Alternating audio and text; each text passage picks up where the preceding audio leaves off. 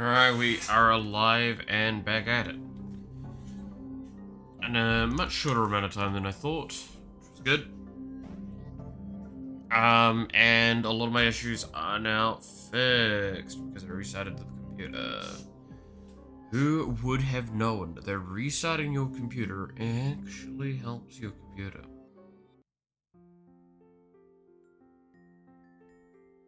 Yeah. Alright. Let me get a little bit of stuff sorted and recalibrated out.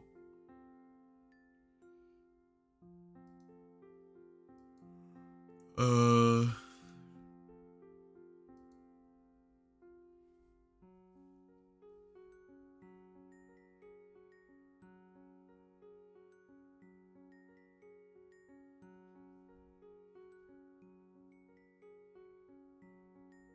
Hmm.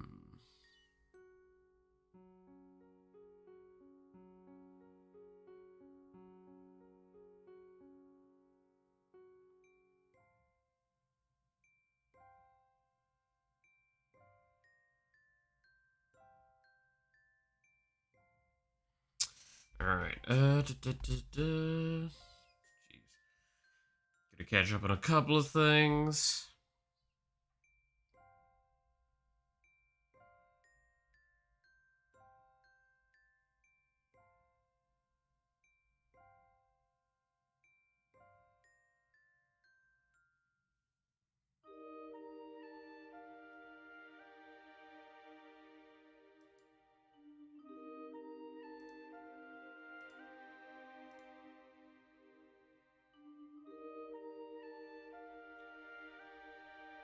Helps it run better. Yeah, such amazing, incredible wisdom. No one could have foreseen this. Oh, yay. I am still so fucking drowsy. Ugh. Give me like an hour or two of just kind of mucking around and we'll have gotten there. I'll be awake by then.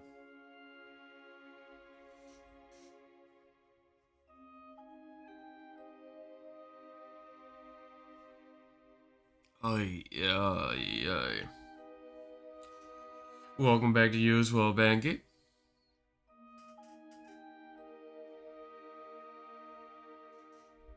I think I'm alive. I don't know. I might have to, like I said, I'll get back to you in like a couple of hours or something.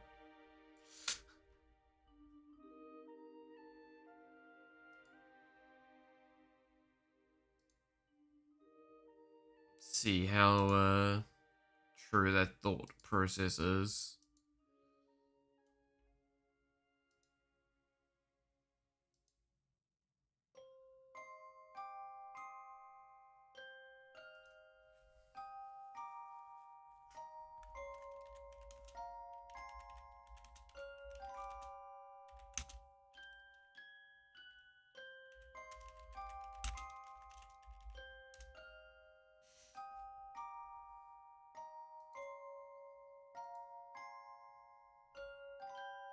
Alright, so let's have a little look-see. Dude. I think they've got some cool stuff over there. What the hell?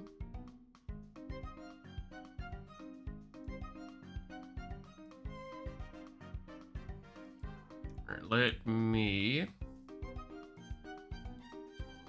This...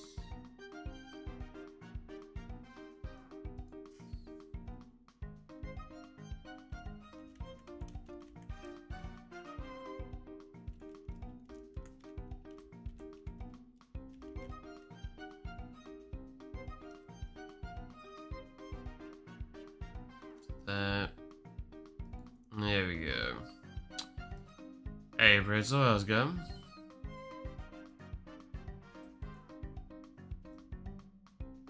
Okay, now let's dump to the computer for a little bit while I get my day, like wake up with some dailies.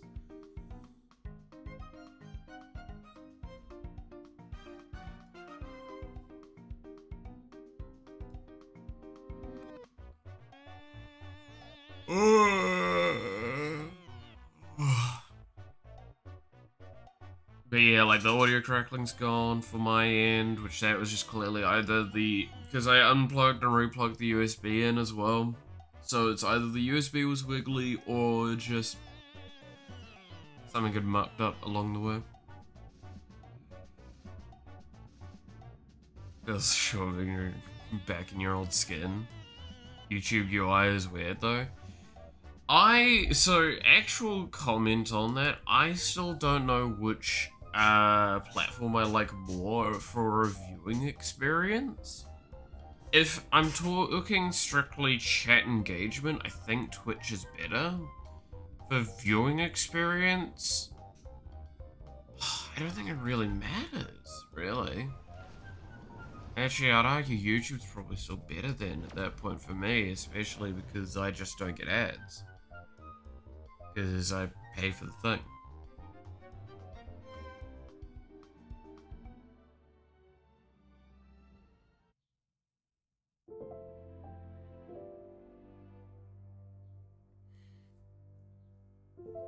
Twitch is so much better on mobile. I mean, with the changes while I'm watching, it doesn't really matter as much, but like, I do not like logging into the Twitch app.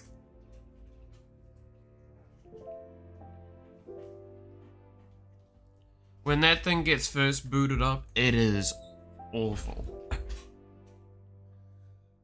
Like, I do not like booting up an app of any kind and having it immediately start playing something. That is something I do not like. I do not like that about Twitch, where it's like the moment I load the Twitch app, I'm in a stream.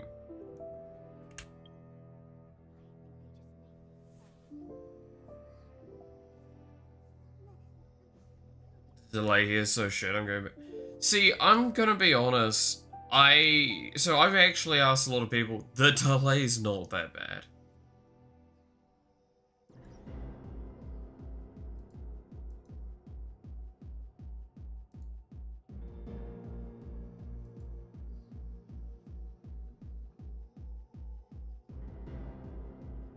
In fact, for most people, from what I was being told, it's not even a full second difference.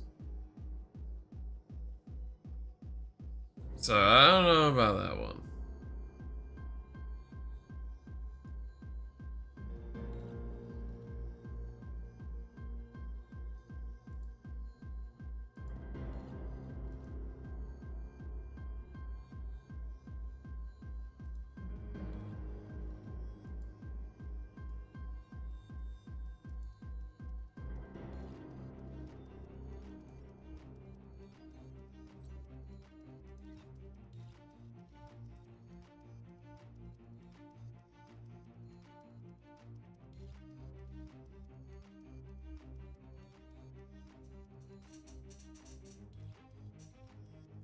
It might just be mine. To be fair, that is also possible, because I will acknowledge very clear, very openly that, like, it is obviously based on your connection, based on your phone, based on stuff like that, but yeah, no, like, that's why I'm just, in what I've been informed, it's not actually that too bad most of the time.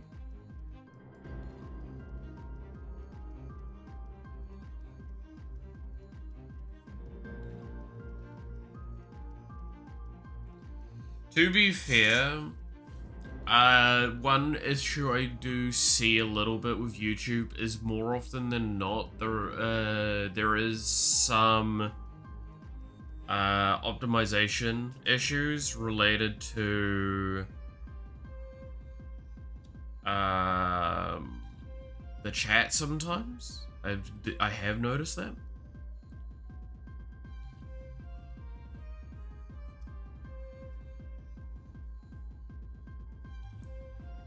Where like people I know can genuinely just like I've even had this where I can load into a stream and the chat lags my computer on certain things. I remember with like when Doobie had her debut, I had to actually close the chat. And it took like a solid minute or two for me to be able to do that because it just dumpstered my PC.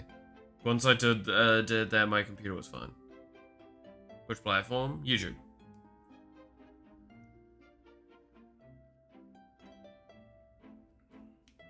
So I do know that there is some issues with its chat in relation to like some performance issues.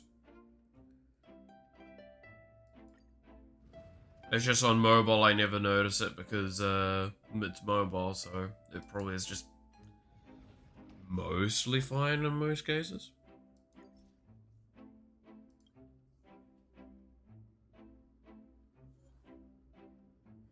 Okay, what are the 2 relics I get? Upon entering, increased damage dealt by all allies for every thing I own. When entering combat, obtain equal to 10% I currently possess. So I want to get money, not spend it. Deal damage equal to 100% of its max HP to the enemy target with the highest HP. Obtain cosmic ratings. Damage dealt is halved in boss demands.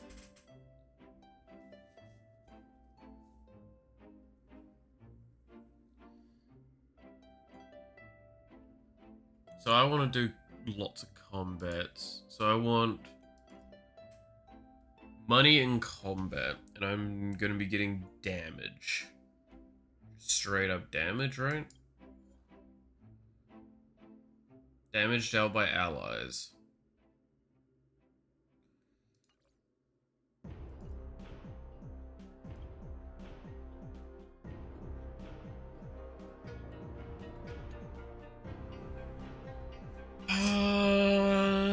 Do I go with Fox Yakuza, or do I go with Peaches, or do we go something else?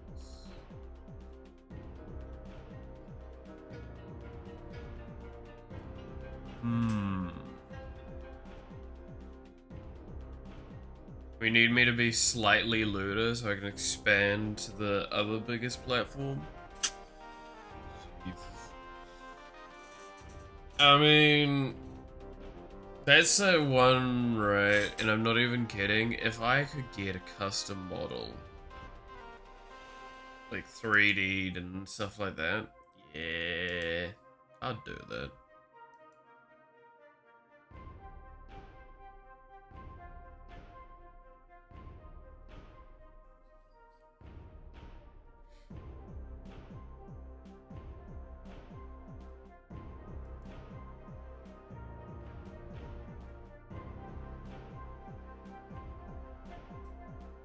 Sexy anime, man, let's go.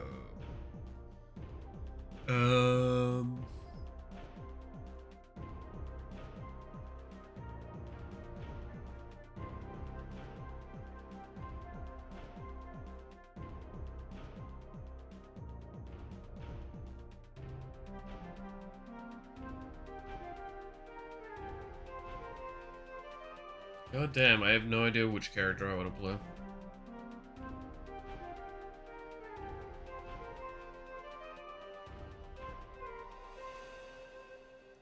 Let's just play for this one.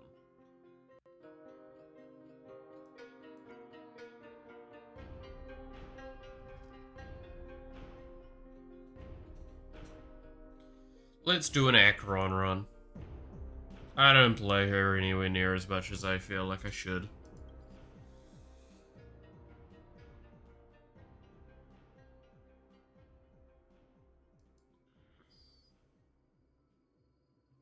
What starting equation?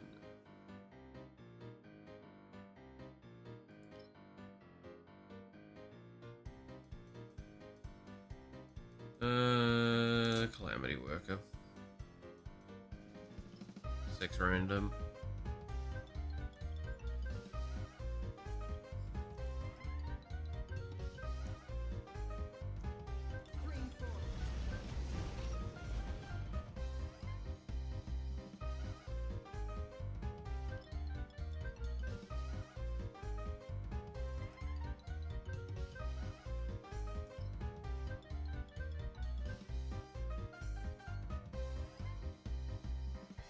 Actually, I just realized, isn't that counterintuitive? Because I need to know if I'm able to get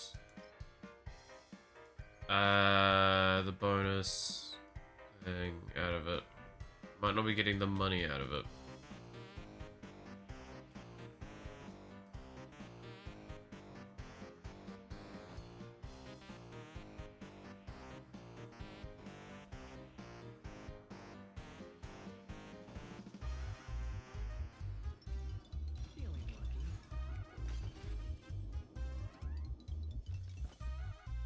Over your mother's for Christmas. Nephew keeps beating you.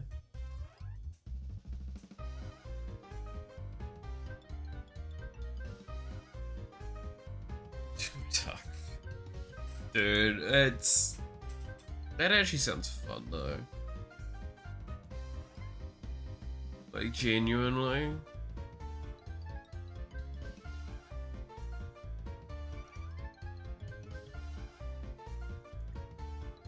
This is definitely a terrible idea what I've just done. Let's go with the higher level one and just leave it on autoplay.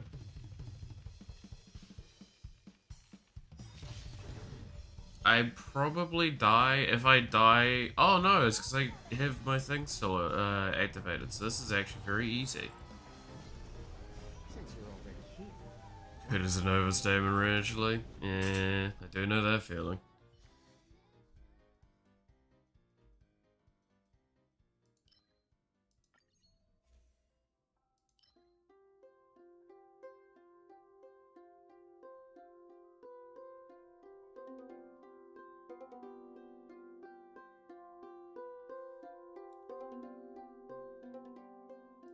No, fuck it. Sure.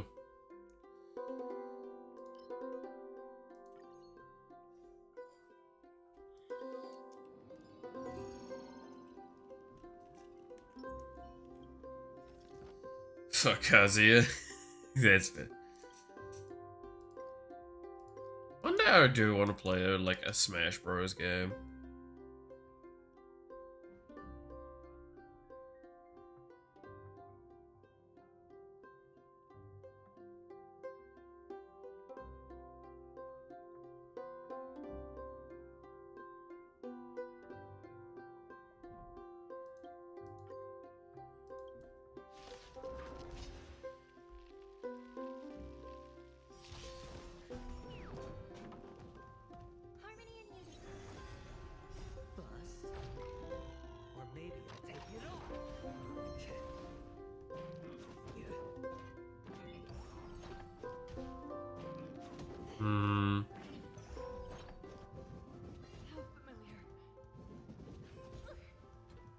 But yeah, like I don't own nor have played a Smash Bros game, and I do want to fix that.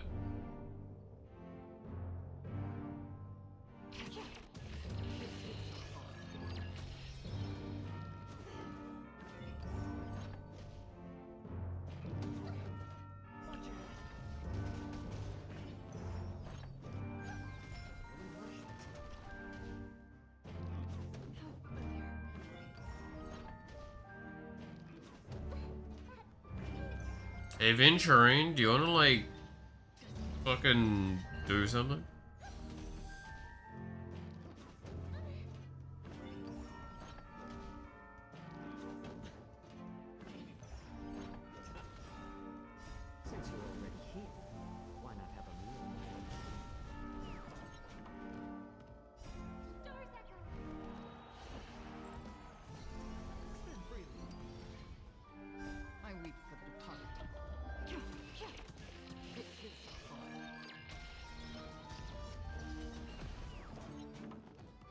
Good lord, two of my characters are almost dead now. That's not good.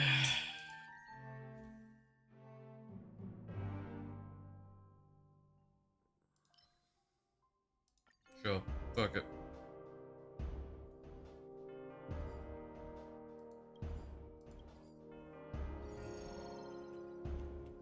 RNG everything. Always RNG. This is a gacha game after all.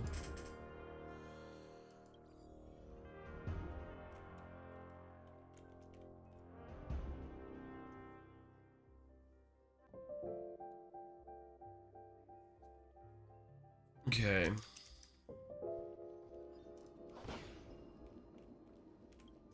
What the hell is this?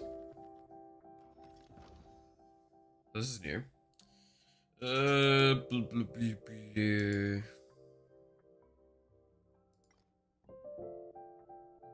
Oh, good.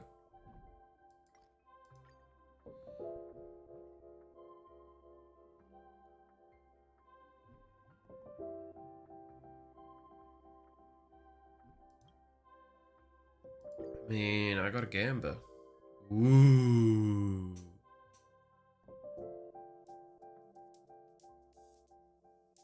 Oh yeah, no, I did see Devil. I like the fucking Shrekmas. Hell yeah. That's fucking great. Also, you did get a chair. That's cool and all. But Shrekmas.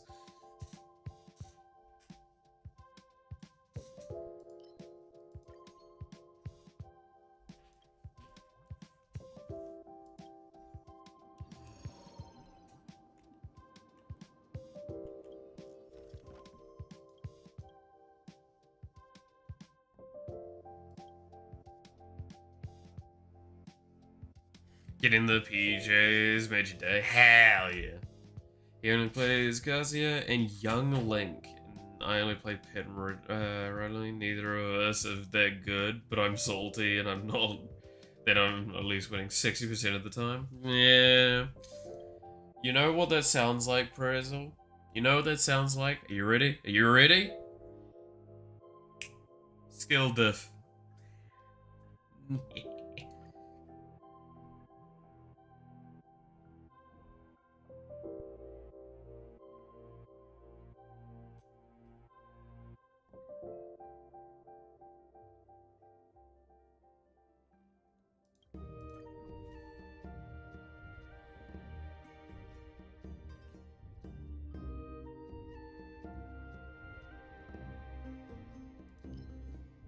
Oh yes, let's go with this. I'm already leaving it on auto, fuck it.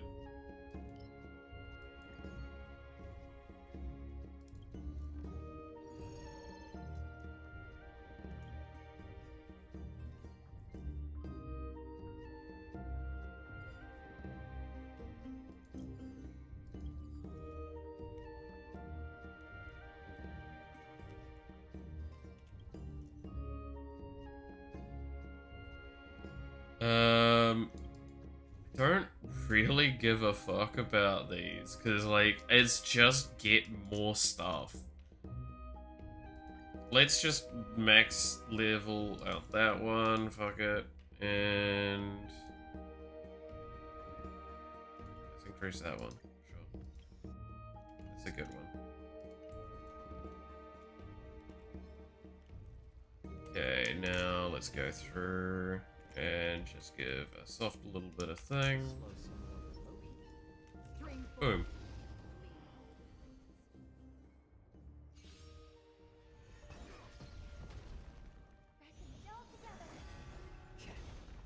But yeah, no, I think you got some cool stuff there, Devil. That looked awesome. Getting the PJs especially. I genuinely think those PJs are hysterical. There's so much about the modern day that that's like the one that it's just like, oh yeah, fuck yeah.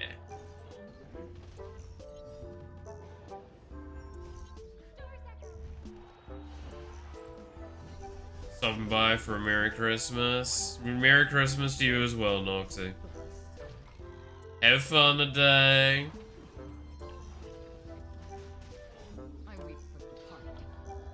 Make sure not to get too fucking smashed. It's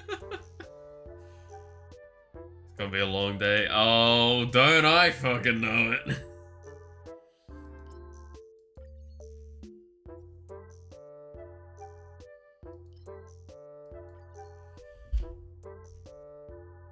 But yeah.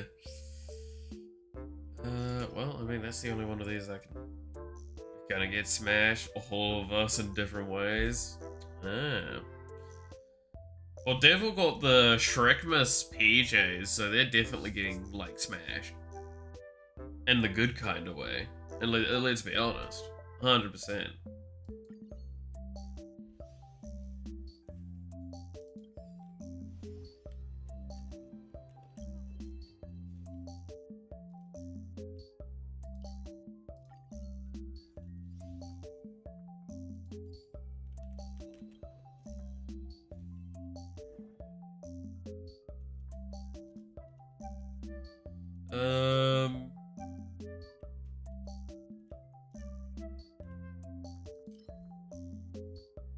Shielded characters take less damage sounds amazing.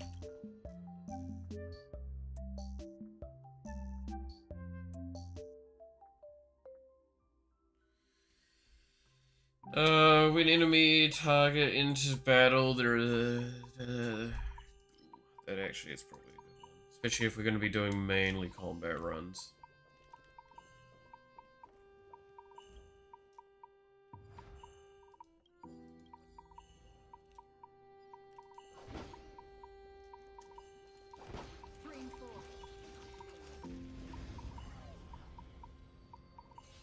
They tried to run away. How dare they?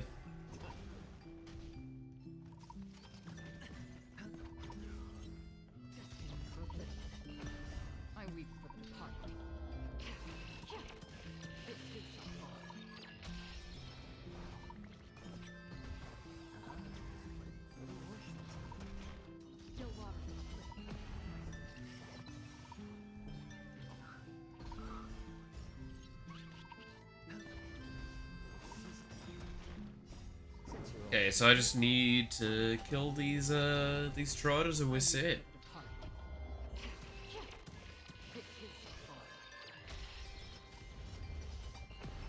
Which is not a difficult task when we've got this much loaded damage.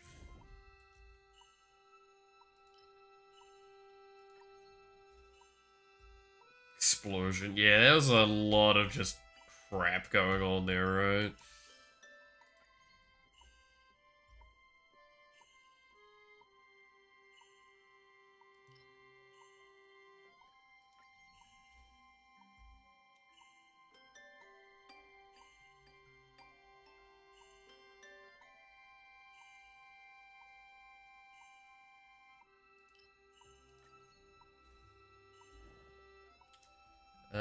Ooh, definitely want to pick up this one.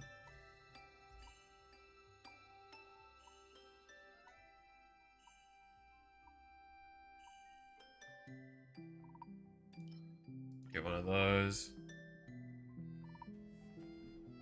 Is that anime is just, oh, Konosuba? Dude, Konosuba's such a good anime, though. Genuinely really fun and really silly. I love that.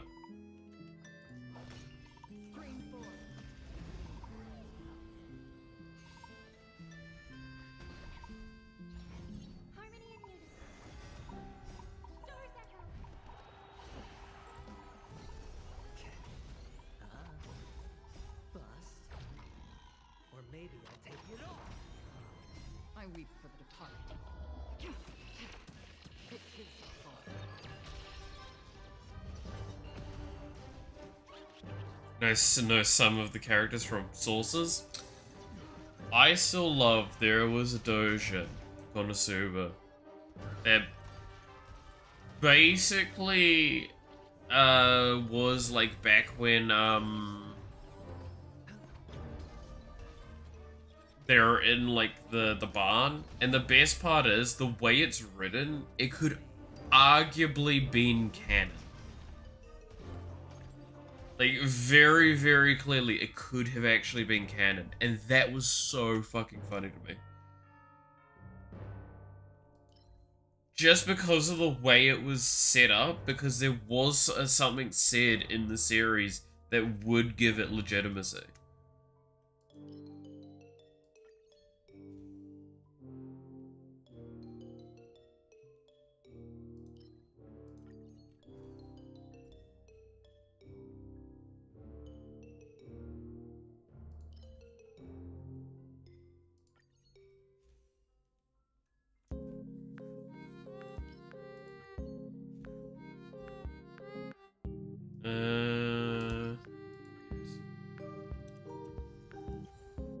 I don't care about the thing expanding.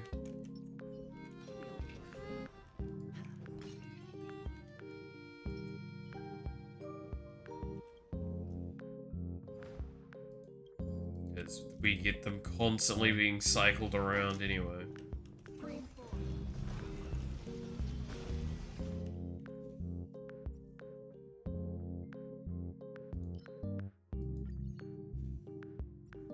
This is a very weird build, because this build is basically like, I just pick blessings that are good, and we go with it like that, right?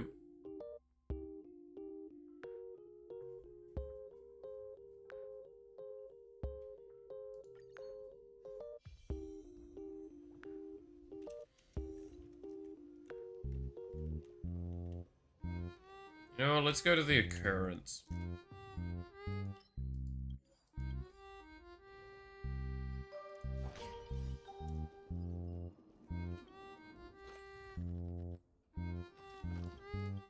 False future, what cards?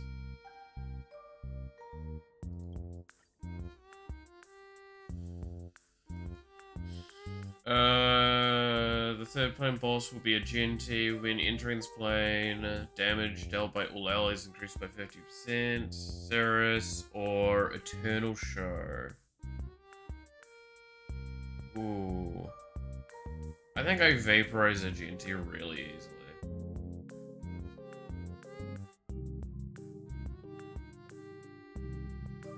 Actually, no, I vaporize these dudes very easily. What am I on about? So that overrides it, so it's because I think we're supposed to be the bug normally.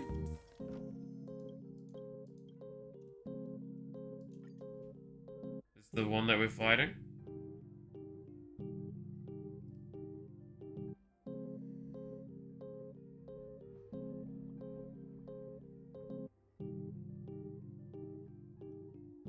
Because I've enabled drops, I got a bunch of shit. I didn't enable drops, it's on by default. What shit did you get and why am I not getting it?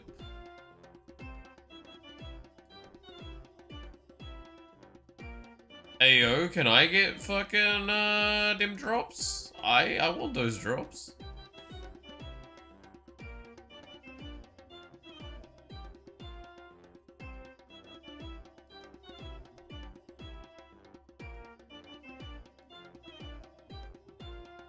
$200,000 credits, do you want it? I can probably find a way of giving it to you. 200,000 credits isn't really worth too much effort to me. That's not a lot. To give an idea, I have a fair few mil. I can show it in a sec, but yeah. Credits aren't too concerning at this stage in the game for me, because I kind of never run low, because I just generate so much. It seems like a lot, but it's not. Like, that's one item being maxed out, if that, I think. And I can max out hundreds.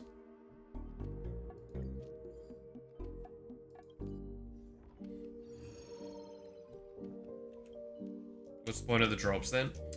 It's a reward, and I'm far enough in the game that it justifies. Like, I can make that statement, but not everyone's that far in the game. Or not everyone's also daily farming as effectively as I am. Because it's the core currency of the game. It's not, like, fully worthless, and 200,000 is a lot. It's just not a lot in my eyes. Right? Like, it sounds stupid, but it's like going up to a millionaire with $1,000. $1,000 is a lot of money, but to that millionaire, they're like, honestly, the effort to get this into my account and not jeopardize anything and safely and all that, just not worth it. Right? Whereas, like, the vast majority of people are like, oh no, I'll take the $1,000.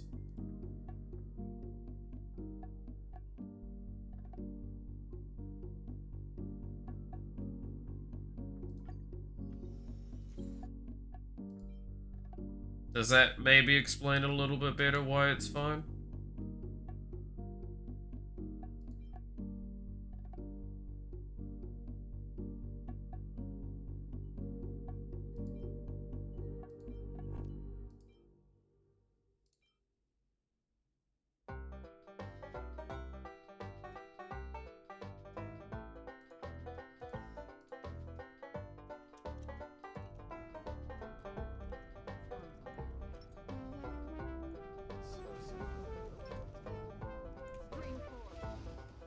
Because, yeah, like, I play this game every single day, do dailies, and do really, really well with dailies.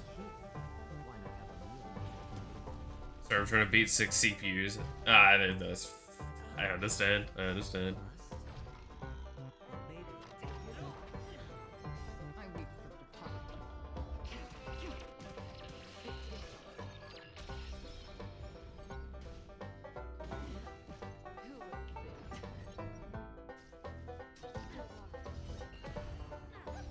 Yeah, I just do so much damage at this point, huh?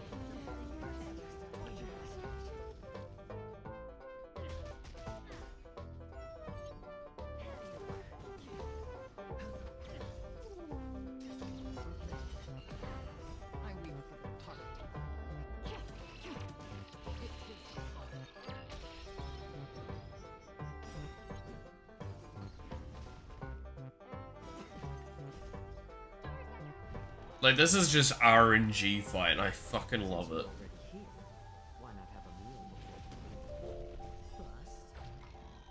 My equations don't matter, my blessings kinda don't matter, and I just don't spend the money. I actually really like this build. This is funny. I want to do more like this eventually. Requires very specifically getting the stuff for it though, obviously.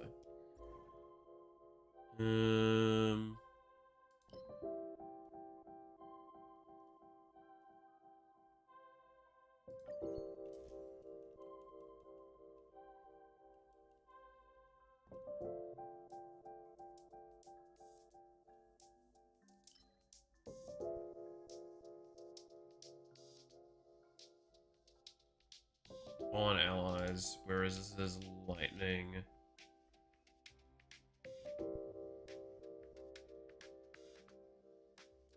Let's try the silent song. How long till Christmas for me? Minus 7 hours. So we're 7 hours into Christmas. -7.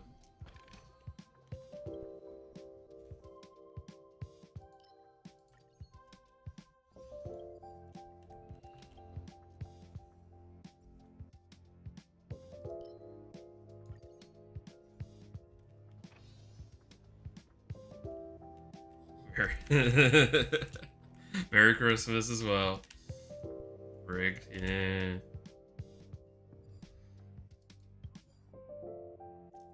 Still have like 10 hours to go. Fair, fair.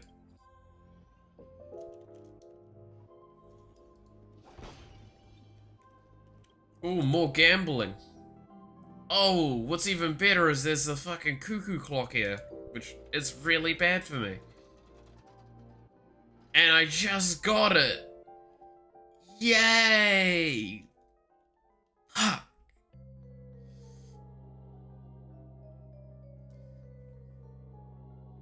That's kind of sad.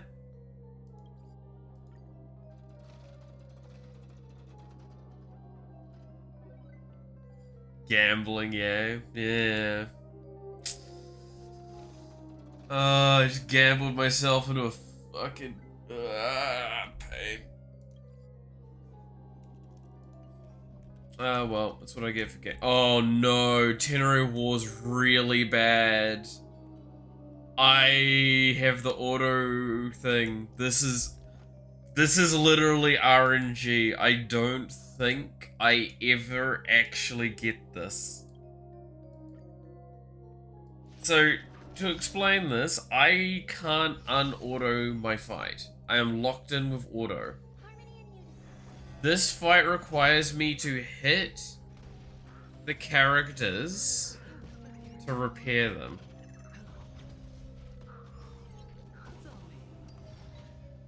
Oh, I think I can kill them?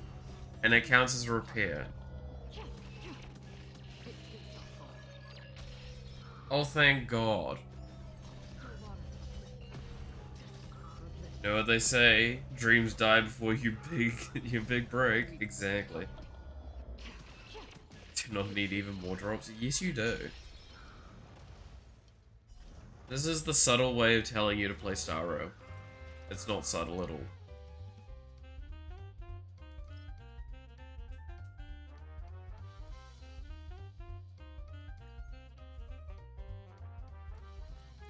Fragments are another useless currency? No, fragments are still good.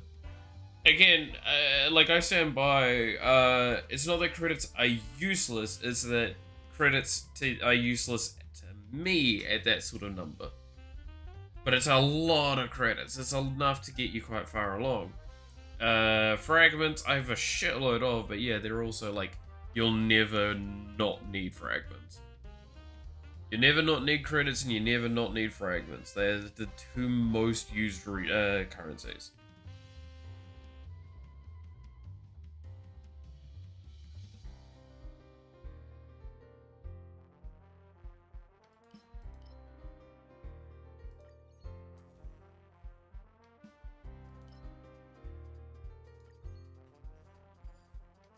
And we got another fucking cuckoo clock trigger. Fuck. So that's minus 20%? 10%, sorry. 10%, minus 10% attack to my team. Kinda sad. To be fair, we have probably enough to justify it. Obtain 2 couriers and a 1-star rare 1-star rarity. Discard up to 3 negative couriers. Maybe we'll take that. Obtain 5 destroyed random couriers after thing. I'm gonna take this one actually. Get rid of the cuckoo clock.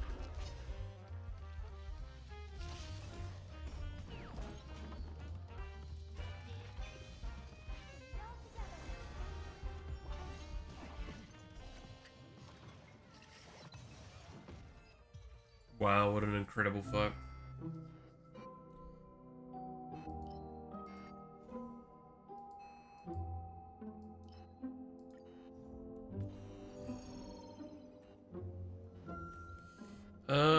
What domain do I feel like going through? Domain occurrence or domain reward? Let's go with the domain reward.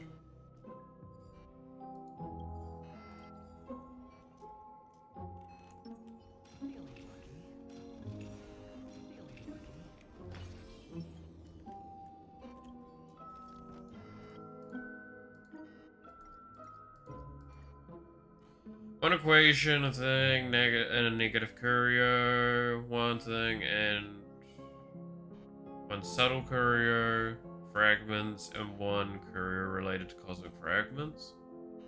We're too late to really generate a good value out of that. Fuck it.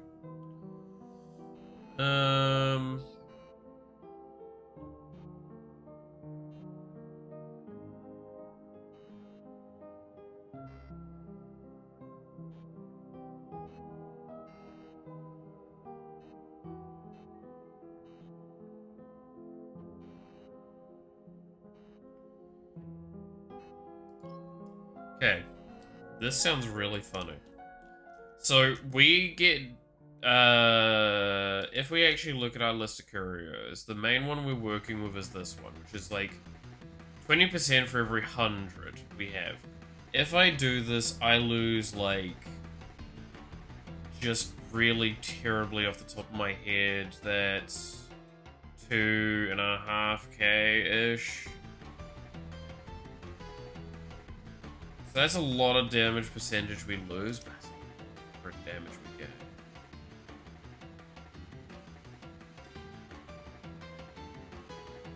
$36 crit damage. Yeah, I'm doing this.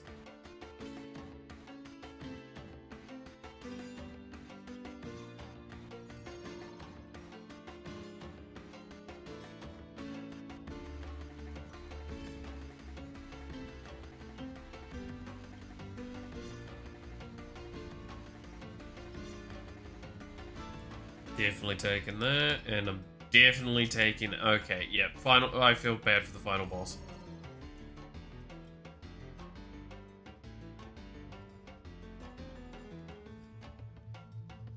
Who wants to see the final boss pop like a fucking balloon?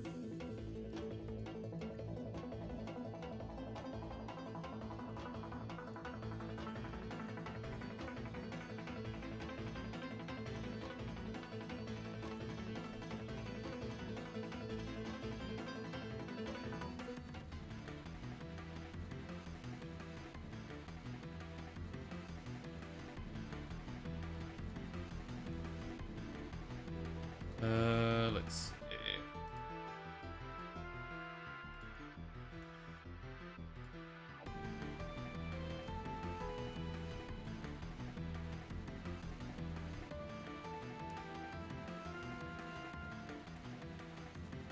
This...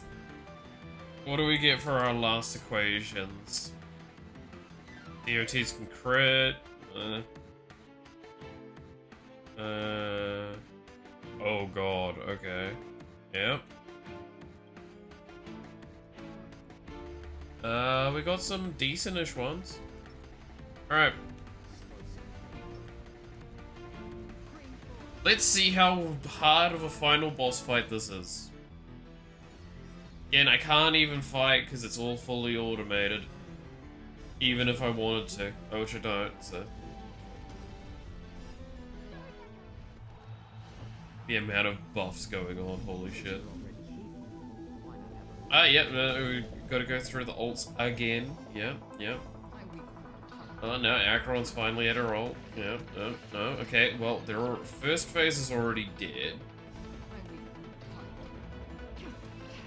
Their second phase is already dead.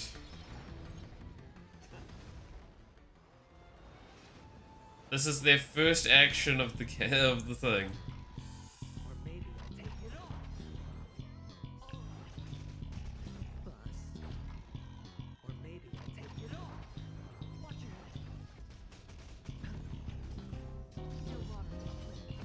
Okay, they took one action.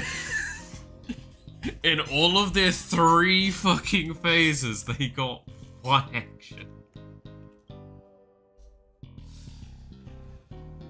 Well... Just save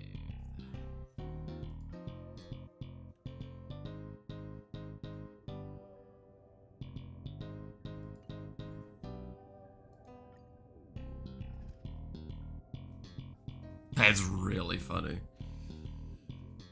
I love when the build comes together like that.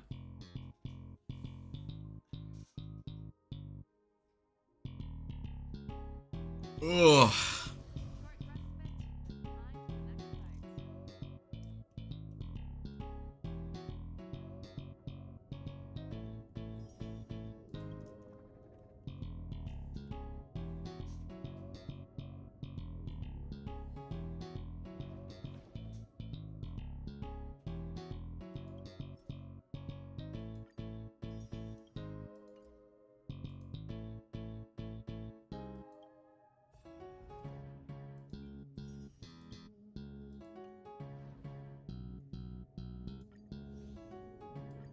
Gotta claim all my rewards.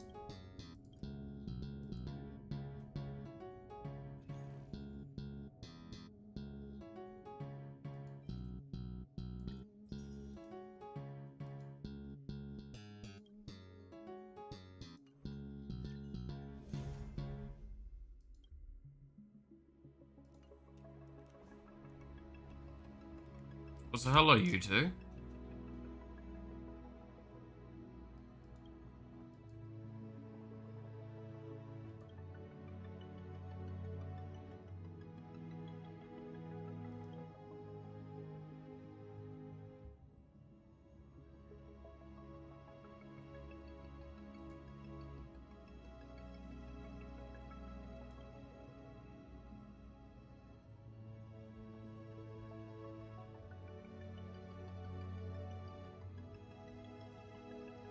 Okay, a little bit of nice dialogue with Skrillum and Ratio. Okay.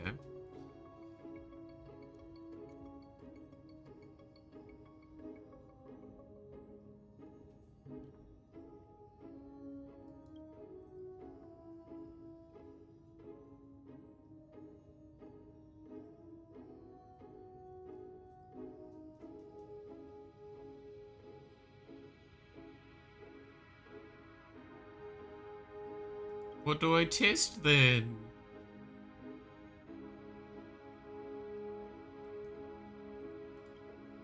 I love the Divergent universe though. It's so good.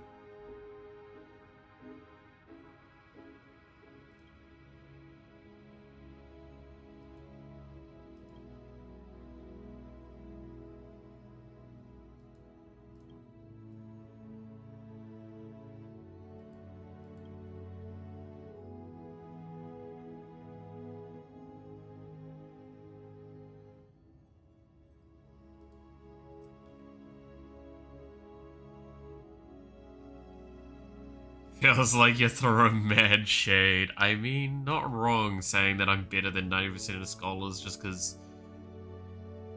of so many things. Like, so I'll read this out because it might be hard to read. In contrast, while you are equally lacking in behavioral logic and in inland and thought, you are still willing to learn from your failures. It makes you better than 90% of scholars. Such a flatterer.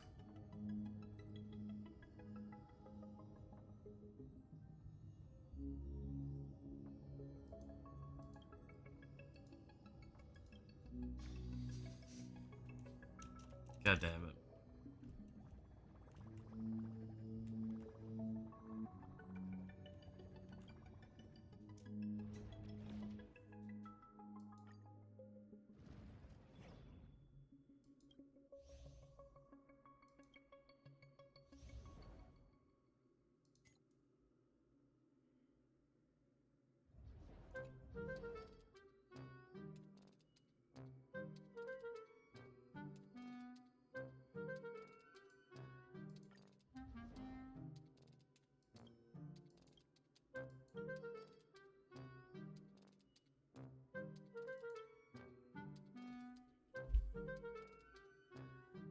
Oh, save files just stick around now. What if I switch to this save file? And we can do it with the Foxy Cruiser. Let's see how the Foxy Cruiser works with this build.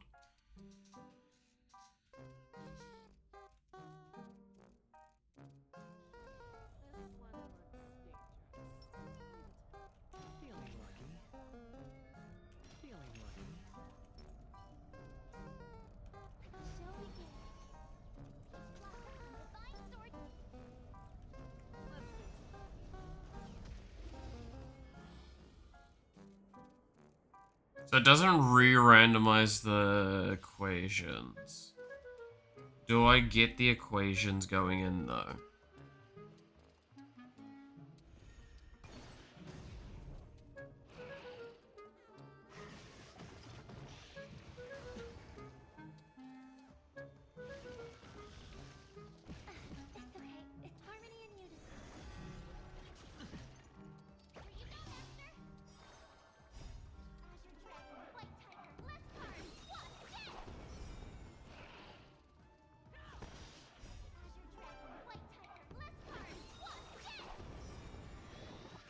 The boss is already dead.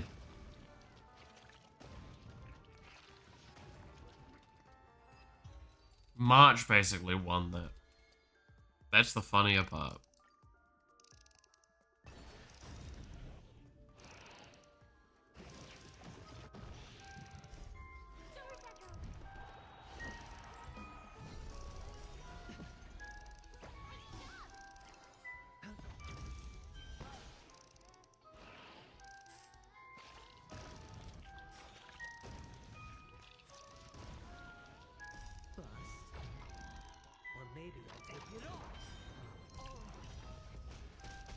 And that time Venturine won it. Holy shit, just the damage number is too high, I think.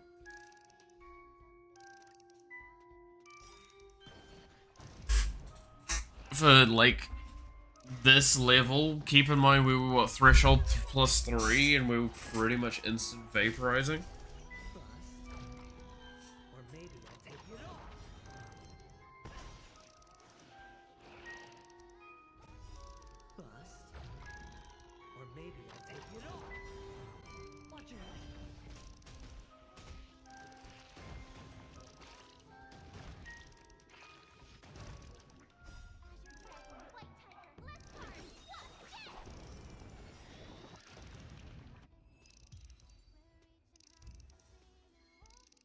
Alright.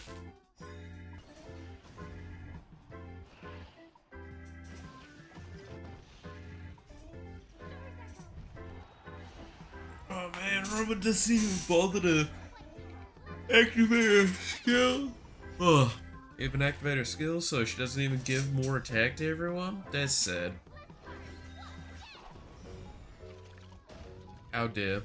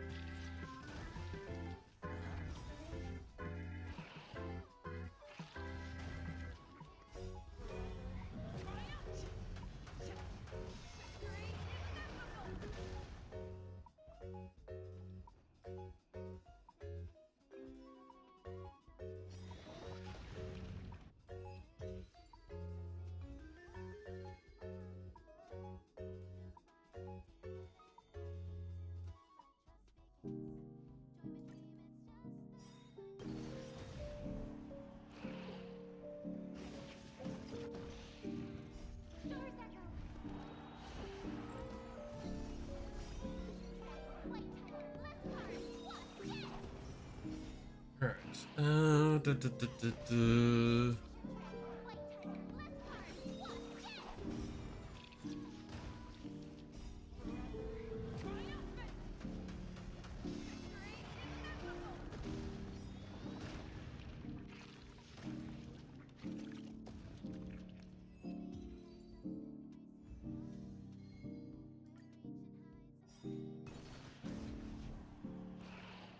Alright. I'm just gonna let these fights keep going for a little while I organize a couple of things in the background.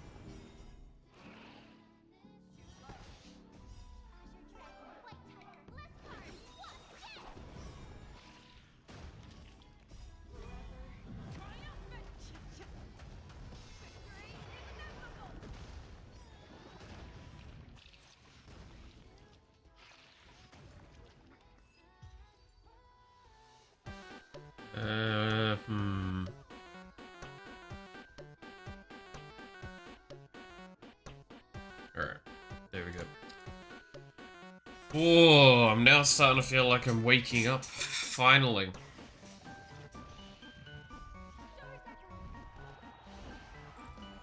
Alright.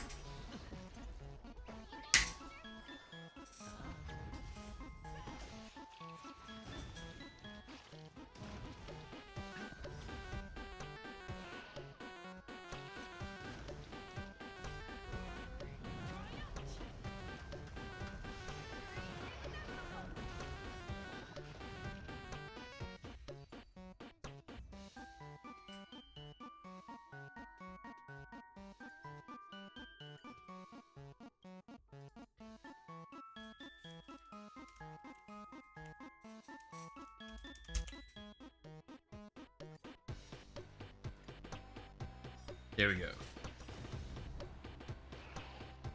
I may as well vaporize this bug a few times. For the glory of Firefly, you know? Kill the bug.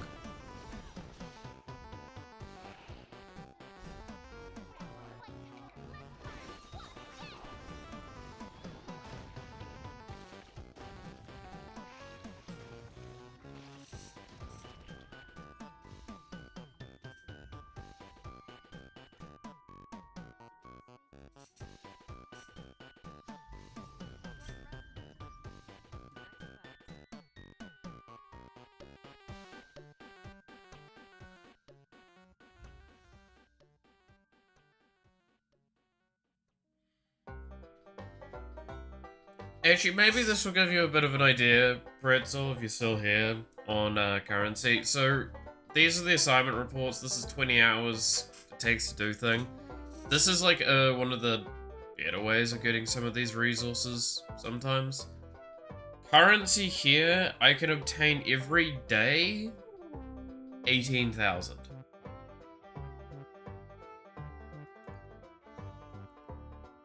The thing is, I obtain that 18,000 every day guaranteed. There's a lot of other ways to get money, but it's one of the, like, most consistent ones, right?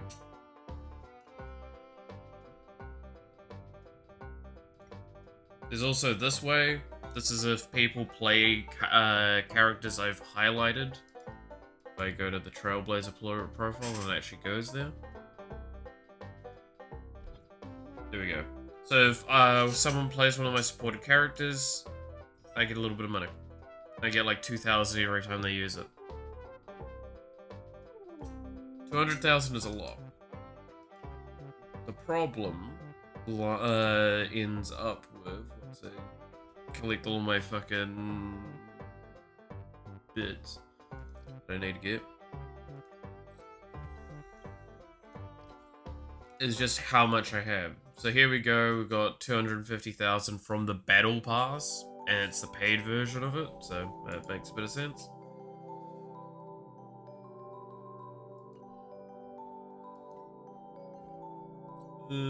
Claim.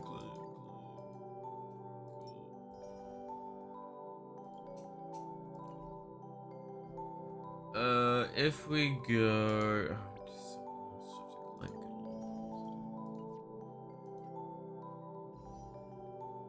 let's do a couple of last spins on the wheel before I actually show stuff.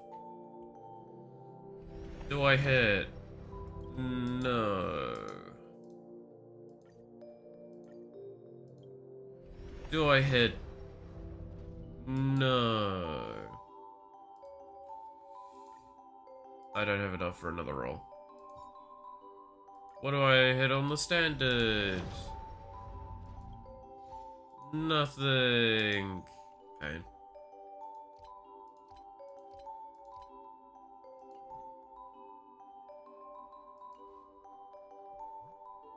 Alright. No, I was gonna show the currency stuff.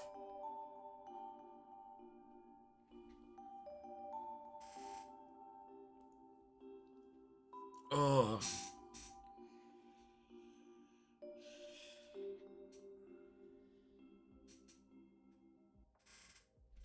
If the menu wants to load.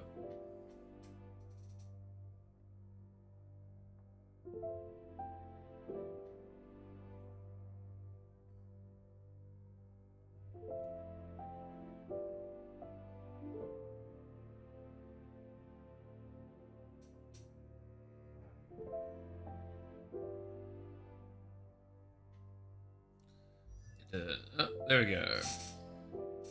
Okay, so I'm looking for you specifically. Relics. So we go into here. We can see. First of all, I need to filter out.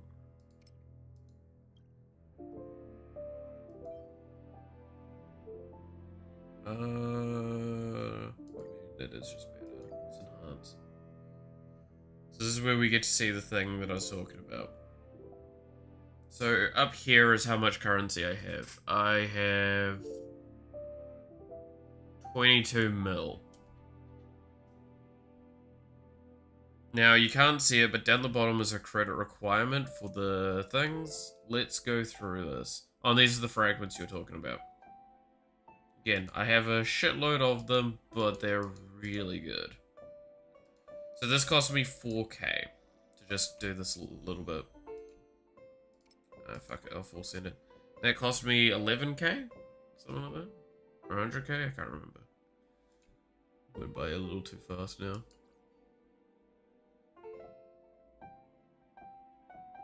Okay, what does this put me with speed, by the way? I still am trying to speed tune. Fuck yeah! Perfect speed tune. 140, 141. To explain speed tuning to those that might not know it or don't understand Star Rail, this game is a very linear, like basically whoever's faster, like the faster you are, the more quickly you'll get back into taking your action on the turn-based cycle. The thing is, what you want to do is, with the build I'm doing with these two, is you have your carry kind of be decently decently fast. So at 141 it's not too bad. But then you make Sunday, for example, or any of the similar supports of him, like Bronya and Sparkle, you make him 1 speed slower than your carry. The reasoning behind this is because of the way his skill works, which if we put up here, the short answer is here, enables them to take an immediate action. So it means that they take an action, the support comes in right after them, and the support goes, hey, you know what you want? You want to do that again. Let's run it back, bud.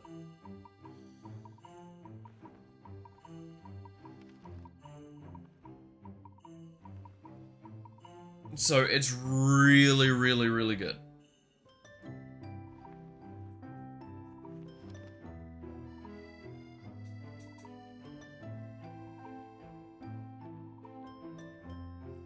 So that is why I was like talking about the speed tuning so much.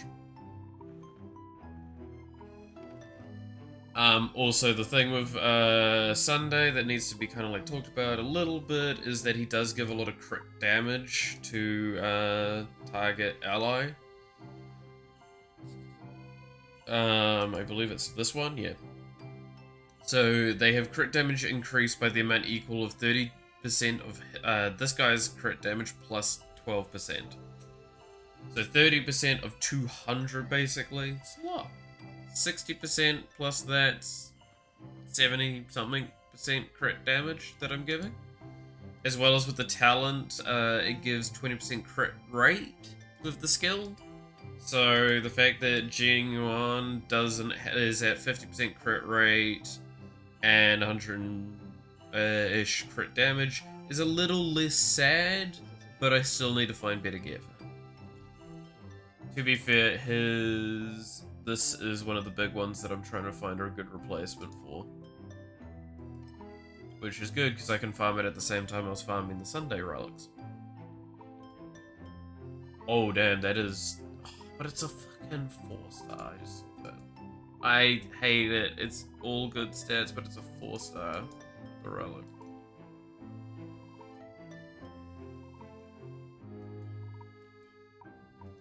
And of course, those are break effect ones. That's a good point. I should actually look at the rope as well for Sunday. We still need to try and get energy regen. Yeah.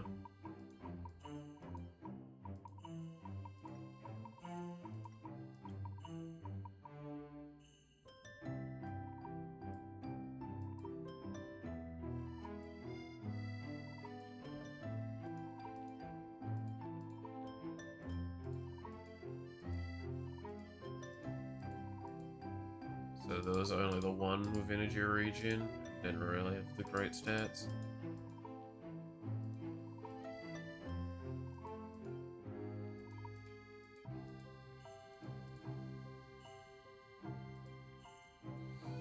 I mean, this could roll into something okay-ish.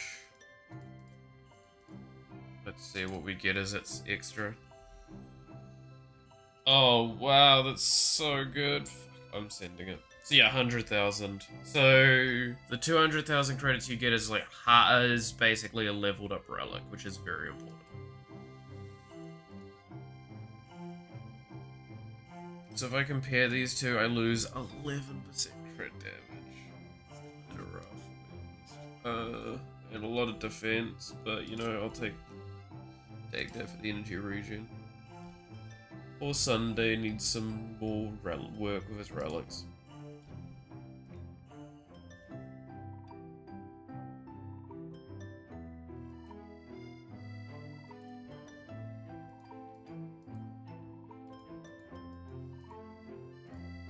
I do have to be careful though, because like I can't easily replace a lot of his relics because he's speed tuned. This is the weakness of speed tuning, by the way. Is that you get to the situation where like you can't really swap relics around.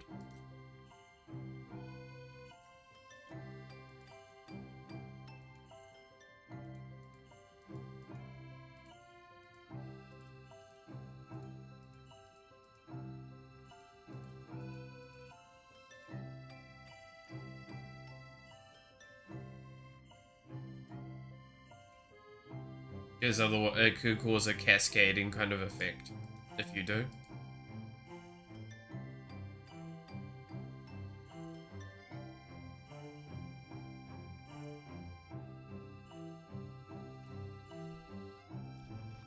Alright.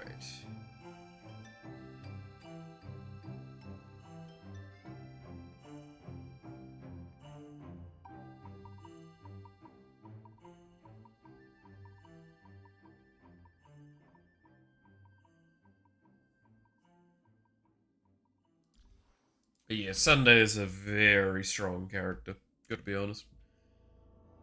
He is just a support, but he's very, very potent.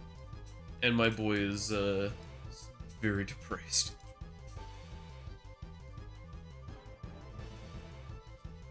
My poor boy. He only wanted to commit crimes and do horrific things.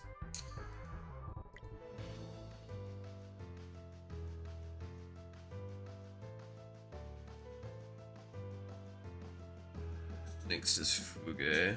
It's the worst part. I'd love to get her, but I'm not sure I can justify rolling anymore.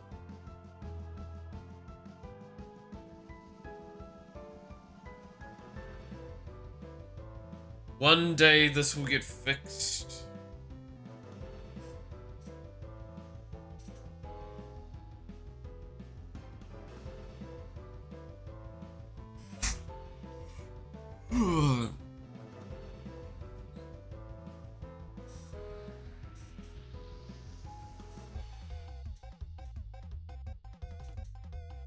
Then Aventurine will go back to being really, really good again.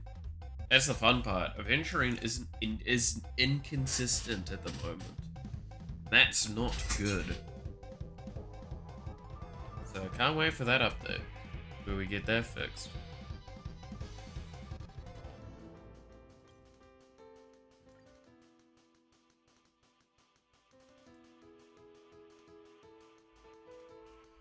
Alright, now to decide what the hell I'm doing next.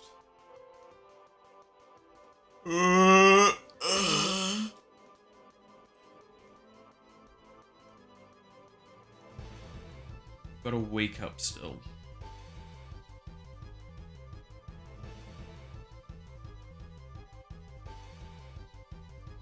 Good morning, Muffin. How's it going?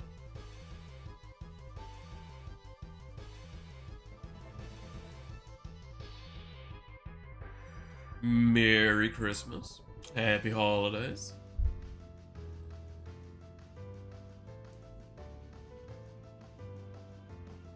You're the stonks? Oh no, what has she done? Yeah, actually, how is the stonks going? Because I'm assuming it's all rigged up, right?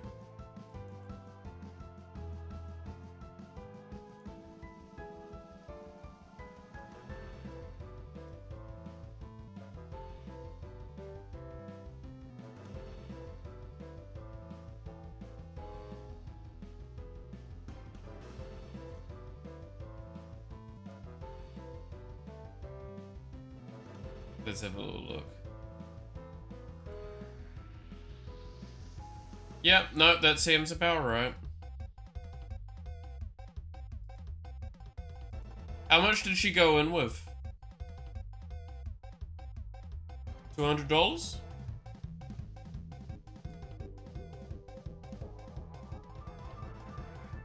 Oh, 200, it was at 2K she went in with.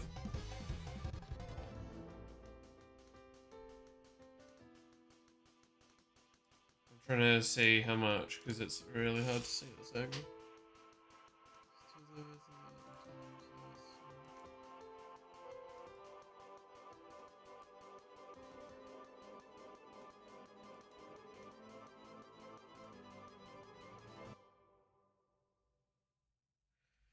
200 to 10K in a few days because she's that good. Yeah.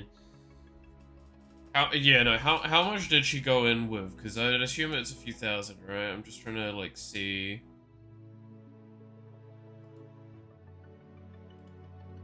Because based on that, I mean, she went in with 10K and she's made a $800 profit.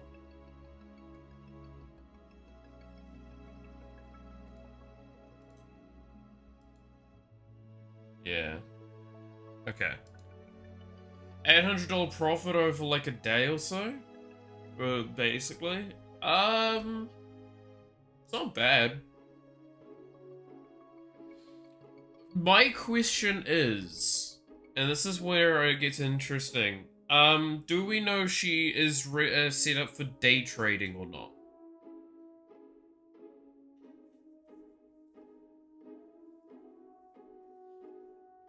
I would assume so, right?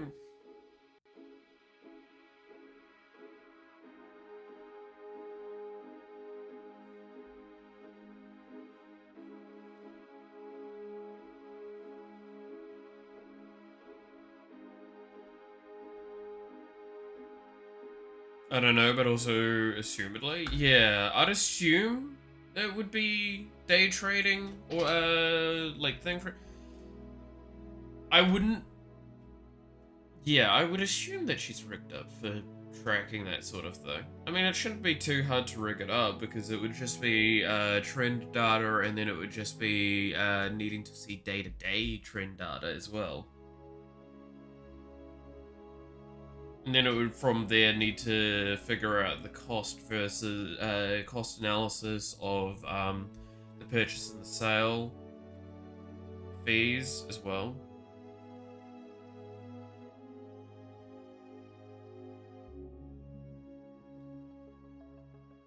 I say we use maximum science to extrapolate and say that she'll make you 8% guaranteed profit a day.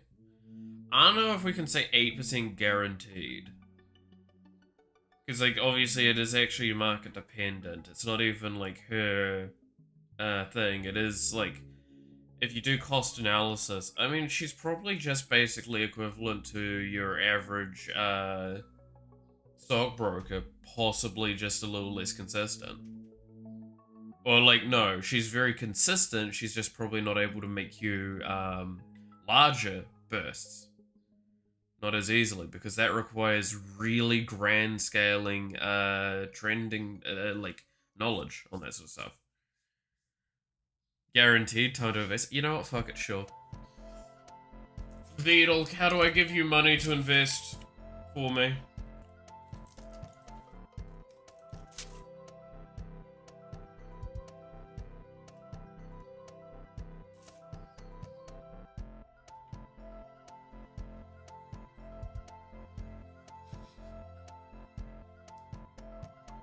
Can I just say how much that, like, well, that's a joke, Muffin. Do you have any idea how many people I know that'll like that when they hear investing and shit?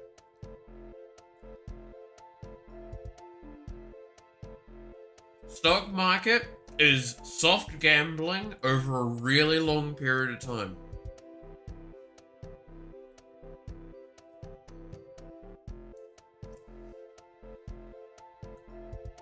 That is it.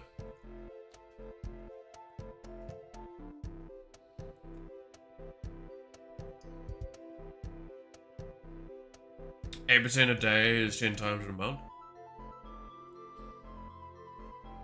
Is it? Wait.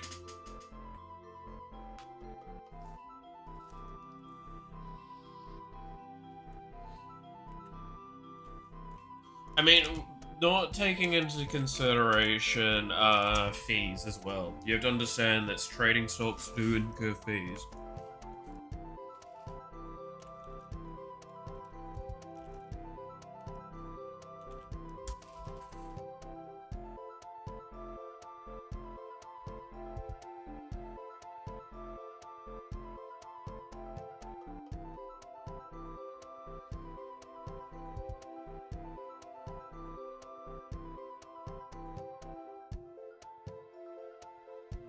Yeah, actually, no, that's right, because it's to the power, right?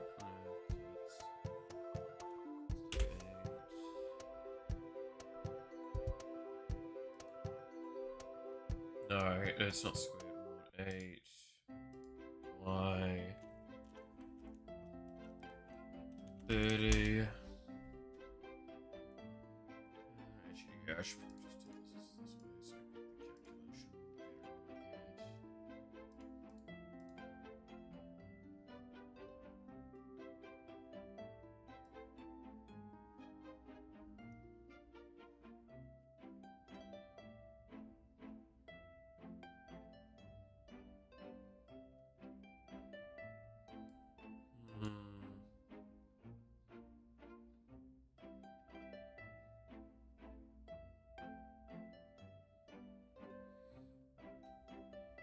The math involves that. So, I'm looking at a different part of the number, is the short answer. So what you're looking at is the total. I'm trying to look at the growth.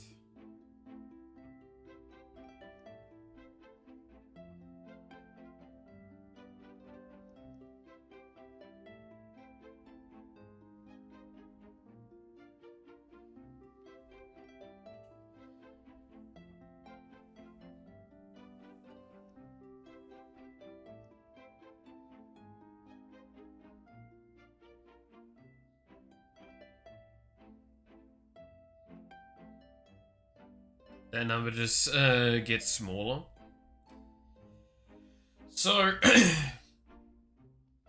not saying you're wrong, just not know what you're doing. So, to explain it in this quick terms, eh? Again, not trying to say I'm a fucking expert in this field, but I've spent a long time doing economics. So, and it's also math, which is programming. 1.08 is 108%. Right? This we understand. This is how percentages work. So this means that this is the exact number, but with the increase. So this tells me the value in which it will absolutely be based on that thing, that increase. Which, as you had there, was 10.06. So the total amount with the base value should be this.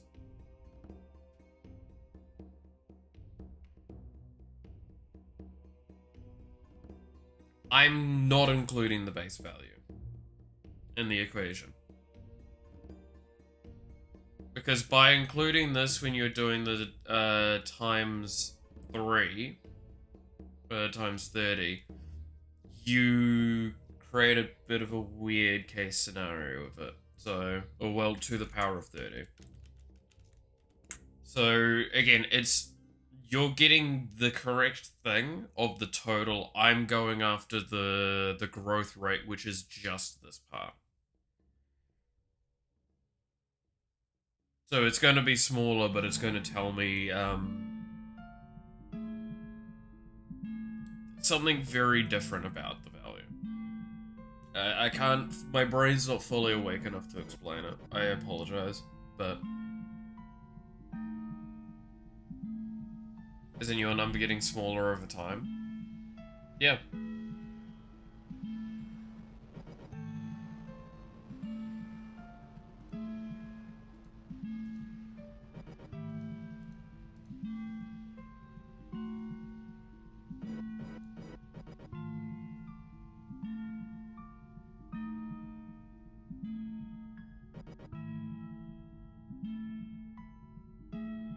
And the growth rate of it is smaller and smaller over time. Now, realistically, that is actually gonna be the case for a lot of things.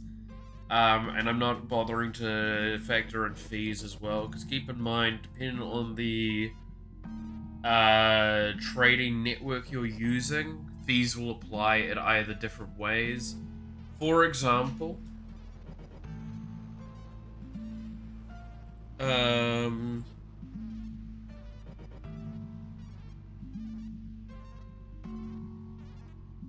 what is it?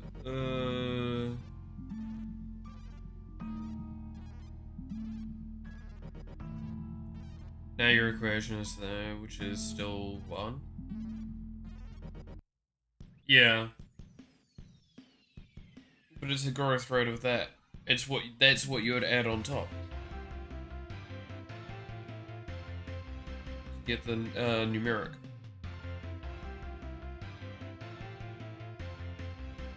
I'm looking at the value in isolation, not with its thing. So, basically the short answer is take the number that you get, put that on top of the number.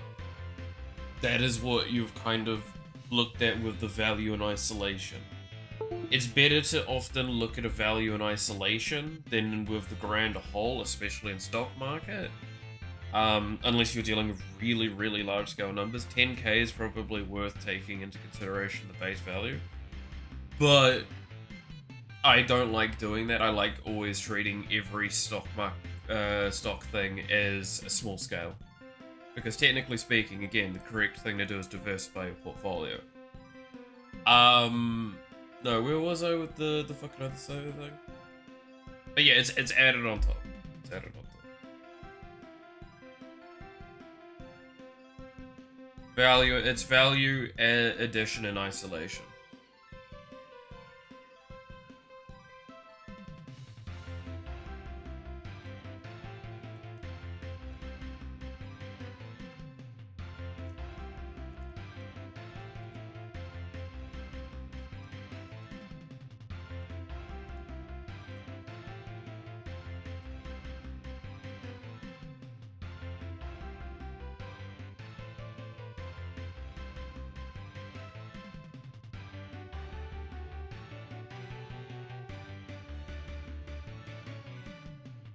Hmm.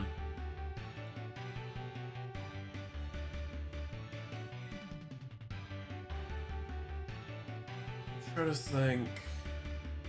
But no, like, it will progressively, it's not gonna, the value's not gonna be less, I should probably clarify. The value's not going to get actually smaller itself, it's, with a larger number. So if you want, evidence to this...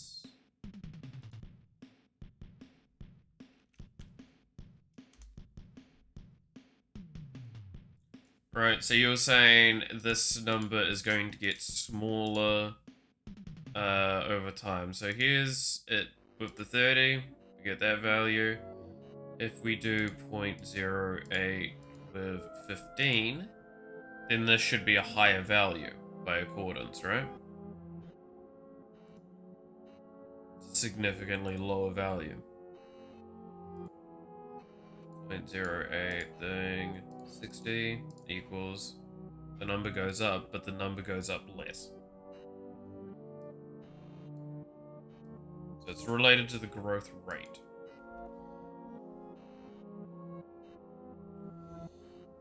Am I good or am I hallucinating? I'm not hallucinating, but I'm not good.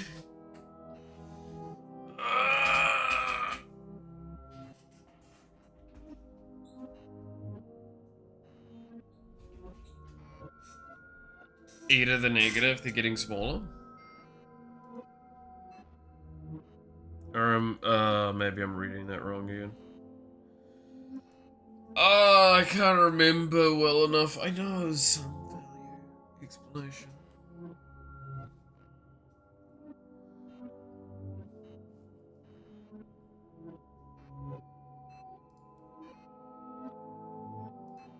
Wait, let me close the calculator afterwards. God damn it.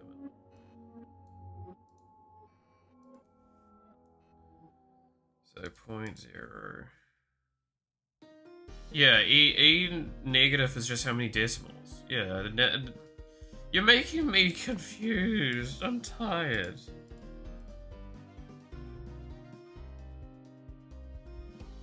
You just ignore the decimal placing. If it's like it is a growth value. E minus 66 just as E66 decimal additionals. Additional places than what's handled there.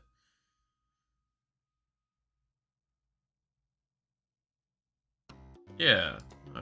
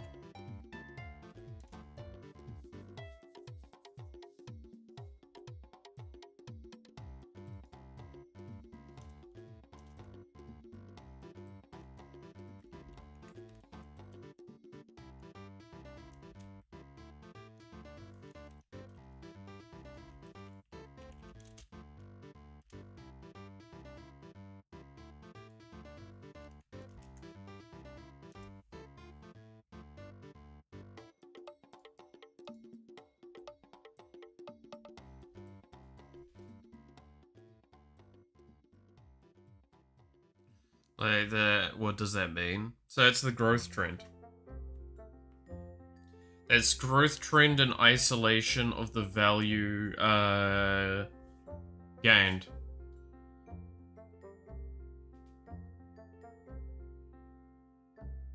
So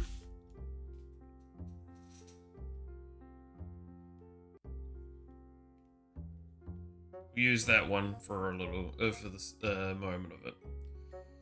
So this is how much profit margin it is. Because this isn't profit margin, this is value. We were looking for profit margin. So it's growth trend that we're looking at.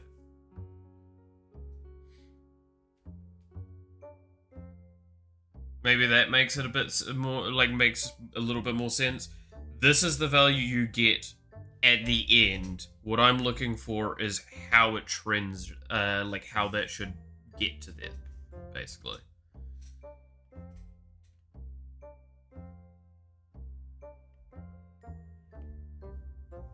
There's a lot of other calculations I should be doing to actually get the final result, but it can give me like a very loose idea.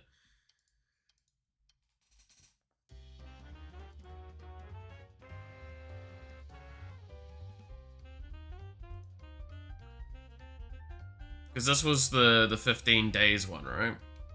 Yeah, it was 15 days.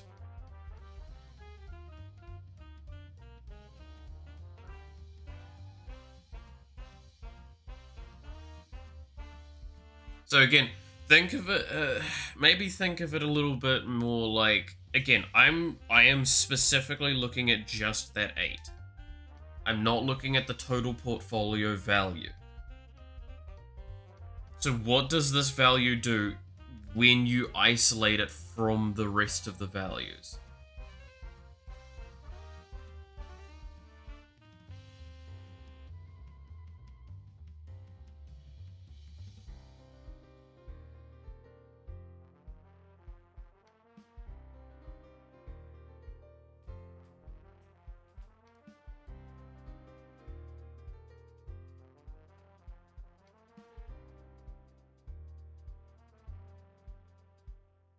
So 50%, okay.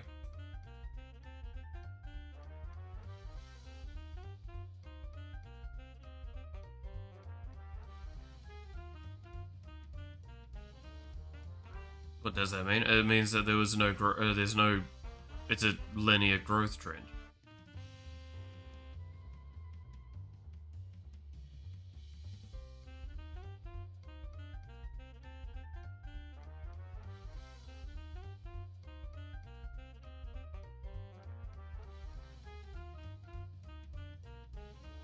It means that the value itself that you would add on is the same as the base value when looked at isolation.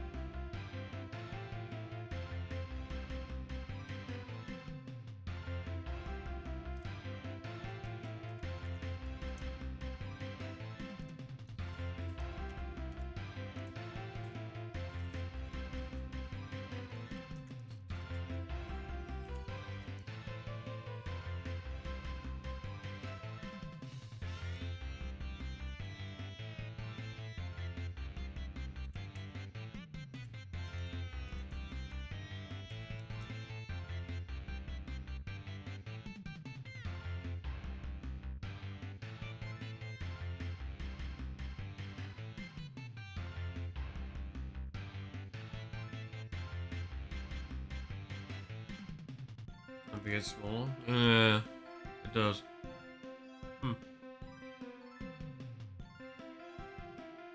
Now I'm actually really confused at my own, because I know this is the correct calculation for calculating growth rate for the way that I used to do it. I think it's because it's growth trend. So growth trend in isolation.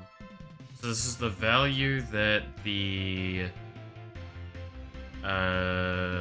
profit gets from itself over that time.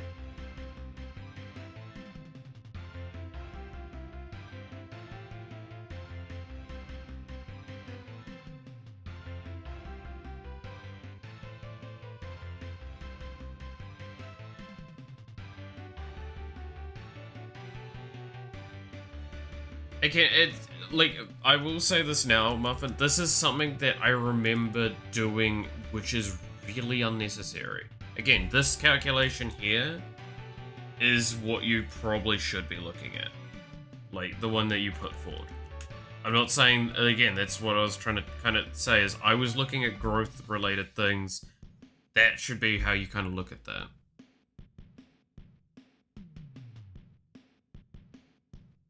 Like, this is where we start getting into a jargon scenario as well, right? Where it's, this is related to thing.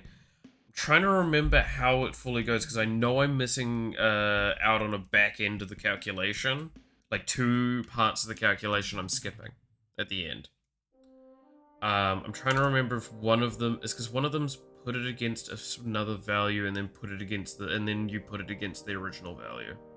And that's how you can figure out the growth trend.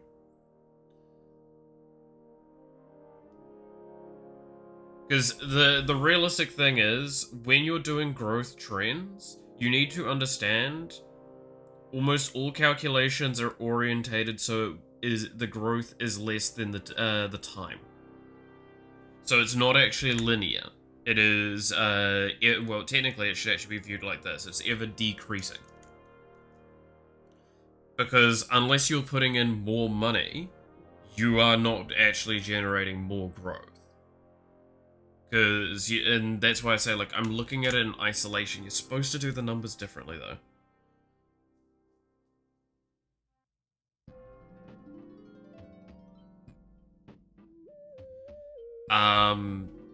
But I remember checking it against a lot of things, and I don't know why, but my brain still goes to do it. I'm trying to, like, the fact is, I'm thinking about it more, and I'm like, I actually don't understand what it results in, but I know this is a good thing. And I know, and I can kind of gauge in my head how good it is. It's not great, but yeah. That's why I say, like, I would probably argue this is probably the better value to look at. Because I think it kind of results in a very similar kind of answer, but less complicated. Does that make sense, maybe? to explain it that way.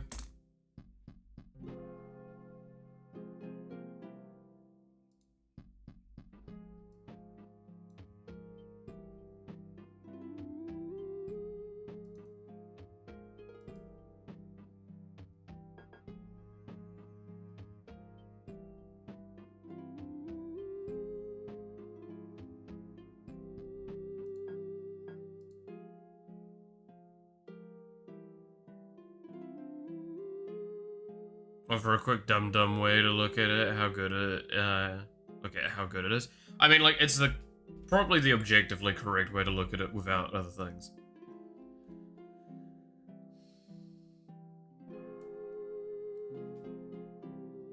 I mean, again, my hesitation on always, like, guaranteeing it's gonna be 8% growth is,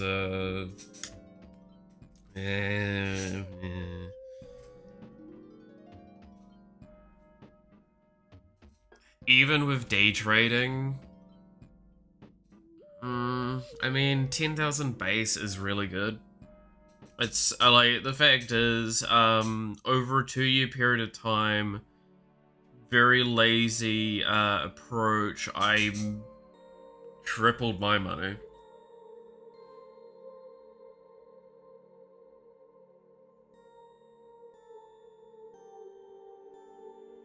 So, it's not that obscene, and that was during COVID, which was one of the worst fucking times to try and do that shit. I sadly enough don't have any stocks anymore, because I had to sell them to make things work.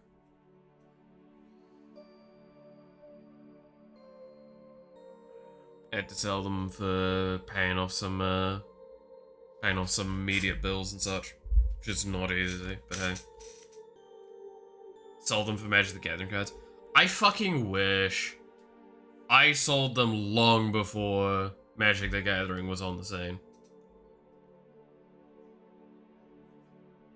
No, I sold them back like beginning of this year and earlier, so I could basically survive because I actually did not have the money at the time. Should have bought one fart coin. God.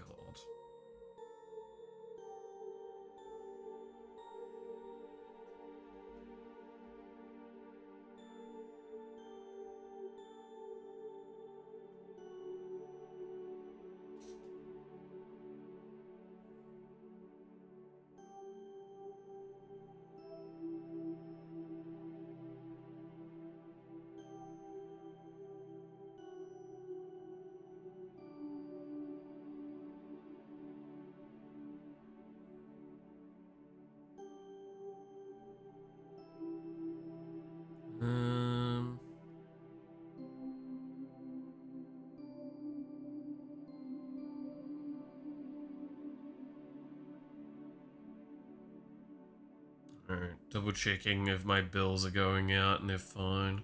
Yeah, most of my bills are going out perfectly fine. Cool. Alright.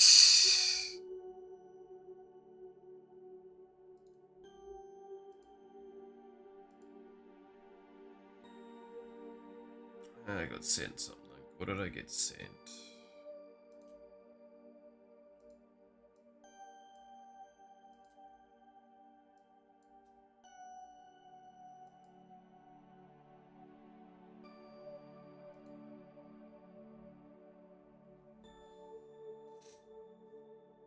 He has 45 FPS now.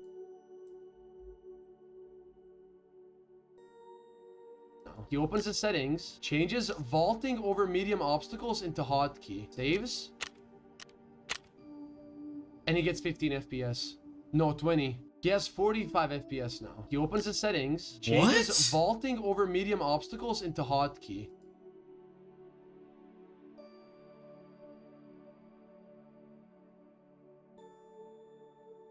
How do you...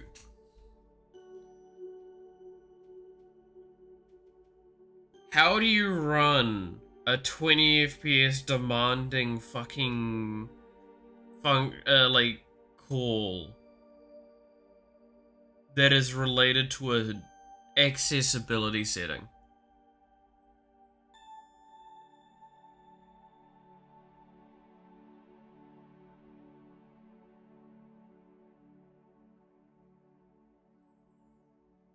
How?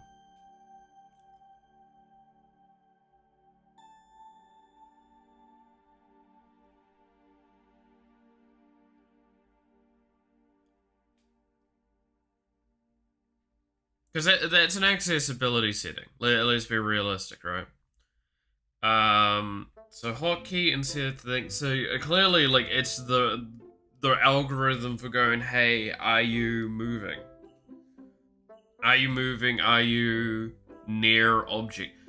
Are they? Because the fact is, it's also just in the menu. You're not even in the game.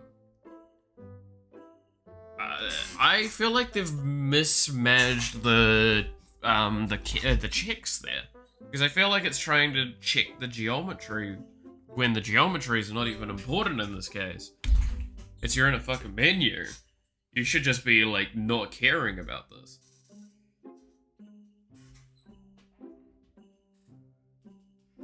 If that's true, that's fucked.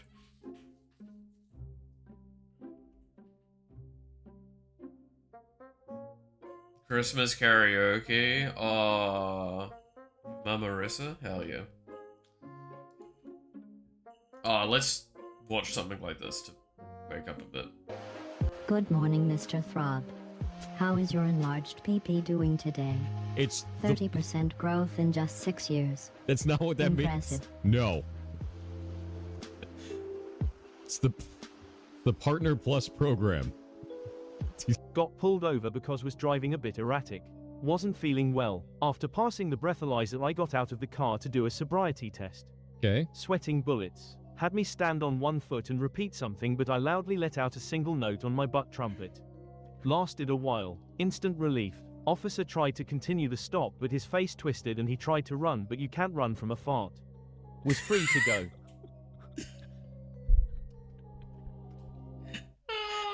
You're right. You can't run from a fart. It just stays with you.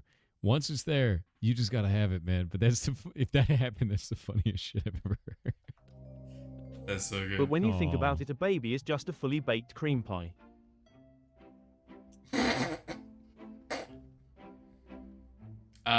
Yes. Good morning, it is your old pal Randy again. How goes Hello. the old nerdery chum? A lot of coke and What's the plan for today? That is a good question. I'm probably gonna get like a little bit of programming, a little bit of art done. But I do want to kind of take it a bit slow because I am feeling a bit on the exhausted and tired side. Probably not gonna be playing any Final Fantasy today. That might be like tomorrow or Friday. We'll see. But yeah, today's kinda just a chill vibes kinda day. Yeah. We'll take it as we go. We'll take it as we go. Like I said, I kinda wanna leave today, thing. The left to try card game. Tempting. Maybe. We'll have a look. We'll see where my brain's at in like a couple hours, maybe. I can definitely say right now, no. That's why I'm putting on a funny video. Don't feel like Final Fantasy is a Christmas thing. Yeah, I don't feel like playing it today. Kind of partly of that. But also just it... When we next play Final Fantasy 2, we're finishing it. That's just simply it. Final Fantasy has a weird thing in my head for end of year. I'll always say that. That's something that I don't understand why, but like whenever I've gone back and looked at it, or when I was like massively playing it, it was always around New Year's. So weird. pizza, am I right? Ha ha. It is actually I, the Giga Chad.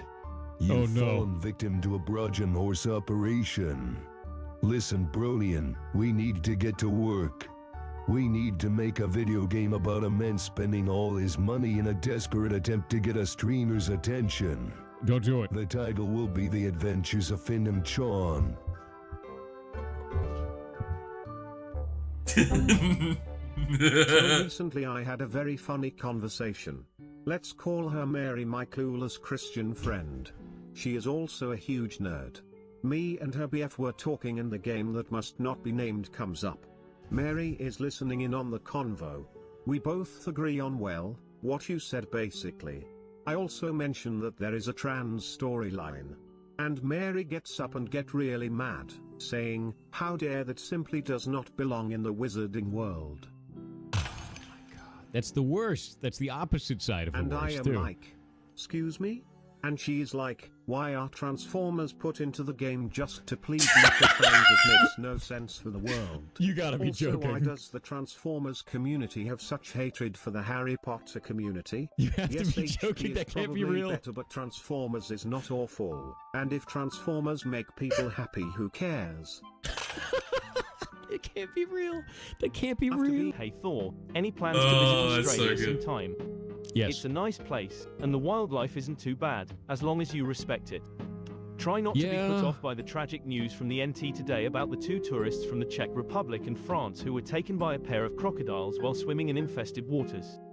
Authorities have hunted for them, and have located the female croc, finding the remains of the French tourist inside, which of course means the Czech is in the male.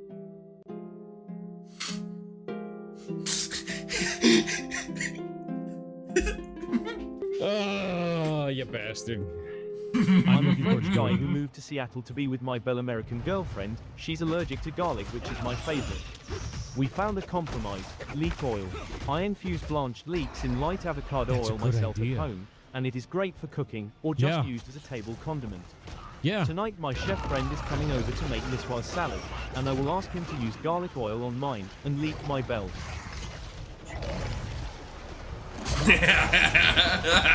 Holy shit. The elaborateness of Been these, really man, enjoying is your just the content best and part. advice in tech. It's been extremely you. helpful to me. I'm a junior Good. software engineer that has gotten laid recently. Been thinking about maybe getting into security as I have experience as an intern in I society. didn't get the You leak mean by like Bell. I think it's Is that a phrase?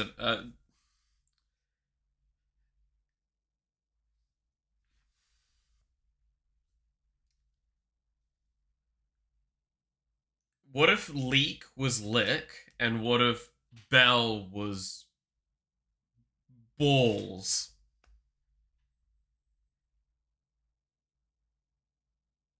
Well, actually, bell end also work. Yeah. Lick by. Yeah? Did we get there? Did you get that now, Muffin? It's lick my. Could be that. No, it is that. That's the idea. It is. The point is, it's lick my junk.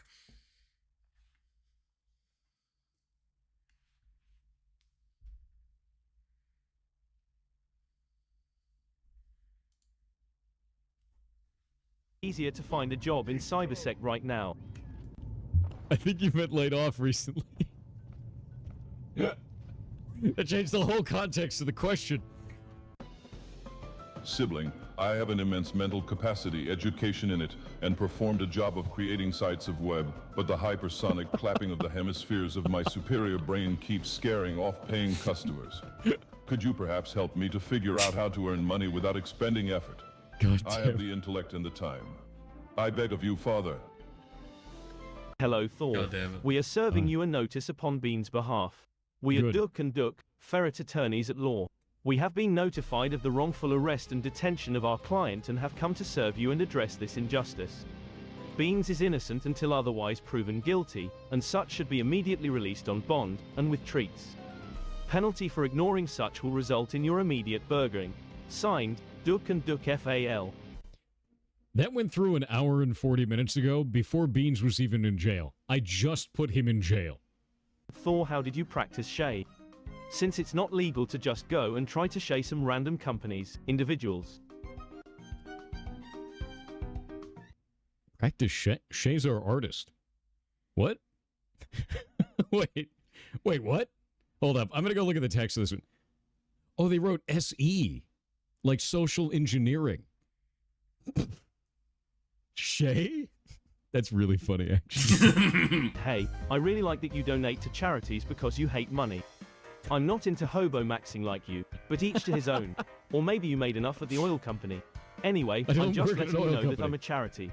I work with StarCraft AI and many people ask how to get into the scene, and what are the most important resources.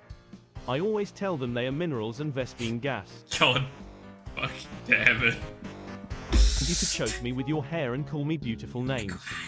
You know, I don't think I'm gonna do that.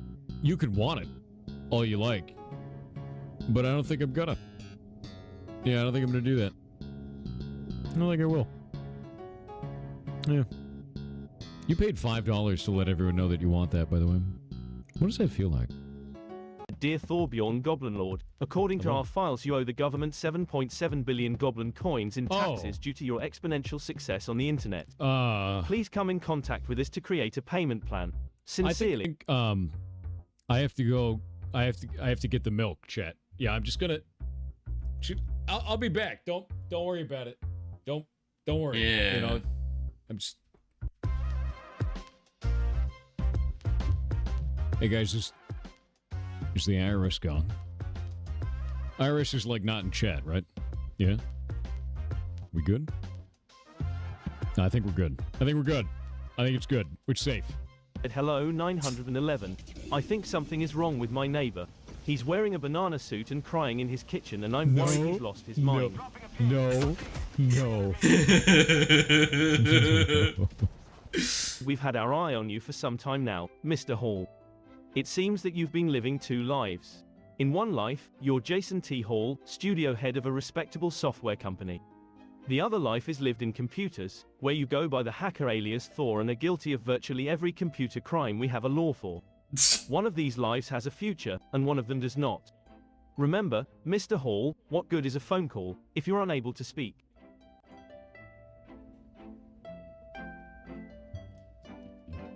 You'll never take me alive. I don't know why this is happening. So when I play games on Twitch, I have no problems. Ever. But listen to this.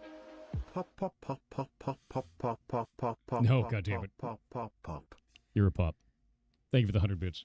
100 bits said yard cheer 500 happy Friday Thor and praise be to the Wigglers. Two things to think about today. 1. Paladins are just clerics with anger issues, and 2. Ketchup is liquid made from a fruit and is 20% sugar, making it a sports drink.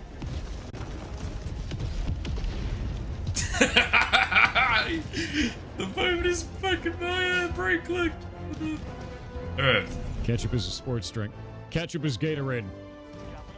Ketchup is Gatorade. Ali Frankenstein with $2 Canadian said don't look up why chainsaws were invented. Oh yeah. Yeah, no, don't do that. It's not worth it. No, don't.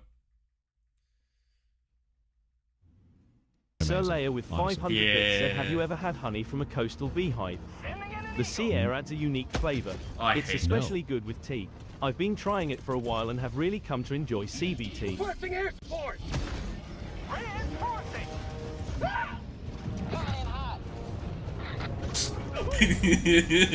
You piece of shit. Oh, you big piece of shit. I love it. Gotta love the CBT. Right?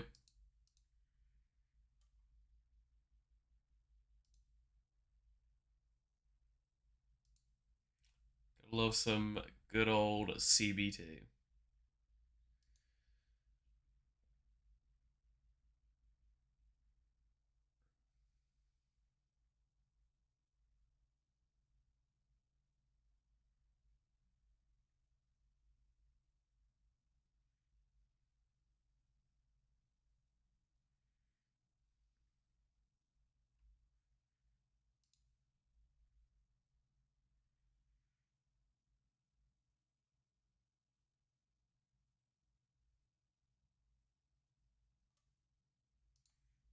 Alright, put the music back on before I forget.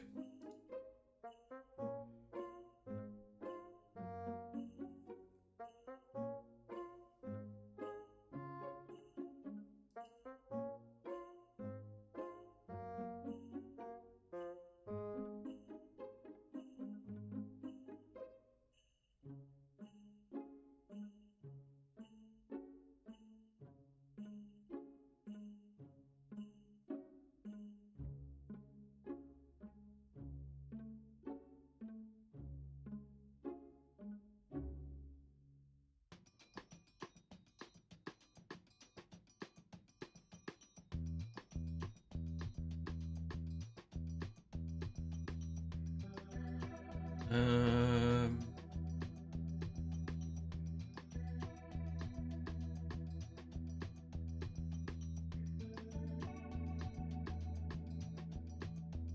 Merry Christmas, Chrysler.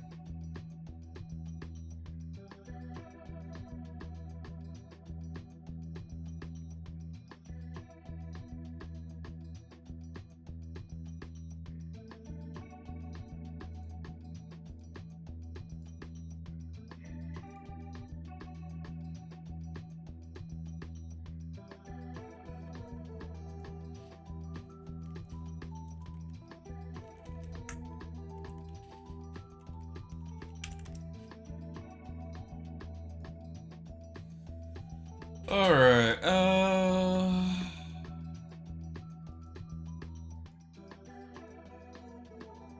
you know what?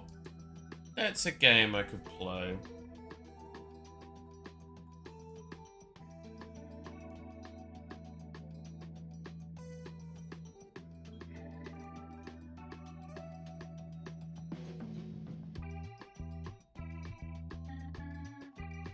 Need to download it first, though.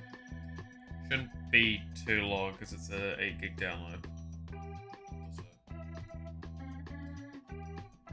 What do we do while we wait? So I think are we still on the Star Rail category? Okay, I'm just gonna switch to just chatting.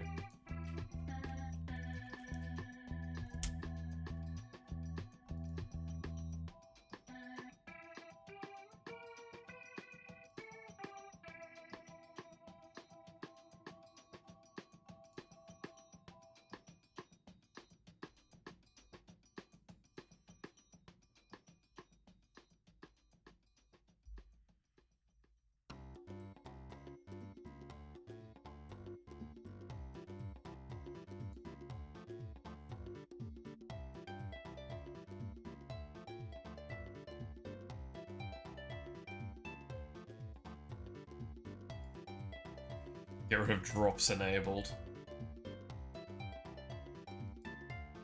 How much of the pizza has been consumed so far? There is a single tiny piece of garlic bread left. That is it. Which I will have now.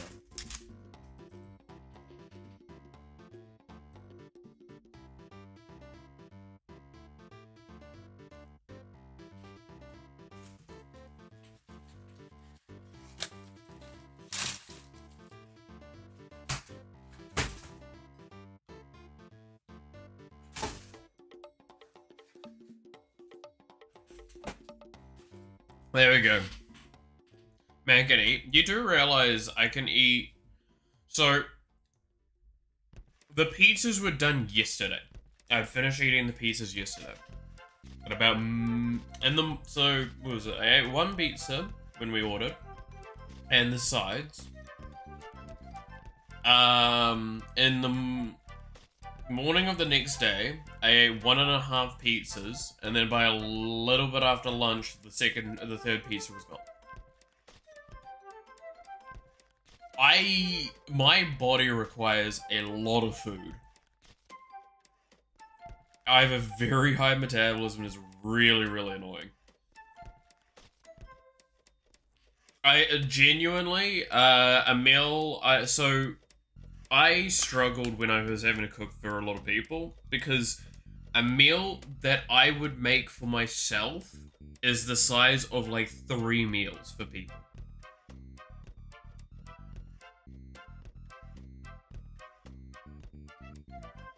Reptilian confirmed. Fucking honestly.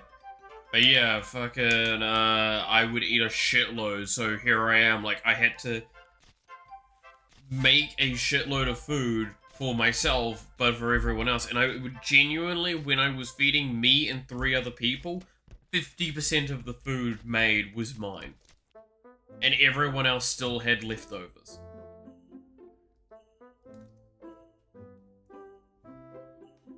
Like, that's how much food I eat. It's fucking annoying.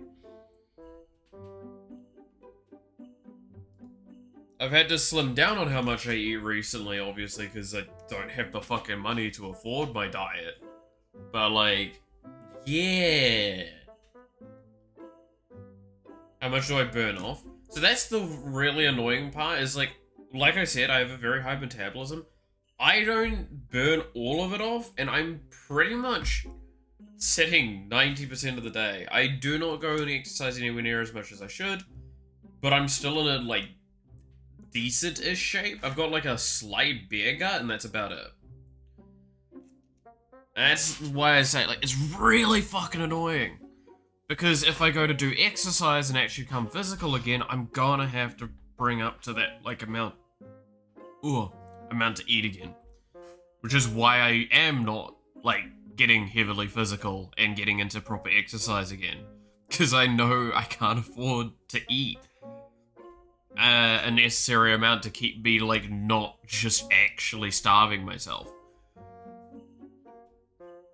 And before someone goes, oh, well, it's about, like, this or that, this is medical. This is a genuinely medically known thing for me and between me and my doctor. I'm not going to go too far into it, but yeah, it's really fucking annoying. Just drink vegetable oil? Sheesh. Yeah, fucking, that sounds... I'm good, thanks.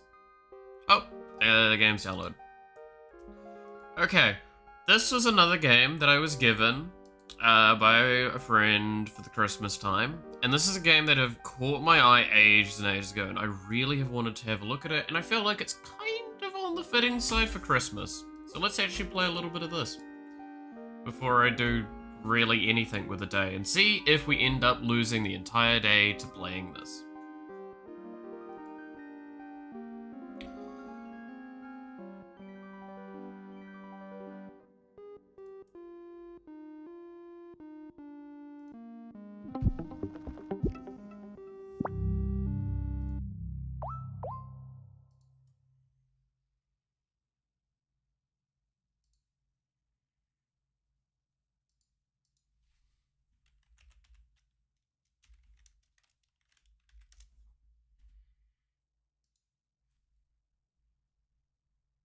It's vegetable, so it's healthy. Jeez.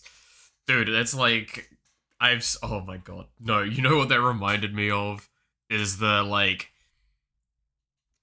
I'm vegan, and here's some milk, but it's strawberry milk, not cow milk. What? Wanna run that by me one more time, bud?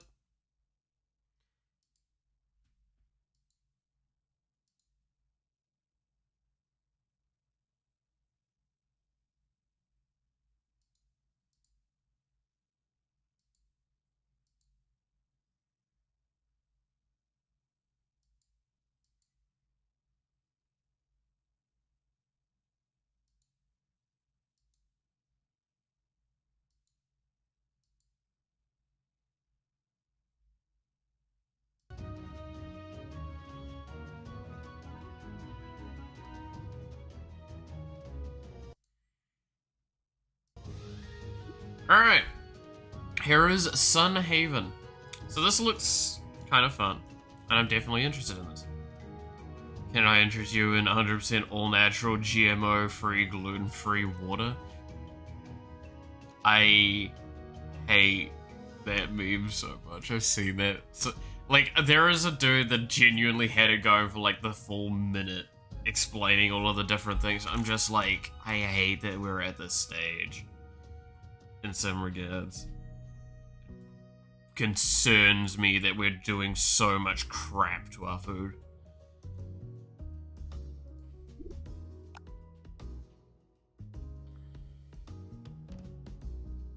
This option makes in-game time pause during dialogue with NPCs. In multiplayer games, this option will have no effect. Actually, let's turn that on, because I feel like that's the correct thing to do. If we want to play it, relax. Is this like Stardew? It's, from what I could see, I think this is actually some of the inspiration for Stardew.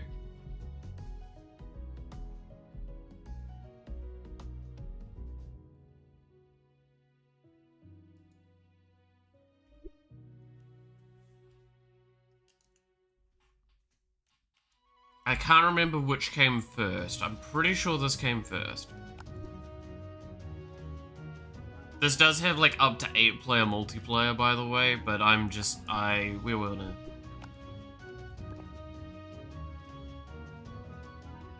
Can choose a race.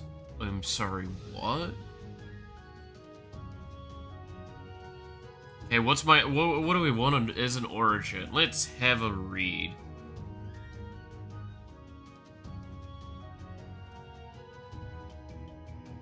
So it's Stardew style game, the same way Final Fantasy was an RPG Maker game? Exactly.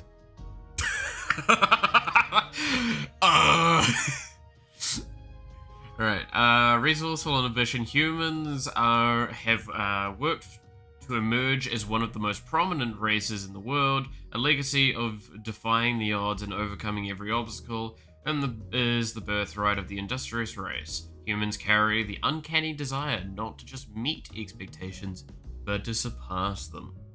Begin the game with an expert craft effect. You are a natural leader in crafting skills, increasing the crafting speed of yourself and fellow players. I love that. That's actually a cool idea. Alright. Elf. His little wings. That's really cute. Elves are one of the oldest races in the world and are mystically attuned to the flow of life and energy around them. Friends to all plants and animals, they are most at home in forests. However, young members of this race are now spreading out in the world and creating villages where elves have never been seen before. Demon Daddy has a nice ring to it. We'll see. Gotta see what they look like and the theming behind them, right? Begin the game with the Elven Eyes effect. Your keen elven eyes detect movement with peerless accuracy, increasing damage while wielding crossbows. Not too bad. Demon. Oh, that looks kind of fucking sick, I'm not gonna lie. Cunning and resourceful, demons are creatures of darkness. They thrive in the shadow of night and are driven by their appetite for strength. For what is life's purpose if not to maintain power? This is the demon's creed. Begin the game with Shadow Rush spell, allowing you to tap into your feral demonic ferocity to temporarily increase movement speed.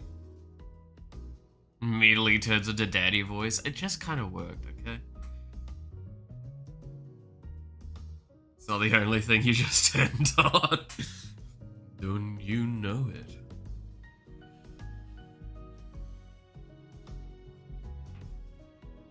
Tell me your desires.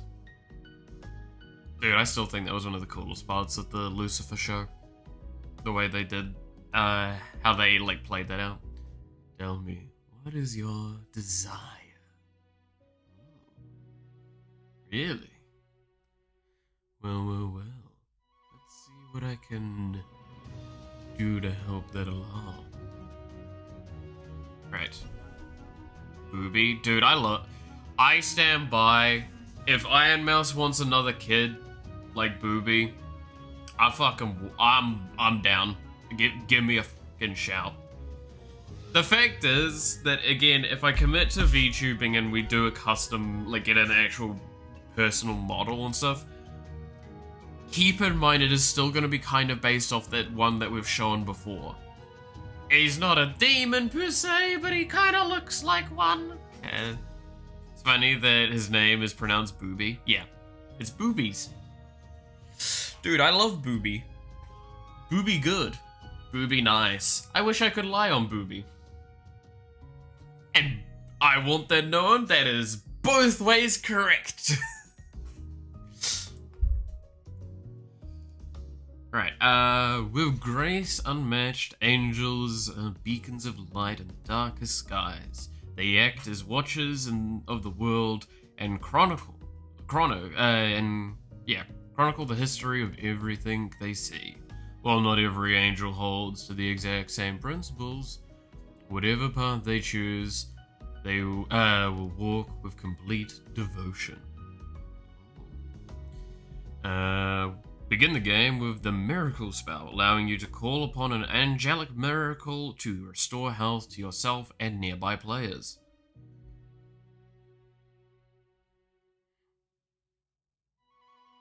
Oh my god.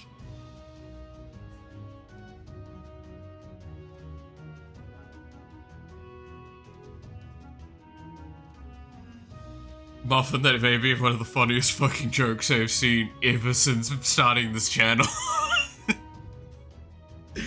Holy shit, that got me. If Booby cross-dressed, does that make him a booby trap? I fucking love that.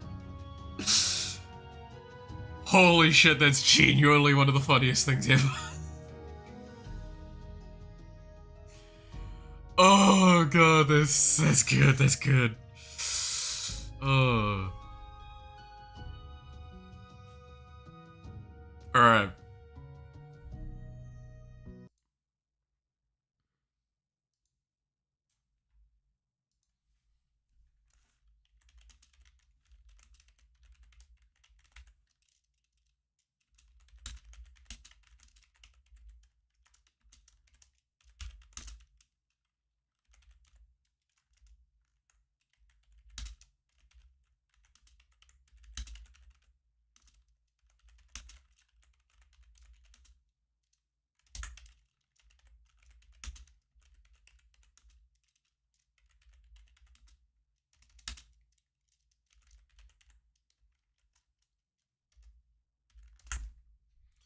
There we go.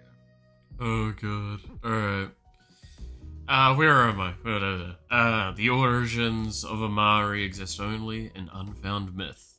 What is known is that the Amari strongly linked to their primal spirits, making them loyal allies who are in touch with the wilds of the world. Begin the game with the primal nature effect. Your animal instincts grant your attacks a small chance to restore health. I'm assuming a flat amount. That's pretty good, actually. Okay. It's also fucking Foxboy we could make. Elemental. Holy shit, alright. The oldest of all races, elementals exist as ethereal beings with bodies of whipping flame or flowing water. All that is known about them is that they are the result of nature's chaos. Nature's chaotic elements mixed with strange and powerful magic. It is thought that the elements alive today are the same that have existed for all time, since they have no natural lifespan. Beginning the game with the elemental tap spell, your natural ties to the elements allow you to restore mana to yourself and nearby players. Pretty good. Amari is short for I'm a furry. I don't know if that's true or not, that's kind of funny if that is. And Naga. Not what I would have immediately thought of, but hey. Of like core foundational mythical things, I don't know if I would have thought that.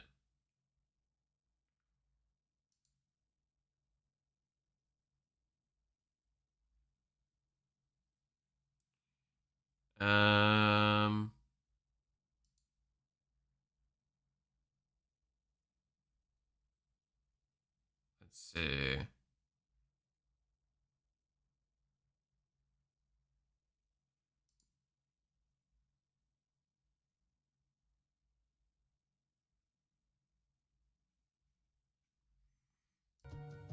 Okay.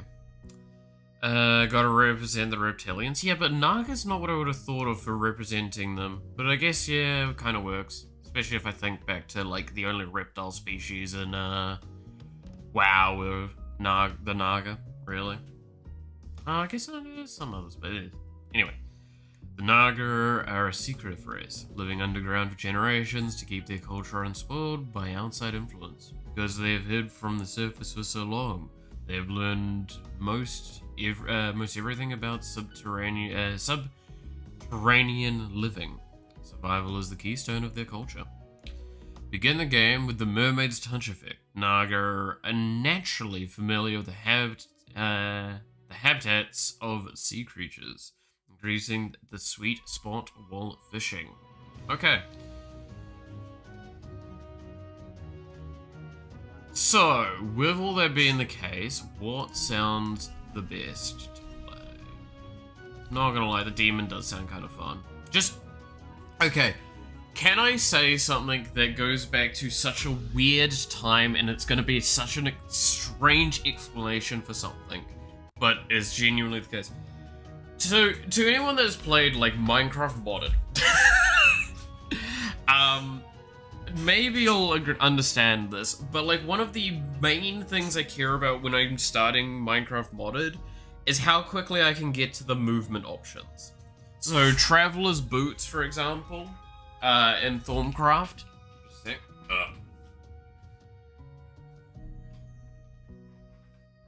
And like those sorts of effects, how quickly can I get to those? Movement speed is so important because it speeds up everything you do. It speeds up your exploration, it speeds up your combat things potentially, it speeds up your ability to work on other stuff. The idea of just actually having an ability that's just, hey, do you want some more movement speed? Fucking sounds amazing. So, I think I actually will go demon. Good old Demon Daddy. I may not be your father, but you can call me Demon Daddy. That works quite well, actually. Please tell me I don't have to speak in this voice the whole time. I mean, I could, but...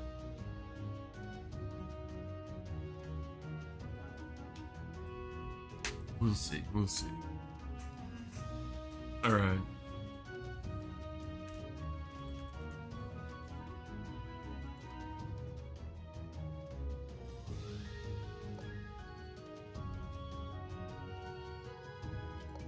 Now, to play around with what we can look like. Say it louder so I can record it. What the... I may not be your father, but you can call me Demon Daddy. I don't know. Give me a sec. I want to do that one again. Need it. Give me a moment. Wait.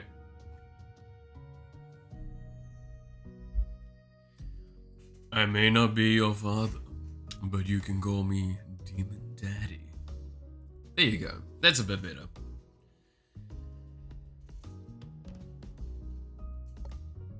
I'm fairly olive to pale, so we'll go there. Here. Oh my god, there's some amazing... Dude, it's my hair, basically, at the moment.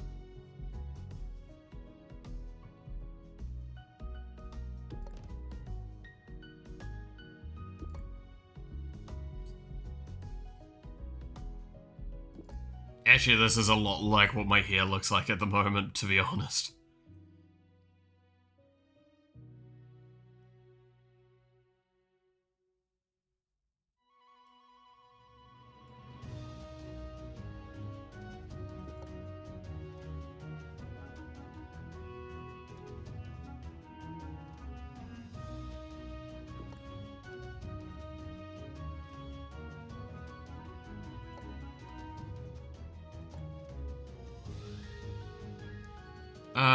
Let's go with doing good old,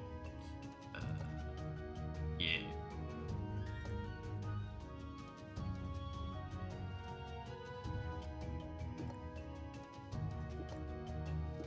It can't be cutesy eyes, no. It's gotta be, oh my god.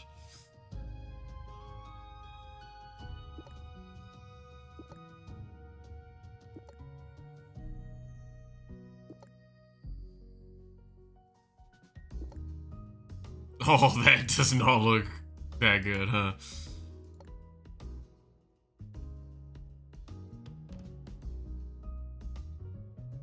Sure, we'll go with that. I can have a beard? Oh, mustache? Treat me so.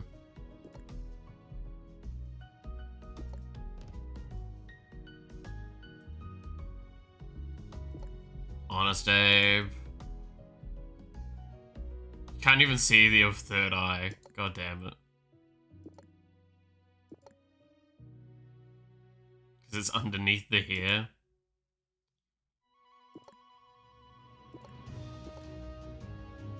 Oh my god, that looks great. Flipped and shipped. I may not be your father, but you can call me Demon Daddy. God damn it. I like this. This looks nice. Alright, chest. Which I can get a sundress? Ooh.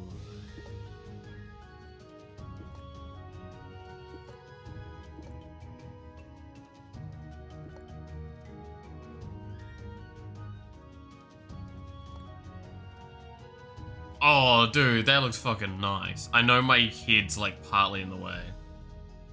But duck down a bit, you can kind of see it.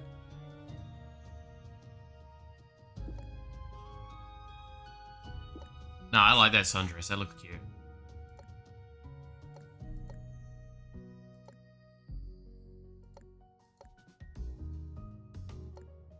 I love the recolorings on these, by the way. They all look really nice. I'm gonna go with the purple sundress, sure.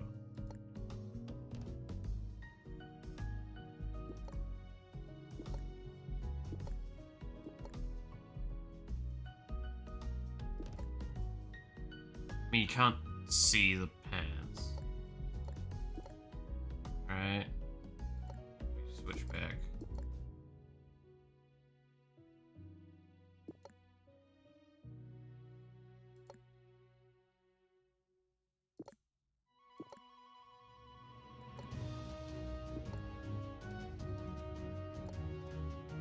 Okay, let's look at these horns.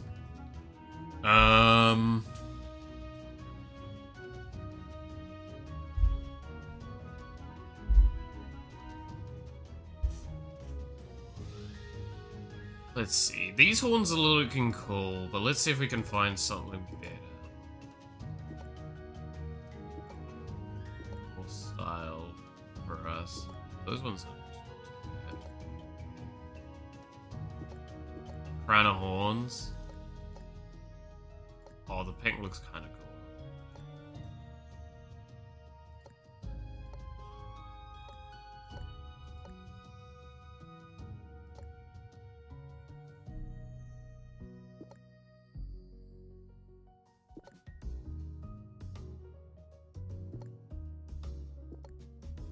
We'll just go the devilish. Wings. Ooh, we've got a lot of cool ones. Demonic Tyrant. Interesting.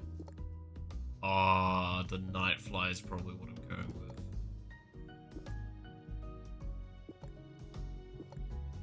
Yeah. Oh, that's perfect, actually. Yeah. And tail? I do have a demon tail?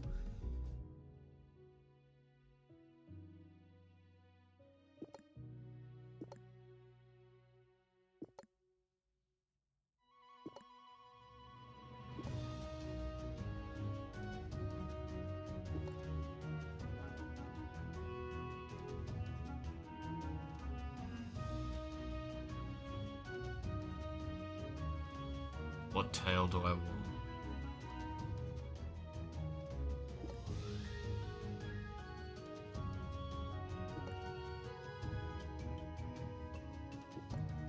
I feel like that one.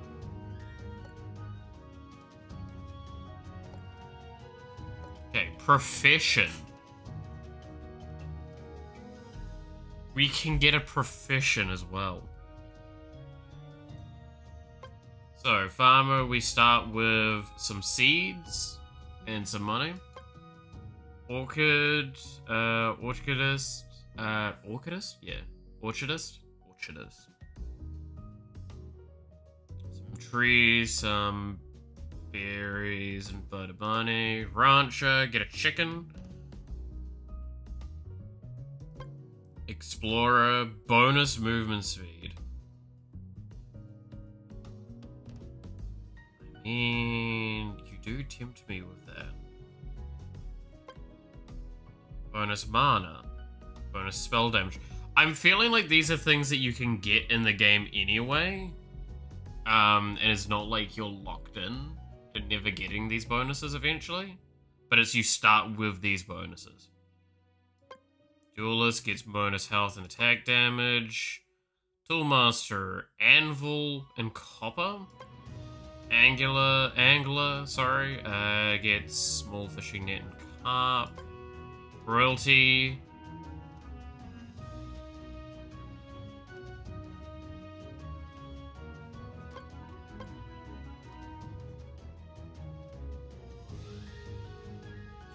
There's a crown.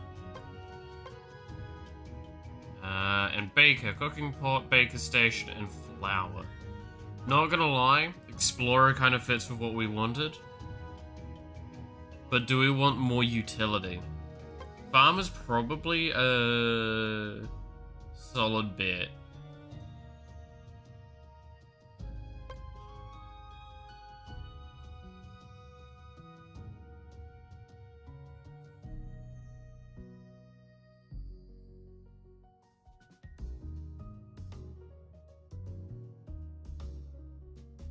We could do trees. Passive income.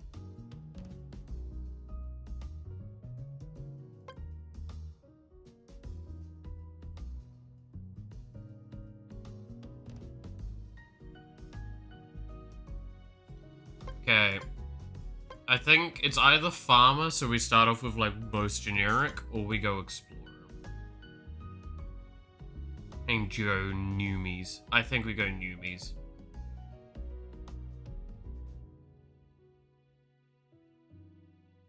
We have birthdays.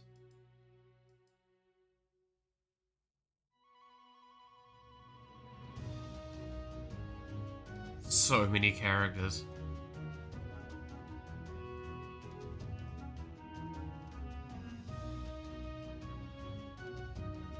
I mean, technically it's winter in my country that I have my birthday, but it's summer everywhere else.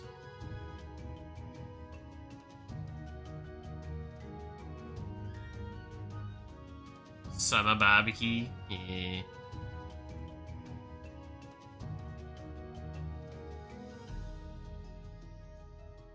We'll do that. Okay. Say hello to Malith. Let's go.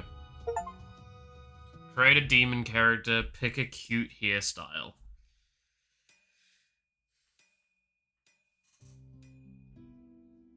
Oh, that's an interesting visual style though. I like it. Oh god, I'm in the way of the characters. No, man. Are you almost done, Mom? I can't be late for the train. Just a moment, Lynn. If you don't take your time, the metal will warp. You know that. I know, I just wouldn't want to miss the train is all. What's wrong, Lynn? Well, nothing. It's just, I don't know if I'm ready to move so far from home yet. Sunhaven's a whole day's ride away. Oh, Lynn. Save up extra coin and visit you, don't worry.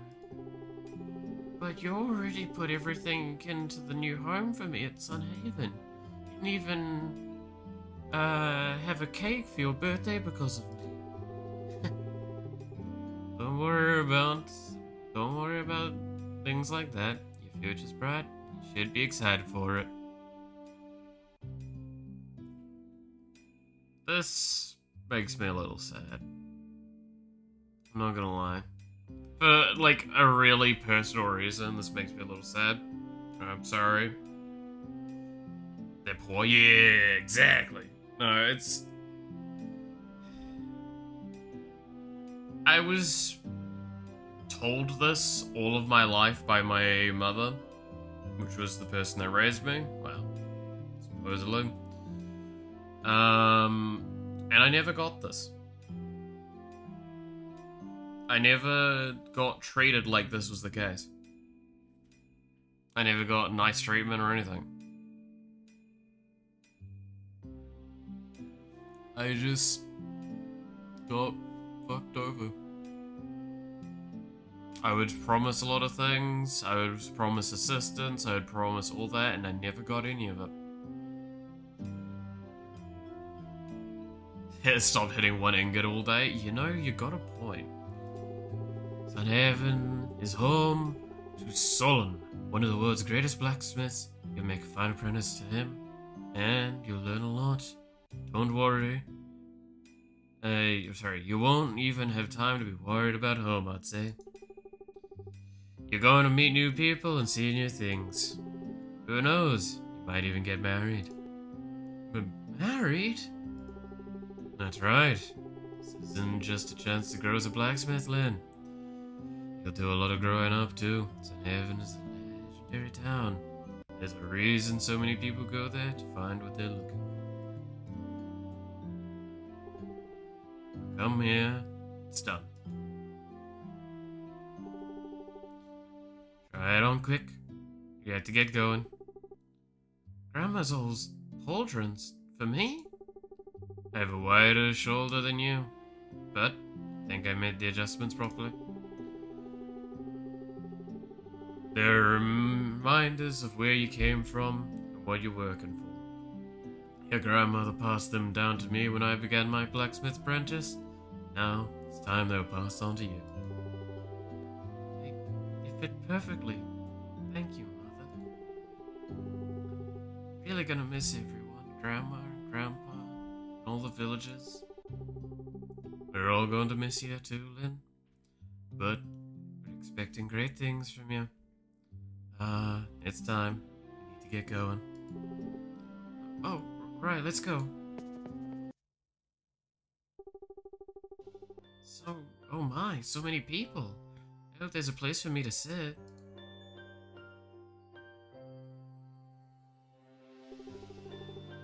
You're using level 1 armor as a hand-me-down? Damn. I'm sorry, but is the seat taken? Sorry, lady, these seats are occupied. Sorry to bother you.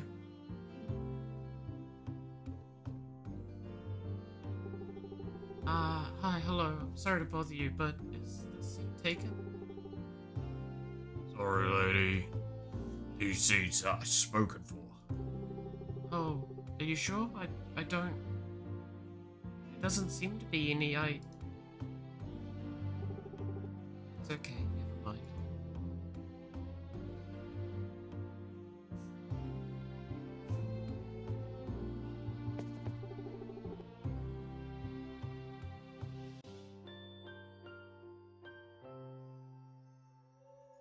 Is this you or some random NPC? If you look, we actually see ourselves now on the screen. This is not us. This is, I'm guessing, a character that's relevant to the story for us. I guess I could try one more time.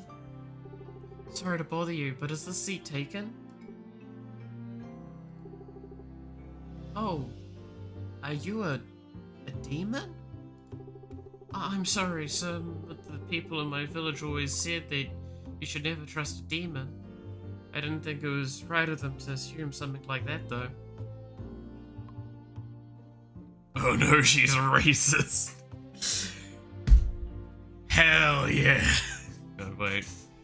So now we have dialogue choices here, okay. It's alright, have a seat, your village is closed-minded. Nah, I'm gonna be nice. I'm a nice demon. That's how I get all of my deals and steal your soul. It's alright. Have a seat.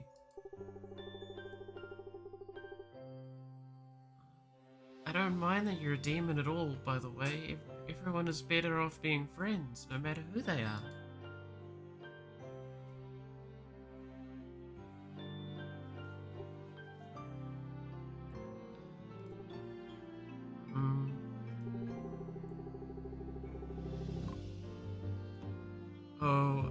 So, is that a charm on your belt? People from my village wear charms all the time. What does your charm mean? I'm not a racist. I have a friend who's a demon. Oh my god, you're right. Dude, that's so demonic. That's not racist, by the way. I have a friend that's a demon. Holy shit, that brings... Dude, I want to write a story with that now. That's such a fucking stupid idea. Oh no. It's a charm to bring romance. It's a charm to grant riches. It's a charm to spark adventure. It's a charm to give peace. I feel like we could all use a little bit of peace right now. It's a charm to give peace. Select a peace keepsake.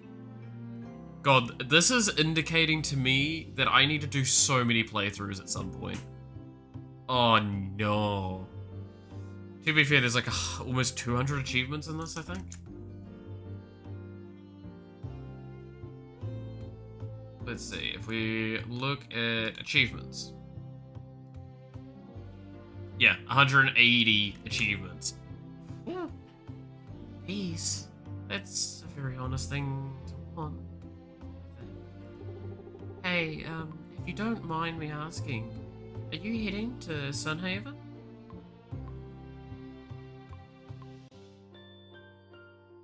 I feel like how'd you know? No. I am? But so what? Sorry, you're right. It's none of my business. It's just... we'd be neighbors. I'd be neighbors with you any day. I wouldn't known if my brain had dialogue options. I've genuinely said shit like this. Not even kidding. I think it doesn't come off as much in my streams because I'm not really in a situation where it maybe is so much the case. I am incredibly naturally flirty. The Riz Lord. See, that's the thing, is like, obviously it's before Riz was a thing. But like, I am very naturally flirty. And it's really gotten me in a lot of trouble. Like, I'm the kind of person that I have genuinely said no, like, fucking anything behind it. Someone, it's like, had a really, really cool name. I was like, man, that's a really beautiful name. Like, genuinely sort of things like that. So, like, crime was being too skibbity. But yeah. So, I don't know what that says, but again, it's caused a lot of problems, and it's caused a lot of misinterpretations of kind of what I say. Which is actually why I think Matara talked about this, is that's kind of also what she has in a lot of ways. She is a very naturally flirty kind of person, even though it's not actual flirting per se, it's just how she shows affection and all that. And how she's mentioned that it's caused things in the past. I'm like, I understand that so much. Because it'll either be people think you're trying to do this, and take it the wrong way. There's all sorts of stuff. Anyway, I'd be neighbors with you any day. Oh, is that so? Well, I'll sorry, I'd like to be neighbors with you any day, too. Thank you for being so kind. By the way, my name's Lynn. What's yours? Malith? That's a very unique name. Oh my, you're from the Great City? How exciting. I come from a village in the eastern region. It's a lot smaller than Sunhaven.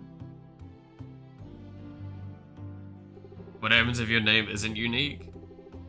What if you're also Lynn? I'm not gonna lie, that is something you gotta be curious about, right?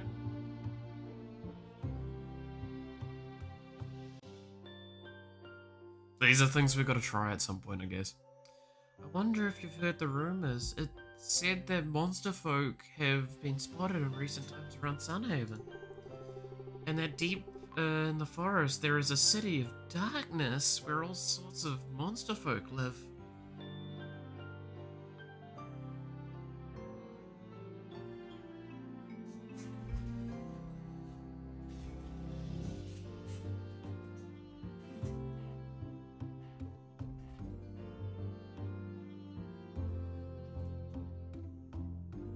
Or two shit changes it. You know what I also want to say? I would absolutely love for the dialogue to just still be the same. And you want to know why I say that? Because that is fucking hysterical. Because just imagine someone saying that in real life. It's like, oh, my name's Lynn. What's yours? Lynn? Wow, that's such a unique and interesting name.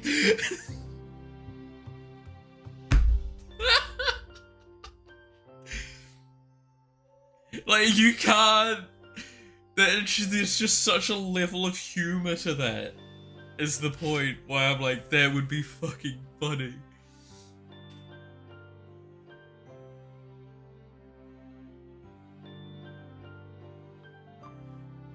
Gotta poop for, gotta poop for a bit, yeah. Gotta pop out for a bit. Fair enough, Muffin. I'll catch you when you come back. A city of darkness, you say? Well, that's the rumor, but I'm sure it's only rumors. Sunhaven must be a pretty safe place, don't you think? After all, they have their very own guardian dragon protecting it. And he must be pretty powerful.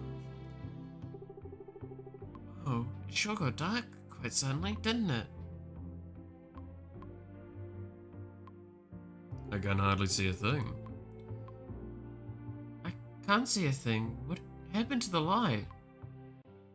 Just take It'll be okay. What was that?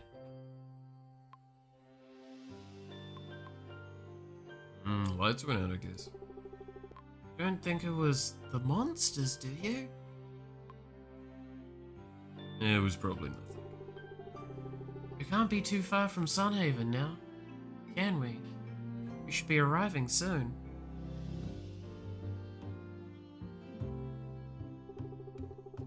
Now arriving at Sunhaven. We seem to have encountered some strange dark fog, so be careful as you step off the train.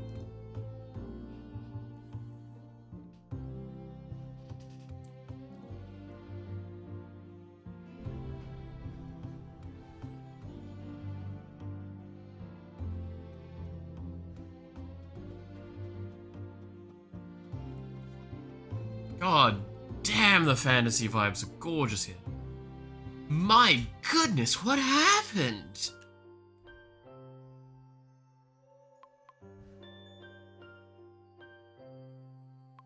Our train was hit by a wave of darkness. I saw the cloud of darkness sweep across the land. Finally stopped here at the train station. Trains won't be able to come and go from Sunhaven like this. But that can wait. Are either of you hurt? It's quite frightening, but no one was hurt. What is that darkness? That's a good question. Lucia, what should we do about the train station?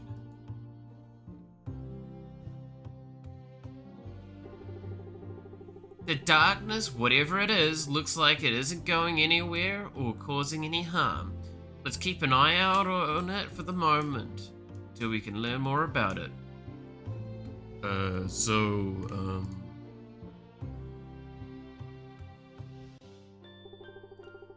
Oh, my apologies. You both seem to have arrived under unusual circumstances. I am Lucia, Archmage and leader of Sunhaven.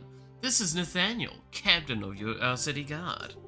You must be our new apprentice blacksmith, Lynn, and that would make you Malith, our new farmer. Wow, you're smart. No wonder you're the town leader. God, I'm tempted to... Wow, you're smart. No wonder you're the town leader. Thanks for the compliment. As the leader of Sunhaven, I like to keep on top of things. I also like to meet our new citizens personally and welcome to Sunhaven. It's good to meet you both. Take my word, you have nothing to fear in Sunhaven. It is our sworn duty to keep the people of Sunhaven safe no matter what. Don't worry, I will face this darkness. Frederick, my sword. Nathaniel. Is he gonna slap the mist? Thank you, Frederick. I don't think a sword will work. We'll need some time to research and come up with a solution. You may be right. A sword probably isn't the best to fight dark magic clouds with. I'll post some guards to keep watch of the area in the meantime. Alright, Frederick. False alarm. You're dismissed. He's a great kid. After his apprenticeship ends, he'll make a fine guard, all in good time. Speaking of good time, maybe it's a good time to show our new citizens to their homes. I think you're right, Captain. After what they've been through, I think rest is in order. Come with me, Maleth. Your farm awaits. And I'll show you to your home, Lynn. It's right near the quarry. I can't wait to see the work you and Solon do. Oh, and it was nice meeting you too, Maleth. Thanks for chatting with me on the train, Maleth. Maybe we'll be able to talk again soon. Goodbye for now. Oh, and could I ask you not to mention the darkness to your fellow villagers? I just don't want everyone to worry. It's all... You know, after... we've got it under control. Shall we see your new farm together then? Lead the way, Archmage.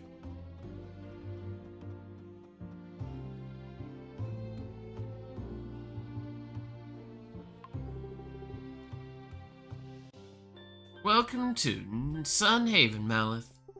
Despite how adventurous your arrival here was, I'm sure we'll have it all figured out soon.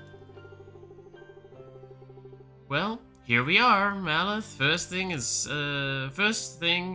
first, though. You need to decide where your house is gonna go. Go ahead and pick a spot. Just so you know, the path that we're standing on leads directly into Sunhaven. You can place your house close to the bridge if you like, to be closer to town. I can see some pretty nice spots from here. But it's all up to you to decide. Good luck and farewell for now. Let me see.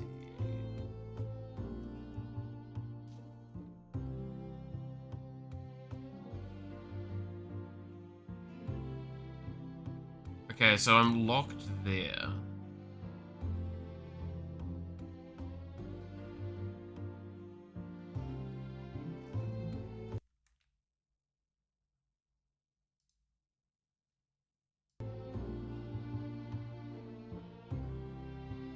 So it looks like it's soft locking me to over here.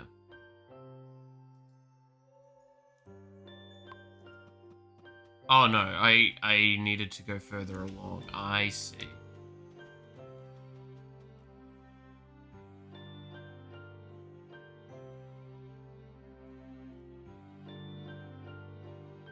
I mean, this is probably just the correct spot, right? It's probably like an ultra optimized position data, yada yada yada.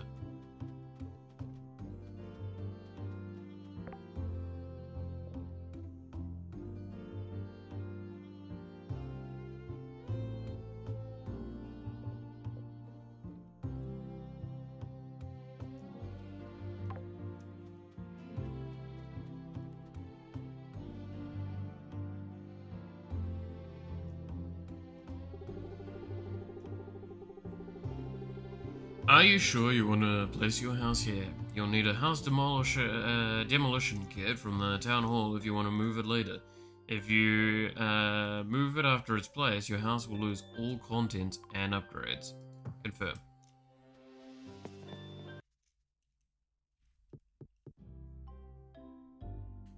Hi, who the fuck you? Hello.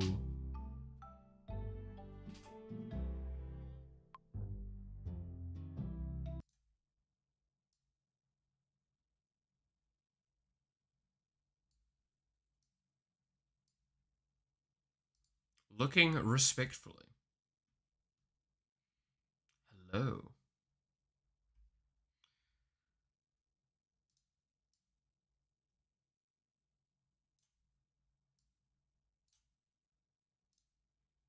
Alright. Knock knock. Look at you. Up and at 'em already. You're really committed to this farming gig, huh? That's great. Who are you and why are you in my house? Hello? Who are you and why are you in my house? Oh, where my man is gone. My name's An, and I happen to be Sunhaven's most distinguished merchant. I want to officially welcome our new farmer to town. I ordered double cheeseburgers for Christmas dinner. Fuck yeah, it sounds nice. Dude, I need to, like... Next week, I need to grab, like, some stuff for making burgers again. I've been wanting to have burgers. Been having a little soft craving for them, so I'll just make some. Probably just beef, because it's cheaper. I could... we'll see. Speaking of which, I can't help but notice you don't seem to have any farm tools or seeds. Why don't you let me take care of you? Seriously, what are you doing in my house?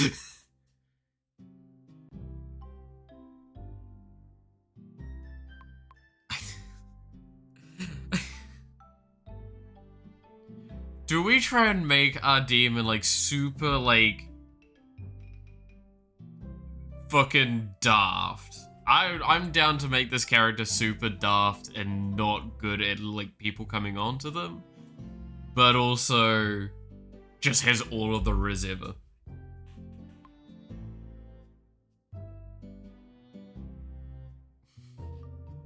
You know what? Fuck it. Seriously, what are you doing in my house? I want to make a deal with you. I call it Annie's ready-to-go farm kit. All the tools you'll need, plus 15 wheat seeds, and only for 250. What do you say? 150 coins, final offer. Fine, it's a deal. Tough customer, huh? I like that in a business partner. There's no relationship stronger than one born in business, you know. Why don't we step outside? You can show me how you do your work,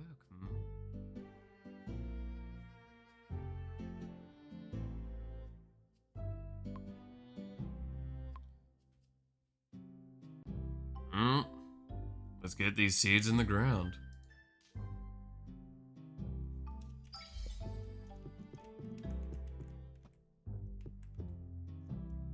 Dude, this character looks cute. What the fuck? I didn't expect the character to actually look this cute.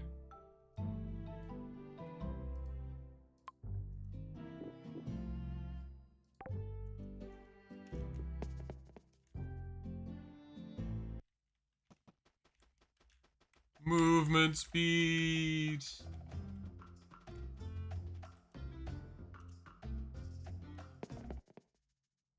Wait, what?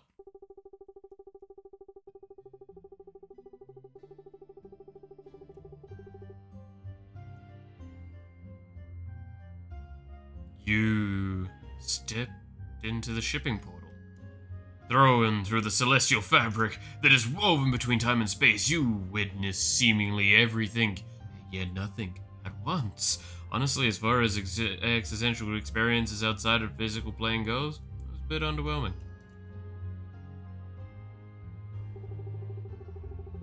You appear at the other end of the portal. It's some sort of amazing treasure room. Oh, and look, there's some angry people yelling at you. Halt!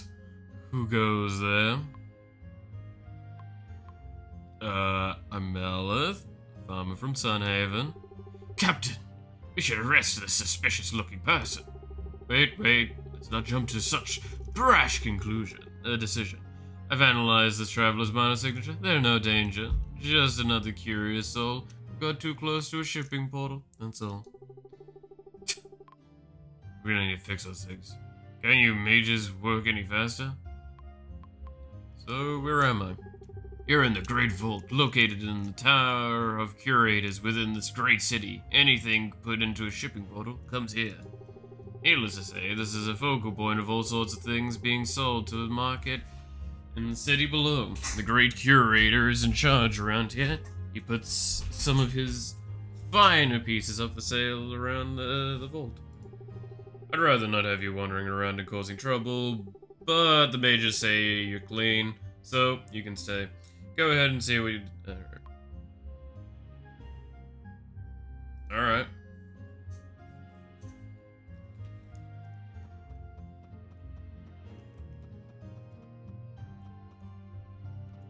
There's a trick-or-treat vendor.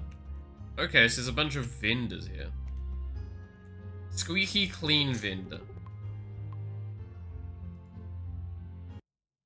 Oh, these are the DLCs.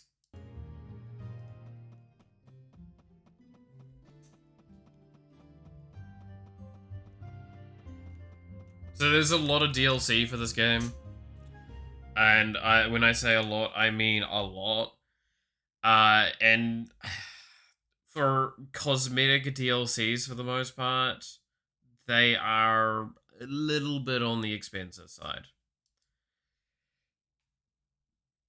I would argue.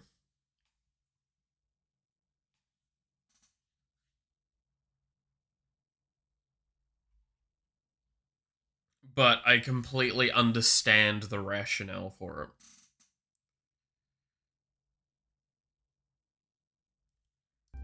The game's fairly cheap, and the assets look pretty decent, so it makes sense. So all of these are a DLC pack, basically.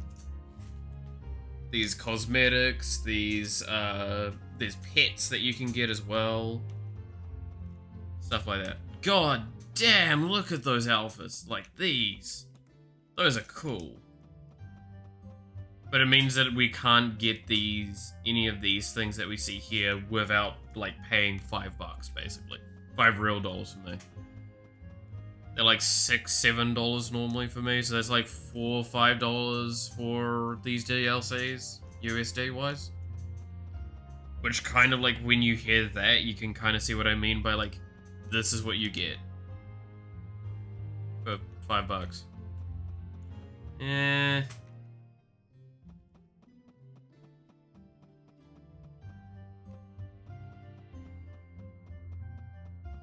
I do appreciate that they actually have an in-game place so you can see the stuff, though.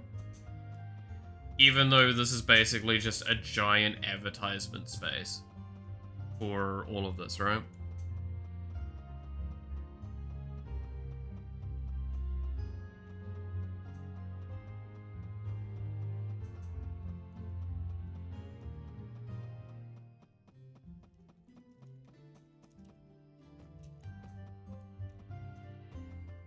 Oh, I can actually jump. Interesting. Alright, so we can use this to return.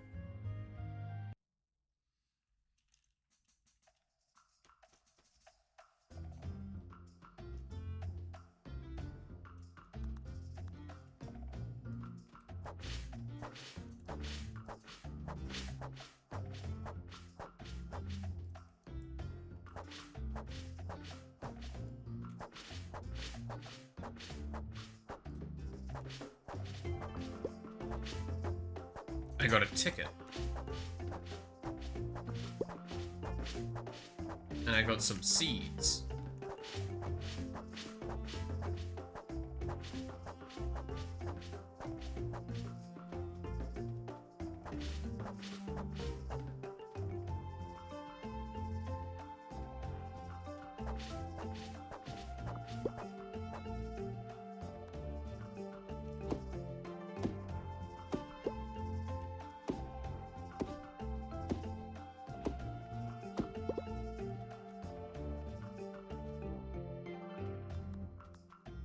Okay, in the bottom right behind me, you can't see it, is the experience for the relative stuff. So we do actually kind of see that.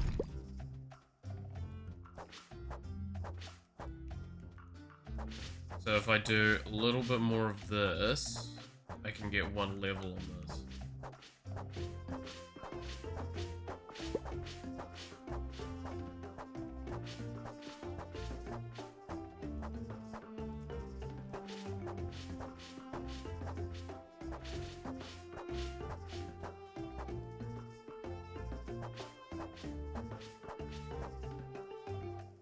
We're almost filled on the bar.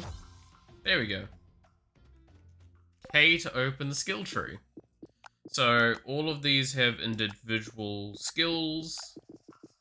Combat, so yeah, there's magic, there's physical, and there's defensive, yeah. Mining. All sorts of stuff here, actually. This is kind of cool. Increase crafting speed. But yeah, so farming. Increase the sell price of each crop. The next every cooked meal sells for additional gold. Receive blue rose seeds in the mail from the farms every Tuesday. Increase the sell price of barn animal products. So, if I'm... And I'm assuming you can't get, like, the next one until you got the previous one.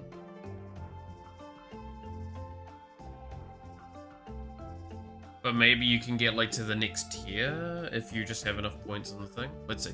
Requires 5 points spent in the skill tree to unlock this tier. So we need to have spent a total of 5. So that's 1 maxed out and then 1 almost maxed out. Got it. Seed bags are sold at the general store sale. Tables are additional cheaper. Unlock recipes. So does this care if it's the previous one or is it total? Total. Cool. Recipe at the crafting table. When 12 fully grown flower crops are surrounding the bee box, will make honey. Honey restores a large amount of health and mana. Also, bee boxes produce honey every 2 to 3 days. So that's something this game also does, by the way, is this game has a lot more variance in it. So some grow within a scope, not a guarantee, which is interesting.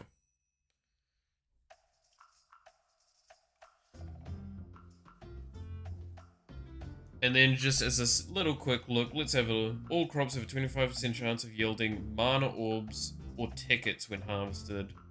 All permanent stat increases gained from food are now increased by an additional percentage. This applies to food eaten in the past, so that's retroactive. That's probably a good thing then. Crafting any item has a 50% chance to restore mana. So mana, and then barn animals are now very happy. You gain no gameplay benefit.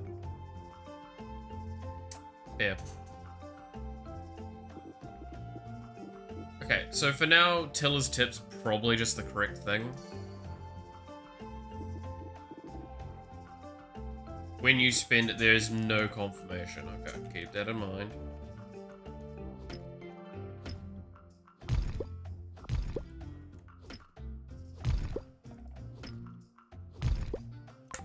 Tab for inventory. These are the cosmetics. Those are the actual equipment. Keepsake, 5% bonus farming EXP.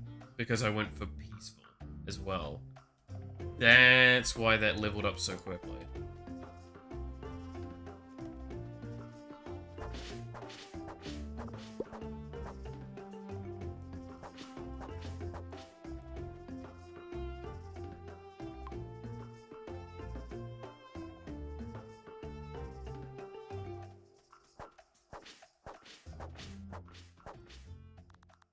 Okay, so I'm gonna need a hoe and then...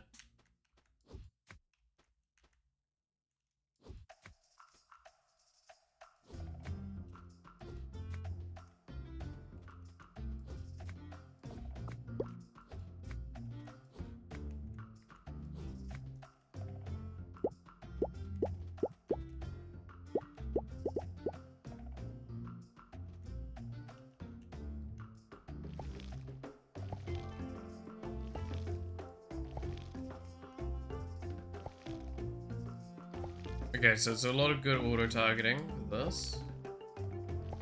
Checks for nearest, that's cool. I can just refill like that. Easy.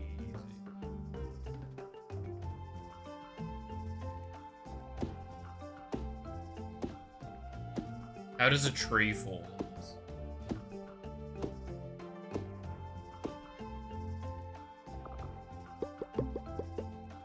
Okay. I got a mana orb. Mana orbs aren't worth anything here, but they might be valuable elsewhere.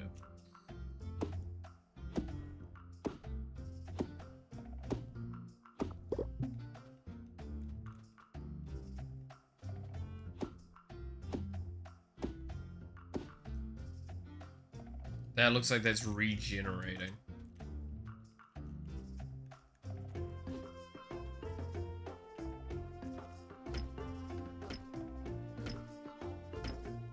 Yes, those are regenerating.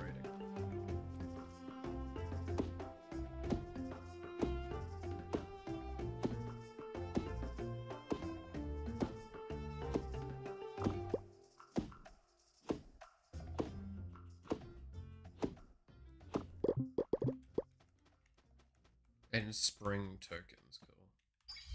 Hi, Anne.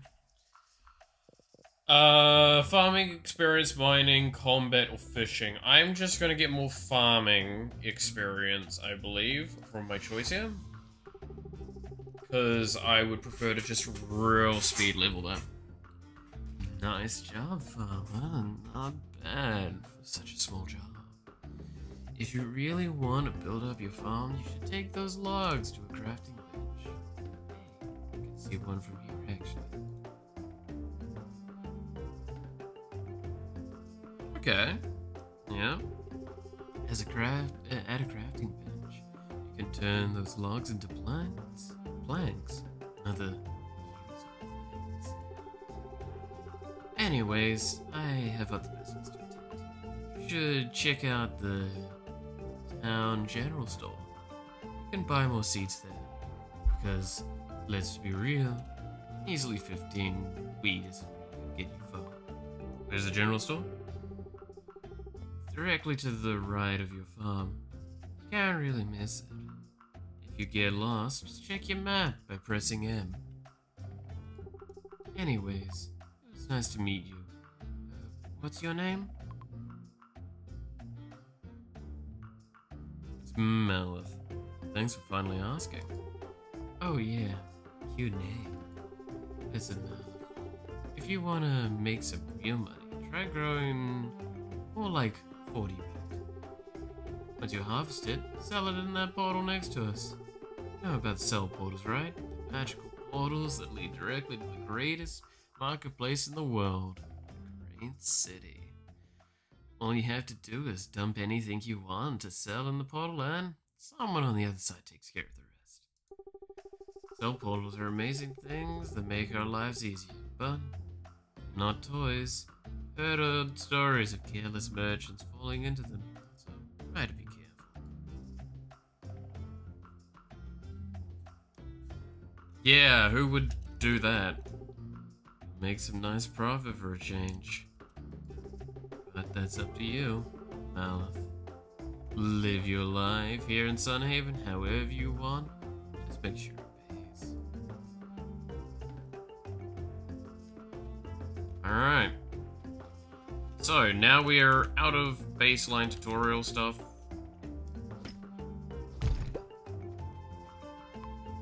Hardwood. Hardwood trees are tough to break. They regenerate health, so you'll have to upgrade your tools or team up with friends to break them. Heavy stone, same argument? Yep. Hearts. At the top of your screen, show your relationship level and NPC. You can check them in the adventure menu. Got it.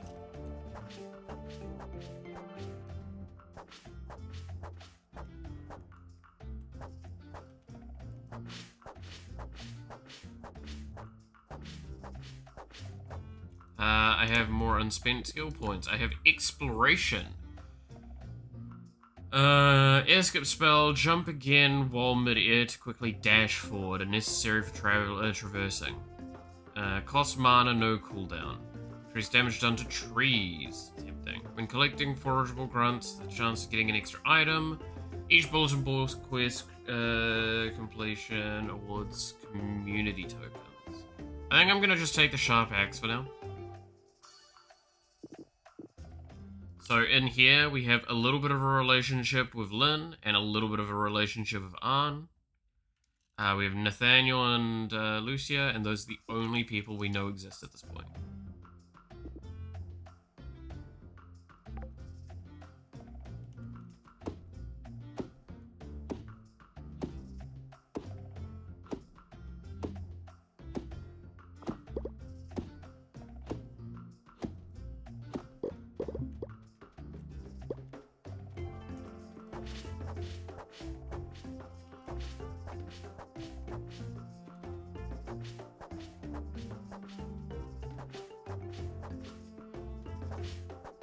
So I kind of want to like just explore around and see how big a space we have to work with.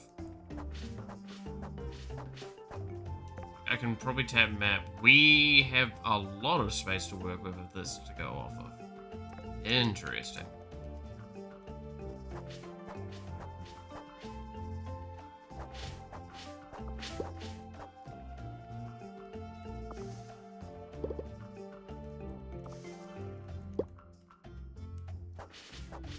Also some apple trees.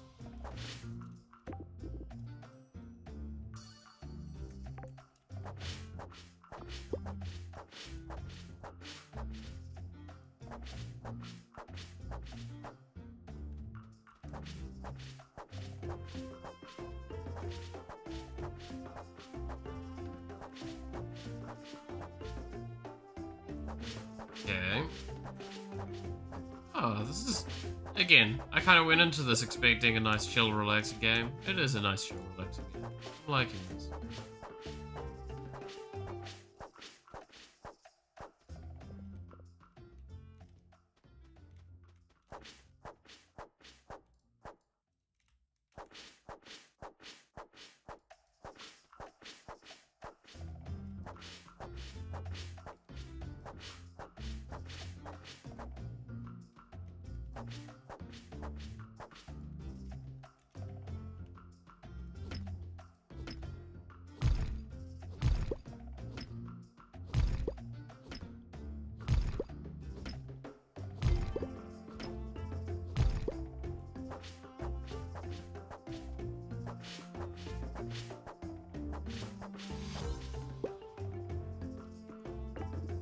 Okay, we've got that maxed out now. That's the main thing I wanted to do.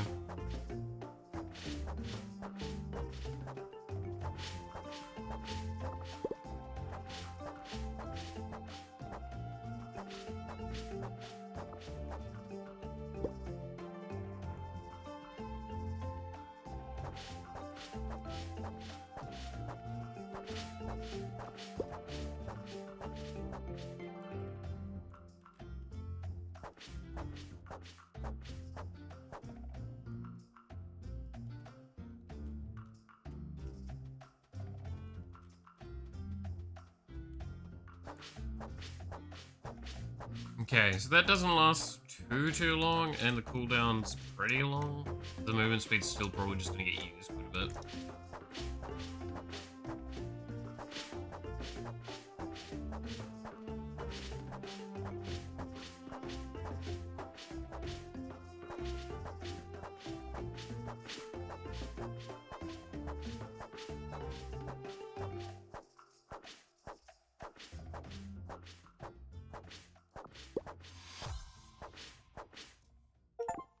Level 5 farming.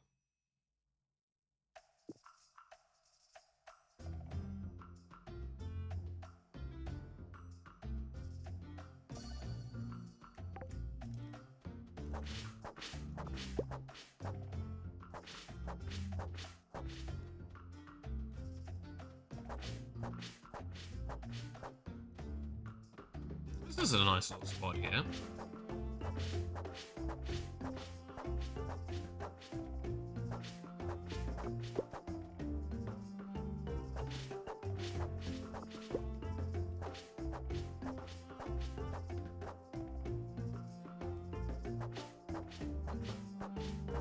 Nice and relaxed stuff. So yeah, very, if you've played Stardew Valley, very Stardew Valley vibes so far, right?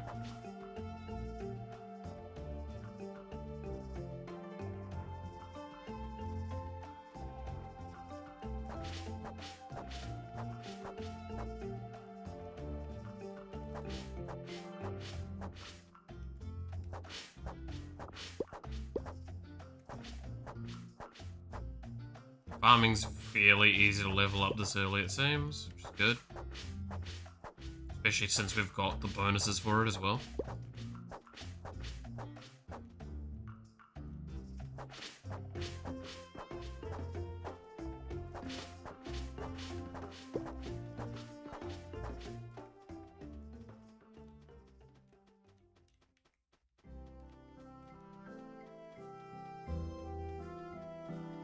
We've also got up here. Yo, it's my neighbor Totoro. It's Snackoon. This fluffy chonker might move to bring something it likes. Apples and wheat. Later, man.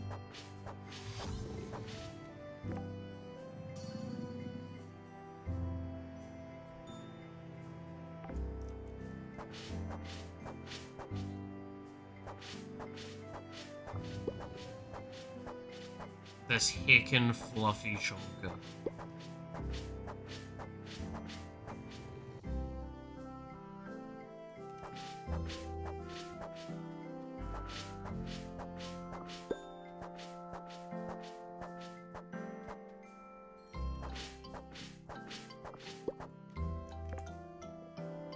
So what was this?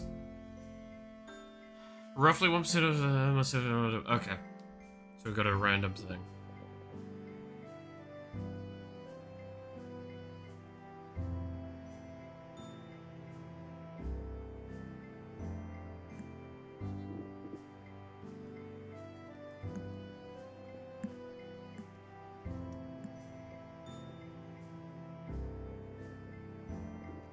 Alright.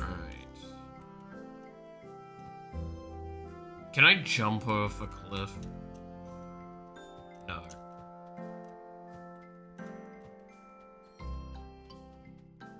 There are things you have to find out in games.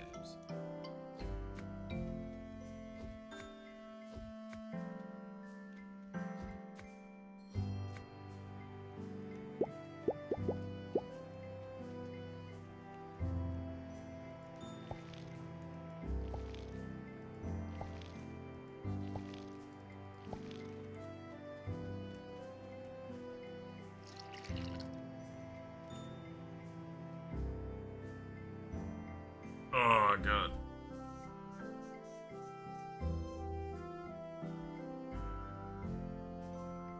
So I am level 11 right now, which is kind of funny.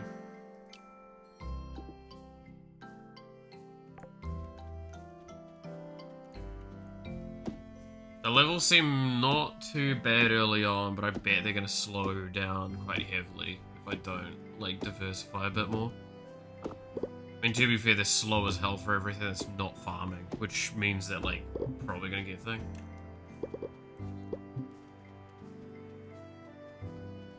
Okay, so it's got that mechanic from thing. So we don't actually have an energy resource, but we have a time thing nonetheless. We need to be in bed by 2 AM. We're near the house, so it's not too bad.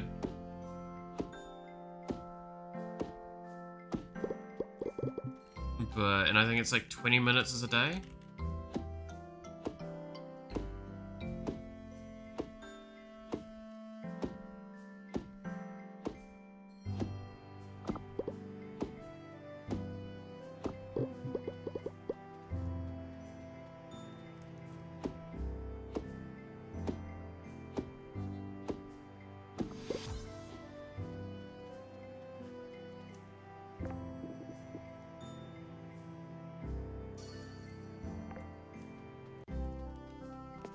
Home, sweet home. So I have a chest where I can store. Cool. We can sleep. Would you like to sleep? Sure. I'd love to sleep. Sleep right now.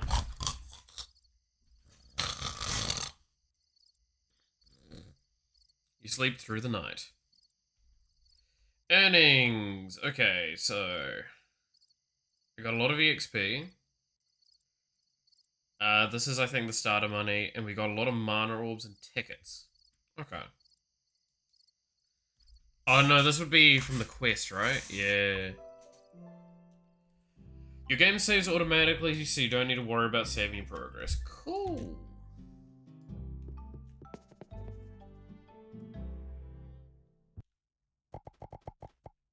Oi. You asshole. He ate my fucking wheat.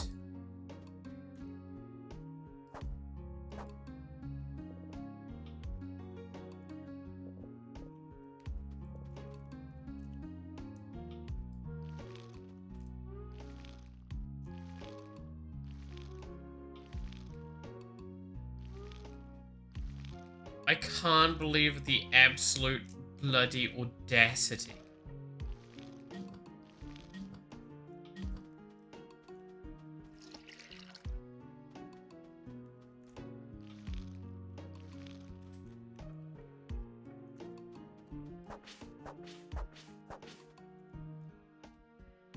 Yeah, I got a letter. Mailbox. To Faramir Meleth. I'm Bernard, administrator of Sunhaven's Town Hall. I wanted to reach out to you over the housewarming gift. Housewarming gift as a representative of Sunhaven. I hope this gets settled into new land. Come visit me anytime. Right in the middle of the thing. It can sell you a barn for livestock as well as a house upgrade permit to authorize an upgrade to your old farm cabin. If you ever wish to upgrade your building, simply obtain the necessary permits and use the upgrade table to upgrade the building. Blah blah blah. Bernard. I received a wooden torch and a fence. Cool.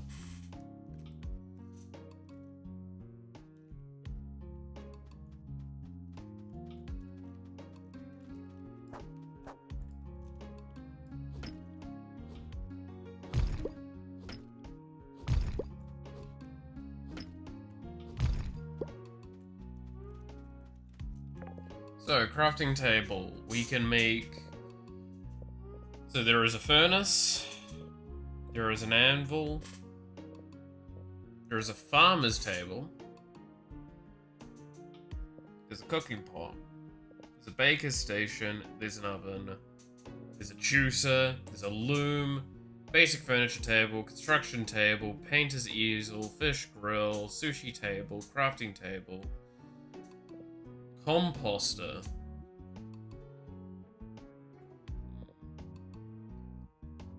Increases your movement speed by 30%. Ooh. Cardboard box pieces. Okay. Might wanna figure out how to get that. Full movement speed. Always happy. Okay. So we got that going.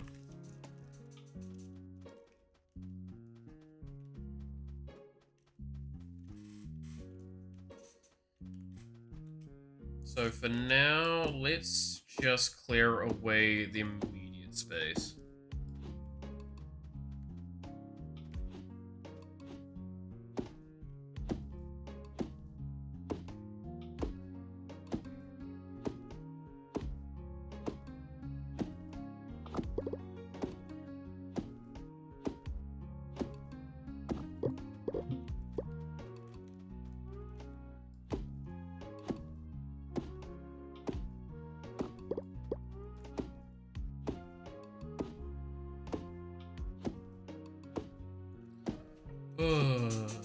I miss playing games like this sometimes. I just never get the time to justify them, right? I feel like that's the problem most of us have with it.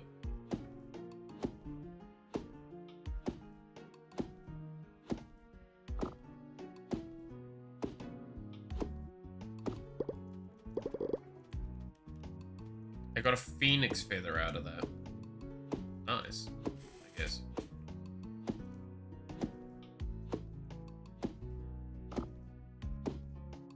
Is there a phoenix in there? Did I just kill a phoenix? Hell yeah.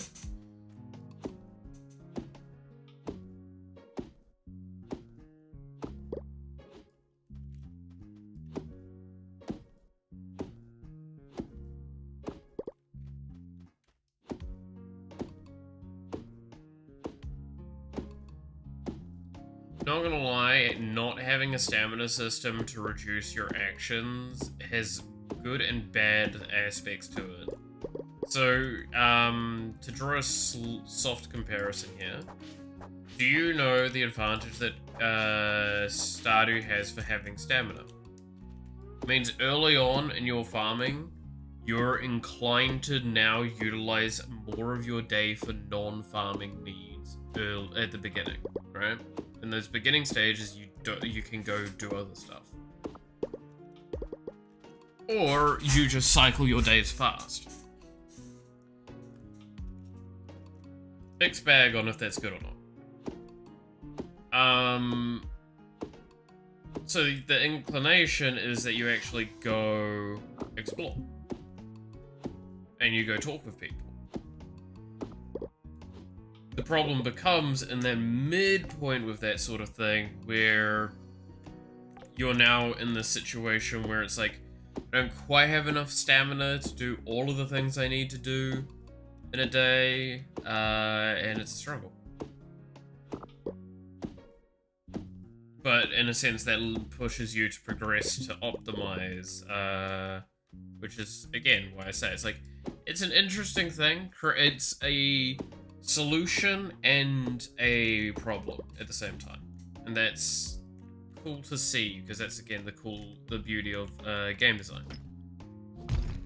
There's always going to be benefits, and there's always going to be, like, it's cost, right? It's cost reward.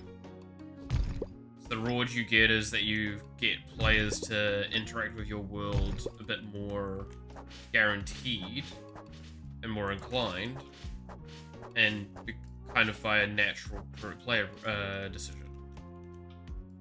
But it means that your players might have mild frustration at some point for not being able to take enough actions, which is fun. If you see that being a worthwhile trade-off.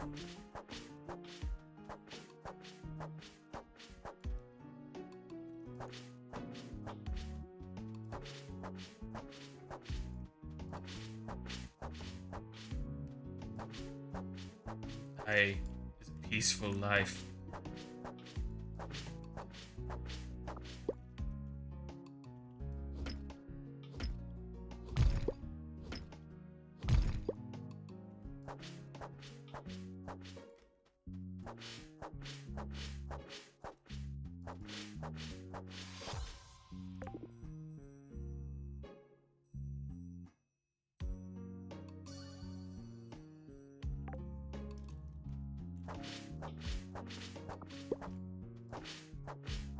Damn, I do have a good bit of space over here too.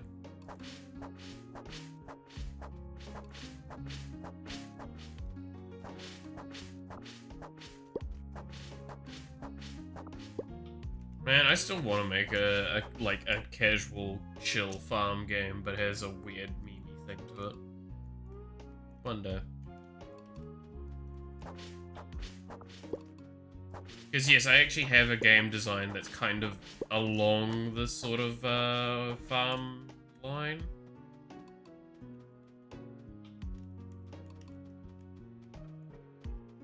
Not obviously exactly these, because again, I've got a weird gimmicky thing to it that I thought was very funny. Which actually was originally something else, and the game design was something else with that concept, and it slowly moved more and more towards this style of game, which was a natural progression that I was very happy with. Because it just ended up being a better game idea.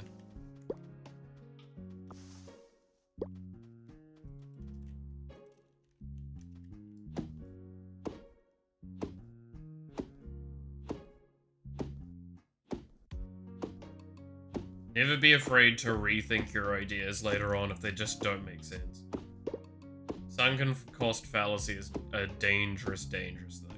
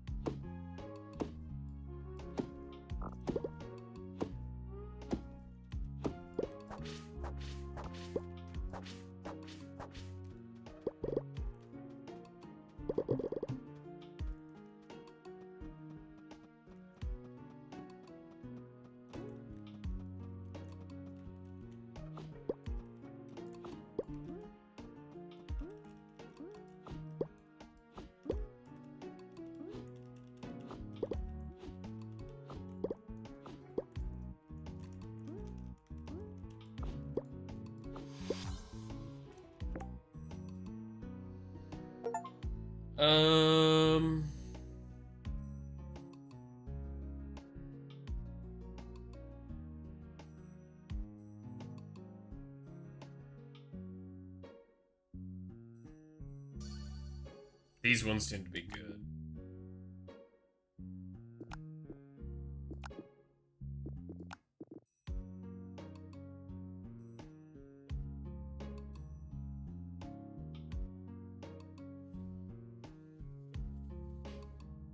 That just seems good.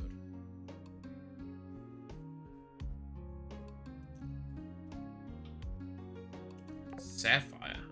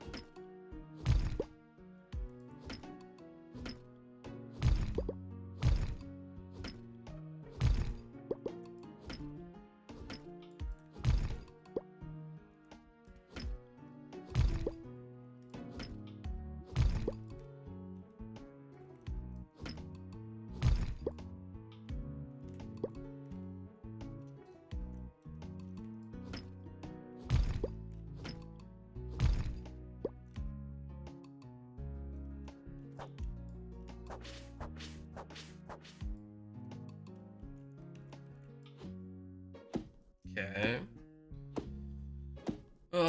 You know, I think this is the kind of game I should be playing on Christmas. Nice, relaxing, max and relaxing, like chilling out.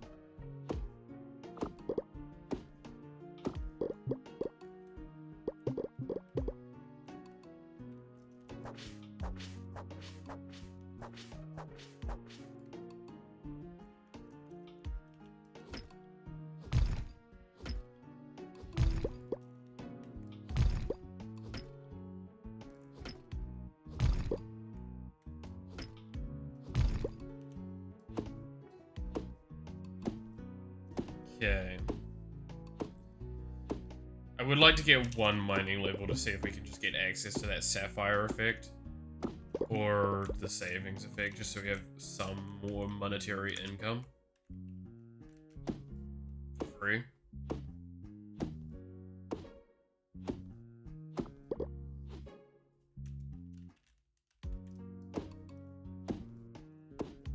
Which should help boost us early, because that's probably not going to be a lot of money long term.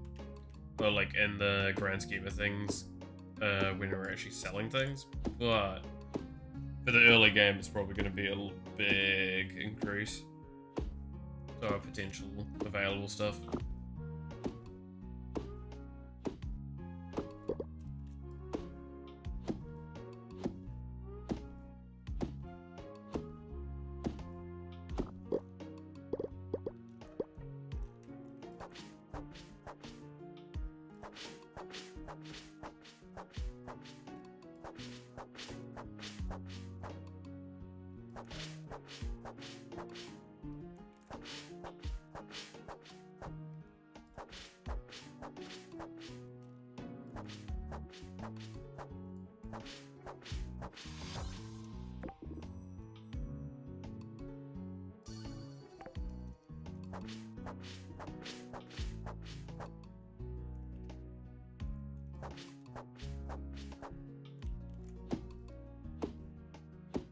But yeah, because there's no stamina system, I just kind of want to keep doing stuff right up until I need to go to bed.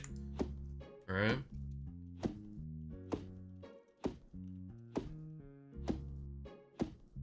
So, sort of diversify my actions so I can get a little bit of EXP across the board, but definitely aiming primarily for certain ones. More movement speed. Ooh, you can get more movement speed for exploration now. You're gonna fucking move so goddamn fast, man.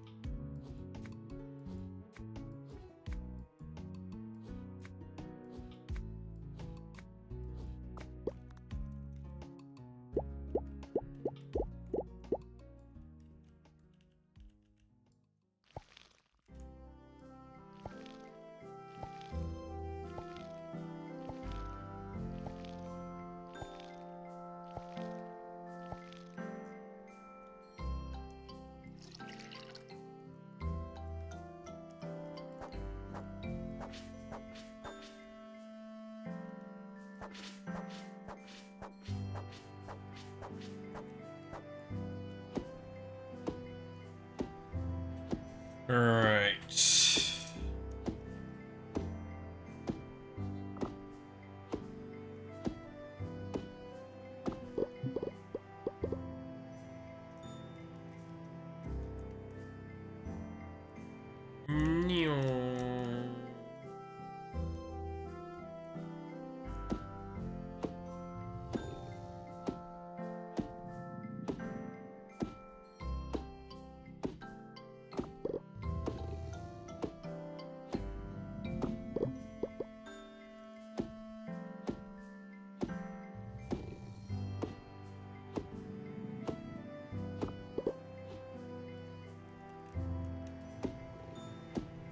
Alright.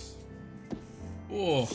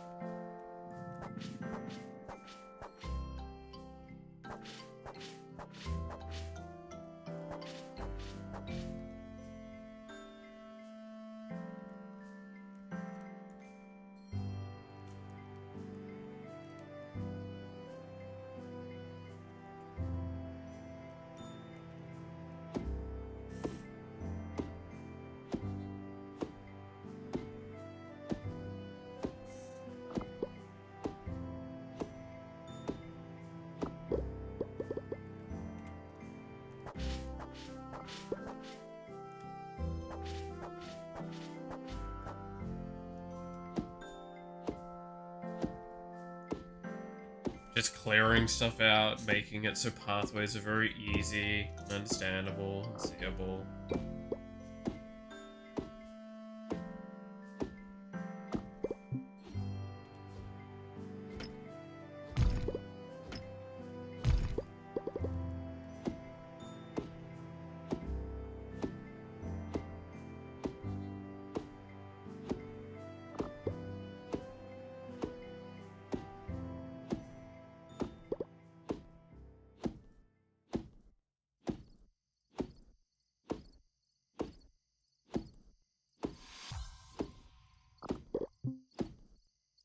Okay, I need to head back now. Because the thing is shaking at me.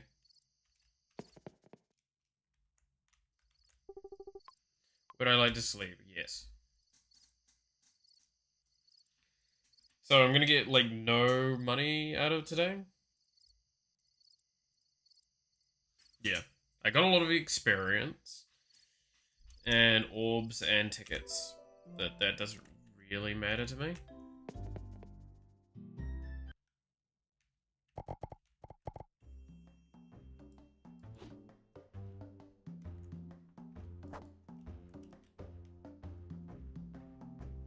Oh, hello, on again.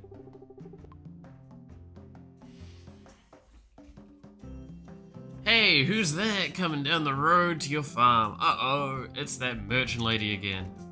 Oh, hey there, Aunt. Hey there, Mallet. Don't get so flustered. I actually dropped by to give you a little something. Really? What are you giving me? Maybe you and I got off on the wrong foot the other day. I'll admit that I sometimes may be a bit too eager to score a sale. Don't worry, Aunt. I needed the tools you sold me. Hey, I said I can be eager to make a sale. Didn't say I'd made bad sales, right? Fair enough. Let me make it up any bad blood between us. I want to give you this basic furniture table. It's just like your crafting table, only it's designed especially for making, you guessed it, furniture.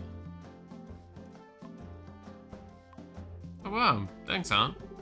Don't thank me. I know this basic furniture table is going to someone who knows how to use it. Just keep in mind, it's a little more expensive to build furniture at this table compared to buying it at the general store. But that's the price of convenience. Just consider this little gift of mine to be the start of a beautiful friendship, okay? Maybe I will.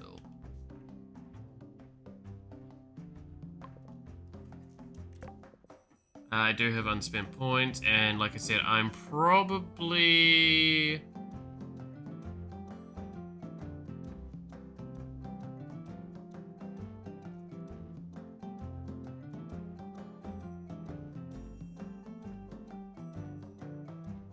just gonna get the movement speed, because I'm not gonna touch the bulletin board for a little while, I think. What's this?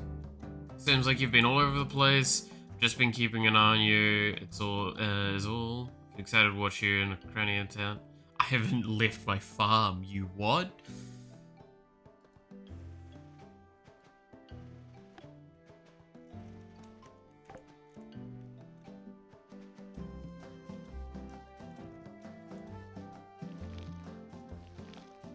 It's like, man, you've been exploring the place so well.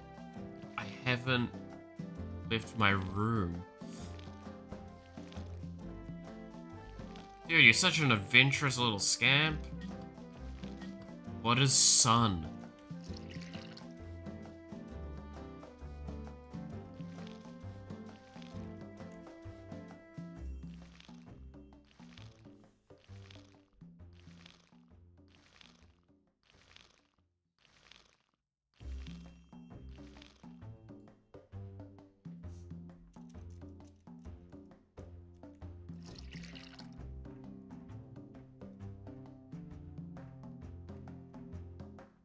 Alright, I should probably start exploring.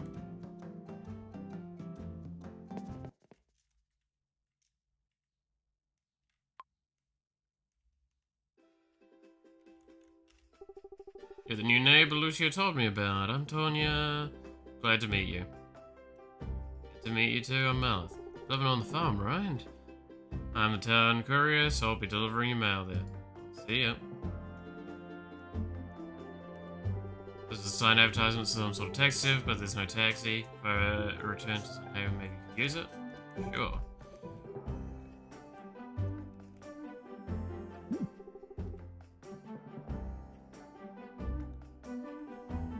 So, let's look at the map. Those are homes.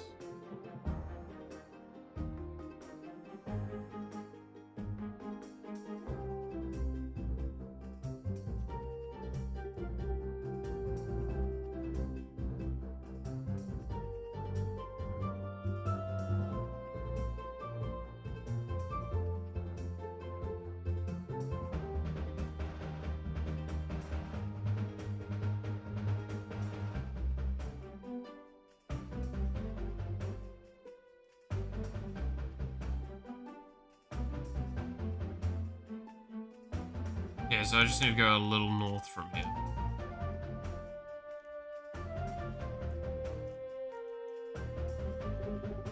This must be the Sun Haven General Store, so this is it here. You head inside and see what they've got. Are they open? Oh, yeah, it seems they are. Forcefully for the story, it seems. You gotta be the new neighbor people are talking about. Welcome to the general store. Oh, wait one sec.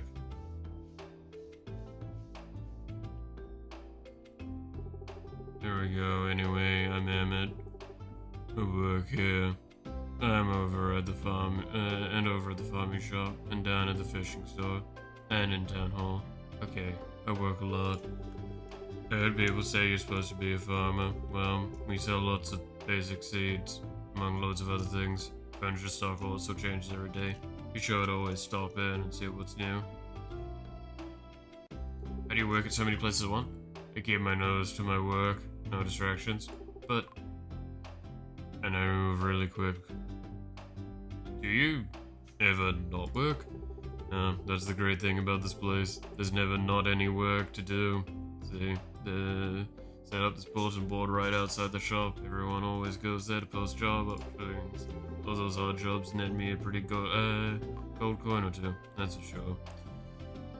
If you don't waste time with stuff like sleeping, you can have all sorts of time. Yeah, well. You got to help out, huh? That's funny, because I was actually meaning to finish a delivery that was posted up on the board. Thing is, though, I don't think I'll be able to finish it in time, due to being stuck at work all the time. When do you complete the delivery? Sure, I'd love to. Hey, yo, neat.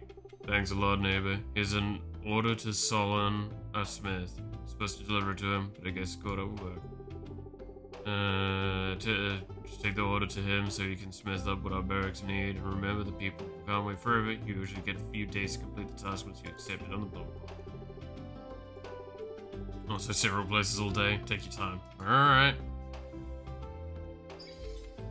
So these are actually decreased in cost. I'll buy all.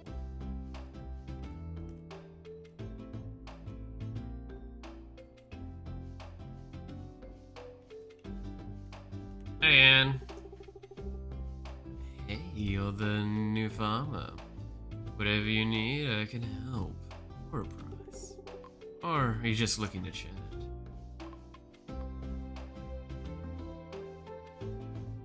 I don't think we've been properly introduced. You're on? Oops, that's not the first time that's happened. Yeah, I'm on. Best merchant in Sunhaven. Don't let anybody tell you different.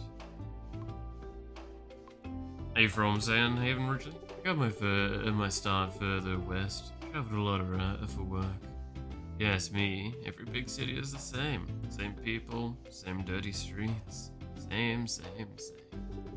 But then I heard about Sunhaven and thought, that sounds different. There's a risk coming here, but risk often leads to reward. For me, anyway. Seem to like it here. What's not to like? Good weather means a lot of foot traffic. Your reputation as a trading hub sure doesn't hurt business either. Plus, I can enjoy the sunshine when business is slow. It doesn't feel right to judge a town by the money it makes. I can appreciate I actually like yeah. I can appreciate a business-minded person like yourself. Sound like you really get it. Look forward to seeing you around town. I mean that in every sense. See ya.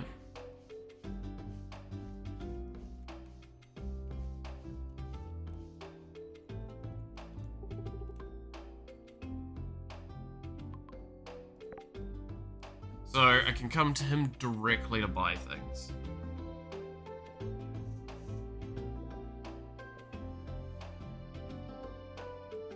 Okay. Diapers. Baby food. Oh god, I can have children?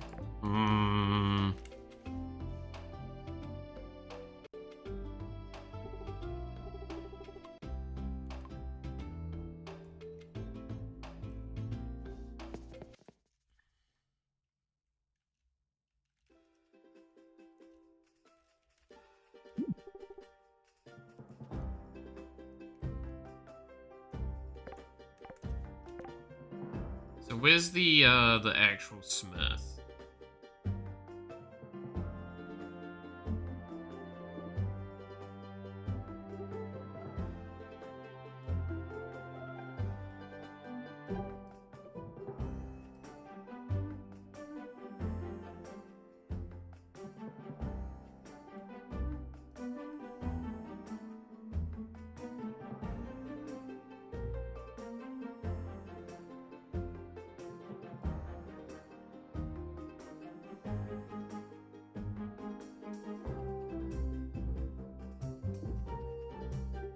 Let's see.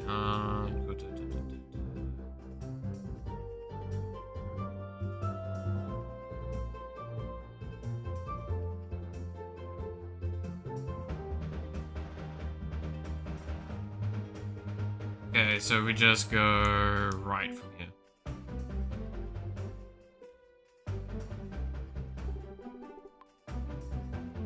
Okay.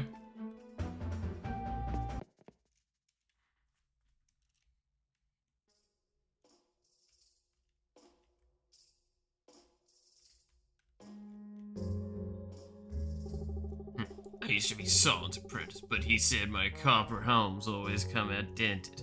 If I ain't good enough, no one is.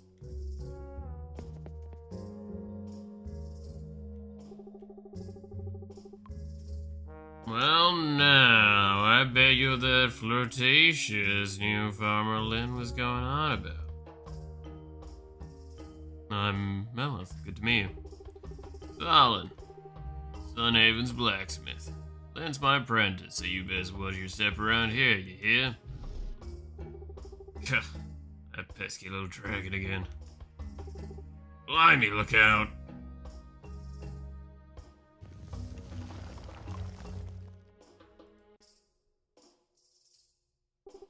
Darn little lizard caused a rock slide. You alright over there? I'm alright. Alright, let's get these rocks cleared out. Help me, will you?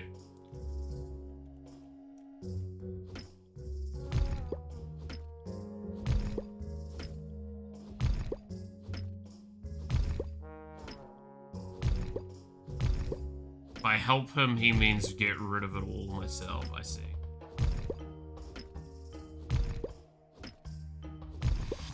I also got a level off that. Funny. Right, that'll do. Thanks for the help. Maybe I was a little quick to judge you, farmer. What's that baby dragon doing anyway? It's been roosting up in the warm quarry rocks. Figured I must light the heat.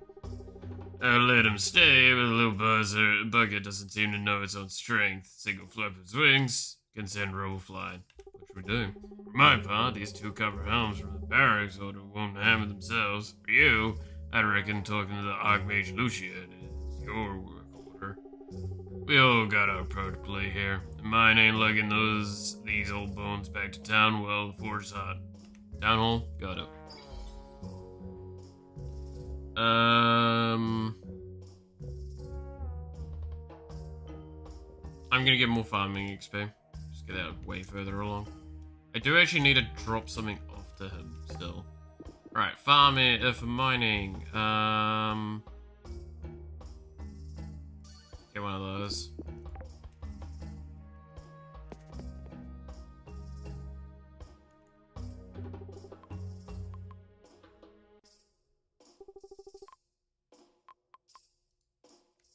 How do I hand in the quest for him?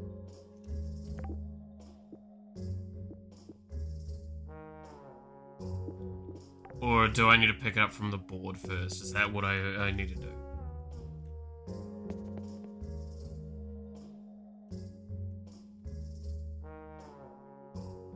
That would make sense.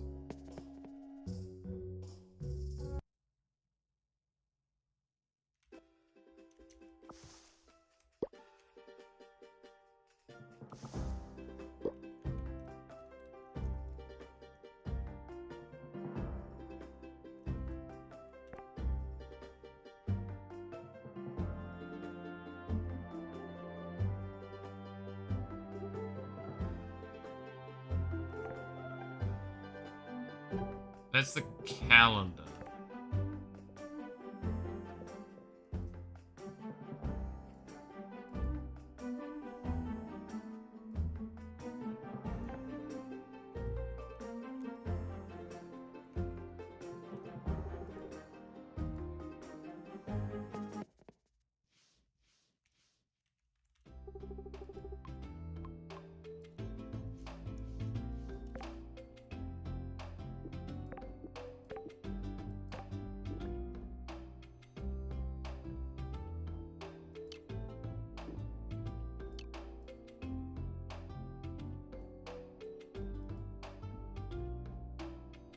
Interesting, there's some objects there as well.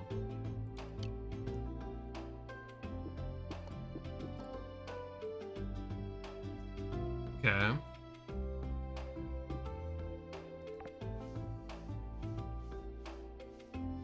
I feel like I didn't get the quest to do.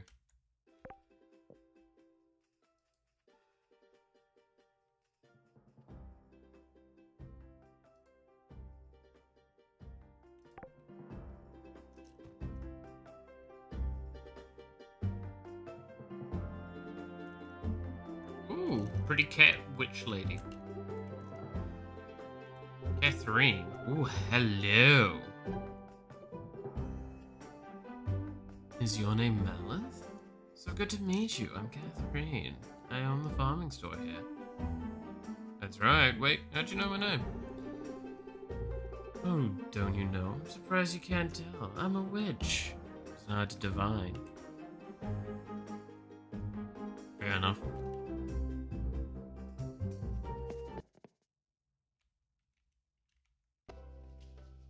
Hey, Emmett.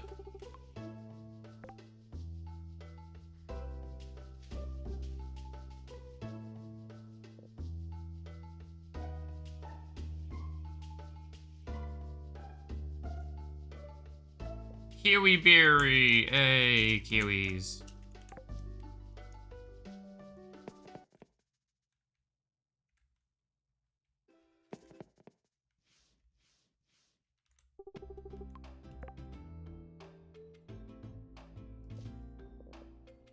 Alright, I'm out of money.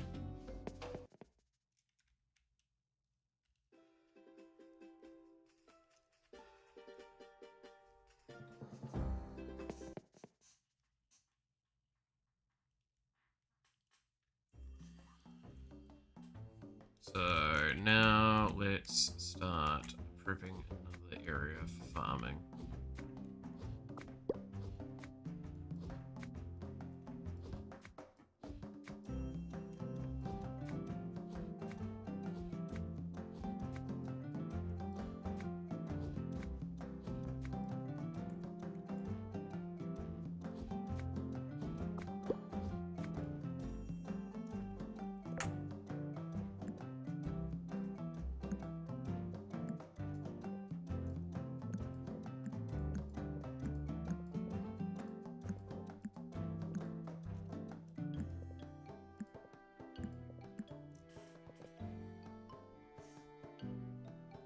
Um.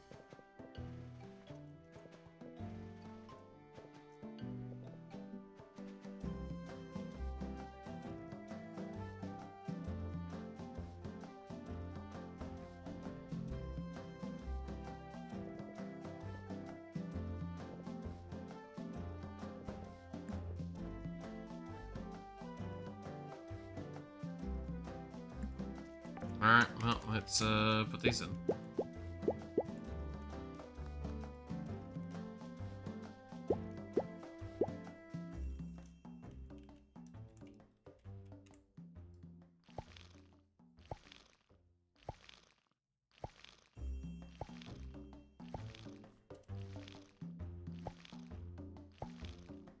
There we go. It's gonna take us a while to do a harvest cycle a few times because that's gonna be how it's gonna do it. So let's put this down.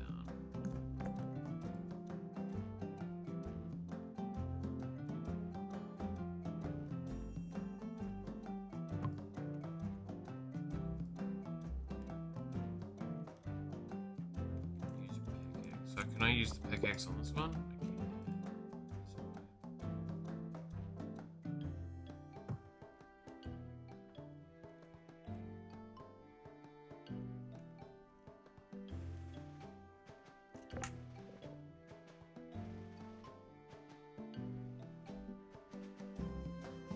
Apples give a small amount of permanent health. Interesting.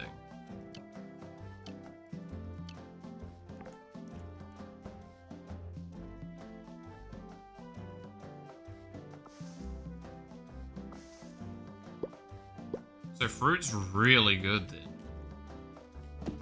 It's permanent stats.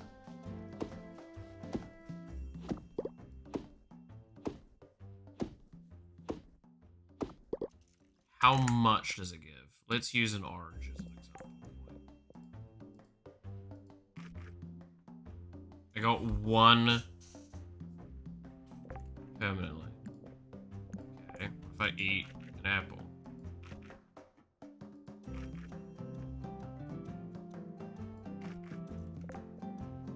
Is it just the first time I eat it? No, okay. It's diminishing returns though, it looks like.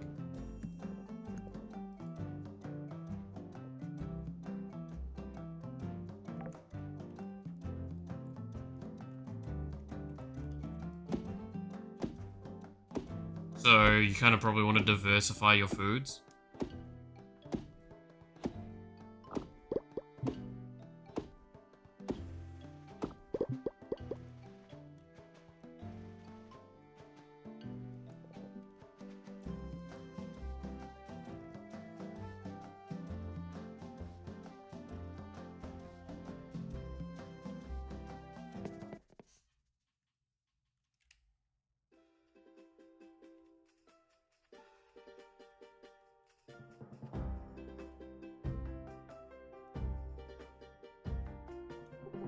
Hey Lucia. Despite how the looming darkness, I've had a good feeling ever since you've moved in. As I look through Sunhaven, it's as though Sunhaven is embers, but a sudden wind has rekindled the flame. So what's it like being in charge of Sunhaven? Certainly comes with some challenges. At first, very few people accepted me as leader because I'm so young. I had to earn everyone's support gradually. Not everyone in town looks to me when there's a decision to make. Oh, now everyone, yeah.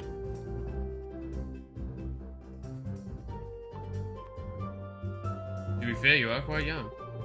I'm well aware, Melith. If you have any doubts about me, just give it time. You'll come around. What are your plans for Sunhaven? Well, it's an uphill battle to revive Sunhaven's economy. It's crucial that we bring more travelers and new shops into town. Now more than ever, especially. Still, I'm not worried. Sunhaven has a bright future, and I'll be there fanning the flames. Will you help me? I'll do what I can what I can to help the town. Might as well. I'm thankful, Melith. There's something about you. I can't help but think Sunhaven is better off having you here. See ya. That's the library.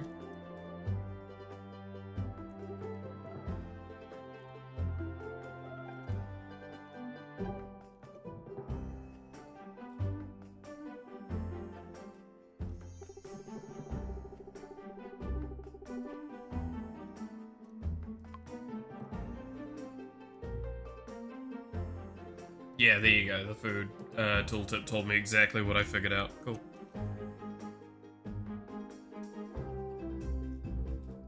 There's diminishing returns on repeated eating.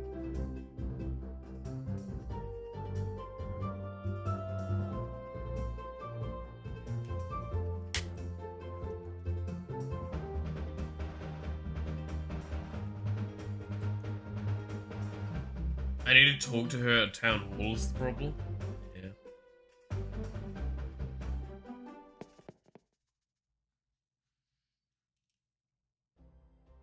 Oh, well, she's back at town hall now.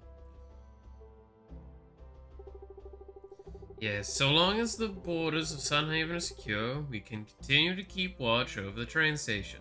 Paths to the northern forest should remain closed to citizens for their own safety. The northern forest must be quite dangerous right now, Captain. Are you sure your soldiers are safe? Of course. We've got it all under control. Sunhaven has all the time it needs to figure out its next step. Oh, it's Malith. What brought you to town hall? I was looking for you, Lucia.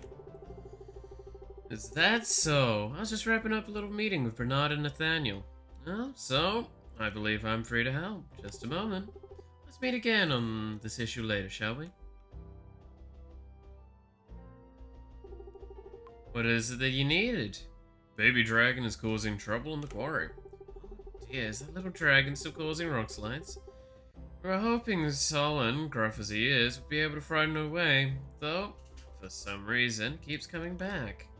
Try luring the dragon to the ground, where it can be captured and relocated, but we'll need to use some kind of bait. Huh? Ooh, you're cute.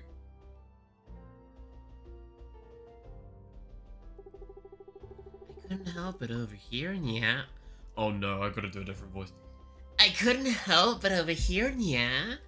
Did you say you were having trouble with a little baby dragon? That's right. Sorry if our conversation interrupted you. Not at all, Nya. I'm gonna hate this. I come here to renew my business license for the pet shop, but I don't need to renew my license until next month, Nyan. But that's okay, because now I think I can help you with your problem. Oh, really, Kitty?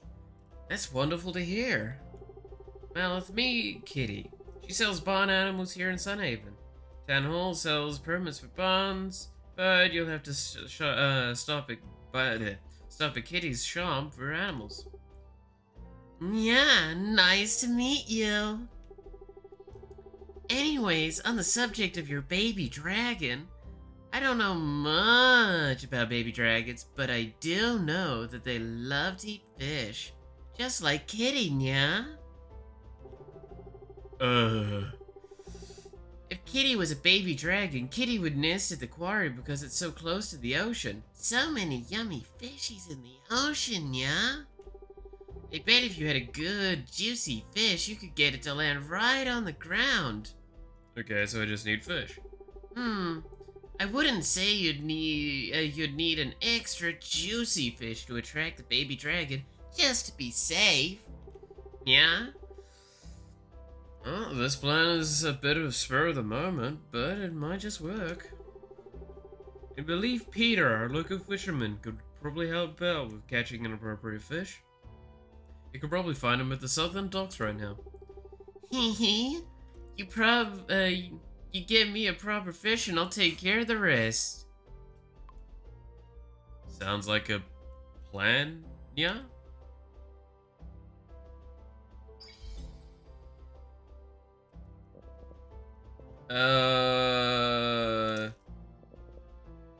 Farm XP. Fuck it.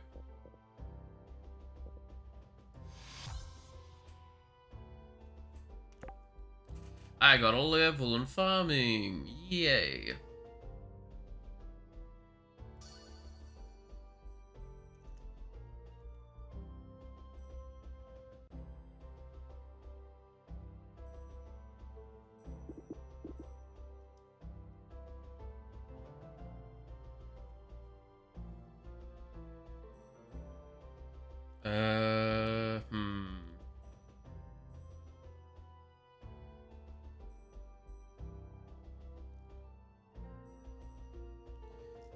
Alchemy table can use craft potions that grant temporary buffs as well as transmute magic from metal bars.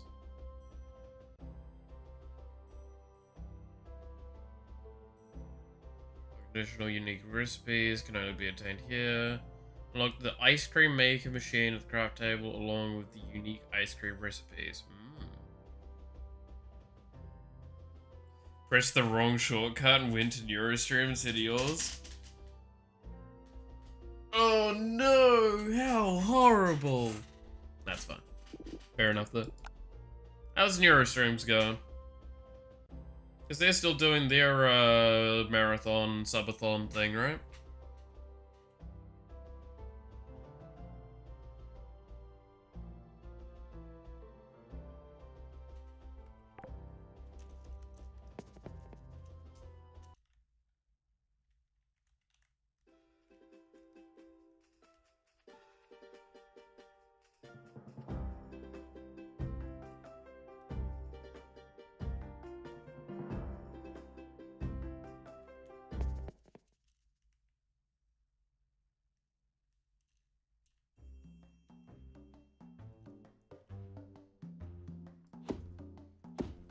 I will spin. Did a spin and crushed Minecraft. God damn it.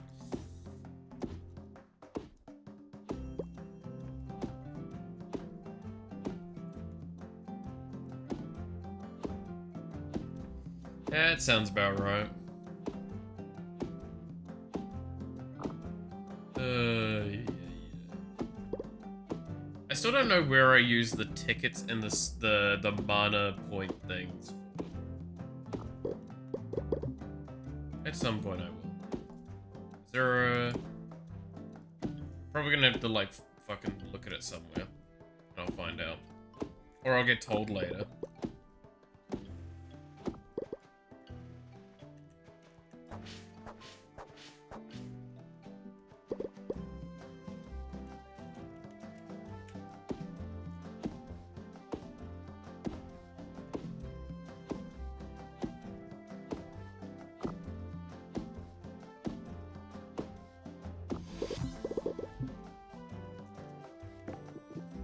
Movement speed.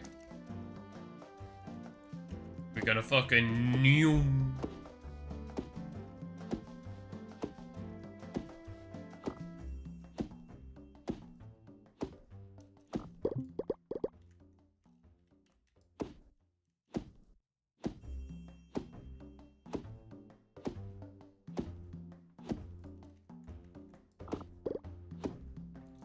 Alright.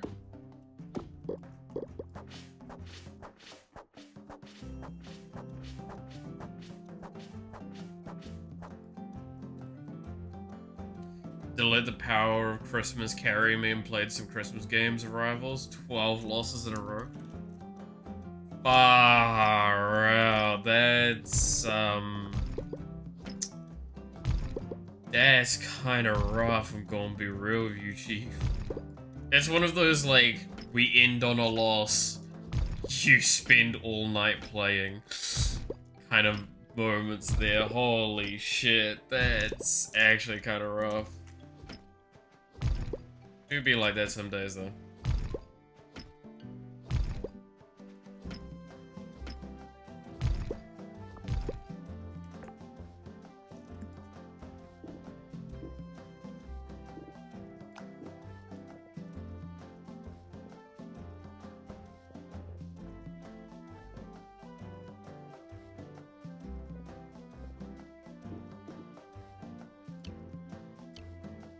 Stonks.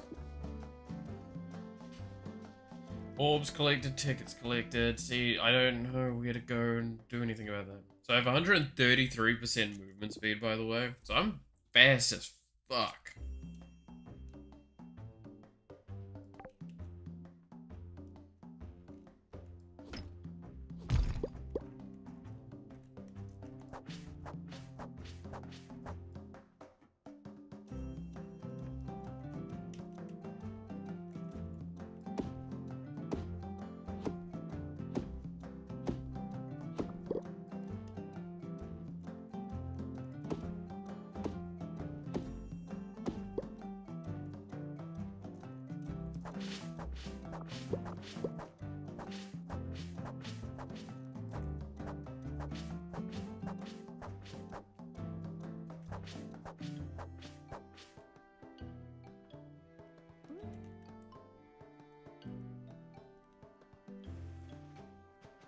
Alright.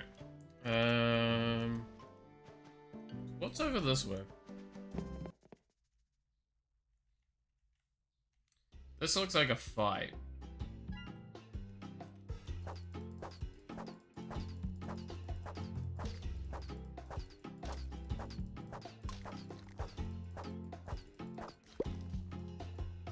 Ult it? That was not good timing.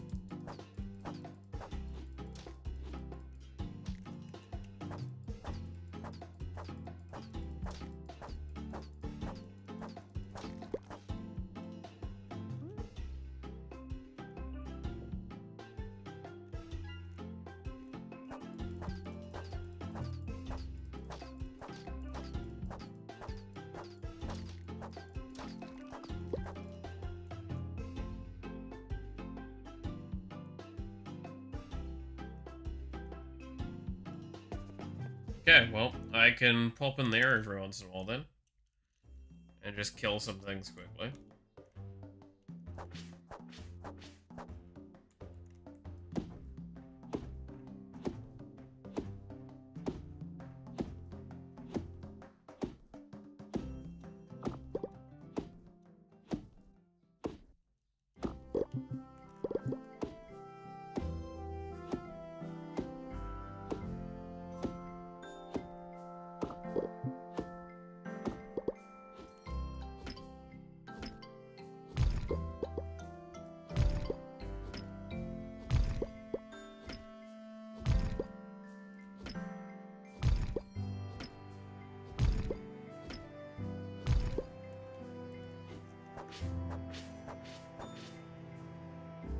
Be clearing it all up.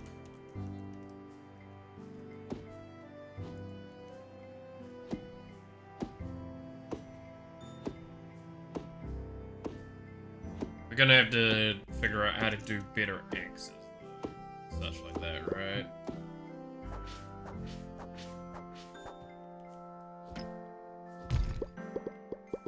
So we can chop down these other things. How to get better tools. I am a tool.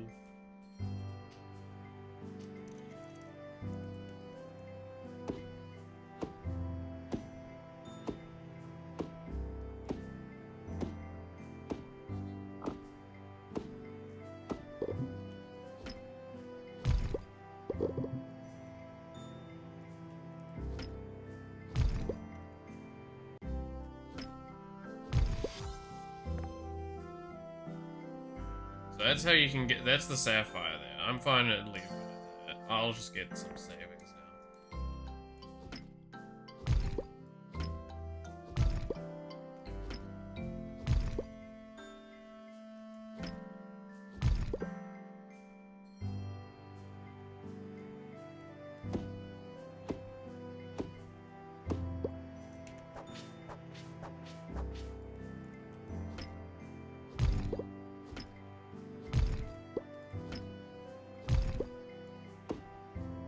Again, the point with savings is that it's a soft little bit of income now coming in.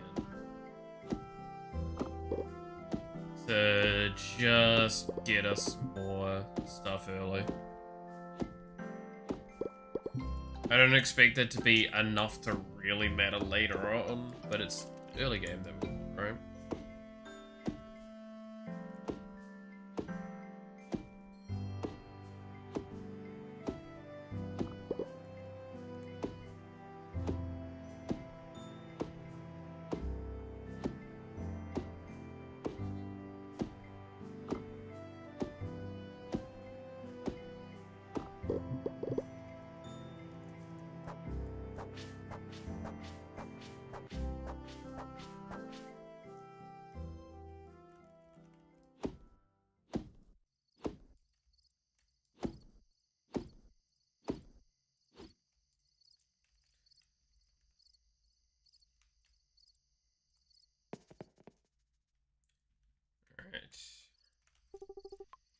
Yes, I will sleep. Did you know that the part of the brain that stops you from sticking your hand in the wood chipper is stopping, doing the same thing to stop you from doing things like you don't feel like doing, like housework? I mean, yeah, technically. Same sort of concept.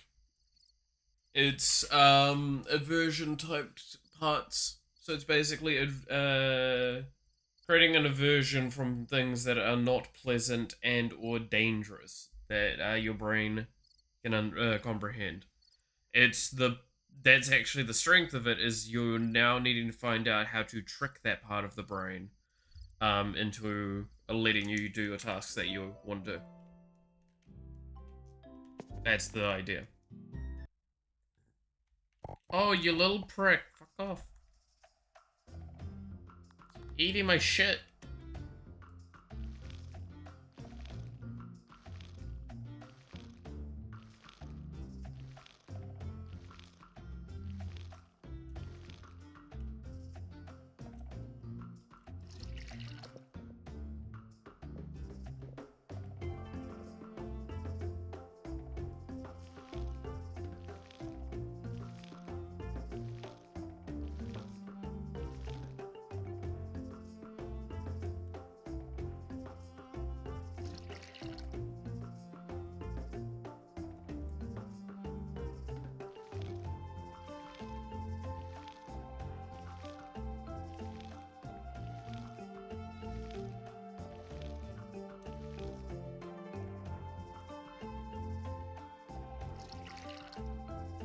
I just brute my force to do things rather than feel shit and not wanting to do it even more next time.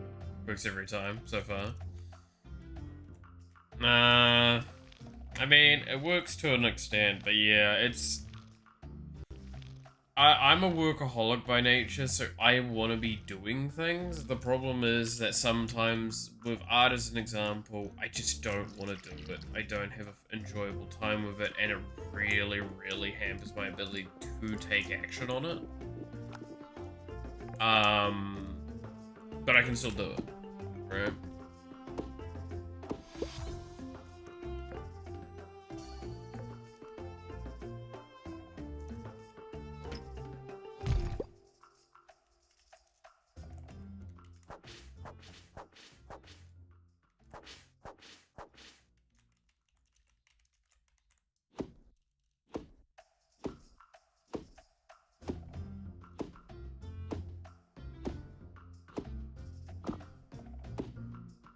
So yeah, I mean with art, I need to sit down and just chunk out more the bosses.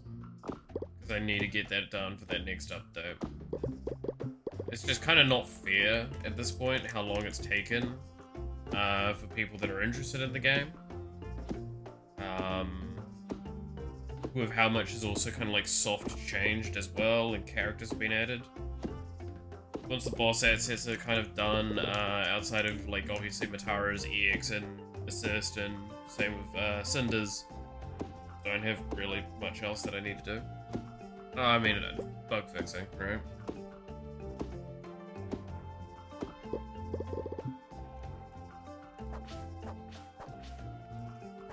Which reminds me, I do need to start writing up more of the notes for when we do the next patch.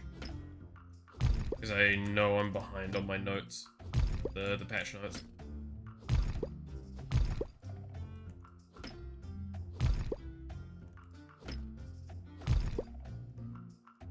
Huh.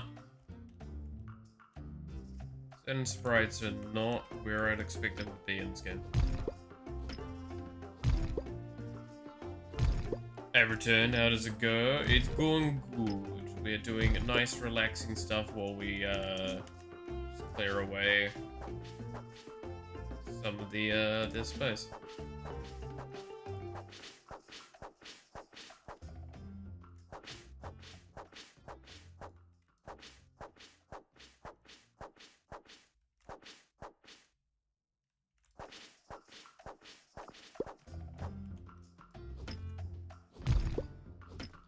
Nice, relaxing, just clearing it all away.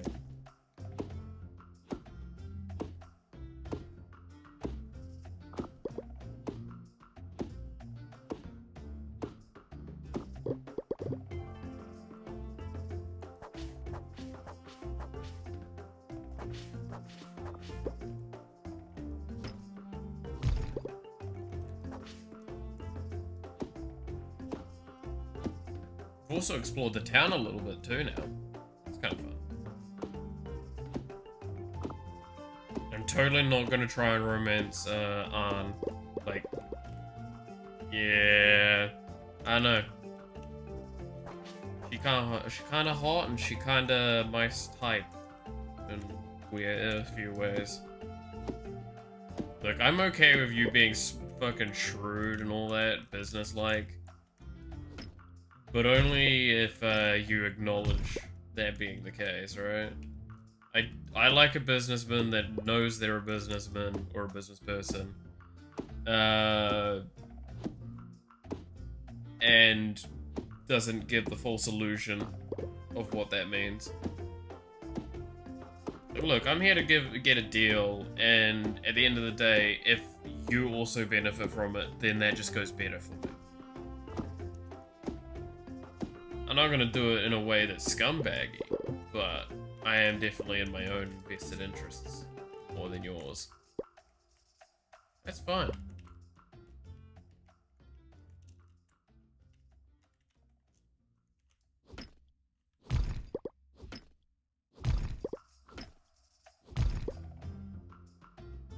More apples.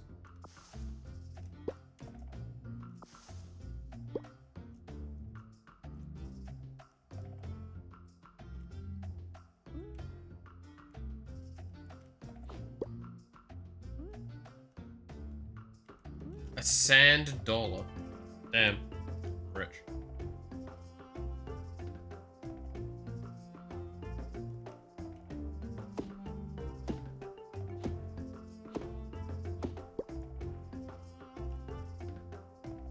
Right, well, out of non-removable things, we've now cleared away a lot of the, like, base area.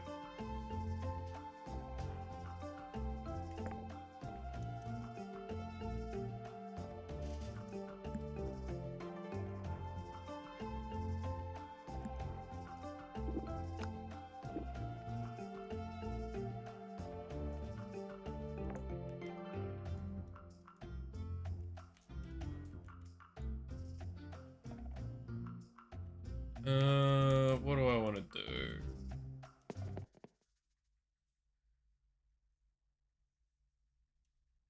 Let's head over to the... Ooh, hello.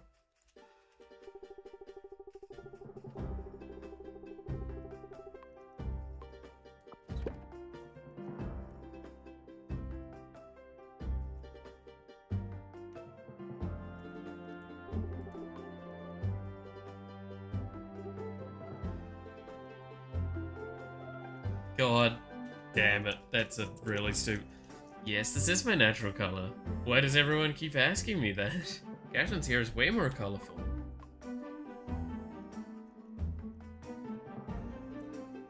Hmm.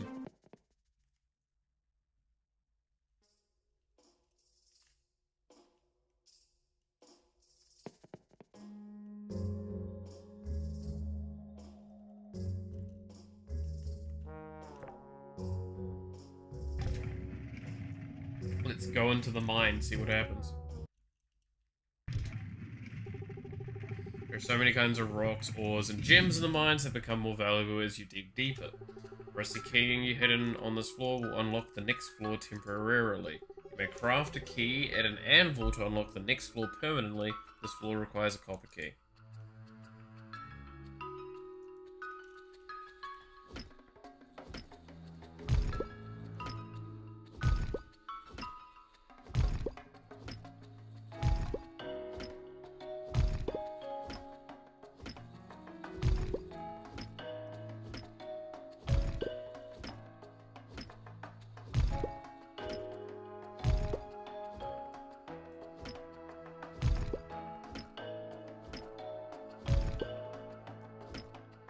Interesting. So this is a cool way of doing it like this.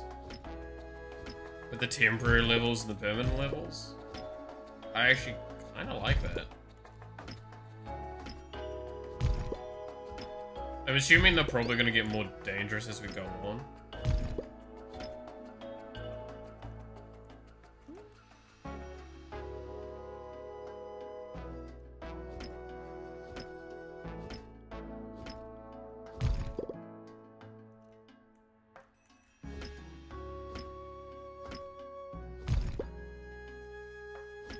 Probably also want to target specifically ore-based ones, right? Because that's going to give me... Yeah, it's copper ore. Or what?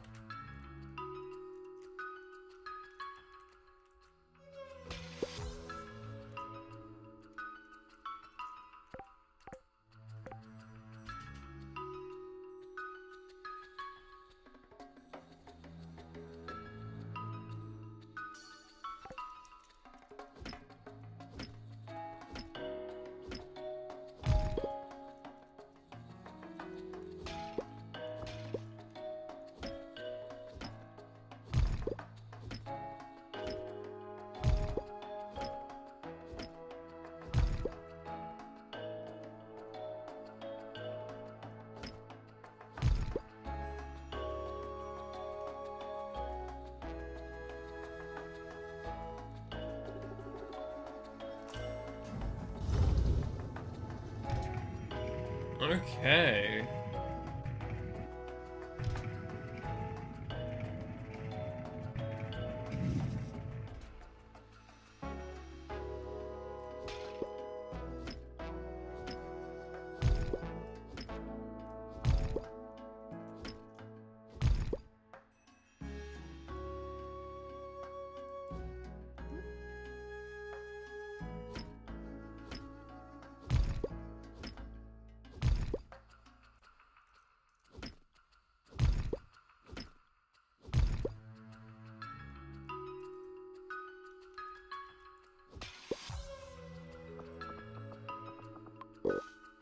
Oh, a bunch of treasure. Got an amethyst, some gold ore, and some coins.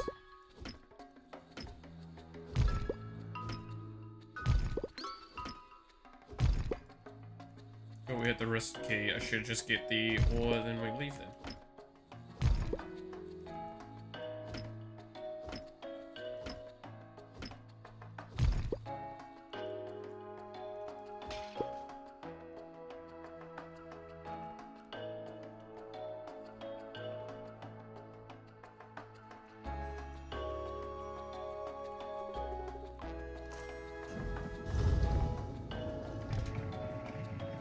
I'm probably gonna leave after this one because I don't want to commit too hard to it at this point. This is cool.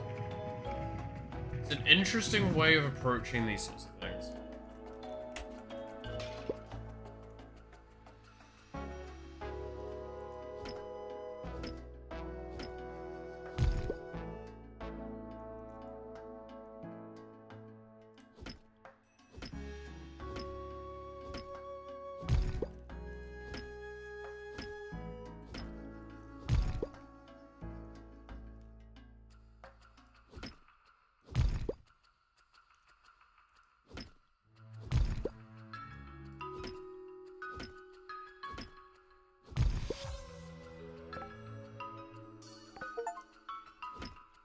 Level 5 mining. It's pretty good. That's maxed out passive income from this.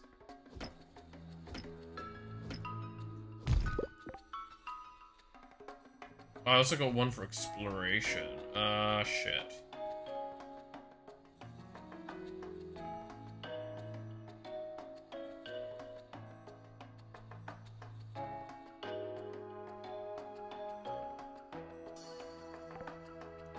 Start building up those.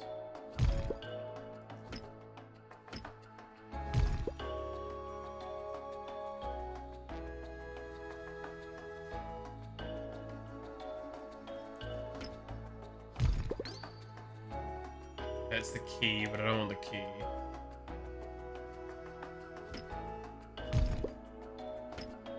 Like I said, we're not going any deeper.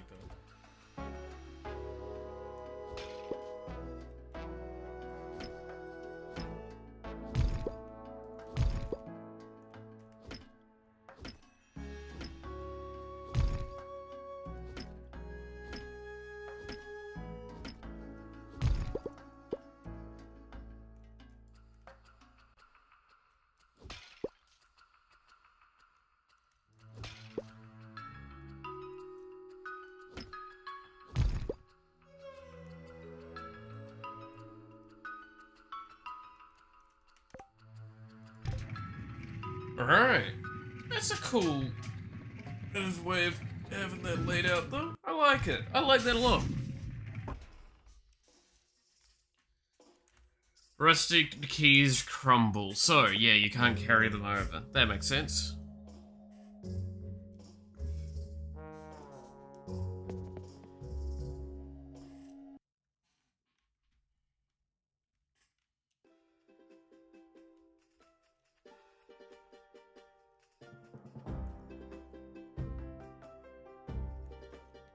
It can be saved for later.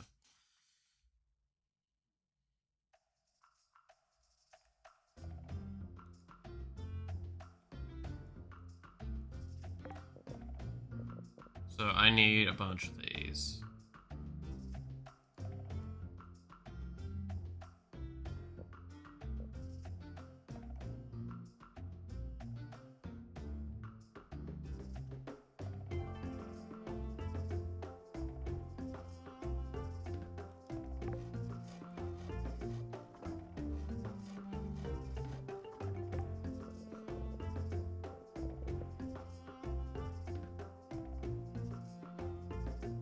A small aquarium. Yep, yep.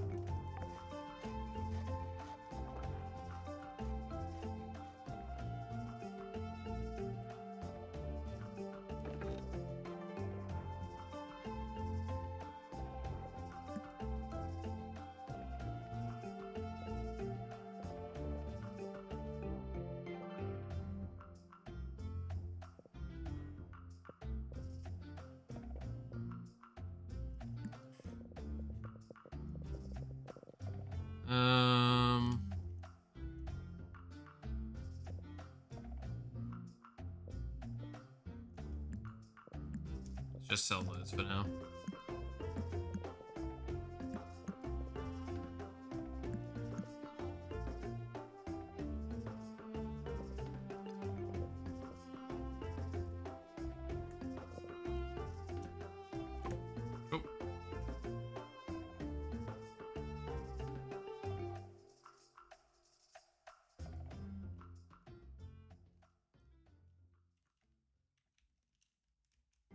Alright, let's quickly pop over here, slap a few of these sand crabs, and we'll call it a day. Hat crabs, sorry.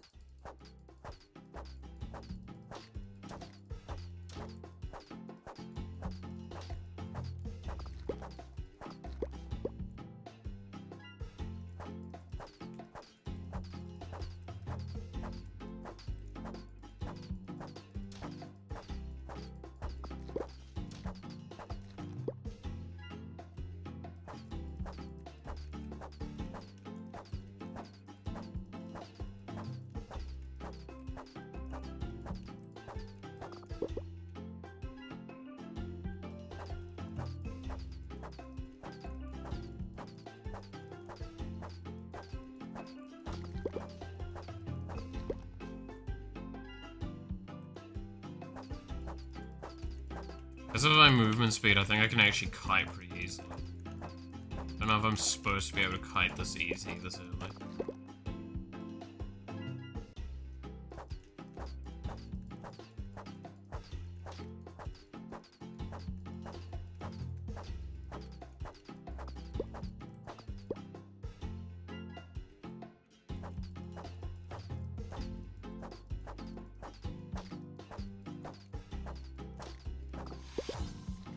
Oh, got a level. Unlock the fireball spell, fires a blast damage, burning enemies, additional thing. Mana, yep. Increase attack speed of swords and tools. Increase damage of all attacks. Increase your armor.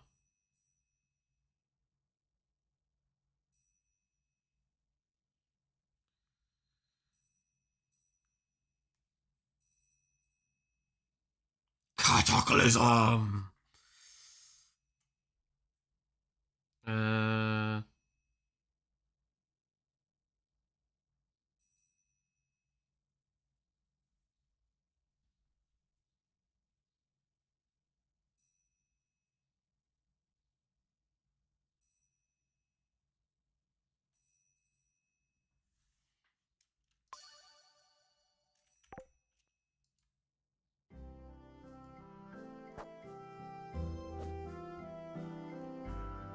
That seems pretty good. How's it in here?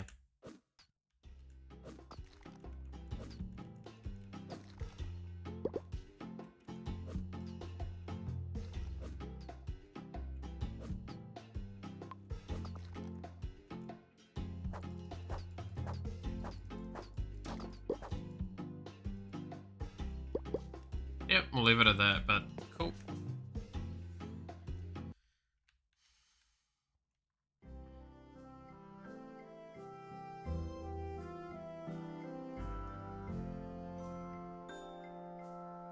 Also, while I remember, there were some fruit over this way. I'll see if I can grab them quickly and then go back home. There was like a fruit tree around here. Yeah, there it is.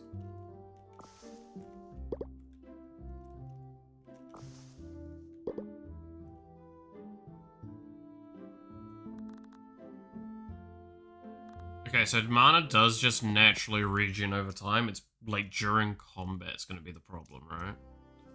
That's the idea with it.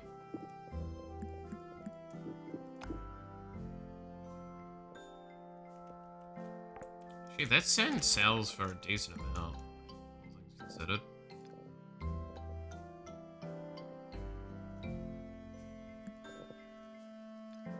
I guess the stack sells for 64 though? Yeah, it's because it's 4 each. I mean, that's fine. We get a lot of it quickly, yeah.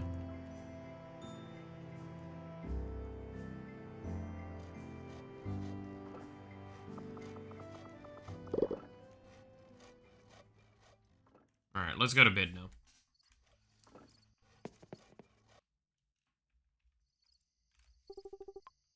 Yes, I would like to go to bed. I didn't check the shop that day, I don't think. But I don't really have the money. Okay, we got decent a bit of money. This early, I'd say that's a good bit to get from a day that's not like our main harvest.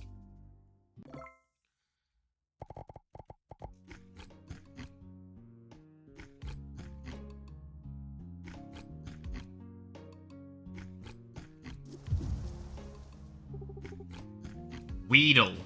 Okay. My, what a lovely place. Ah, lovely place, right. The Great Weedle. To sprout weeds, that is.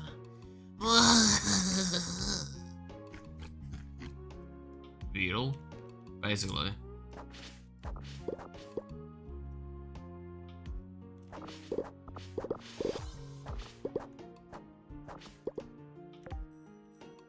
I'm pretty sure that's what Weedle sounds like, right?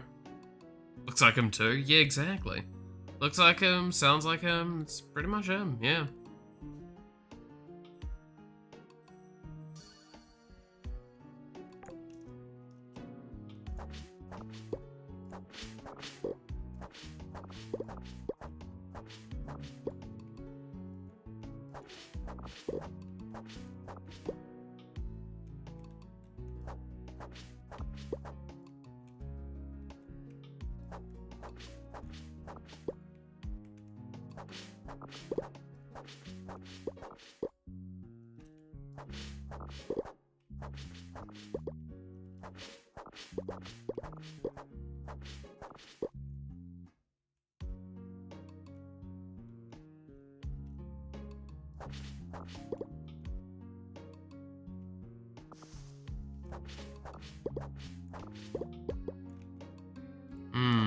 So he spreads a bunch of these dandelions around. Am I really that upset about that? And they're just kind of in the way. They didn't break any plants or anything, so I don't see an issue so far. They're also just like free XP. Farming XP specifically. And they sell for a gold each. Yeah. Alright. Approach me if you dare, pathetic farmers. I'll use your scythes to pick. Weedle, the great and powerful. If not defeated, Weedle will leave your farm on the 9th.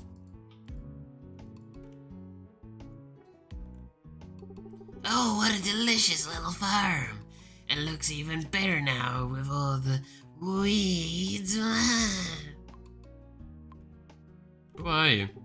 I'm Weedle, Scourge of Fields. Popular, polluter of plains. Grower of overgrowth. Maker of her messes. That one's in a bit in my head. What do you want from me? What do I want, you ask? I'm here for some fun. And if I don't get my fun, then you and all this dumb town shall be covered in weeds. Hey, leave Sunhaven alone. Not a chance. No way I'm leaving until I've had my fun here. And until then, I'll spread weeds everywhere.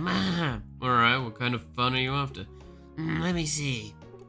Surely even a small, not plant thing like you must know about jump thorn. I, the Great Weedle, am the best at jump thorn. There's no way you could beat me at it. What, you mean jump rope? Don't get so cocky, everyone with legs thinks they're so great. There's simply no way. Fine, but if I do, you have to leave. How naive, how foolish. How absolutely naively foolish. You truly believe you can compare to my skill? Accept your laughable challenge. If you can keep up with me, I shall spare this town my weedy wrath. If not, however, I hope you got a scythe. Fine, let's get jumping. That's the spirit. Come along, we have a game to play. Lead the way. Alright, jump rope time. The rules are super simple, so simple. Even someone like you, dumb and smelly, can easily comprehend them. When the vine swings, we jump at the right time. It's that easy. Just try and keep with me. Got it. And no more talk, let the game begin.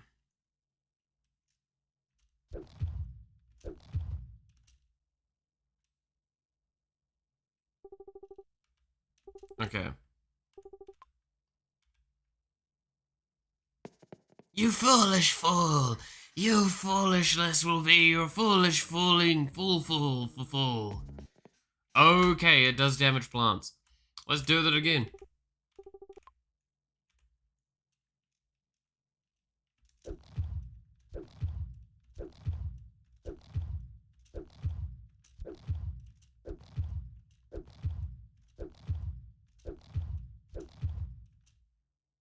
Damn, okay, that is rough.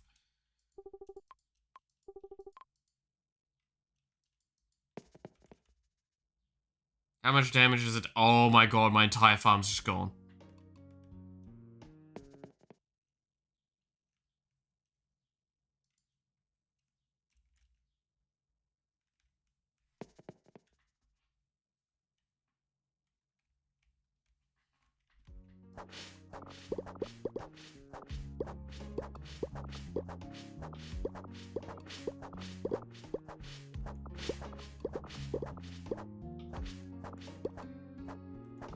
Bing bong, Merry Christmas. Merry Christmas to you as well, yeah. How's it going?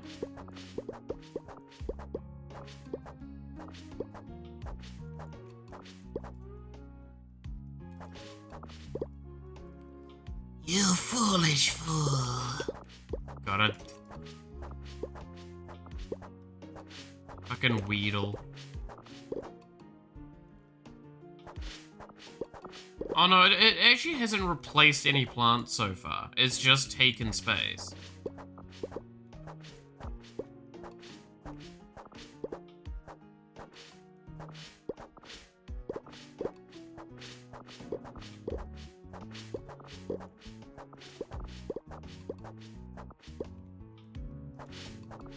Children be noisy, but I managed to survive. Yeah.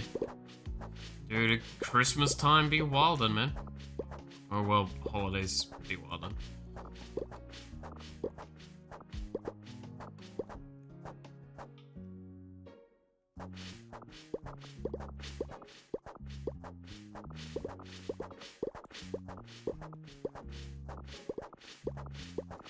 Can I just... No. I was wondering if I could just throw a fireball at it. I'm not gonna... Wait, I'm getting a bunch of seeds out of these, by the way. This is probably good. I like it, yeah. You've done a good job of it so far. Like, I think I responded, just kind of simply saying, like, for like, your initial test demo kind of sense of it, it's actually come out pretty decently.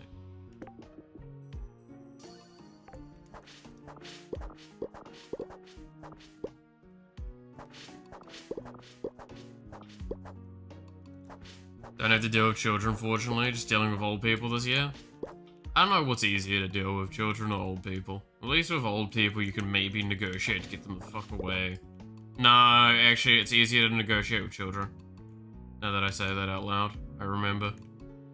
That's not even a joke. Old people have expectations, kids you can bribe. Much, much easier.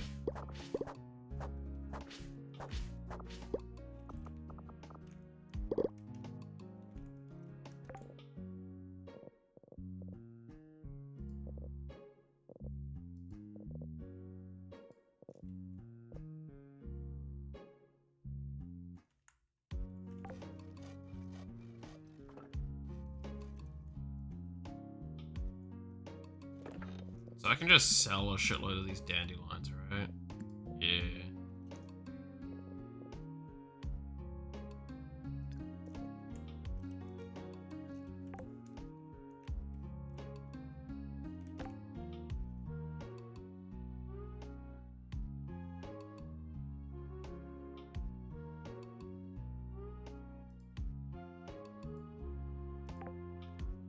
Alright. Free loot, always good. Yeah, no, I'm not actually that choked up about this dude, like, spreading these dandelions all over the place. We can get benefits out of them. They're considered a weed, so they drop certain seeds. Like, that's the big thing. They give us, albeit shit all, but a little bit of experience. Let's start the jump.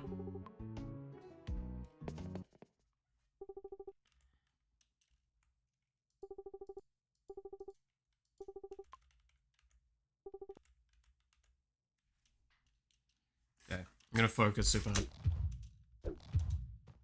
Okay, no, fuck that miserably. Okay. A weed? It's Weedle! Weedle! Oh, so close, yet so far. No, not the weeds. I love the weeds. Weed everywhere.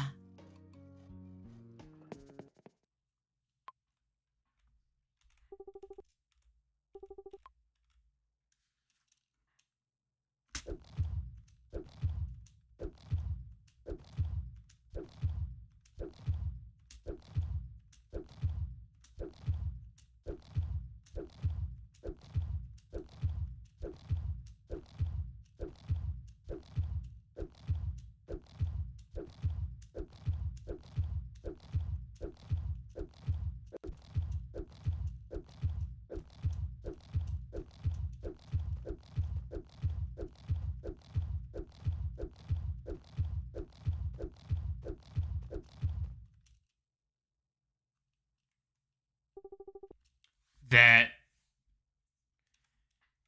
is actually mildly frustrating. I was doing quite well there. Do your best Poison Ivy impression? What, I mean, do you want, like, sultry sort of thing? Because we had that for Arn, which, if you give me a second, I need a drink, because the Weedle voice is killing me.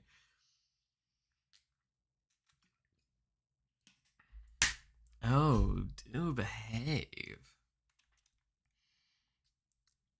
The plants will consume you all.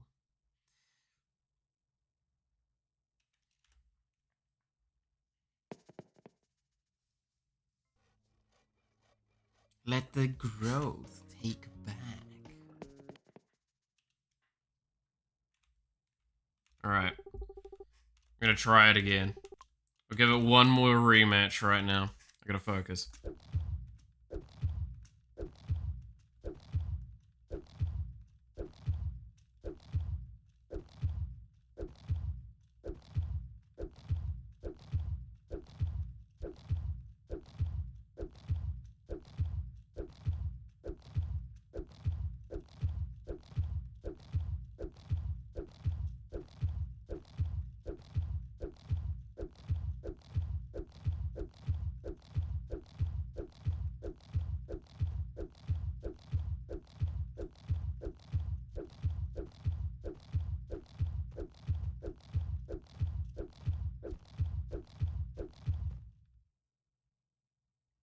Oh my god, no.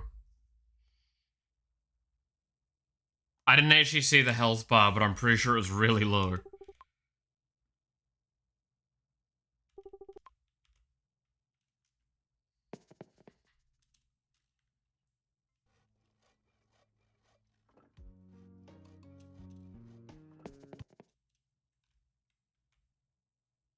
I believe.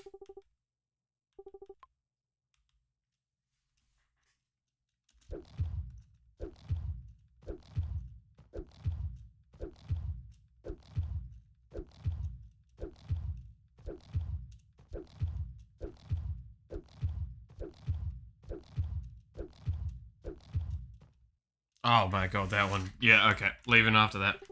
I fucked that. Yeah.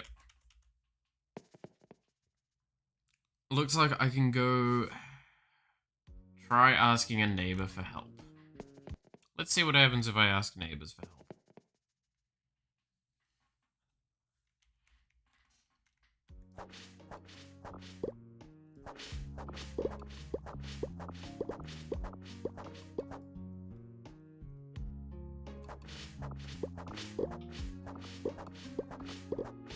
But yeah, like, I could just get a shitload of seeds from this.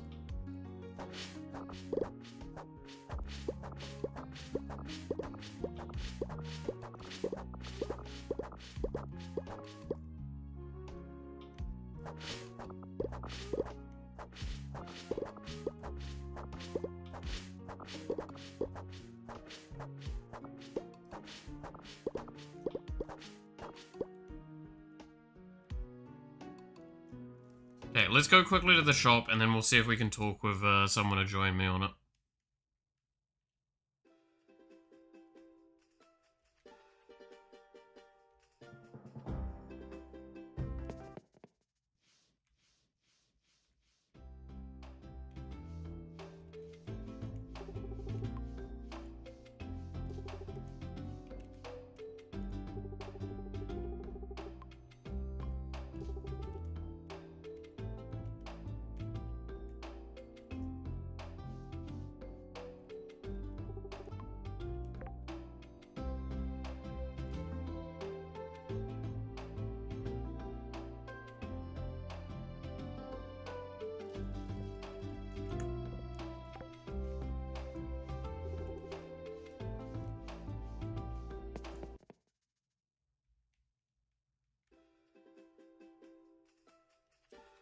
Let's look at the map, see who's around.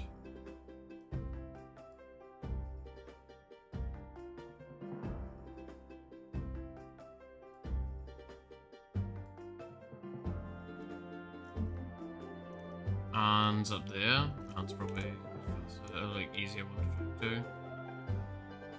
And I want to see how I can progress their romance tree.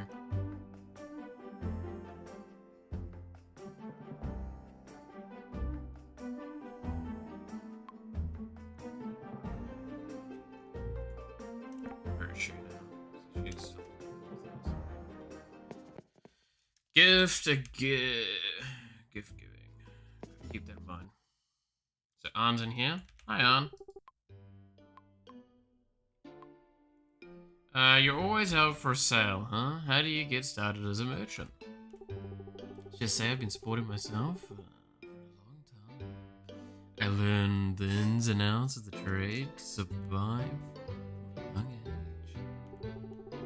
Living proof that survival is for the fittest. Sounds hard on your own. Don't be afraid to lean on others for help. It's actually inspiring. A real sort of... Yep, sure. No, I am. But it's nice to hear it out loud. Hold on. Don't go thinking that compliments will give you a discount. They won't. You plan on staying on Sunhaven for long? Business doesn't pick up someday soon. I might have to move on. Sunhaven has been good to me, though. I'm really pulling for this town. I hope you're able to stick around. Me too. Packing everything up and moving is such a hassle for me. Not to mention expensive. No matter how well I secure the cart, something always comes loose and makes a huge mess.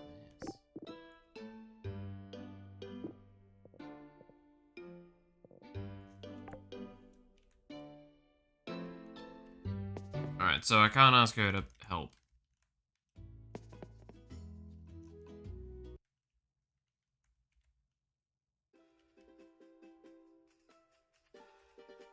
Also,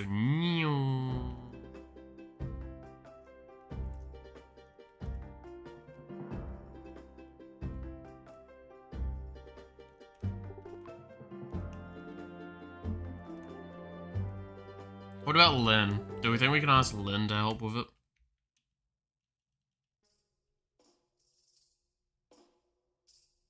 I assume she's over here. Yeah. Oh, hello, it's you again. It's good to see you, see a face that I actually recognize, especially after what happened on the train. Doesn't look like I can. Maybe it has to be at a specific rank you're able to, get help.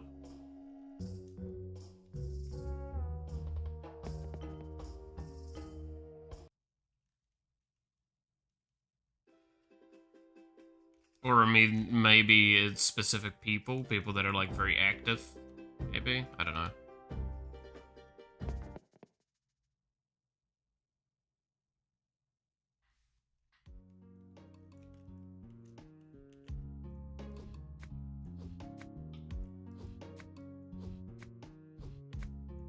That's... God damn it.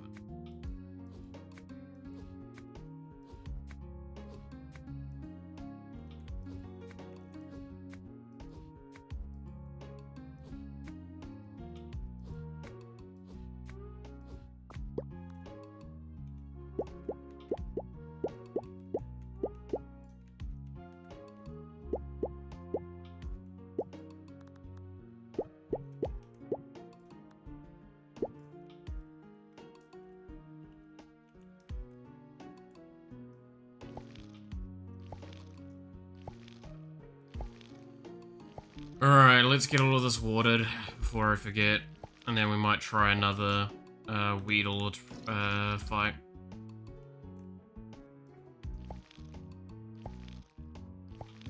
I do like the customization of this game. I do think the monetization is a bit questionable.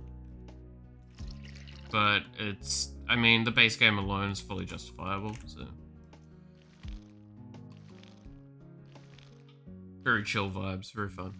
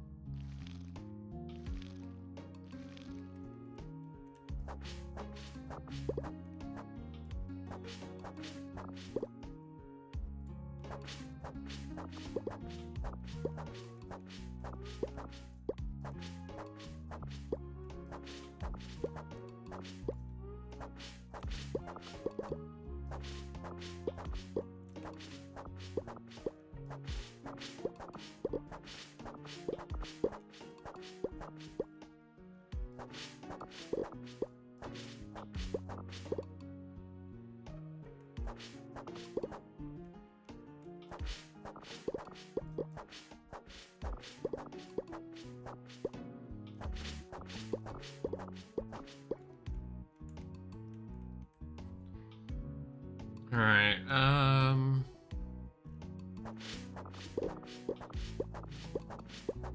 hope you don't have hay fever in this kind of farm at the moment, right?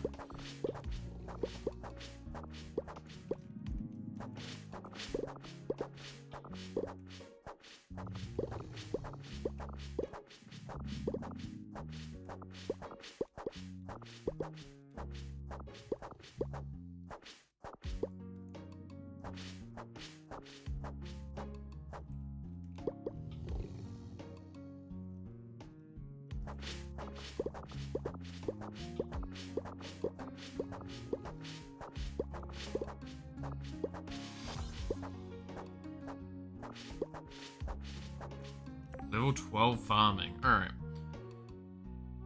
Chances they stay watered overnight. Jam maker and thing. I'm gonna actually get that, because that would be nice.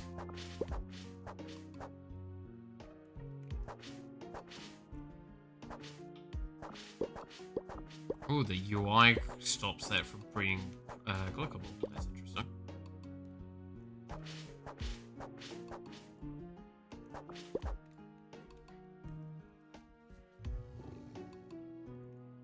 Must be a UI lockout, but like not checking for what type of UI it might be locking out from.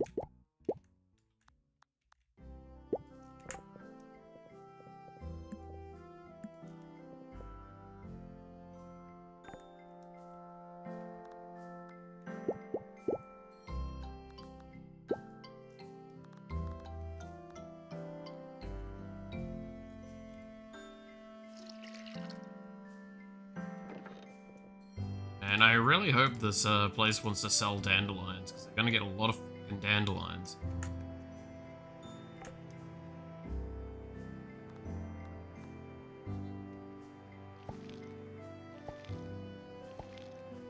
They get the thing, it's like, oh, I wonder what we're getting today. Just an actual mountain of dandelions pour out. Dude, it has hay fever and fucking just cries.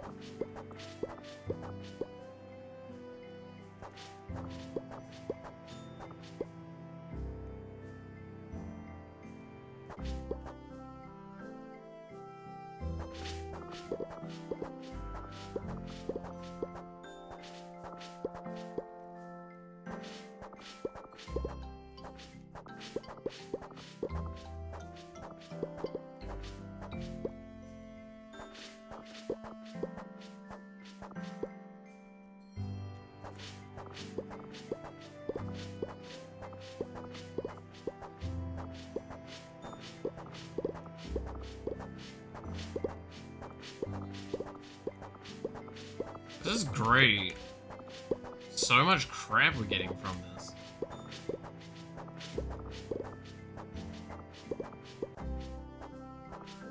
I can see this long term being kind of annoying and probably not good, but like, I don't know, this actually seems like a really early game good thing to like, especially to lose to as well. I wonder what you get for winning though.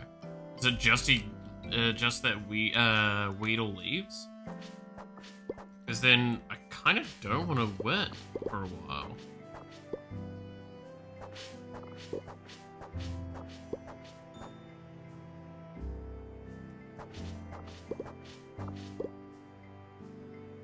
To be fair, I think he leaves very soon. Is it the 9th or is it the 6th that he leaves? It's one of those, right? Leaves on the 9th. Pretty sure it's the 9th. But yeah, we're getting a bunch of seeds from it, which is nice. And I can sell the dandelions. Oh no. They're not really that much of a bother.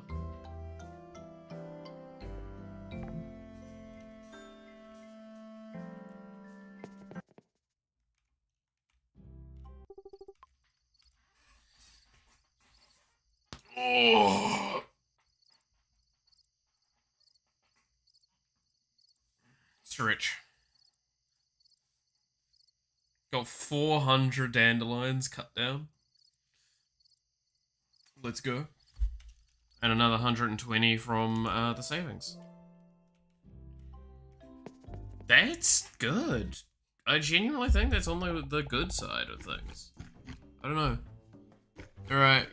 Spew your shite.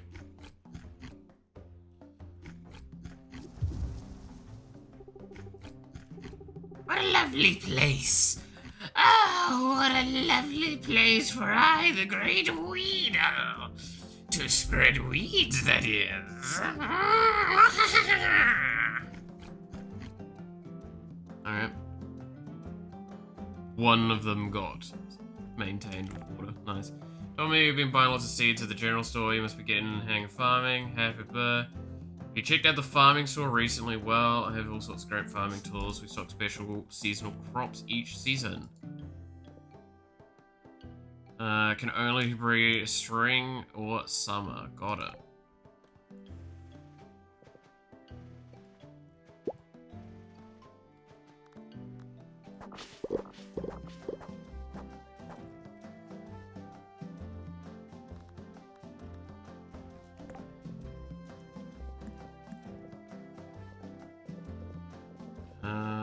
Let's put down some potatoes. Carrots.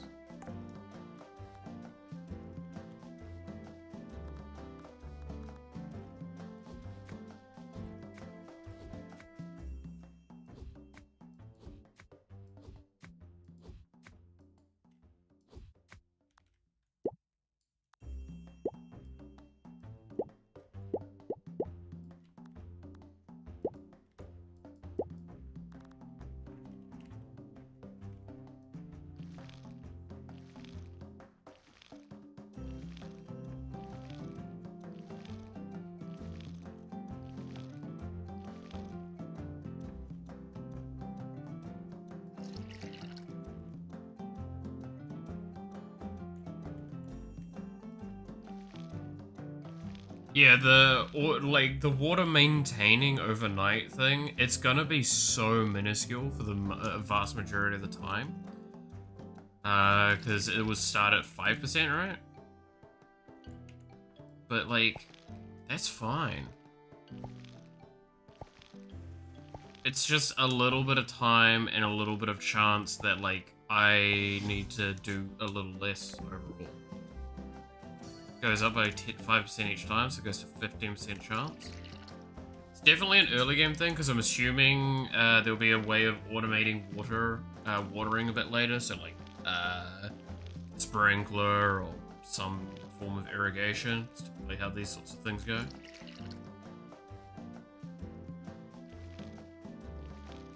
But yeah, it's like mainly a time and just that's it, right? It's like woohoo, saves me a bit of time.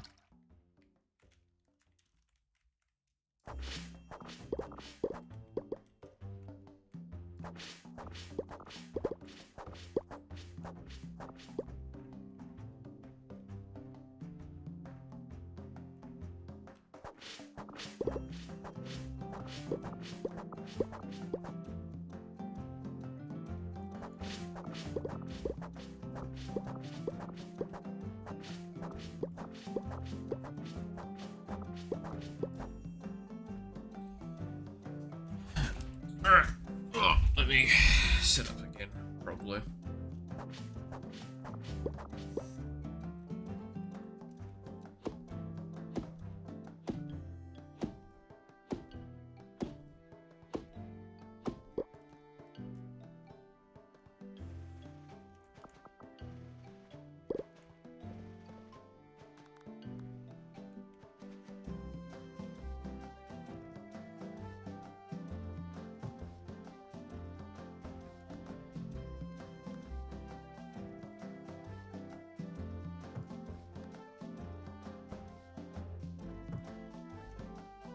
So, farmer's table.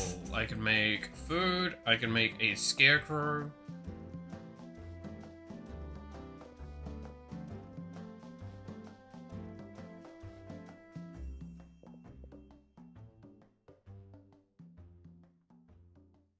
Ooh.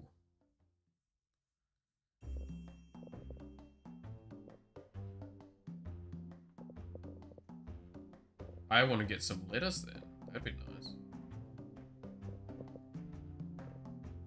Egg crossbow. That's mildly funny.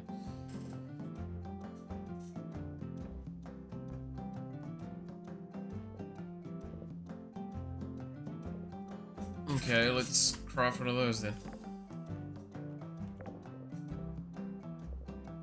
Can make coal, can make fire crystals, can make copper. I'm gonna start making a bit of copper.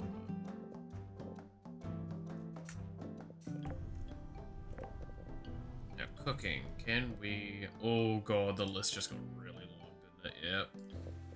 Yep. So we don't have milk, and we don't have carp. We don't have peas and green beans. We don't have tomatoes and corn yet.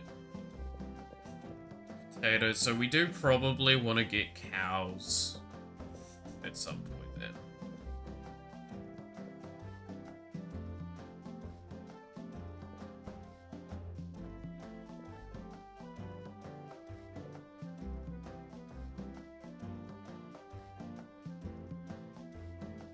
A good old yogurt.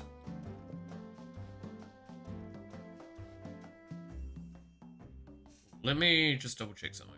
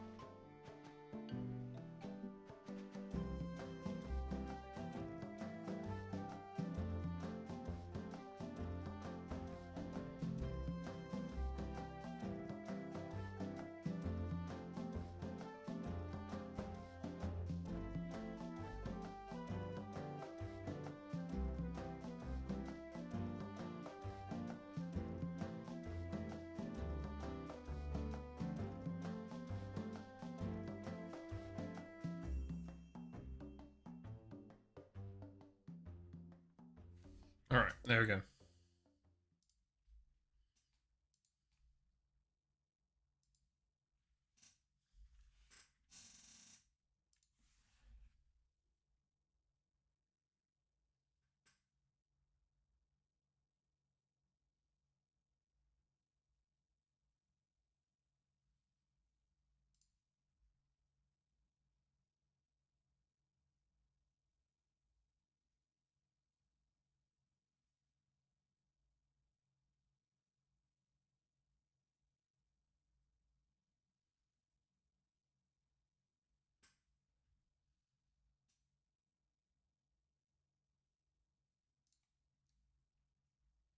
Alright, there we go.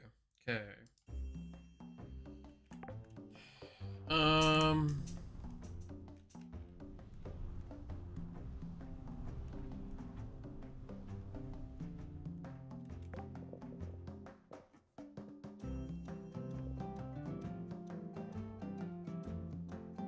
A baker's station.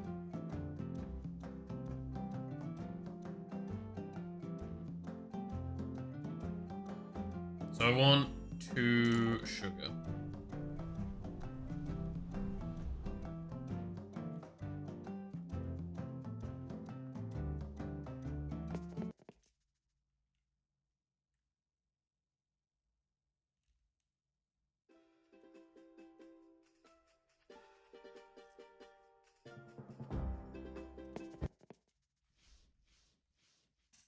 Hey on. You're wasting my time. You're wasting my money. Oh, sorry. Okay, never mind.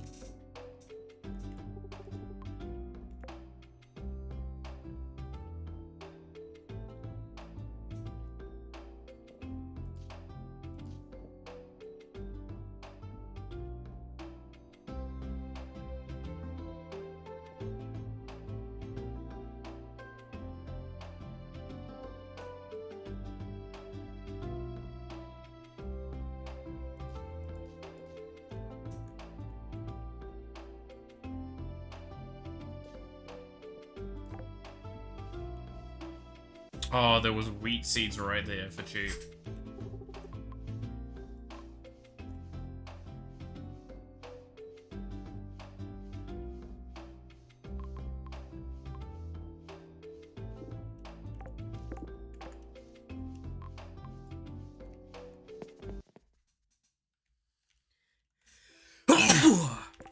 What do we got on the board? Looking for a loom. Need 5 starfish. Don't have either of those.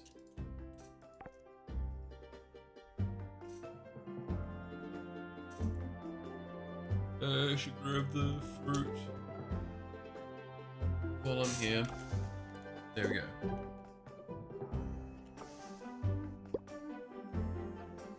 Do you guys buy presents for your animals, or if you don't have any, would you do that? So for the longest time I would. For their birthday and for Christmas. Again, fun little thing. I don't buy myself Christmas presents or birthday presents all that much. Sometimes I'll arguably justify it by saying that, but it's realistically that's not the case. But every birthday and every Christmas for the animals, I would always do it. Kind of think of it like kids, right? It's like parent doesn't get present, kids get present. Very common. So yes, buying presents for the pets is normal in my eyes, at the very least.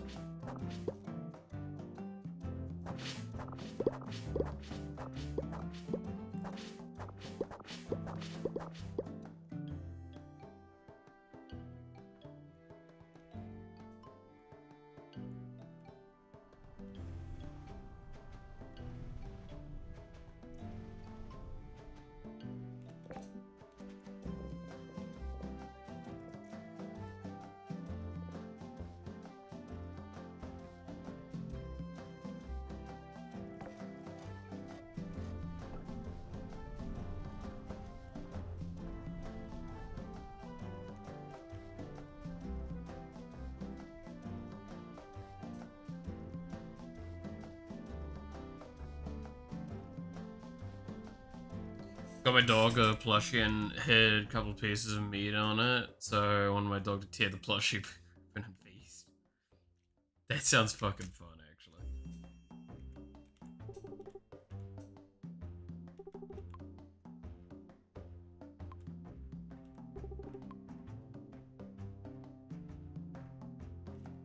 Okay, so I needed to get the quest for him.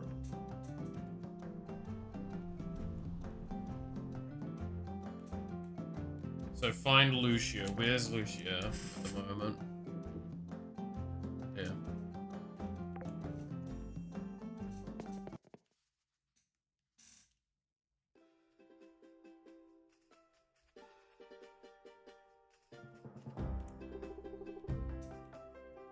How's life on the farm? Weed monster.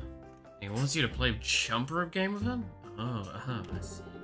That's curious. It sounds like a weed elementi. Usually elementi are friendly creatures, but times are strange for all of us right now. Is it the darkness that has got us upset, I wonder? But putting that as thought aside for now, a simple game of jump rope isn't a huge demand, though I haven't jumped rope since I was a girl. Maybe...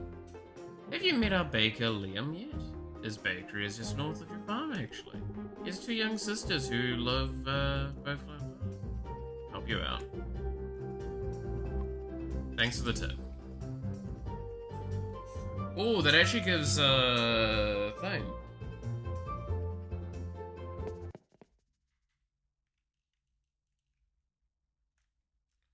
Can I actually go to that place yet? I could go around, but I think I've got the resources for feeding Totoro. I need to move that cooking board, I think.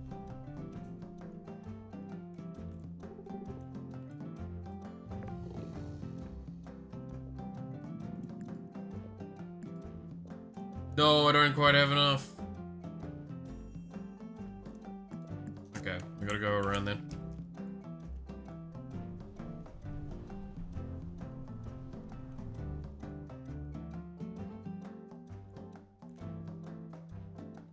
This is next day, right?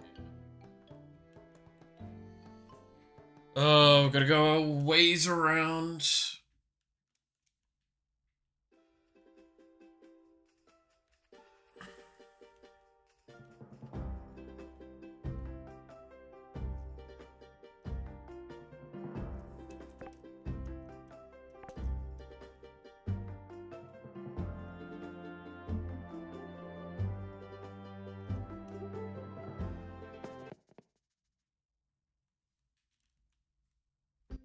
Damn, this is cool. Oh my god, Kitty's sign. I hate it. But I love it. Hey, Kitty. Hi, I'm Kitty. You're the new farmer in town, aren't you, Nya? That's right, I'm a farmer. My name's Malith. Malith. So I have to meet you, Nya. Leave. Get me out of here. Oh, farmer, what's the rush? You startled me. Might sound weird, but do you like jump rope? Jump rope? Oh, no, not exactly. Amber and Elizabeth love playing, though. But they'd like to play some jump rope right now. Right now? I suppose they... Dude, someone say jump rope! Yeah, well, let me goes.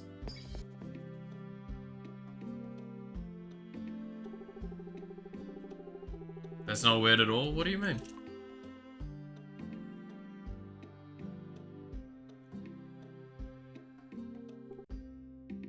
Yeah, let's go. Hell yeah. Oh god, I have to participate.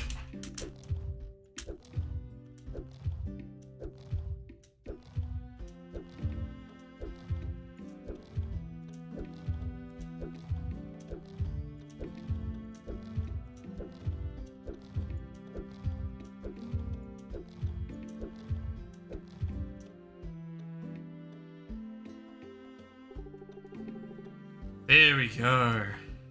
Can your kids come with me to go jump rope? Yeah, it's definitely not the if someone did that in normal situations, you should probably be calling the cops. Just saying.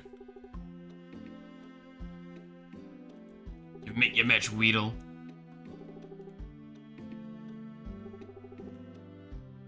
Unhand me, strange child! What? Oh, yeah. Yeah, well, of course I am. Everybody knows it. You guys did good. I ain't saying it had that bad.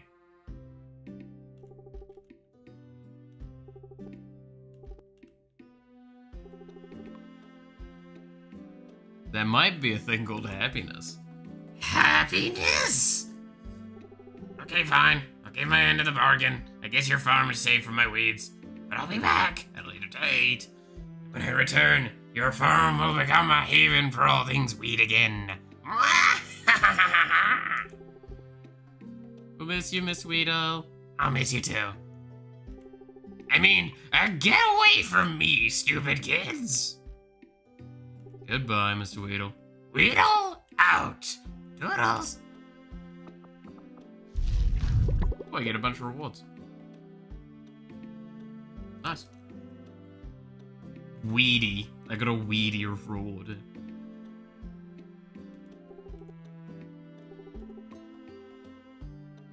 Thank you too, Liam. There's another reward that's right next to me. I just moved a little to the right. Beetle out. He has the same catchphrase. Yeah.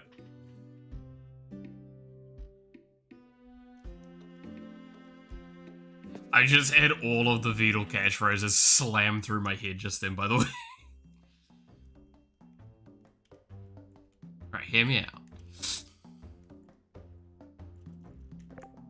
So what is this? Seems to be convinced that you're super fun to be around. Grab a leash and have them follow you. Right click if the house or farm to place. It's a pet?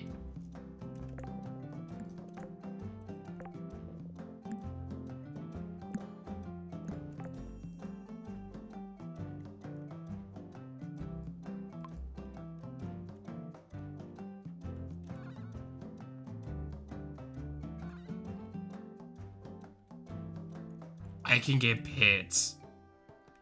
All of them? That's crazy. That's actually crazy. That's messed up. I fucking hate it. Like, you just hear it in his voice. That's the worst part of it.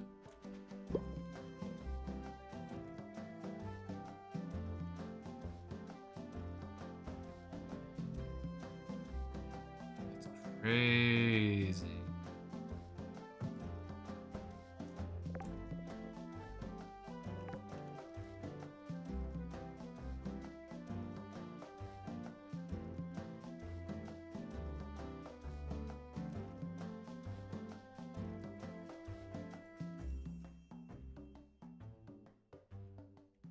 Actually crazy. Alright, let's get an anvil.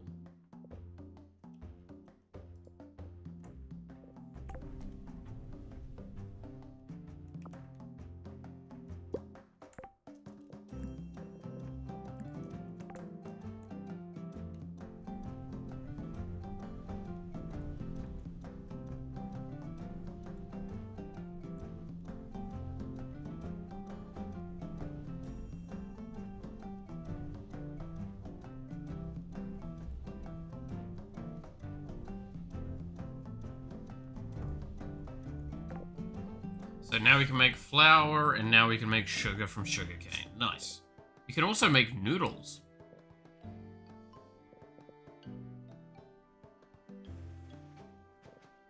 And green spice.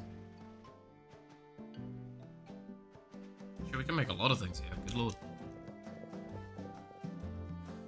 The fact that we can make flour, though, is nice.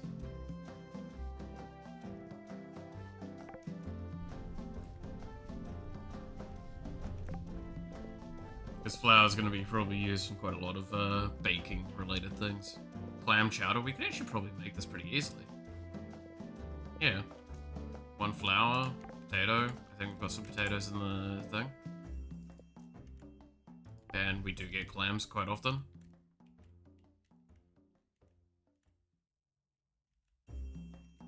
There's literally one right there.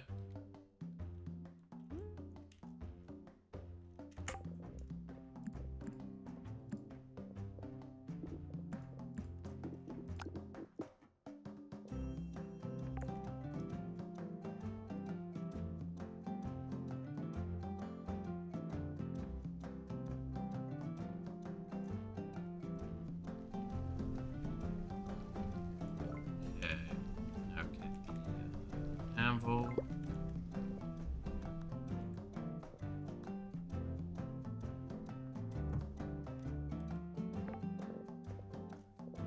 So now I can make copper keys and I can make copper tools.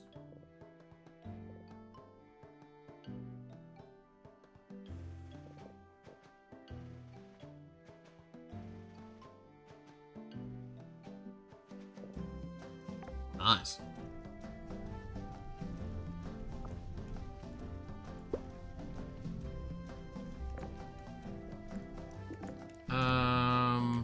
We'll go to the museum tomorrow and drop off a bunch of the stuff.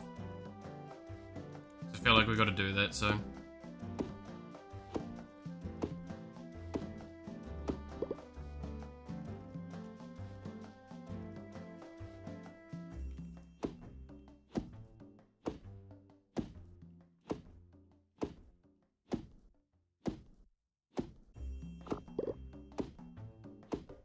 Fairy wings.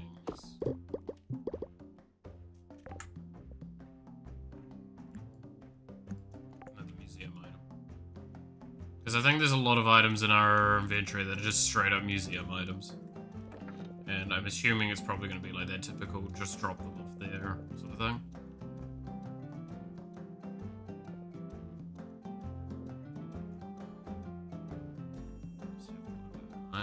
That seems a little less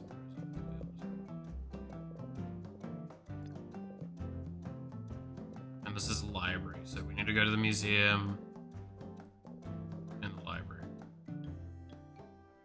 I need to figure out where the fuck these go.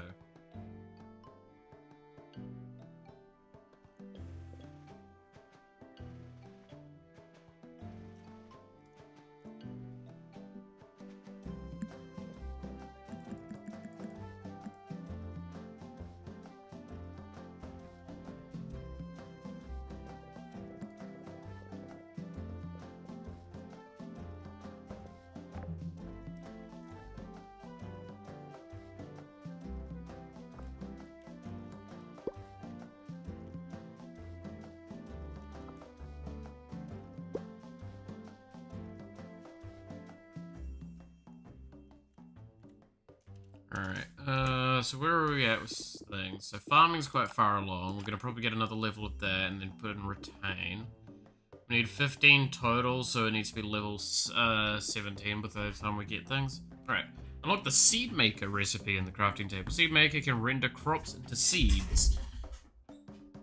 And we level it up to get an extra seed from it potentially, which is good. Gain a whip. What? Oh, a chance to whip up an extra serving when cooking, which is probably not a bad one if we want to start getting into cooking, which we kind of do. Experience gained from eating jams. Jam maker can they grant experience to all professions.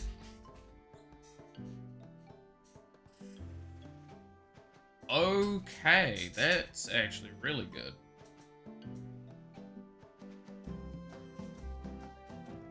Animal food in the mail from Kitty on every Sunday.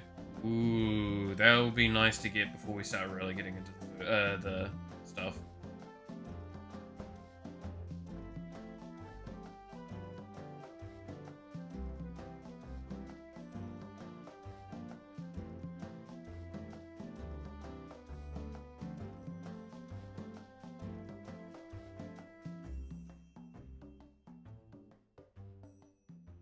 I feel like I'm not gonna get into the animal husbandry stuff until like I'm a fair bit further in.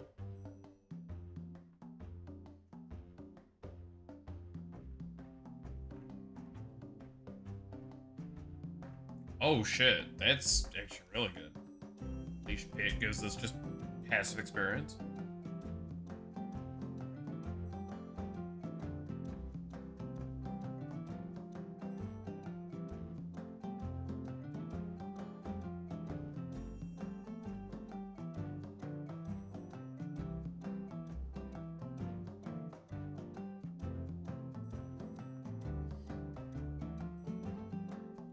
We do want to set up the bee box. Can we craft it?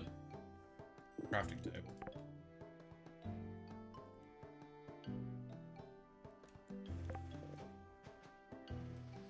Bee box. What do we need for it? We need 2 fire crystals and a bunch of... Oh, yeah, no, that's easy.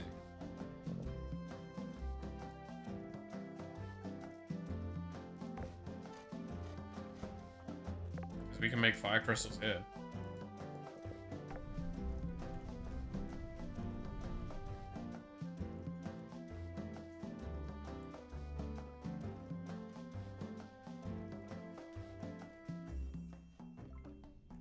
I think we go to the mines at this point, onwards to just, like, get stuff going. I'm gonna be honest, right? So this reminds me a lot of, that witch game that I played as well, the Harvest Witch one.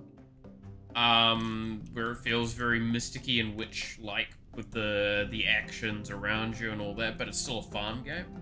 I love that kind of philosophy because it just comes into this whole, like, subset of fantasy that we've not really seen explored, I think, in a interesting enough quantity, really. So I'm definitely excited to see where, like, more of these sorts of games could go.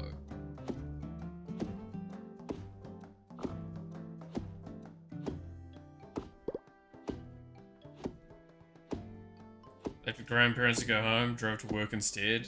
Oh no. Oh, I hate doing... Yeah, no, I've done shit like that a lot. Where it's just like, oh... No, you know what's worse is, when you... Well, I mean, in your case, you've got the same sort of thing, but it's just like when you go to the wrong workplace, right? It's like, oh, I need to go to work, you're rushed, you go, and then you get there and you're like, wait a minute, this is the wrong place. I need to go to the other work. Damn it.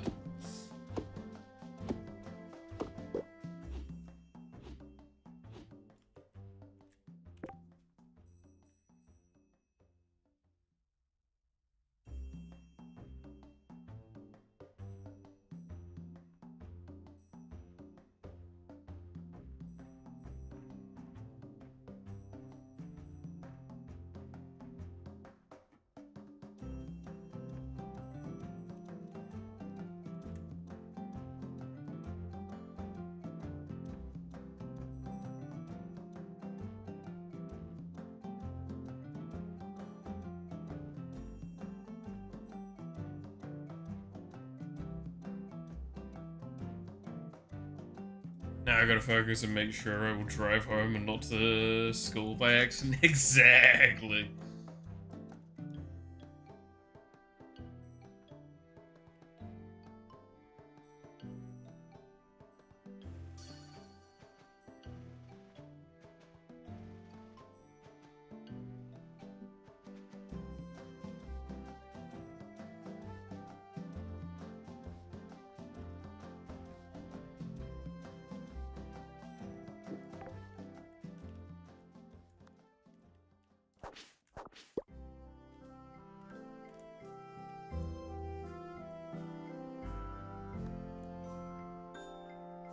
God, that would... Just imagine.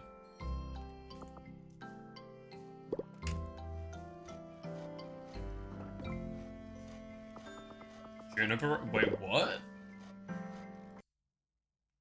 Hang on. Well, Junipers. Oh, nice. Hello, people. Good lord, there's a lot of you. Yes.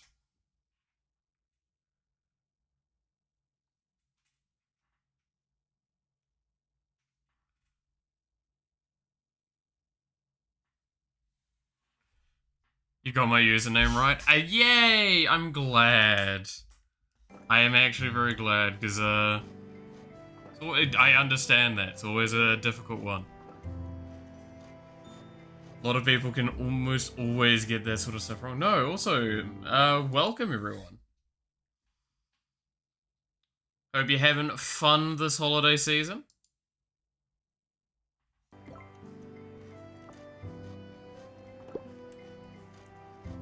Meanwhile, we're just chilling out on Christmas time, because I am... How long have it... Wait, we need to do the math. I hate this. So... 48 plus... 4? 52. 52 hours, roughly, is how long we've been streaming for at this point.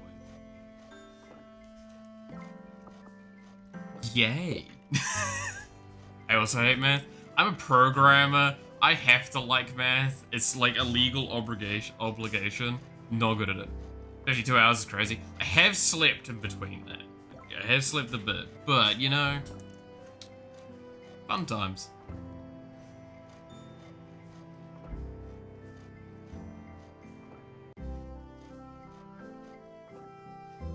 But yes, to those that have turned up, thank you for turning up. Hope you're having a good time. Make sure you rest and relax and all that. Make sure you get water. It's always an important one. And make sure that you don't get too stressed out during these, like I said, holiday season. It's not an easy time sometimes.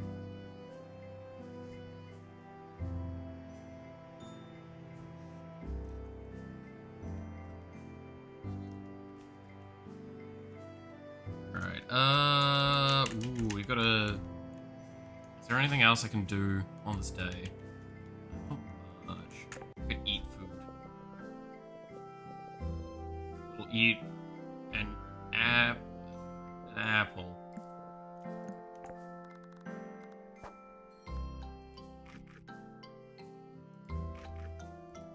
So we get one more health. Sure. Yeah. That's good enough. Awesome. And then we go to sleep. This is a nice cozy game, though. I'm enjoying it. Really adore this game. Haven't been playing it too much lately, though. I got given it by a friend, the Christmas sales and stuff, and it's been on my wish list for a while. Been eyeing it up, because I like these styles of games. And yeah, no, like, I've been playing for a few hours now, and it's been just a really nice, calm experience.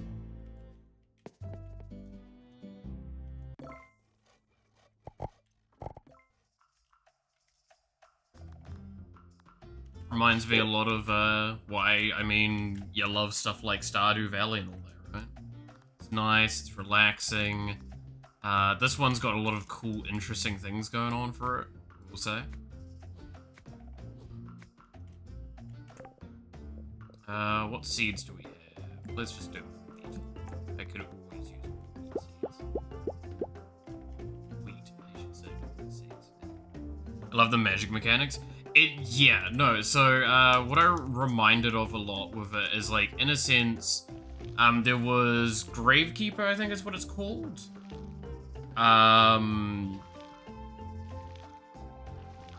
Like, that game was phenomenal for the fact that it was, like, it was still that same sort of concept, but it took its, like, one little weird, quirky curve with this.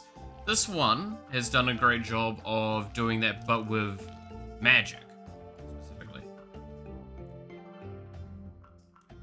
And I'm always interested in, like I said, there was a 3D space game, like a 3D kind of game. I'm trying to remember what it was called. It was a witch game though, and it was also farming, and it was like farm around a specific tree. That one had a couple of issues, in my opinion, which was how limiting the space was for it. But overall, it was a really cool game. And I'm just kind of like seeing that in this kind of space. Feels a lot more cozy, especially knowing that game had like a really intense kind of, there were certain parts of it that were very intense, and it made it kind of intense to play. Gravekeeper was fun. A little too grindy? Yeah, it definitely was. Got a dip, get ready for Christmas and stuff, have a great stream, enjoy the game. Will do, will do. And yeah, no, definitely, I understand this is a very intense time for everyone. It's a busy, busy part of the year.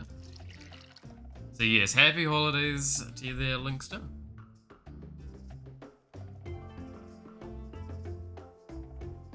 But no, I do agree though with the Gravekeeper sentiment with it being on the later stages of it got very grindy.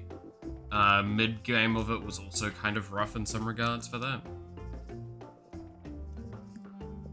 It had its ups and it had its downs, is I think the best way to think.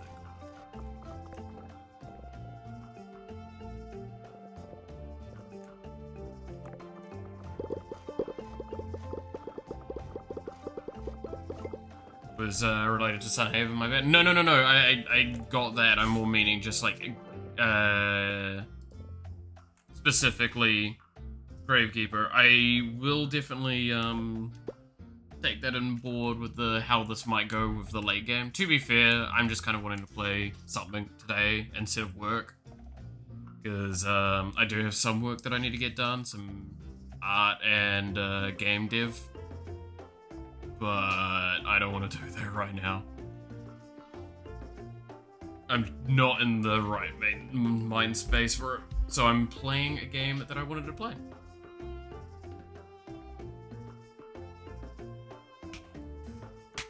That's the main one, right?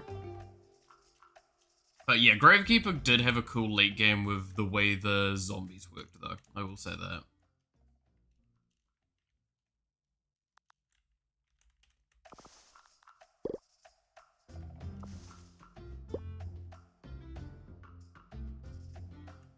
Alright.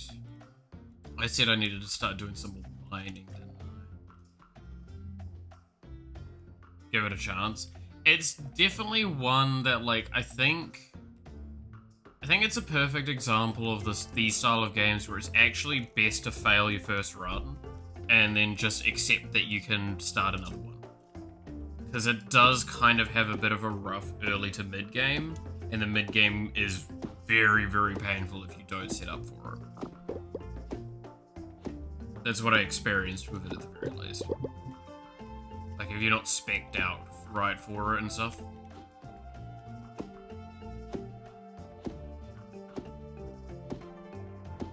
Which is...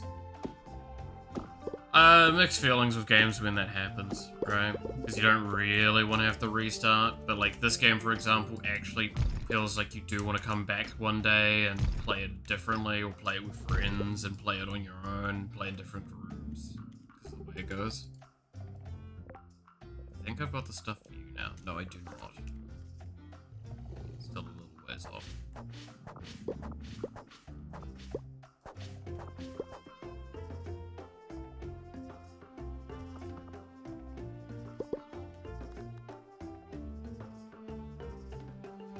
I feel like restarting in this game isn't too bad. You can do so much better each time.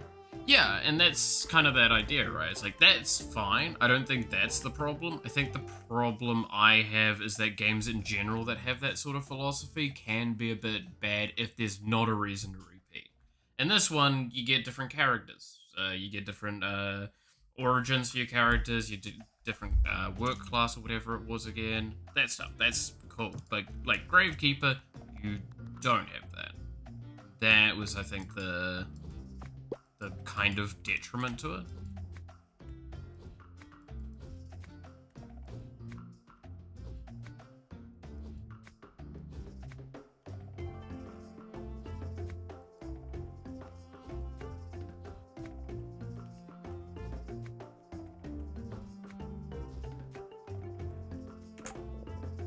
Okay, now I have these. I think I plant these.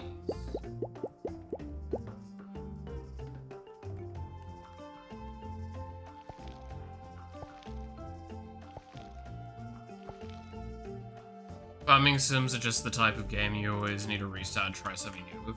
I think the best way is just play them for as long as you want, start to get like in that point where you're like, I'm getting either bored or frustrated, leave them alone. When you come back, look at it and go, do you want to play from that same save or not?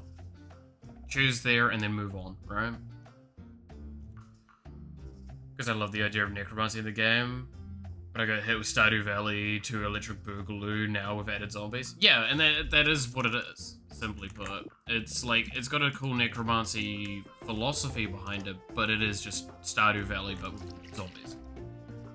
That's fine. It's not a bad thing. It's just, yeah. Wasn't disappointed, to be honest. Yeah, that's kind of the benefit of it, is it's not a... I don't think anyone would consider that a disappointment. Stardew Valley, but with zombies? That alone could be on the brand, and you'd definitely go, hang on a minute, I want to have a look at this.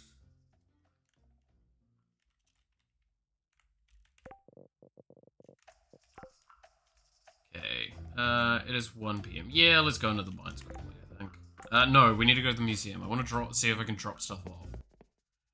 And get my inventory returned to me a little bit. Where is the museum again? It was there, right? Yeah. Because it took forever to load the entire map every time I opened the game.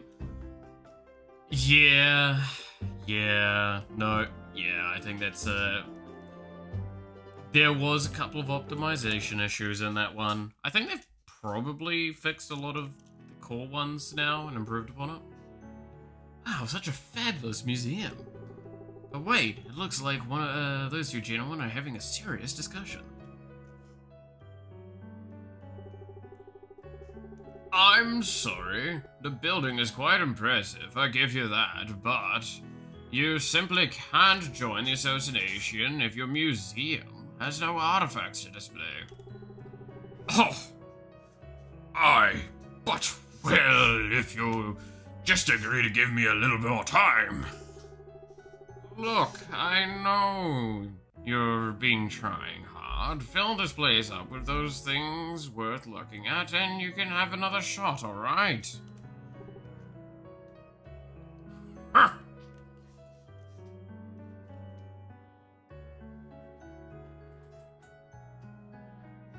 The museum? Are you a collector type? I mean, I've got a bunch of stuff in my inventory that says it'd be good in a museum. Dropped even started streaming, so it must have been 2 years ago now. That sounds about... Didn't that... That's about when it released, right? I think it released during COVID. During Keep It. Love that you do voices. I trained to do voice acting when I was a lot younger, and I really, really liked the idea of, doing it. Never committed enough to it, and now I'm just here with weird voice acting skill, and I love doing stupid stuff. It's on the cutting edge of Gravekeeper gaming, apparently. Exactly. Why, this is the Museum of Sunhaven. I found this institute to collect and display the natural wonders one can find about Sunhaven and its surrounding lands. The one issue is, however, is that currently our stock of displays are rather sparse. But one should not worry about that, for soon I shall have a fine museum outfitted with the grandest displays of curiosities. What? Do you need any help? Help? Why, help would be lovely, actually. Museum is always accepting donations. If you got anything to contribute, we will happily ensure that it has the proper place amongst the collections. And what sort of things are you looking for? Well, we're in the market for all sorts of natural wonders. Come to mention it, you do look like you're the adventurous and capable type. After all, just the type of person we need. If I have it right, then I shall commission you as a member. You shall have access to the museum proper, and can see for yourself what is still needing to be collected and displayed. Let's do that. Tally ho! That's a spirit I like to see. Now raise your right arm and repeat these words after me.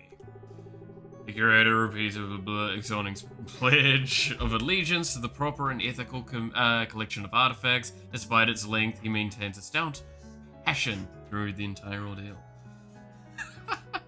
Been practicing voices over the past few years. It's fun. It is fun. It's really good. Gonna lurk as I get things ready. Stop back through if your marathon is still going. Feel free to lurk. Lurking's always fun. I stand by. I try and make the best second monitor content you'll see around. It's the best way to do it, right? But yeah, and I'll probably be marathoning the stream till it's Friday my time, so another 2 days basically. Because I really clearly don't like myself. I don't know. We'll see. But you know, it was awesome hearing from you. Have fun getting things ready. It's always the fun part of it, right? Lurking's great. To be fair, the vast majority of streamers I do end up watching, I do tend to lurk. I have gotten a little bit more comfortable talking with people though, in recent years, like basically going into the chat and going like, hey, and all that. I don't know, I just didn't really have great reasons to. For the longest time. I think that was the big thing. It's like, why would you speak in a chat when you're just kind of like there to watch? At least you motivate me, things get things done. Hey, look, if I can motivate people to make games or make things creatively and do whatever they want, I'm happy with that, right? That means that my education degree that I did and haven't used is used at least somewhat. You never know. Finally, the pledge is finished, and he allows you to put your arm down. Is that it? That's it, old bean.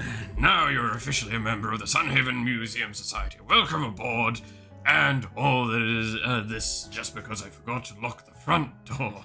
Ha! Imagine fate working like that. Your membership status grants you full access to the museum. Take a look around. Should you ever have anything anything we still need, simply place it on the empty display. Not to worry, myself or another curator will take care of it from there. The curators? Haha, did you think I was the only one here, chap? Go on, I simply can't wait for you to meet them. I'll get going then.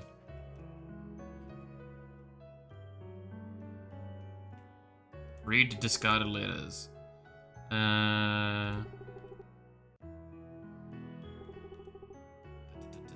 Joining society, we understand your excitement for regions and museum. We expect great things from you. Signed, the Great Society of Museums and Historical Records. Oh, interesting.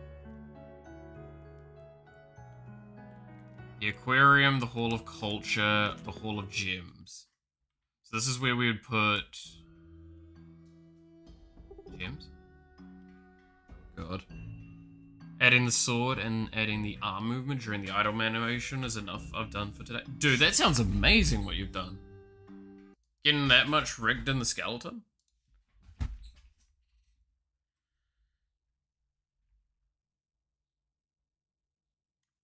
Like, that's a lot to get done. A lot to get done.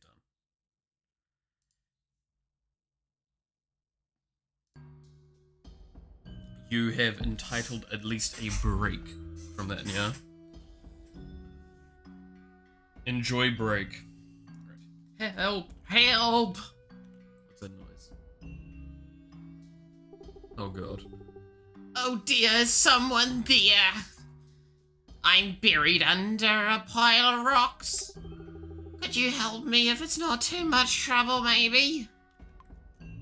Whoa, talking pile of rocks. Whoa, hold on, I'll help you. It's a talking pile of rocks.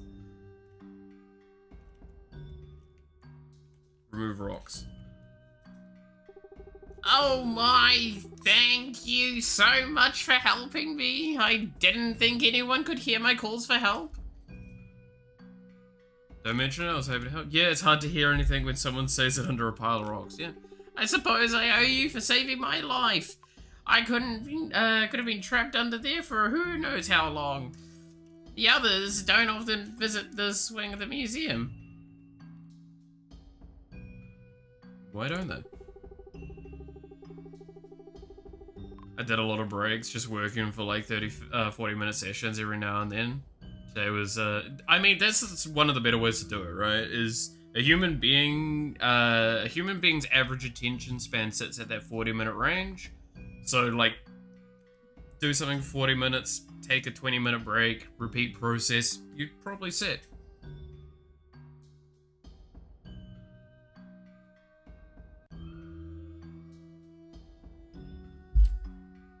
Right. Oh, well, because your geology wing is a little empty right now. I have lots of samples of sort through, but we're missing good samples from here in Sunhaven. What kind of rods do you need? Well, if you mean that, so really?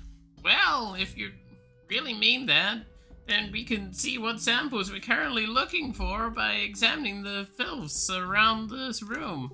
You can find samples inside the mines of Sunhaven. You can find anything donated. Yeah, okay, just leave it to me. I won't stop you from getting, to work. Oh, and just talk to me anytime you need anything, alright? Got it. The mindset is the first time with an engine if gonna be suboptimal, so I don't care if I do things roughly. I mean, that's how you should approach every project, right?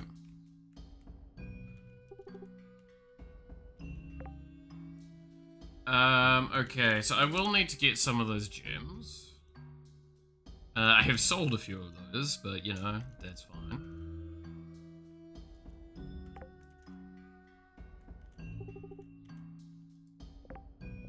I'll toss one of those in for now.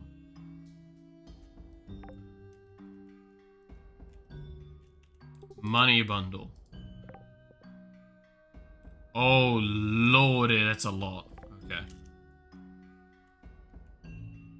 Ain't doing that for a while.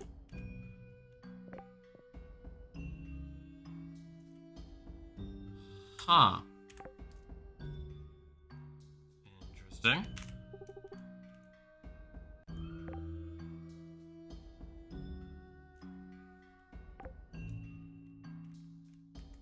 Okay, golden bundle. Oh, Lord. This is gonna be a nightmare, isn't it?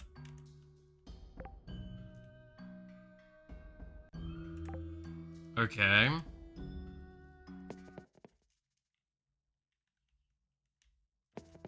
Hall of Culture. Oh, it's him doing it, so okay.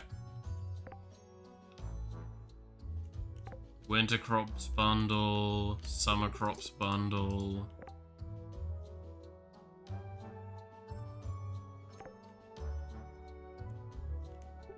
Forging.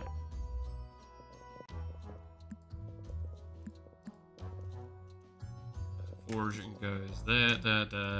I have one of those at the least. I think that's all I've got.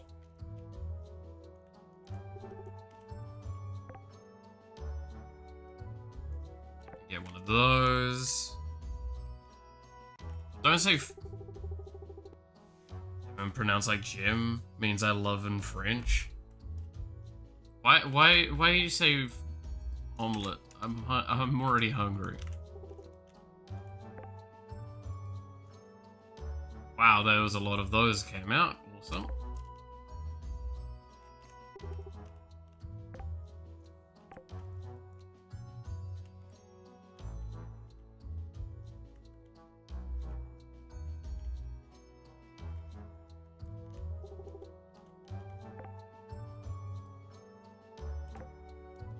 Le fish au chocolat. God damn it. Le fish. We'll come and look at the aquarium another time. We have no way of doing fishing related stuff anyway. Now we want to go to the library as well, which is the one beneath us. Lucia.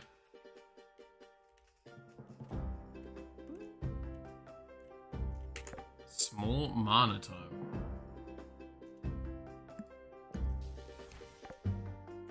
+1 max mana, okay.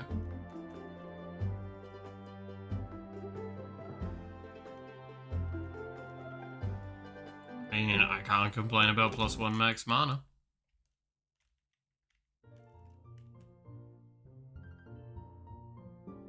Hi.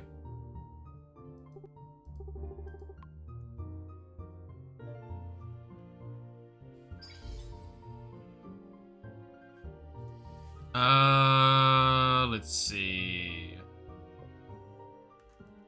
You will find me XP, bugger. My name's Melith, nice to, happy to meet you.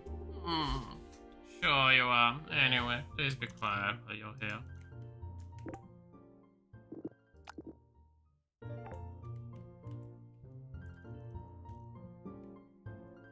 This is kind of a cool place.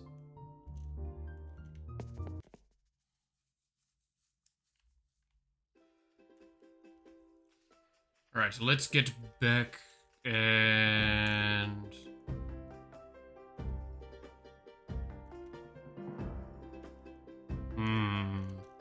I think we do a quick bit of mining. We should be able to get away with some before the end of the day.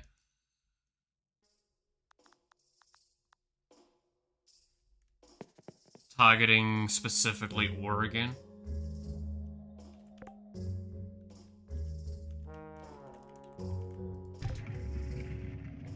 I feel like I can navigate that one with keyboard mouse. It's always a concern.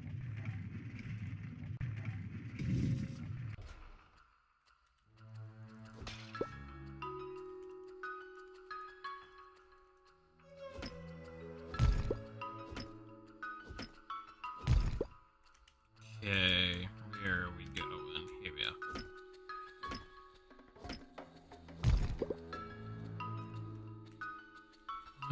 It's not like there's actually that much more. Ew.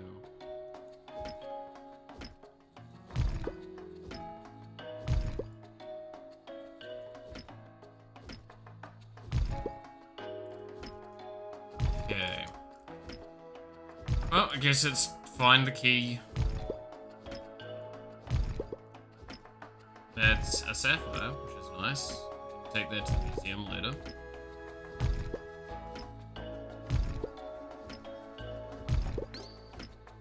Oh, we got the key.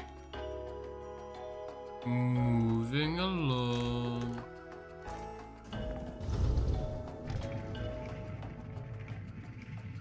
Yeah, I'm gonna have to probably have something to eat soonish, because I've had 2 pieces of the remaining garlic bread I had.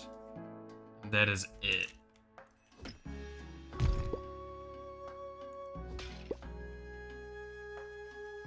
Which I would argue is not constituting enough of a meal since we're now at noon.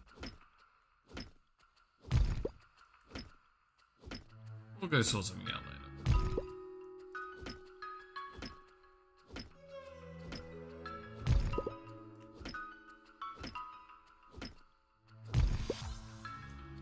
Leveled up mining, nice. Extra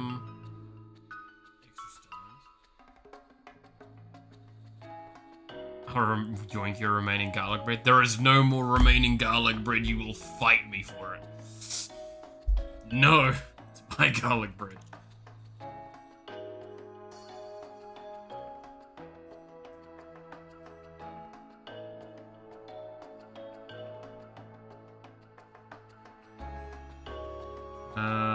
Increased damage roll. Yeah, so that's probably it next.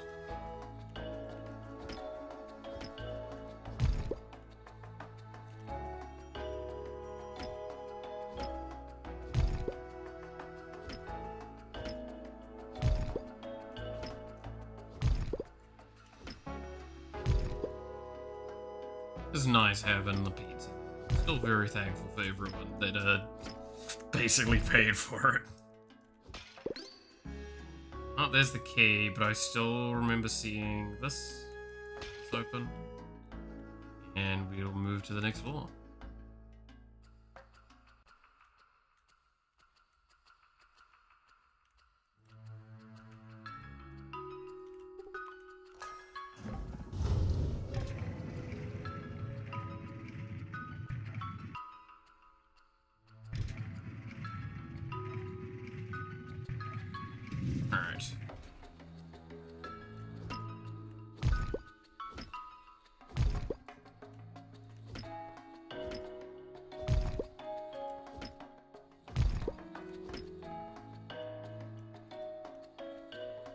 Hey, there's some more.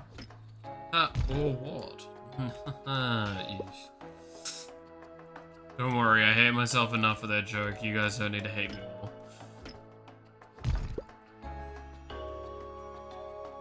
That's the funnier part, right? Is that, like, while my friends will often, like, make a joke. Oh, jeez. Make a joke at, like, how bad my jokes are. The worst part is I hate them as well, but I love making them. That's the point.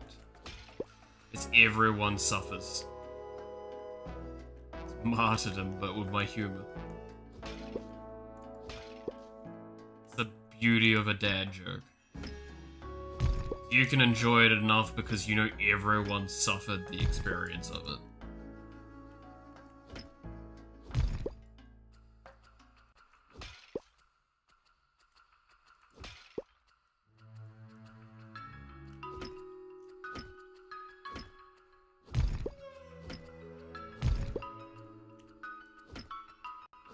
Bad jokes are funny because they're bad? Exactly.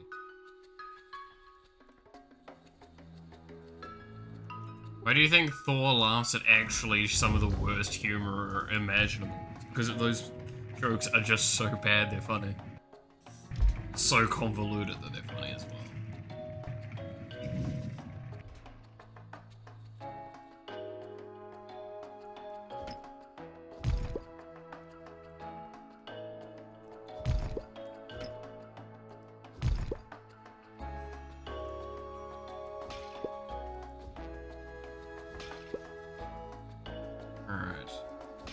Rungs on the walls, huh?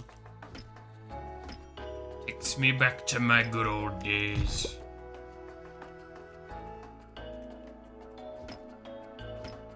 We didn't have these fancy comic books, we just drew shit on the wall.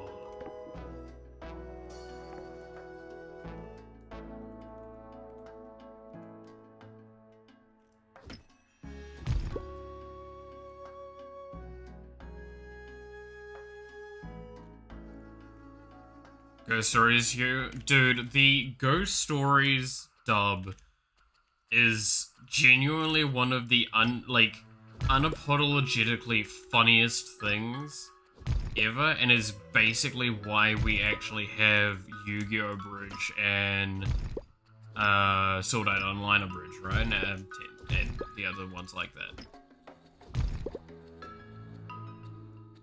It is so exceptional, like it's beyond a level of funny that it should be for how actively bad it is. And it's almost made more funny by the fact that you know these people were making this and they just had fun. Also, I just realized I need to leave. Luckily enough, I have speed stuff. Get me the fuck out of here faster.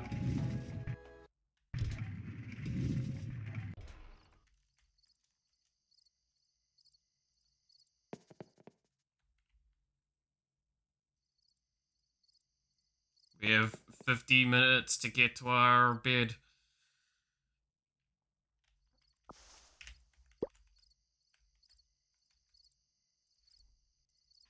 So it's friggin' edgy, but I love it. It's stupid humor. And it's why, like, for example, I still love, Austin Powers, right? Like, Austin Powers is objectively not good humor in a sense, but it's still fun. That's the thing you kind of have to accept with that sort of stuff. Yeah.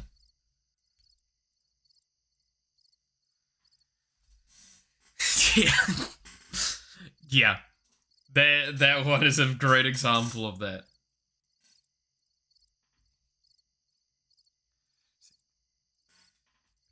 There was so many levels to that. It's just the humor of it as well, kind of. It's it exists in a way that, like, it's always going to be more or less funny and relevant if you find like darker humor and edgy humor fine. But the rest of the time, no, it's not. It's definitely not going to be fun for you. But it's kind of timeless in the sense of that. I didn't mean to press that. Oops. That would have fucked that up.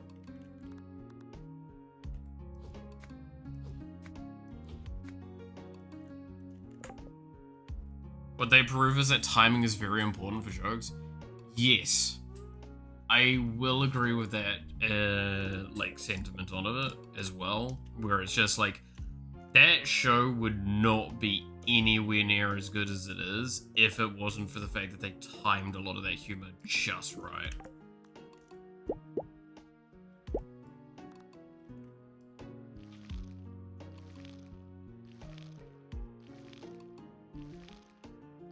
And it's more funny as well because it's like, while the timing's amazing on a lot of it, you have to realize they're restricted because they couldn't reanimate much. Like, if they had a weird restrictions with that dub. I don't know if many people know about it, but yeah, no. So the Ghost Stories dub, why it's what it is because they were basically told, you need to do this, this, and this. We don't care past that. Now what they needed to do, if I recall correctly, is they needed to have the original way of getting rid of the ghosts and the names of the ghosts. They had to stay the same. They could not alter the way that the ghost got banished, or the ghost's name. Those were, I think, the main conditions they were met with. That's the fun part. When you think about it, that's actually also not that restricting. And they even make fun of it in the series of like, why do we have to do it this way? It's like, I don't know, it's stupid.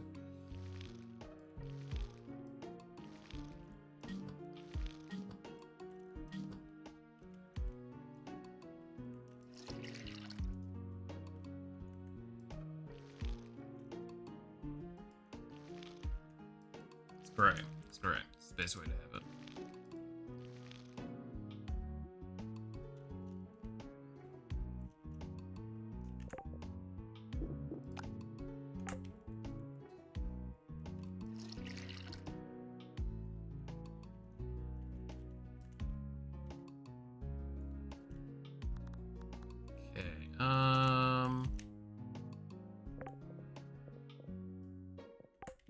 So there's some dandelions in my inventory. Let's get rid of those.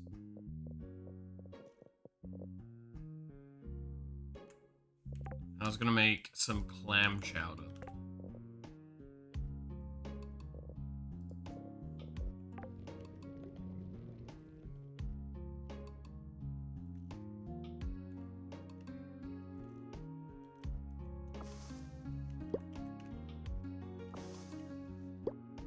Is this game where you're playing AliExpress Pokemon? No. While it is a very Stardew-esque thing, it does have a lot of cool, interesting things going on for it. It's a lot more like magic focused. It's one of its big sell points.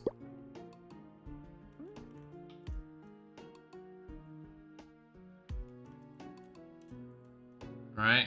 Like, there's, down here, there's these two spells that I have, and one of them's literally a fireball. I'm also a demon, which is a race that you can pick at the beginning, and your character select. Which, the main thing it gives me is this first spell I have, which means I get a speed boost.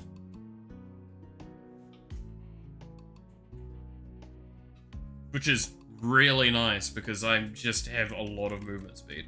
I've leveled up everything for movement speed at this point so far.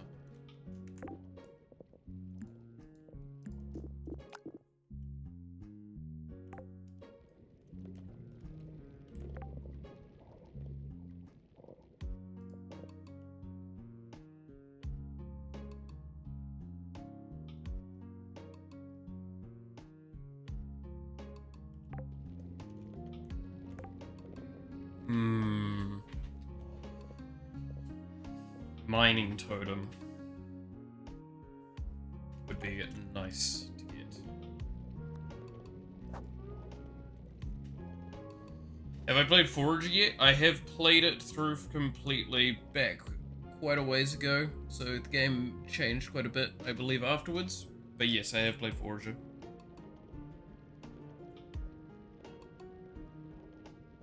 That's why when I was told about Game Maker, I was like, I feel like I've heard Game Maker before, and yeah, Forager is made in Game Maker.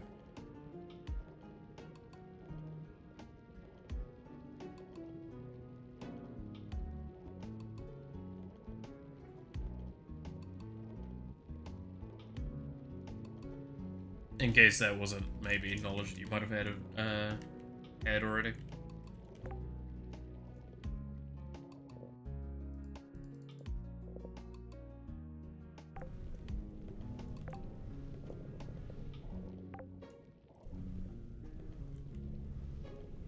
Okay, so what tools do I want to get?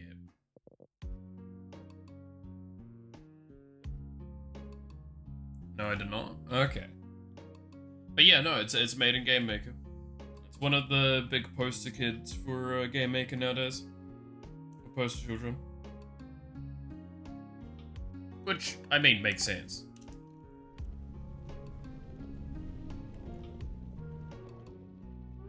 It's a very good game, and it definitely deserves a lot of positive recognition.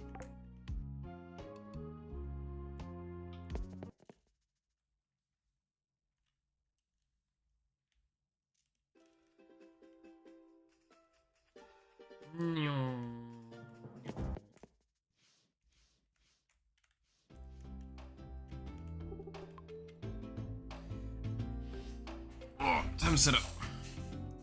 I knew you'd be back, Mallet. Something I can help you with. You have good taste, right? What's your favorite food? When I asked what I could do for you, I mean in terms of merchandise, but... Are we talking favorite food of all time? Then I have to go with raspberry cheesecake. So creamy and rich. How can anyone say no to that? You think I should try it? You haven't had it before? Well, that's completely unacceptable. Go to Liam's Bakery and grab a piece immediately, and bring me a piece too. Explains maybe why updating the game became hard at some point, especially when they were working on multiplayer before dropping it, because it would be too much to recode from scratch. Yeah, Game Maker's still a rough state with multiplayer. Multiplayer requires a lot of specific treatment to really get it working in a good manner. I'm prepping for an advance, but I'm still waiting for the update that has been promised towards inherent multiplayer functionality.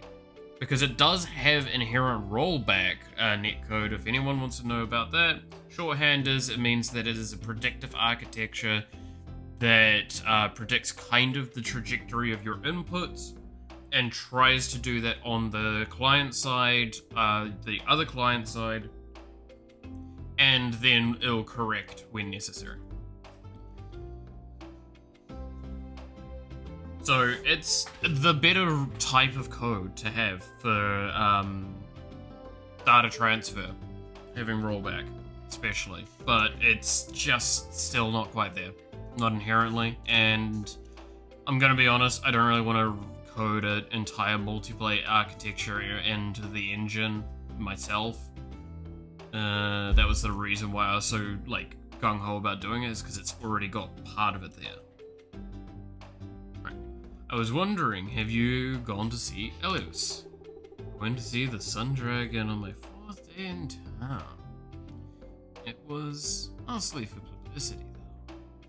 Don't want to snub the local traditions, right?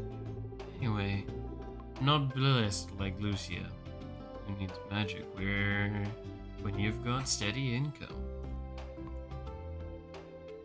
You seem so strategic, no wonder you're a success. Oh, such flattery. Be careful, Malif. You're starting to grow on me.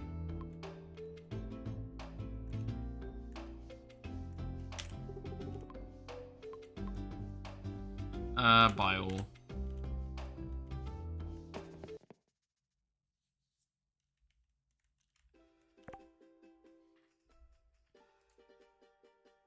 a wooden table. 1 hot sauce.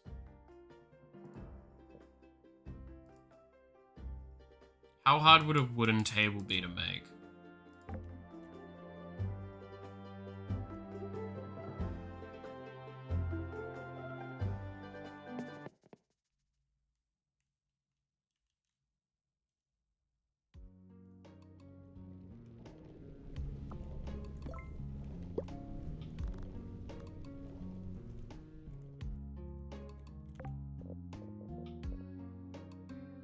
Wooden bench, wooden table, we can make one right now.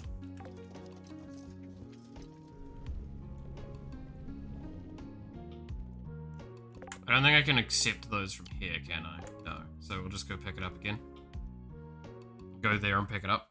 I wanted to see how difficult it would be to make, and it's just planks in 2 hours.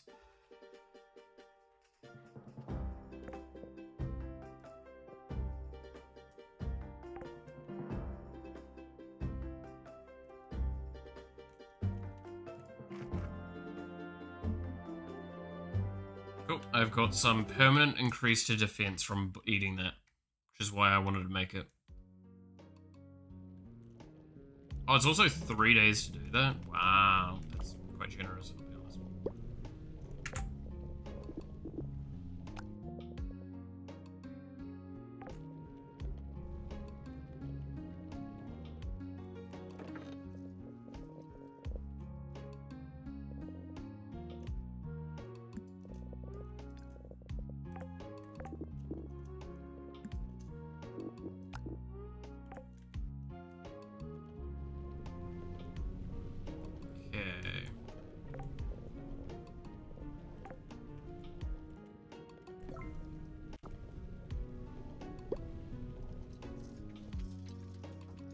It's almost already halfway done. Also, I see that chest there.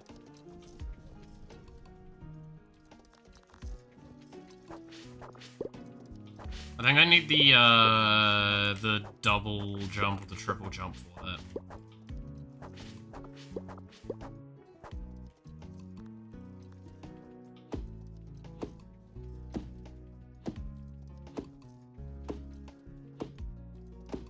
That would probably be what I'd need.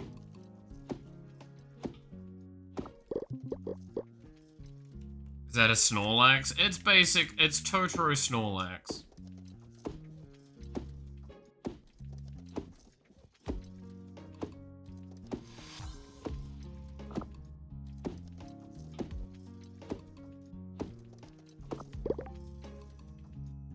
Increase jump height, gain chance to get more of that. Let's do pen pals. That sounds interesting. Someone in Sandhaven every 4 weeks. Which I feel like is going to be a good way of maybe getting more relationship status with everyone. Getting to know some people as well.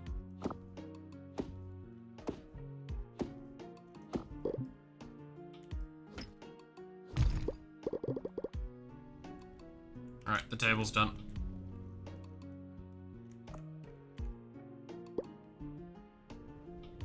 So now we need to take the table to Liam.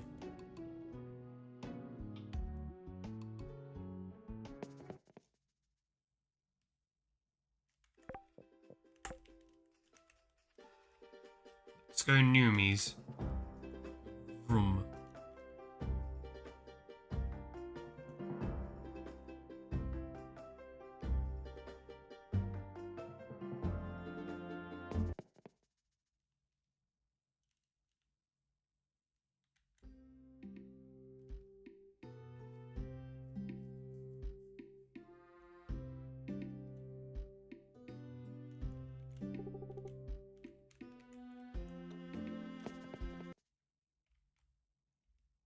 Oh, she's not here at the moment.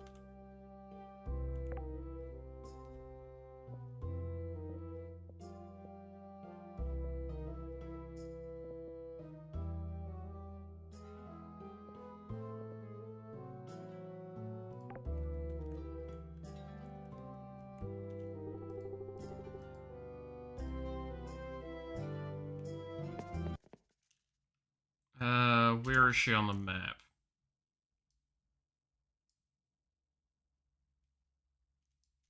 Oh, I ran past her. She's at the general store.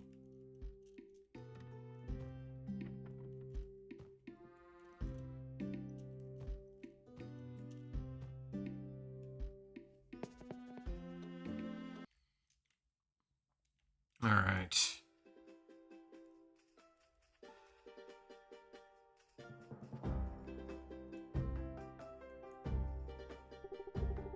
Hello, Blossom. Hello? Are you in touch with your energies of the energies of Sunhaven?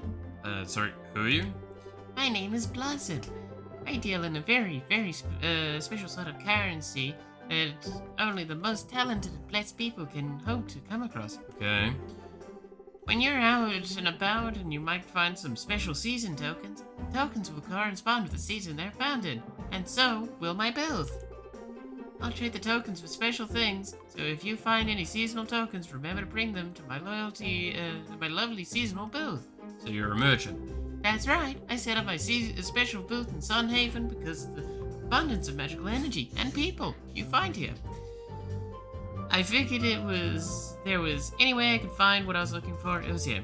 What are seasonal tokens? Oh, good question. The simple answer is they're manifestations of the season when the energy of the planet seeps into the world and forms into special types of ore. What? Sometimes the ore... Sometimes the ore take on attribute of the season it's formed in, creating seasonal tokens. Simple, right? What are you selling?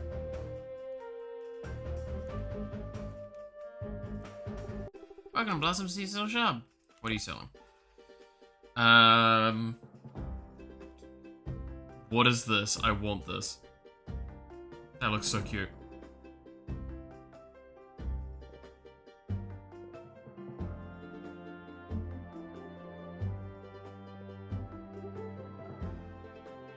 Additional crop drop, that sounds pretty solid. Spring selling portal. So customize your portal, I guess, with that.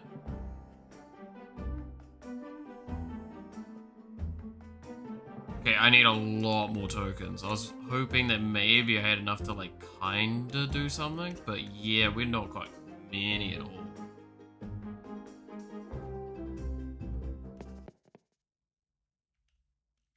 Hey, Liam, you on a table?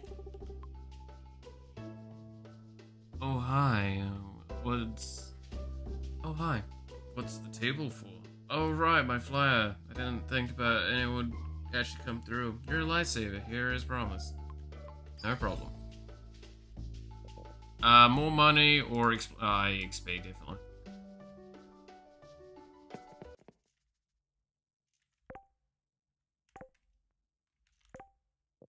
Cool.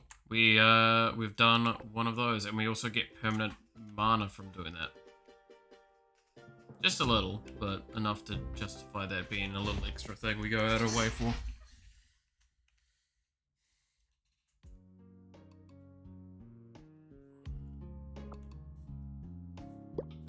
Speaking of clam chowder.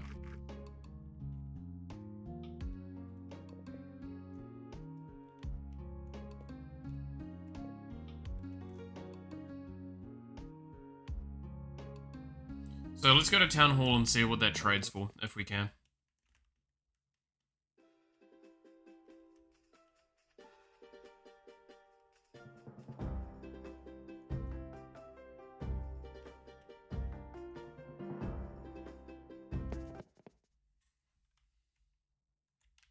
Good old Emmett, here's Bernard. What do you provide? A diamond? Okay. Memory loss potion. Gifting this to a romantic partner will cause the world to forget your relationship, resetting their dialogue and relationship status to 0.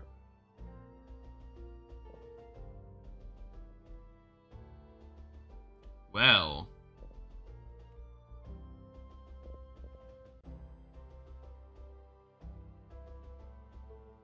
Okay, these tokens are gonna probably be quite good. Lay an egg? What?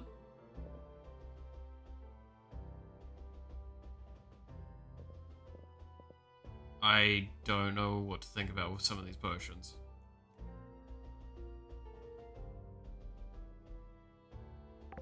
It's very strange. Alright.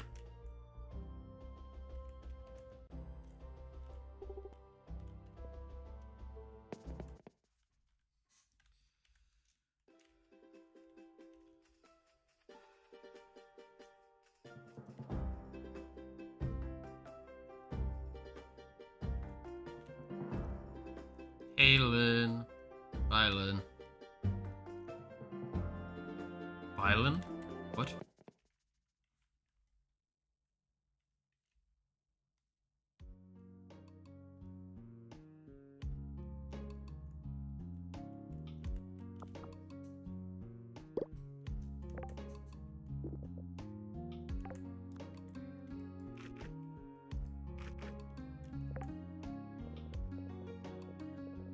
I'm basically just eating food at this point so I can get more stat growth. It's kind of fun.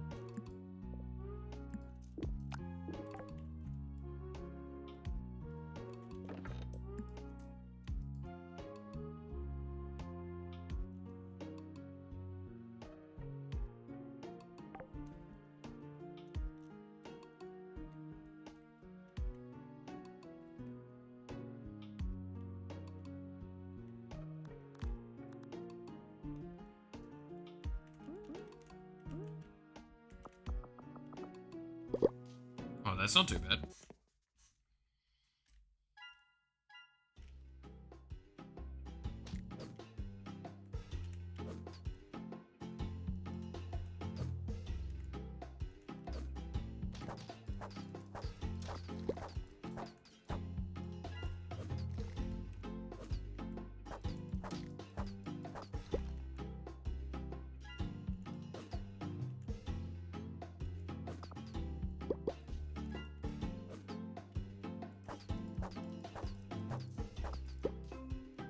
Okay.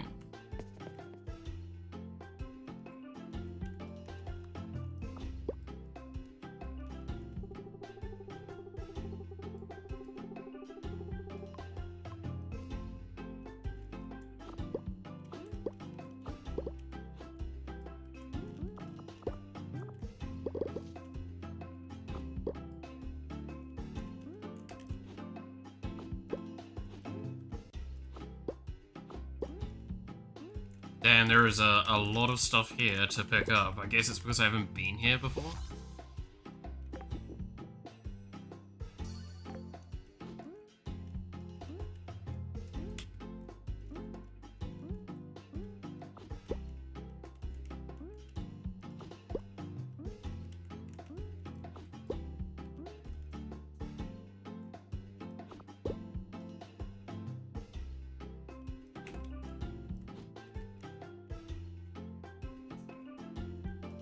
Okay.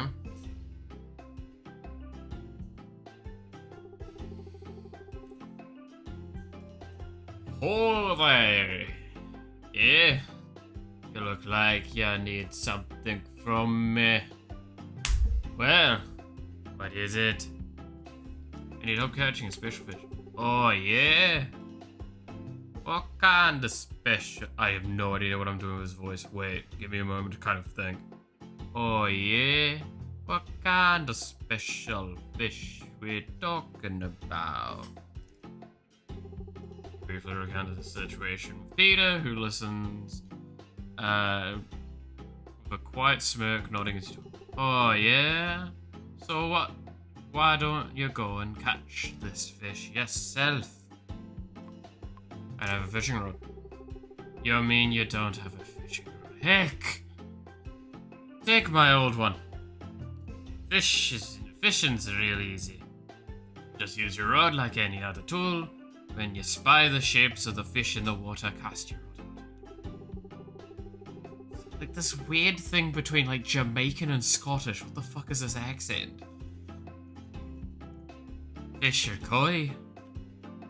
So wait until you feel a strong bite. Then give your rod a pull. And set the hook. Then it's up to you to land the fish. Seems like we don't have much time to waste. let me handle this one. Let me handle this one.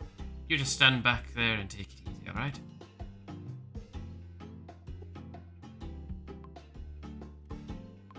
Peter.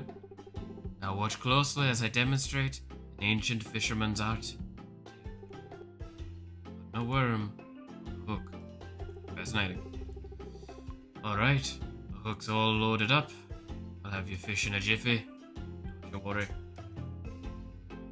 You can do it, Peter.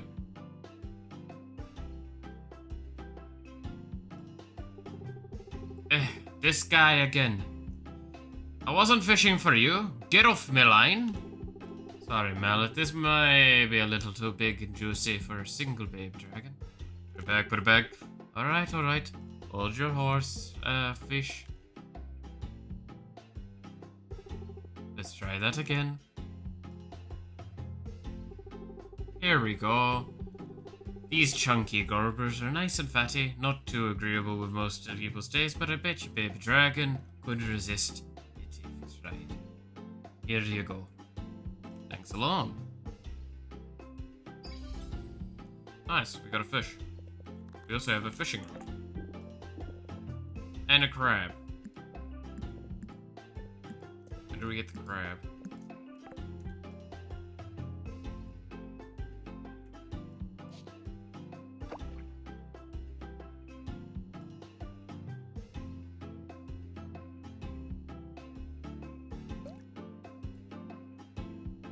Oh god, this is gonna be a weird one, isn't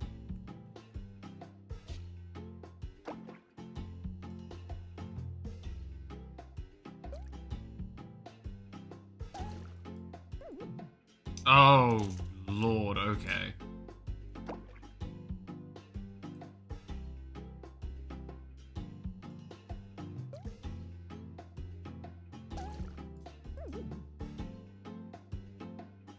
I'm not gonna be good at this kind of fishing. I can say this now.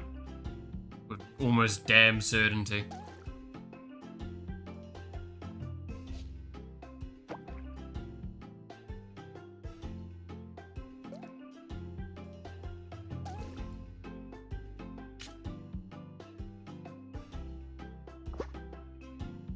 Oh, I caught a flounder.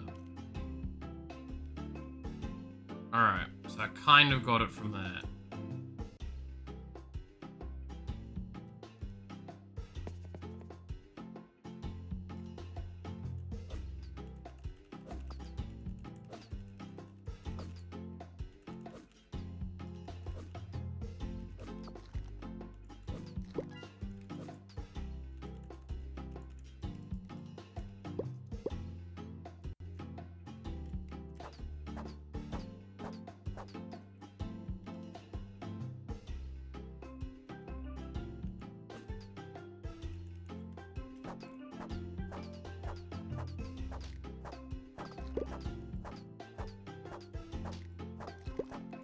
There we go.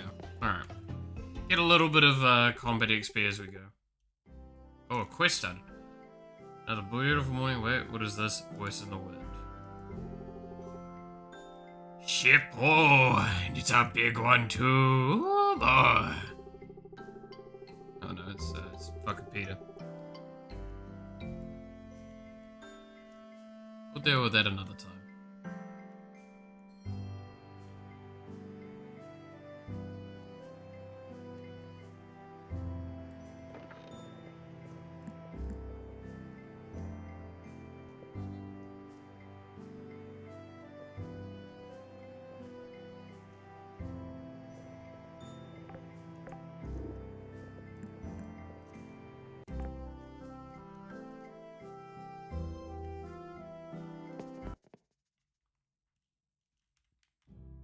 Alright, I should probably start dumping in the chest. I feel.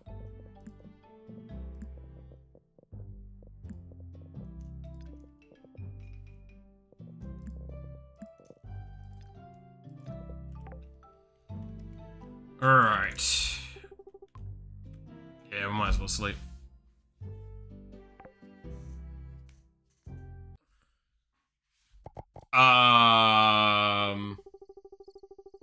Hey there I got this package. Says it's addressed to the blacksmith in Sunhaven. I don't want to sound rude, but it's hard to tell all you small guys apart. Do you know where the blacksmith is? You're looking for Solon. Oh, alright, got it.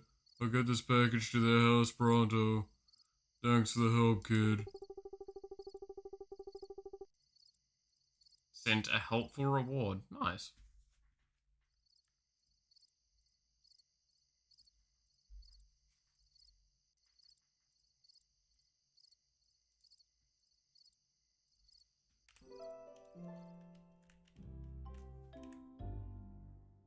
Okay. I'm gonna save and exit. We're gonna probably... I'm gonna take a short break. Well, I say short break. I'm gonna make some food, and that's gonna take a bit of time, so like half an hour or something. I'm gonna then come back, and I'll figure out what the fuck I'm doing from there. So, that being... Just give me a second to get the text on screen for that.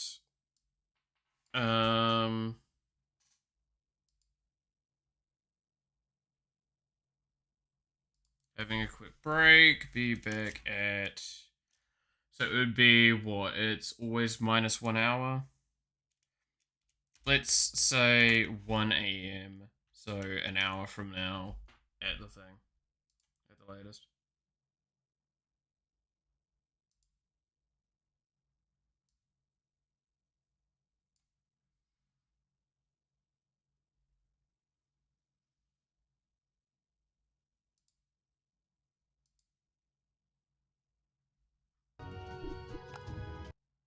We'll quit out of the game for now. And while I'm doing that, I'm going to switch the thing to like just chatting or something.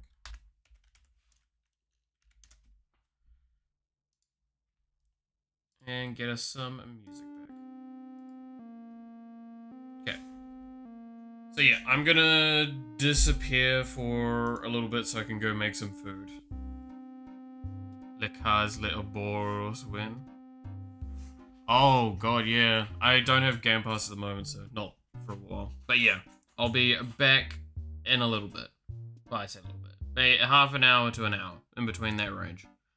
Catch y'all then.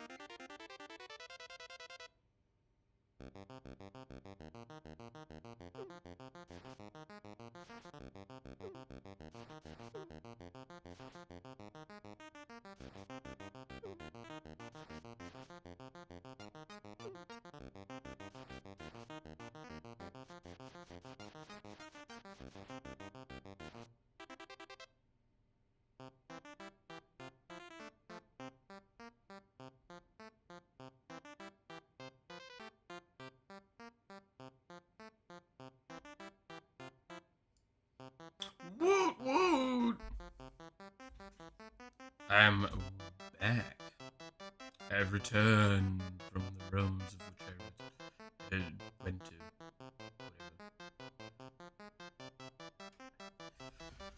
Oh, I had a good bit of food. I quickly made some fried rice, if anyone's wondering. It was a big, big meal. I should be good for the rest of the day now. Maybe I'll peek at something at some point, but overall, we're good. And I watched Chris Broad's new video, and I watched a little bit of one of the Commander at Homes, which was nice. Which remind me, I have a deck that I want to design.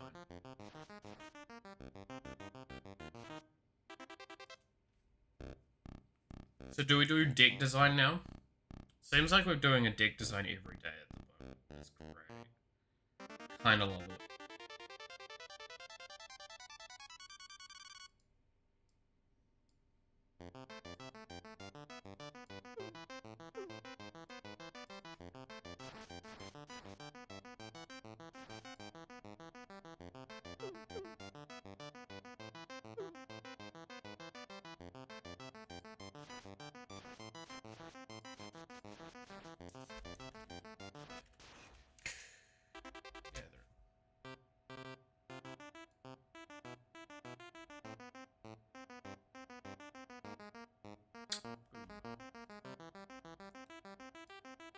Alrighty.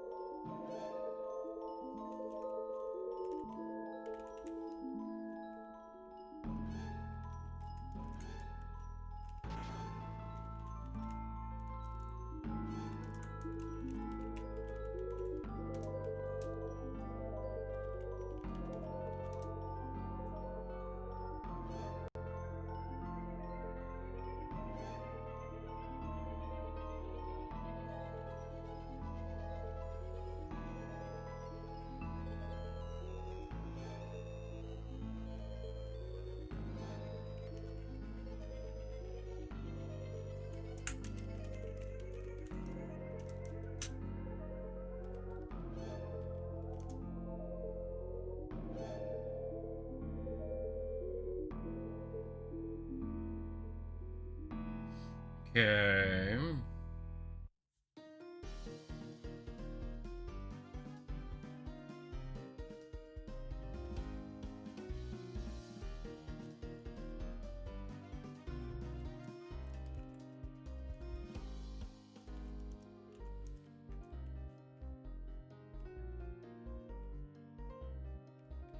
Which Which one is it?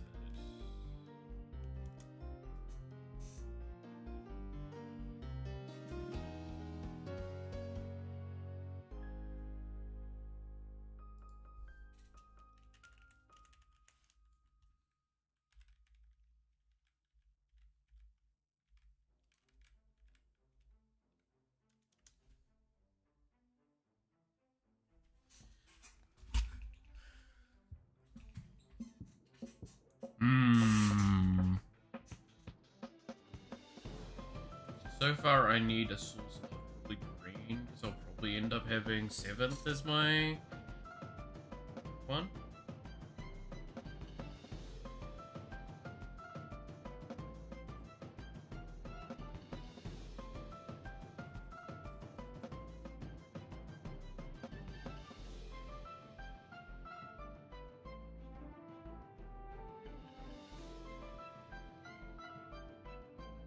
Hmm.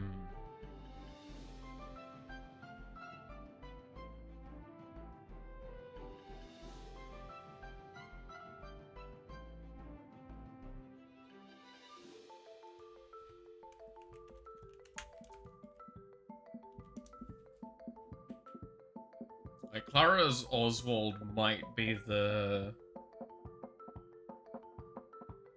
second one. I'm trying to think how I want to build this.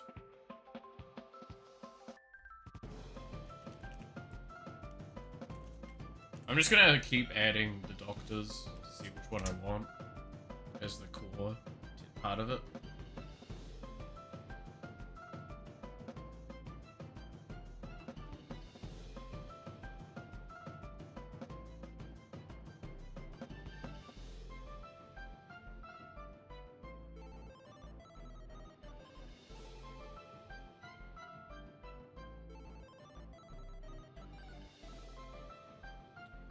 So, War Doctor's really interesting.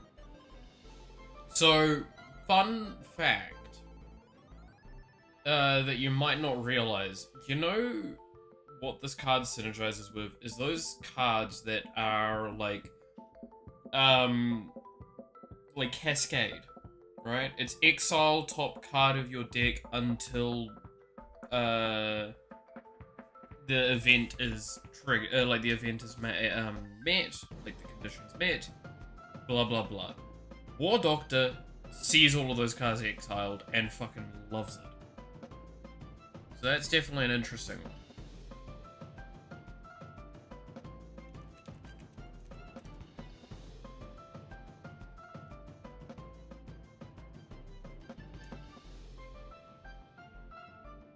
This one's about, suspend, right? Yeah.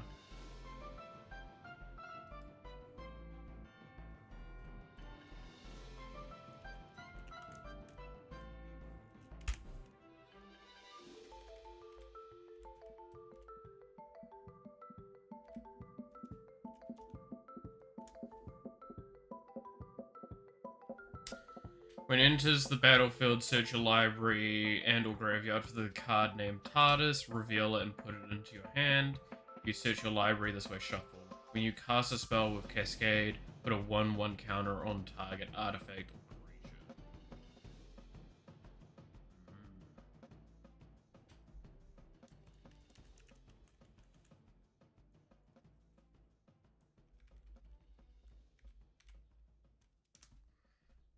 Also, I should change this alphabet.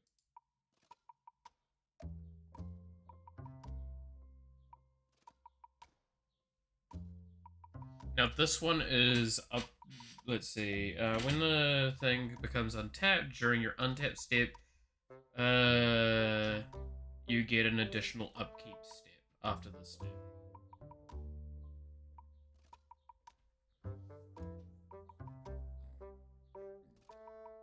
Whenever the Ninth Doctor becomes untapped during your untap step, you get an additional upkeep step after the step. So that one's also really good with suspend, if I remember correctly, because it gets them through them faster. So tick things. Saga also kind of works with that.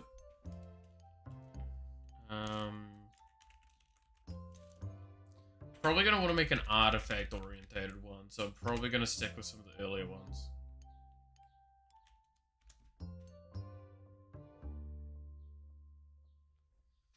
Players have no maximum hand size. At the beginning of your end step, each player may draw a card.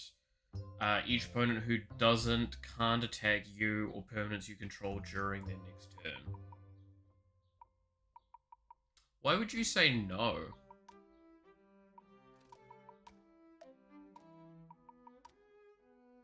I mean, it's a soft deck out potentially, but you know, you're giving them no max hand size. You're drawing that card's gonna stay on the board, like a lot of the time. It's Reliquary Tower for everyone. So unless there's someone that you really want not to have max hand size, you might pop it during that.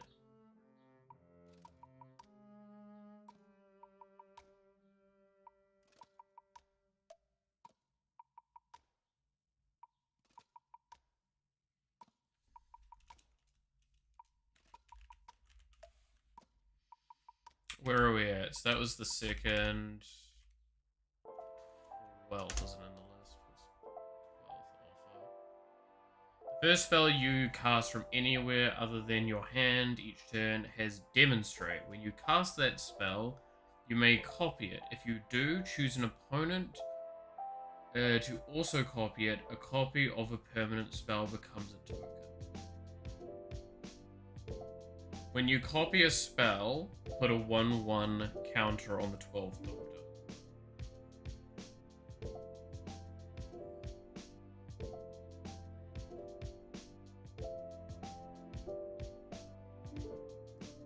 Ironically enough, that could go into a Stellar Lee deck. Like that kind of spell slinger.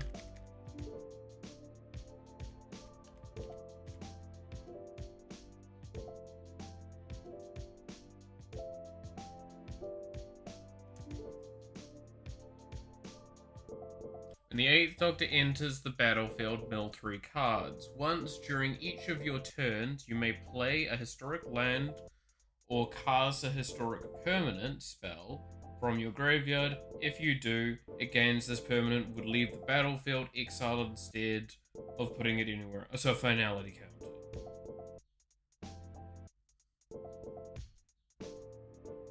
Cool. Okay.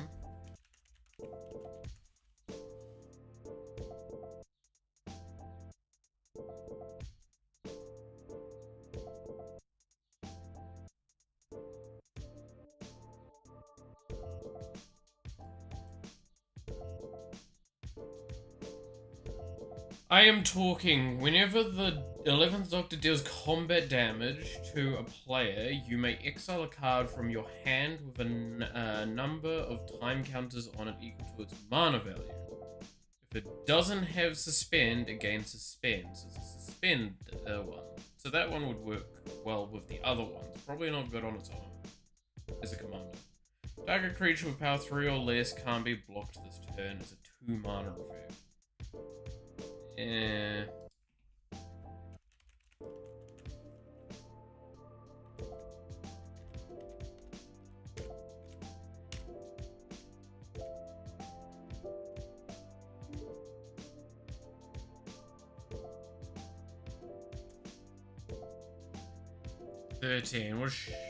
What does Jody go?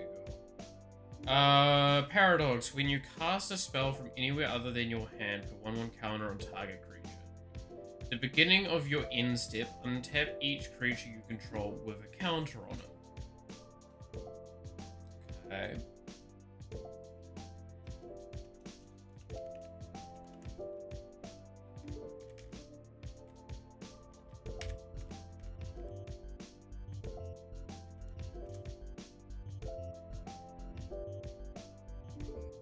Fugitive Doctor. Which one are you? Battlefield, investigate. When the Fugitive Doctor attacks, you may sacrifice a clue.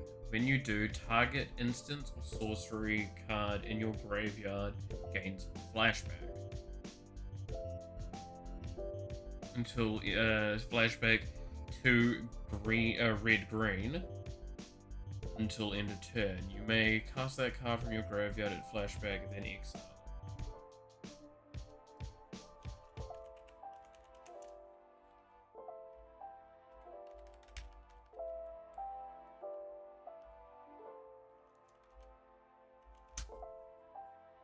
The 15th Doctor.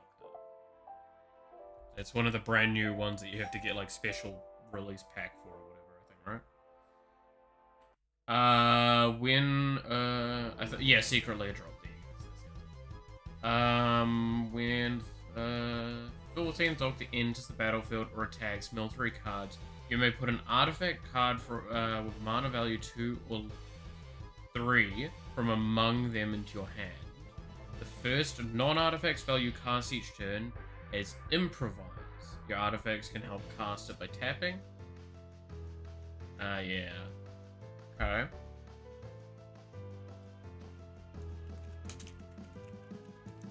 And then I think that's also the 14th Doctor. 14th. It's also there, right? Which is the second David Tennant.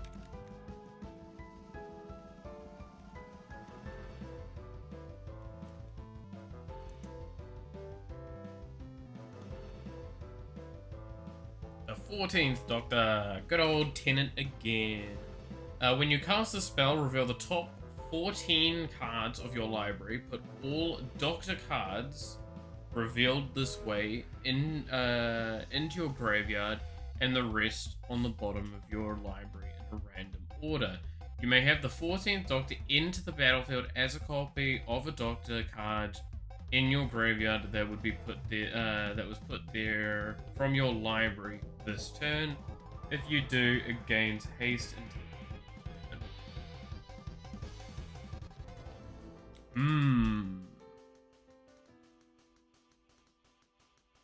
So these are all the Doctors and Clara. 1, 2, 3, 4, 5, 6,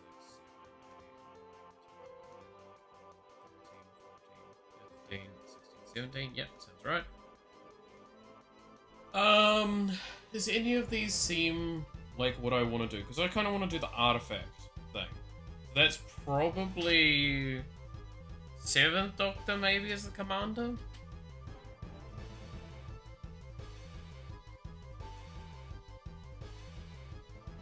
Create a clue token.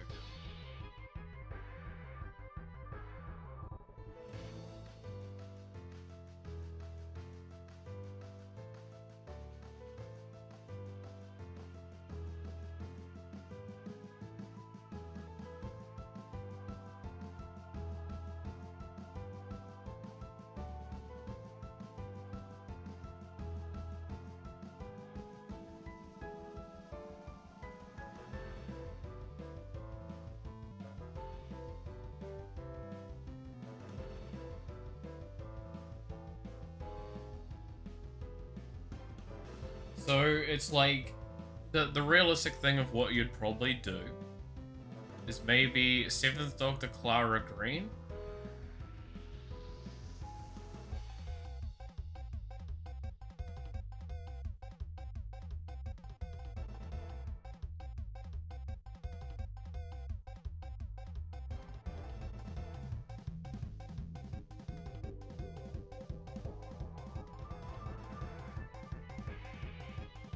But I think so let's be real intense about this. 14th doesn't work with that. So we're looking at white, blue, green. So the reds don't fit.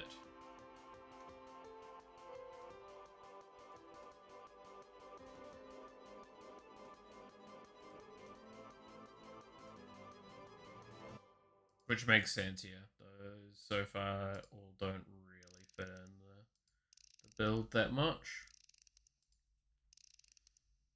Okay, so we've narrowed down. I think 7th is going to be set commander. And then Clara Oswald is also set commander.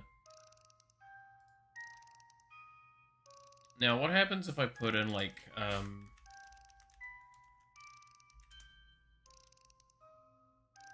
Does it recognize? It's weird.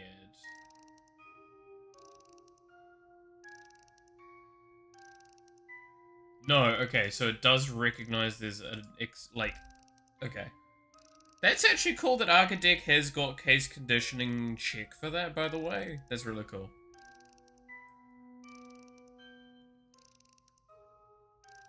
So, if we're doing an artifact deck around clues,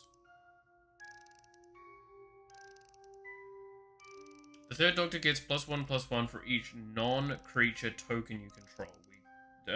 Clue is a token.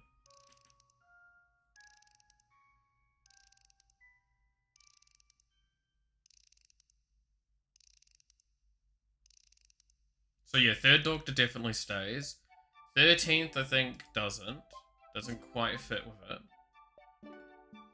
6th Doctor, when you cast a historic spell, copy it, except the copy isn't legendary.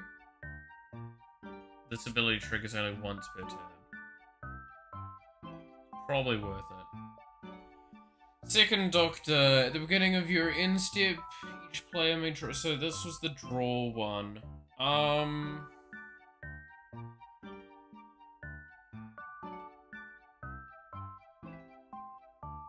If I add this, I would need to have Ristic Study in there. Because I don't have black, so I can't punish with Shieldren. So I don't see 2nd Doctor being the correct choice. 4th Doctor definitely should go in. 1st Doctor, I mean, I don't know if I'm going to be able to get enough Cascade to make that worth it.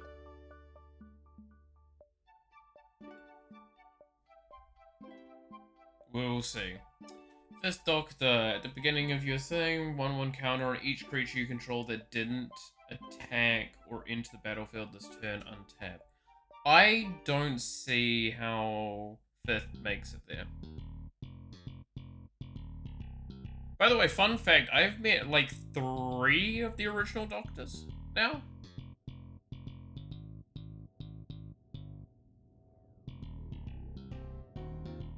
I know I've met 4th.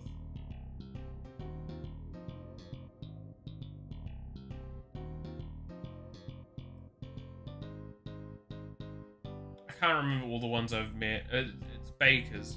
I know I've met the Bakers.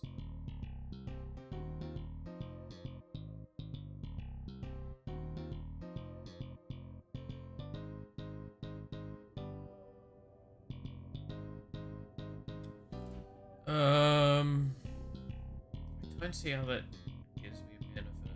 First Doctor might, but it might is the big wording there.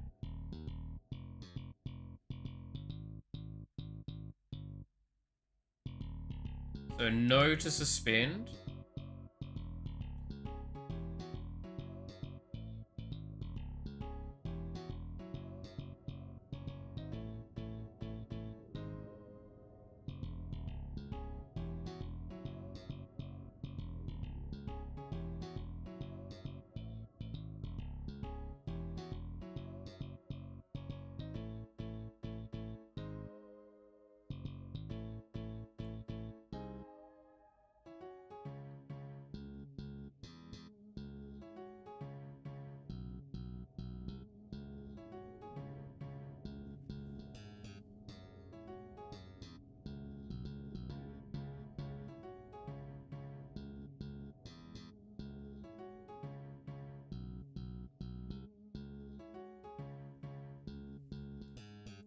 Is 8th Doctor good in this? I think he's just too expensive for his effect, but we'll keep him for now. So we have white, blue, and green as our colors.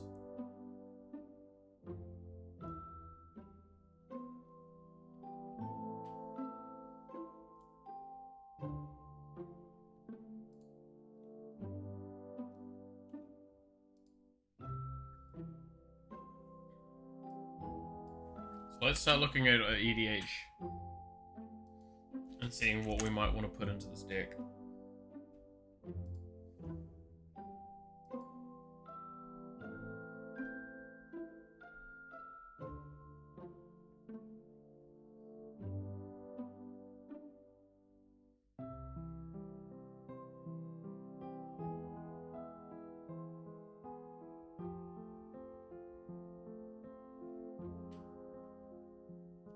So Sarah's probably a good one.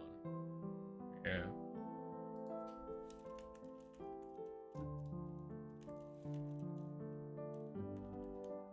Good old Sarah Jane Smith, one of my faves.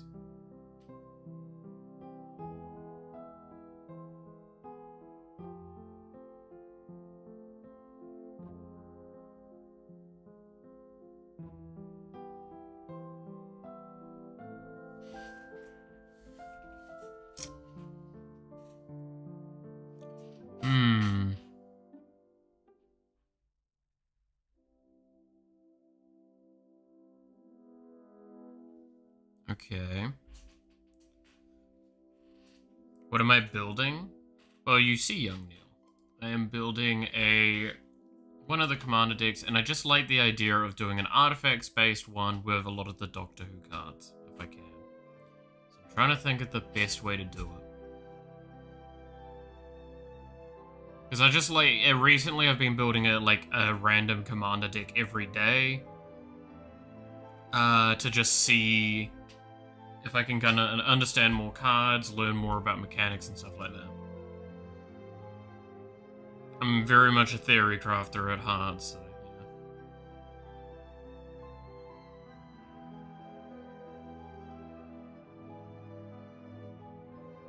It's like, objectively, the Unifier would probably be correct for this, because then we'd do more of like a thing, but... You've been playing Magic for long?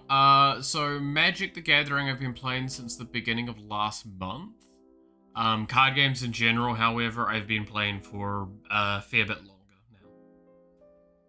Legends of Runeterra, Hearthstone, a lot of digital card games I've been playing for... Well, to give an idea, I've played Hearthstone since its beta, I think it was? It's open beta? Open beta? Closed beta. Actually, I think it was closed beta. Been too long. Shame they killed Runeterra though. I mean, it's killed with quotation marks, right? They've moved the PvE content more, which does kinda suck because the PvP was fun. But at the same time, there were, like, it had a lot, I think the biggest thing about it is it had so much interesting room that they'd already set up for and developed for that, like, I was just really cool to see where it went, right? I think that was the main thing we can all agree to.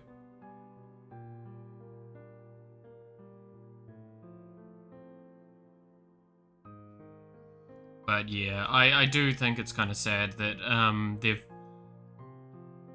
definitely made it very clear they're moving away from it.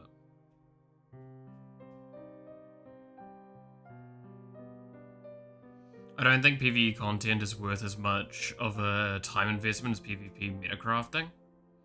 Yeah, well, I mean, like, I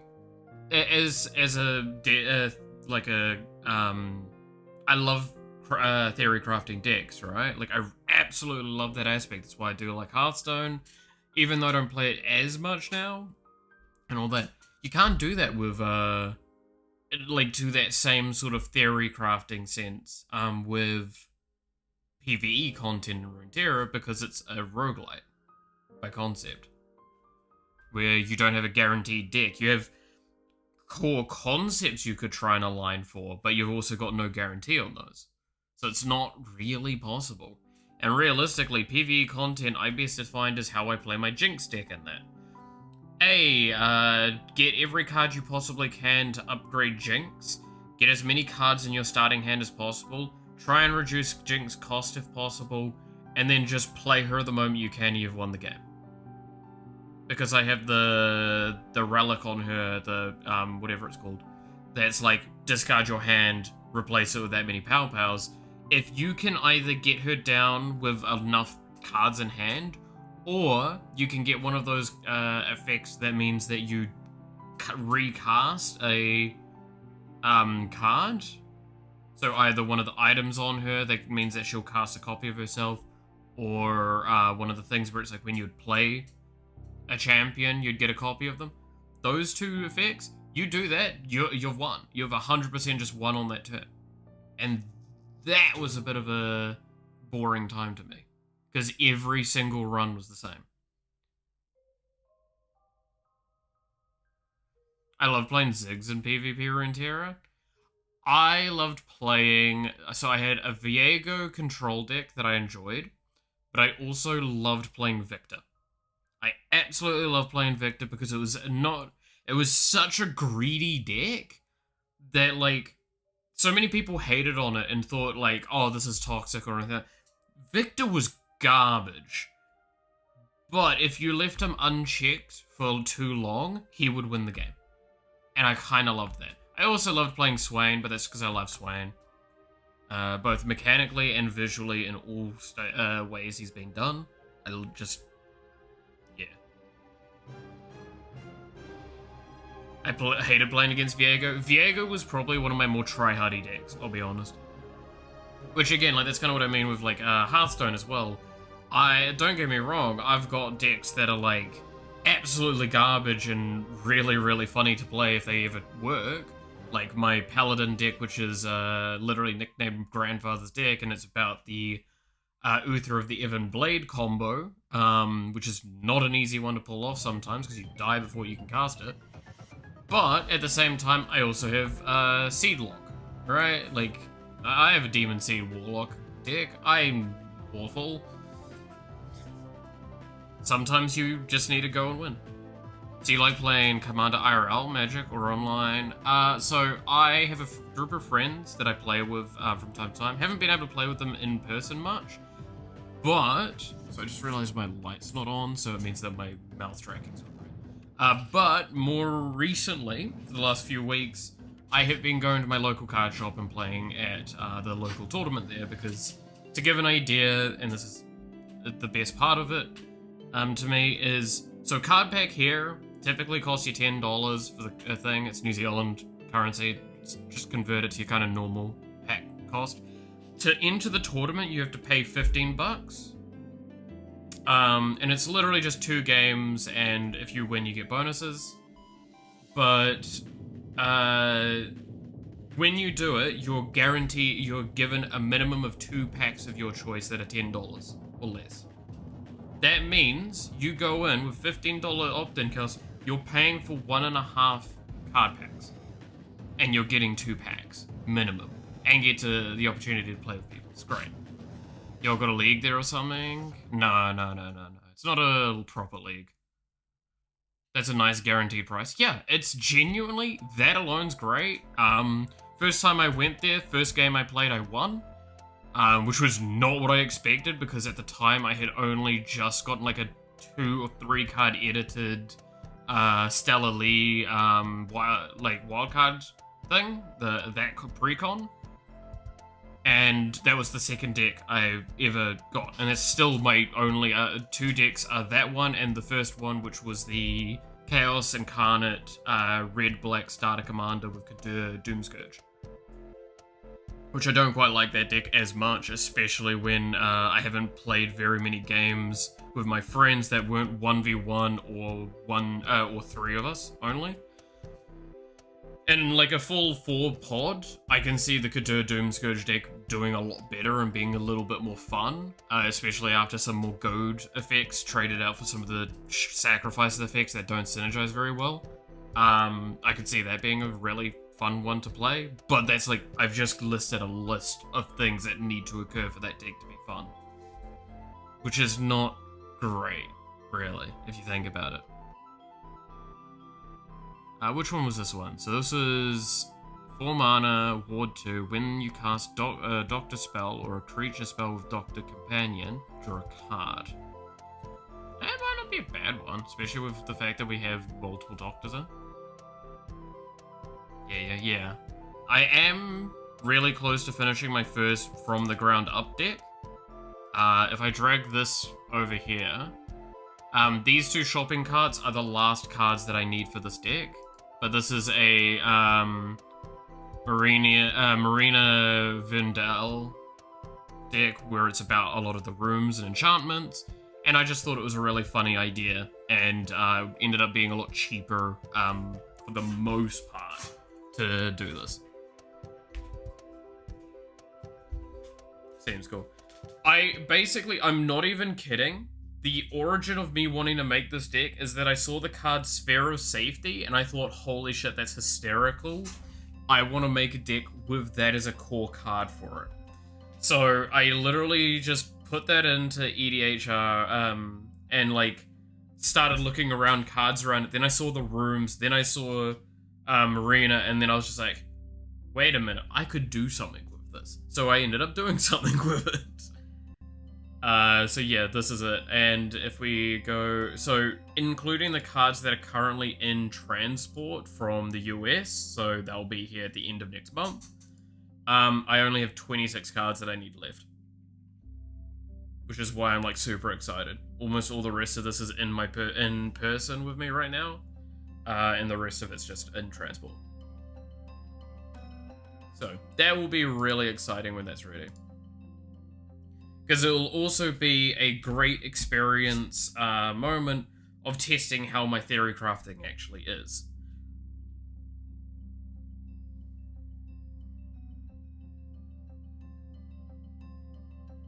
More susceptible board wipes, on the other hand, I understand the benefit of adding him to 99. So with Eternal Schema, keep in mind its enchantment creatures you control have Death Touch, Lifelink, and Hexproof. So it is protection for those things. I have plenty of ways of giving my permanents indestructible. I do agree there's an argument to be made they're a lot more susceptible, but we've also got a good chunk of recursion is to compensate. I mean, like, you've got Master of Keys as a short example of recursion engine, right? We've got Calyx. We've got Hall of Helioid's Generosity. Those are just some of the few off the top of the head, right? That's why I did want to get Bellow. Bellow was going to be a really, really good option. I think I had Bellow in here instead of something else at one point. But, like, there's so many ways to, like, play out this deck and bring cards back. Like, I can't even remember. Does this actually show how much recursion there is? There's supposedly only 7 cards. I'm pretty sure there's more.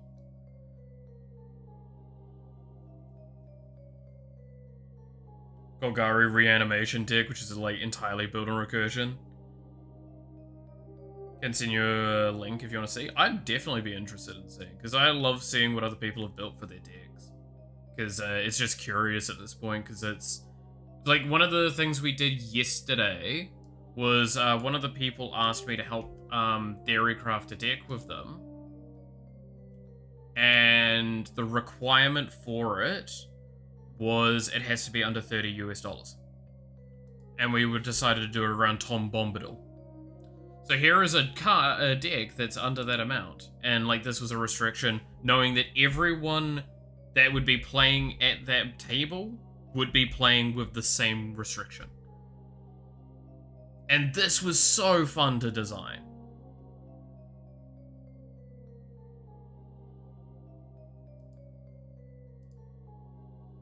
Give me a second, I need to open the window open. Here we are. Let's have a little look-see at this. Having a blast with it, and it's a pretty high win rate. It's always a good sign. So let's see. Old Rusty. To the battlefield. Mill a card. If a land card is milled this way, create a treasure token. If a creature, 1/1. If a non-creature, non-land, create a blood token. What was blood tokens again? Let's see. Blood token, discard, sacrifice, draw. Okay, cool. Grist, yeah, that's probably a solid one. Which was this one? Destroy all non-zombie. Oh, I think I see how this works.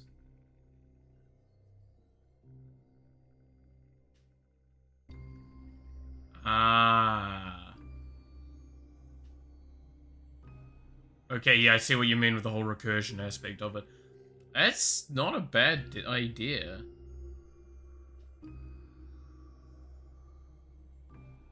Mill 3, whenever a creature dies or a creature card is put in the graveyard, each opponent loses. So you do, I mean, the beauty of this deck is that it does the thing that Magic the Gathering likes, which is you turn your cards sideways, right? This is definitely one where you kind of just throw shit at the enemy. Well, most of your shit at the enemy. It dies, it comes back. Repeat the process pretty effectively.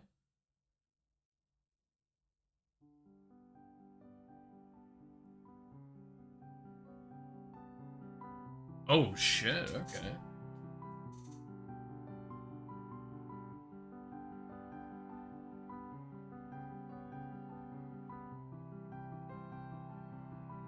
It's like the ideal mid-range with endless cards, unless someone exiles your great. Yeah, just hope that nobody has Boju Swamp and you're fine.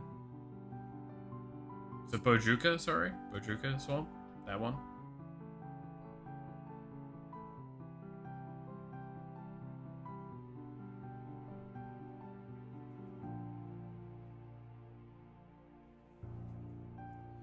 Ooh, Breach of the Multiverse is a nice late game card. Do you also have, yeah, there it is, Rise of the Dark Realms. I was about to say. You can still mill a lot of cards, it just slows it down a bit. I mean, it's not even consistent to mill this. Because there's just too many ways that it just kind of likes you milling. Again, that whole aspect of there's a good lot of recursion.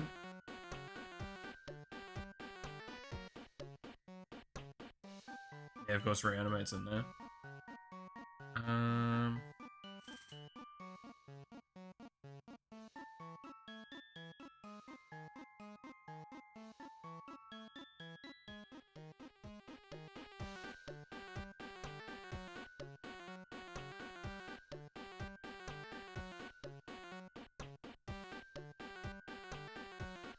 Yeah. No, I see this actually being quite good, yeah.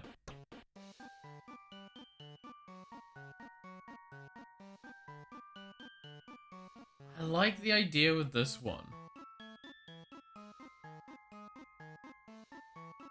Because that also thins out your deck a fair bit, gets stuff into the graveyard, so you've got that guarantee.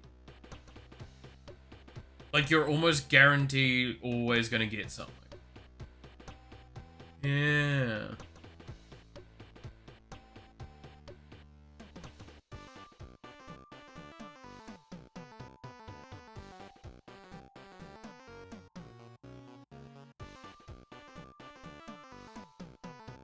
Oh, jeez, okay.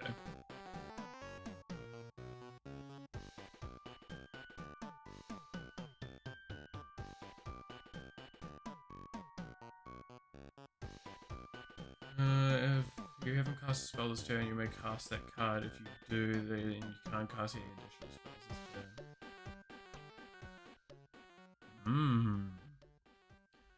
It's really good at the start, and if someone will waste removal on him, you just don't have to cast him for the rest of the game, because you already got some value. Yeah, that's what I was saying with it, right? It's like, it's it's nice, it's cheap, it's easy to get in and out of the fights.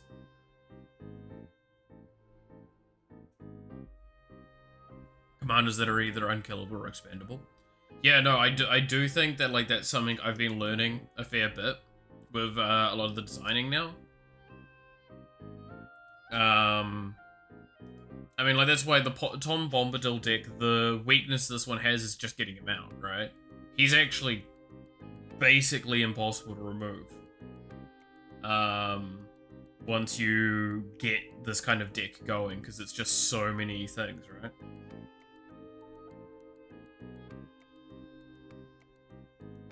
Building bottom up is the way. Yeah?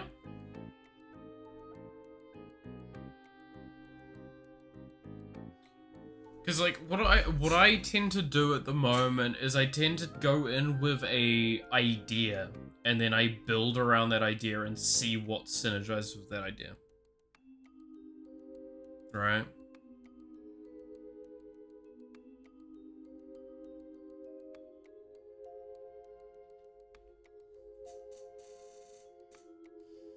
So then when you go through that, it's like, yeah. I mean, look, I've got decks in here that are for fun, and then some that are actually supposed to be good, right? Right, like, surprise, surprise, there's an Edgar and then there's an Dragon one. Like, I'm never gonna probably build those for the longest time, because they're gonna be bloody expensive to do. I've said this before, but, like, I'm already talking about going splitties with some cards.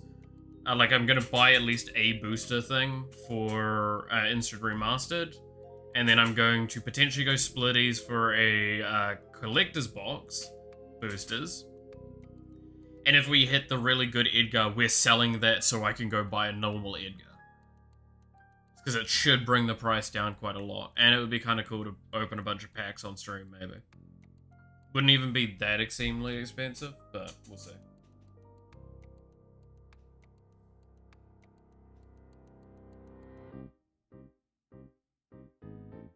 But yeah, like, sometimes I see a commander and I'm like, oh yeah, I'll do that.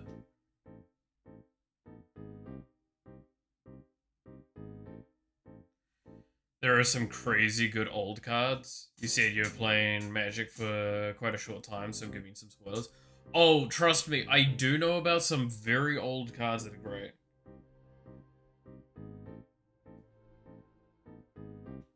Like, I mean, even some of these commanders might be a little bit of evidence to, like, some decks that are not exactly new concepts, and then there's some that are a little bit newer, some a bit older, yada yada.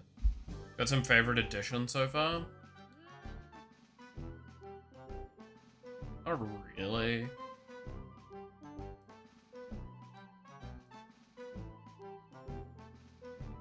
Oh, pardon me, sorry.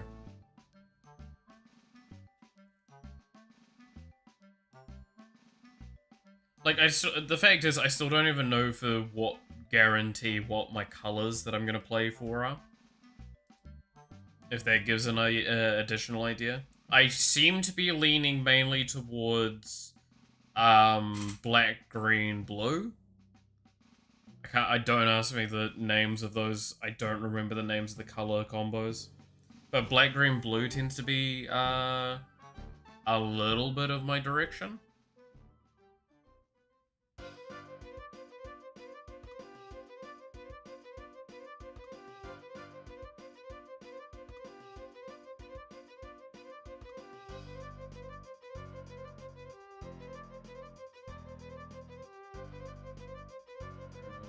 Non-token creatures.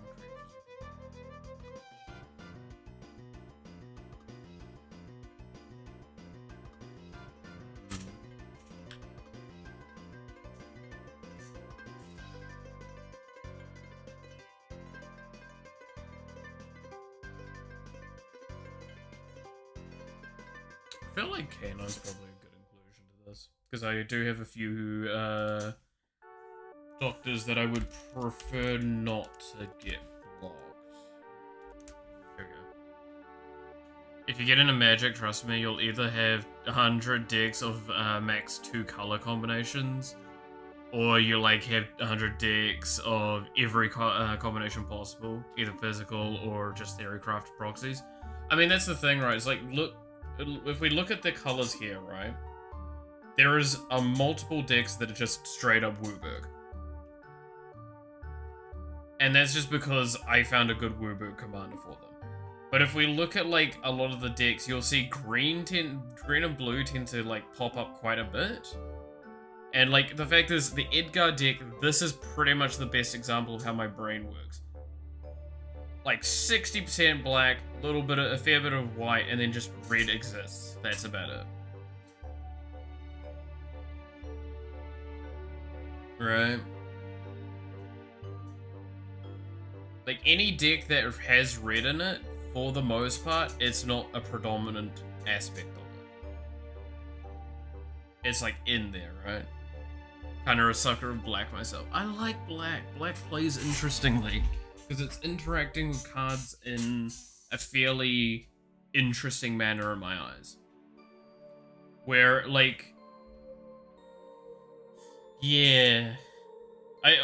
the thing I'm more surprised about is just how often I tend to just like find blue going into my deck and how often there's like multiple counter spells of some kind in there. I'm not happy with that. I want that known, but a deck gotta win. I mean, fuck, with the enchanting one, that one's not supposed to be an amazingly good deck, but I do have a few counter spells in there just to keep it safe. The idea of that deck is to not be killed. I don't die, I'm pretty much guaranteed second place. Unless someone does something obscene.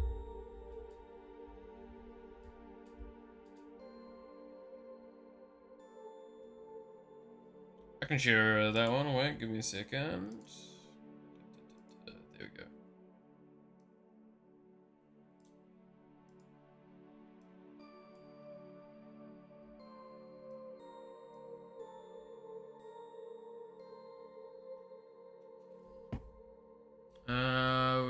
You mail that many cards.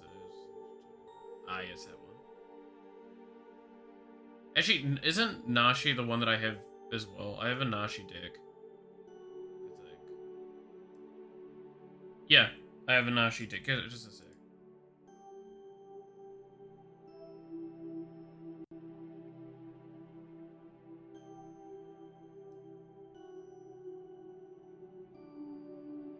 Do you want to know why I have this deck? And this is a deck that I'm making purely because it has the story to it. You remember how I mentioned the first time I went to the local tournament, I won?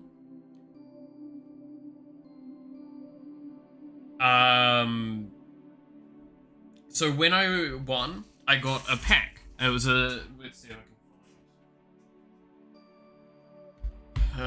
can find it. Turn... Where is it? There. Right. See if I can find it fast. Easy. Here we go. Is Nashi. I won 3 cards out of it because it was a special Duskmourn thing. And the 3 cards I got was Nashi. Here we are. Found them. These 3. Here. So, there's the Nashi Searcher in the Dark. That's a Pyroclasm that looks kind of fancy. And then there's Gix fucking Yawgmoth Praetor. Now, I've sat here, I'm still tempted to just sell this card. This card is a card that I will put into a tryhard deck if I do use it. Yeah, there you go. There it is. Fucking Gix. So this was the order, and I looked at this card and I read it, and then I also read its typings. I'm like, I'm sorry, Rat Ninja Wizard sounds fucking hysterical. I kind of want to make a deck with this as the commander, and that is why I have this deck. This is a deck that's designed around the idea that I got this card and I want to showcase it. Now, I want to mention, so you mentioned it's not as Voltron-y. This one's a very light amount of Voltron. It is a bit of Voltron, but it's very lightly. In fact, I'm tempted to get rid of some of the Voltron stuff to commit more to the other win condition of this. Now, I'm wondering, can you see what the other win con of it is when I bring this back? So if I maximize this...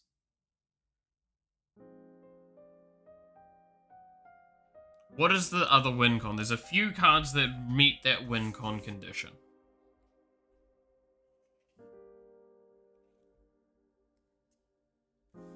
I do not blame you if you can't see it. I just thought it would be a fun little challenge thing if you could.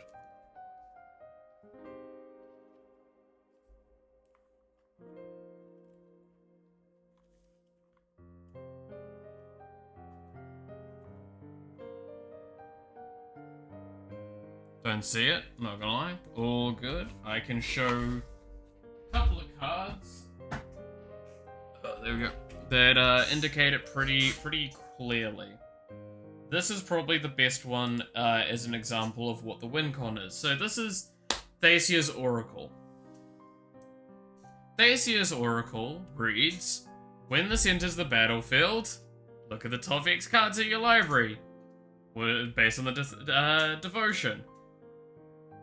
Put them into the top, blah blah blah, but if the X is greater than the number of cards, you win the game. I know that little shit, yeah. So then we also have Jace here. Jace, Wielder of Mysteries. What does this card do? If you would draw a card while your library has no cards in it, you win the game instead. The idea of this is a hardcore self-mill deck. To try and win the game by emptying my deck. That is 100% the idea. There is a few cards to meet that condition in here, and win with it. And it's really funny.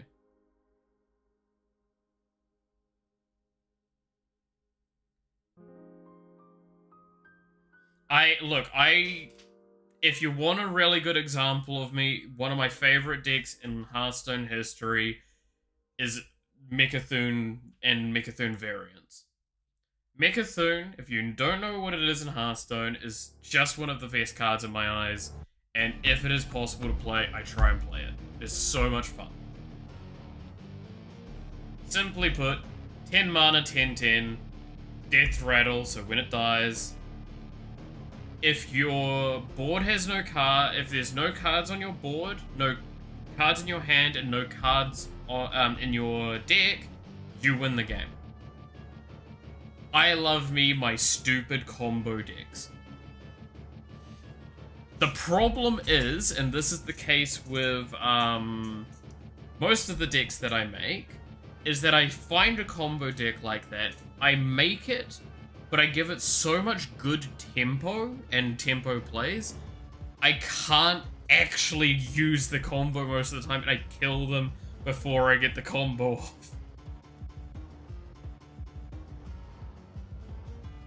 So, technically, I'm actually a tempo player, but I love to play for a combo. So that's why I went with this. I actually hate to play against combo decks, but I understand the appeal. I myself am a big mid-range control lover, or tempo. See, that's the thing, is like, I like a combo deck. Specifically, I like a combo deck where the opponent knows where it is, what is coming. They just kind of have this inevitable aspect behind it. That's why I like this deck, because while it is a combo deck, and it is about winning the game with a condition, two of those conditions are very, very telegraphed, and you can see the telegraphing of the fact that my deck empties. It's like, oh, my deck is getting lower and lower, therefore you can probably tell I'm close to winning. Want me to see your one now? Let's have a look, see, because I want to see what you've decided to go with. I do like the idea of ancient, like a lot of the ancient brass dragons and the silver dragon. I like the D20s. I do want to make a real hardcore like D20 roll deck one day, because I just love the idea of an RNG mess. Oh my god, it's a Transformer one.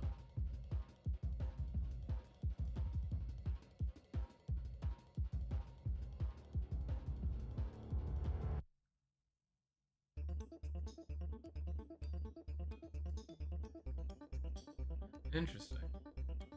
Yeah, Demon of Fate. Yeah, so this is leaning a lot more on the enchantment side of things. I mean, 30 enchantments, but...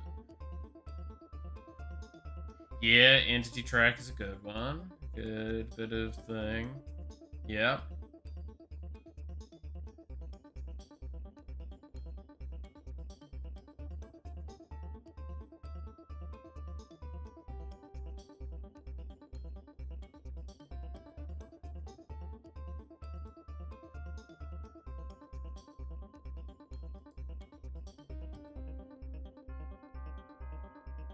And let's see if we can... I feel like you're missing draw.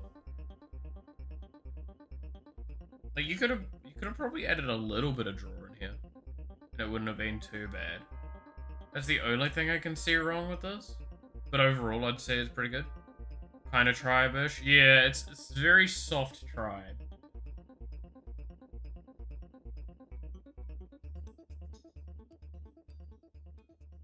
Because I feel like this is a deck that, like, once it hits a specific point, you run out of gas.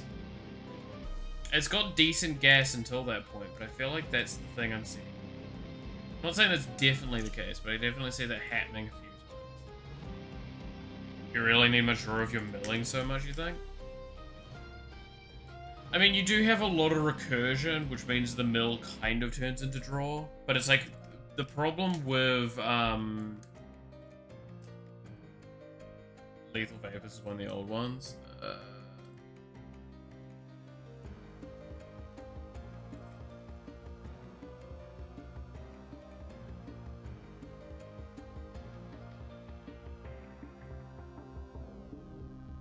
Huh. Interesting.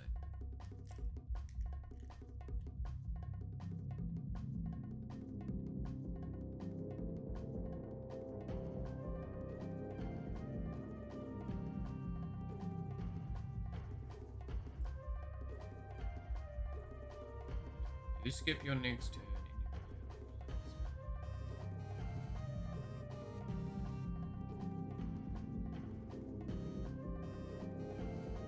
I mean, that's really good with enchantments, yeah. That is very good. Because that just... Whenever a creature comes into play, that's the thing. Looks out a lot of options. So if you've got, like, a win condition on the board, like a win lined up, it's really good.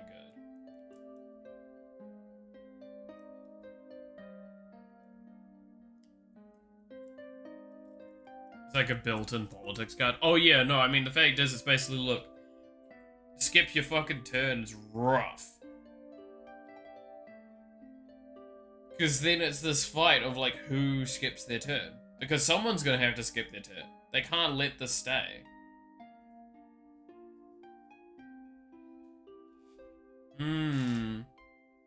I feel like that's the thing though, is I feel like you could possibly softly remove a little bit of recursion and put in a little bit of draw.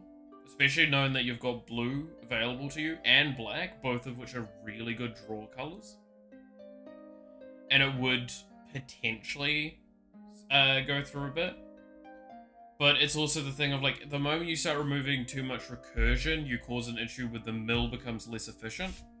And that's what, like, what I was saying though, is it's like, this deck is mill and then recursion. What I have with mine is more just straight up draw, right? And it makes it a difficult thing of, but I think the leaning to the mill side is probably a good bet.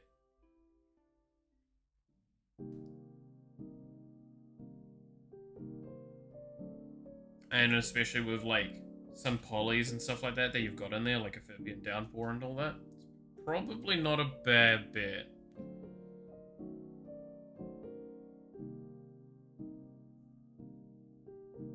Especially when locked to just black-blue. Which, yeah, I can't remember that color's name.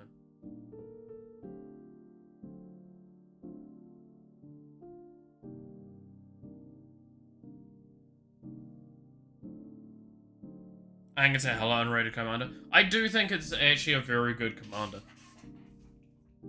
I do think Nashi is actually quite surprisingly good, because it's a 2-mana menace. Like, that's the thing. It's 2 mana, it's menace, and it has an on-attack trigger. Which is very important to take into consideration when you're going with that. Can build them a lot of ways. Exactly, and that's why it's like, we're commenting with mine, it's like, mine's a lot more draw-orientated, but it's also got a little bit of soft Voltron in there as well, to just make him a really fucking annoying card to deal with.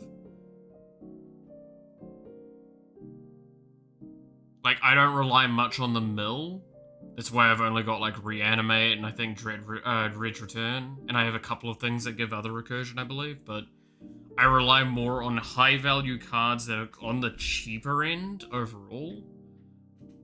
To just be able to have stuff there onto the board, right? And rely more on stuff like that, Commander.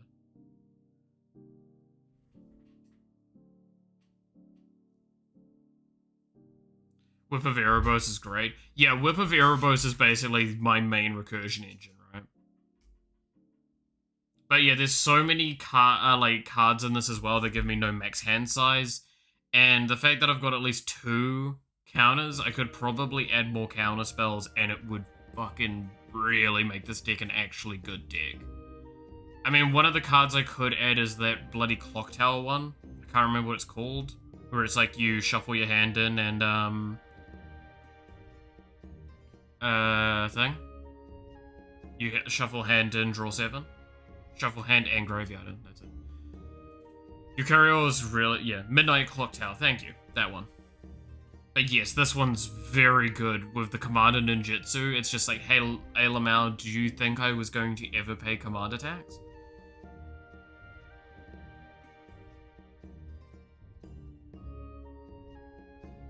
But that's why I say, like, Yukaro in this isn't as potent as what she can be, and I know that. Because, like, I've not got that higher cost cards. But there's a couple that if I hit, like, bloody Excalibur, right, is a good example, should just smash you. Like, Commander yeah, well, to be fair, this one's a Commander partner system as well, right there. Because it's a Doctor companion.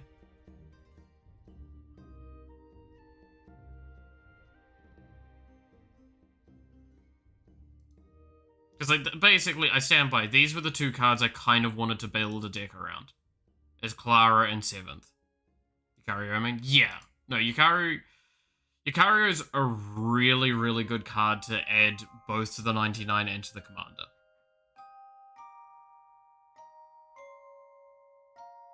But the fact is, Commander Ninjutsu still works from hand. And that's the important thing. So it's still just a 2 mana card that can come down and get me draw and deal a little bit of damage as well. Like, I think the top end it can deal is the 12? Is 12 the highest cost I have? I'm pretty sure 12 is the highest cost I have. By far.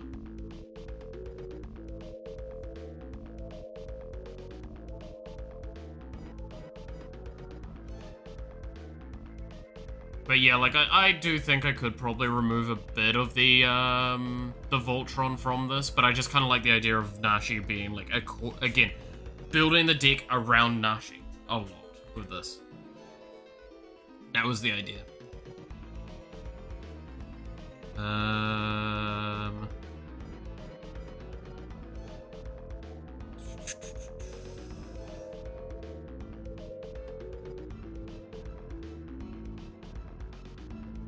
I'm missing the dragon and the Golgari recursion. Yeah.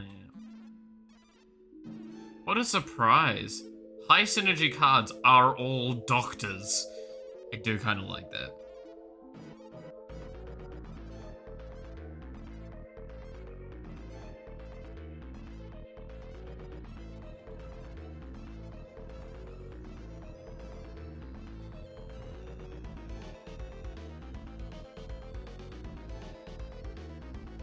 Ooh, no. 11 mana, drop 5 cards onto the board. I only have 5 in the deck. Yeah, that's not worth it.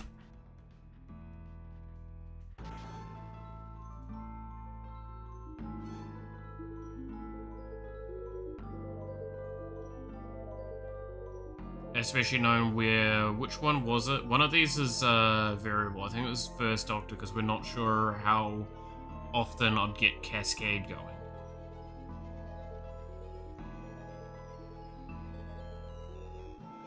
So TARDIS, vehicle flying. Attacks, if you control a Time Lord, the next spell you cast this turn has Cascade and you may Planeswalk.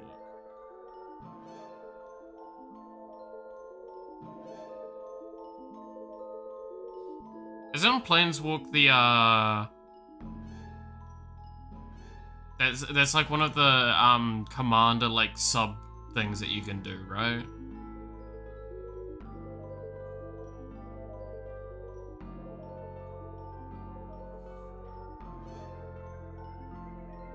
If I'm recalling correctly with that card. Or the Planeswalk thing.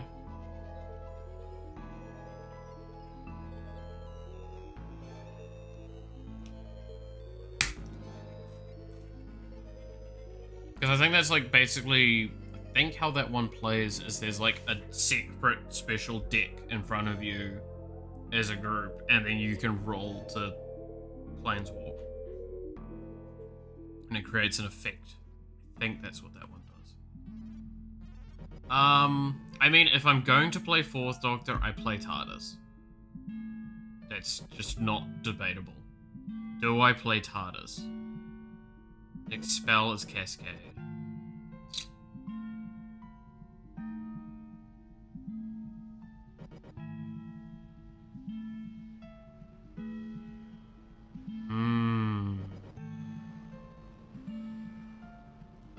I mean, I do like artifacts in this deck.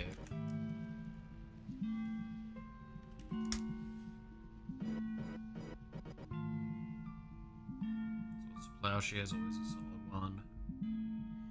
When Gallifrey stands, enters the battlefield, return all Doctor cards from your graveyard to your hand. At the beginning of your upkeep, you may put a Doctor creature card from your hand to the battlefield. Then, if you control 13 or more Doctors, you win the game.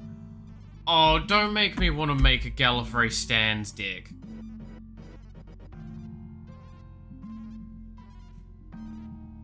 I want to make a Gallifrey stands deck now. Because I think that would be fucking hysterical. Look, I'm sorry, the moment you put a card in front of me that says win the game, I'm curious.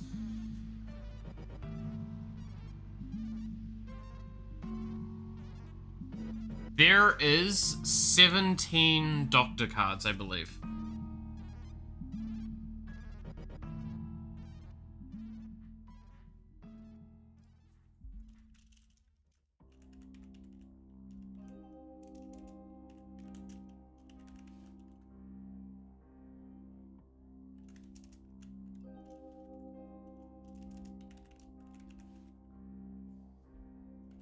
I think the Rogue Doctor counts.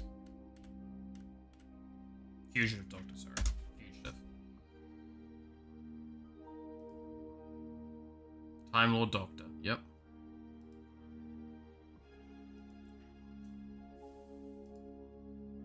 Who would be the commander then? Because I'm gonna need red.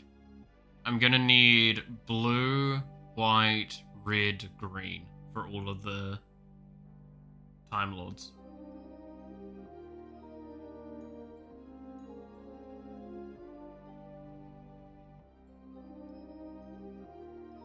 It's gotta be 14th then. 14th is just arguably the best commander for it. Either that or Joda.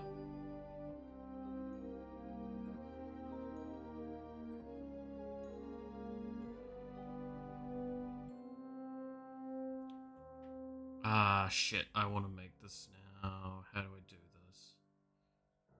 Yeah, I think 14th is probably the correct one to have as the thing. Because he's all about getting the Doctors in the graveyard as well.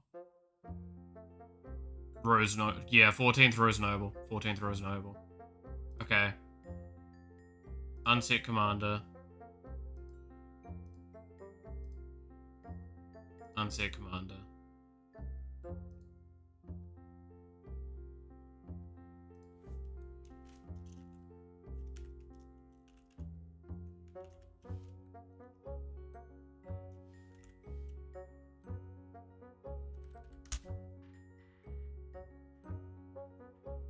Which is painful because it's a very expensive card. I would prefer not to have made the deck around a very expensive card.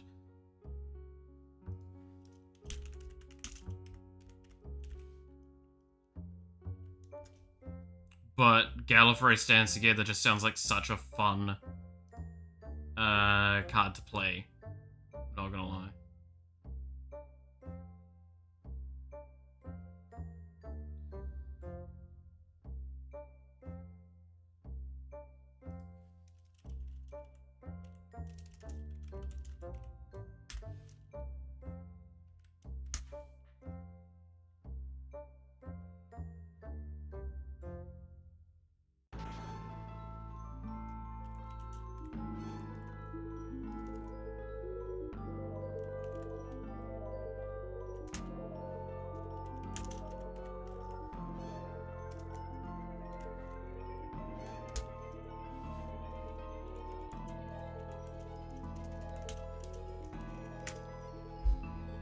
I was so close to making a normal deck, and then I see one thing.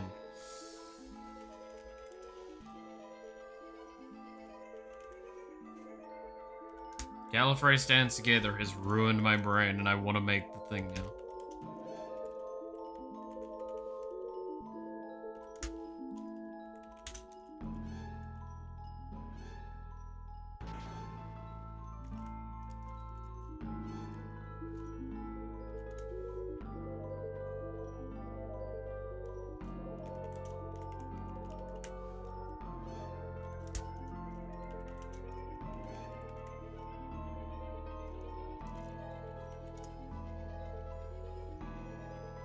I think I removed the 5th, right?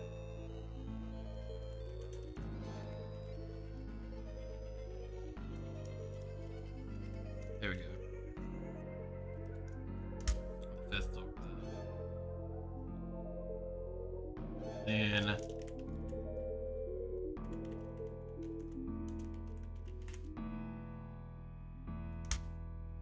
Gallifrey Stands. Oh, and 11th.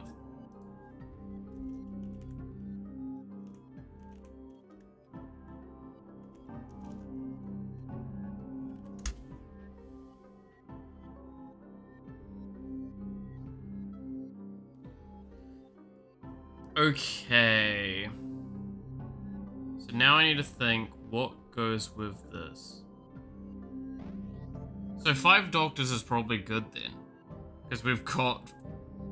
What is it again? 17 Doctors total?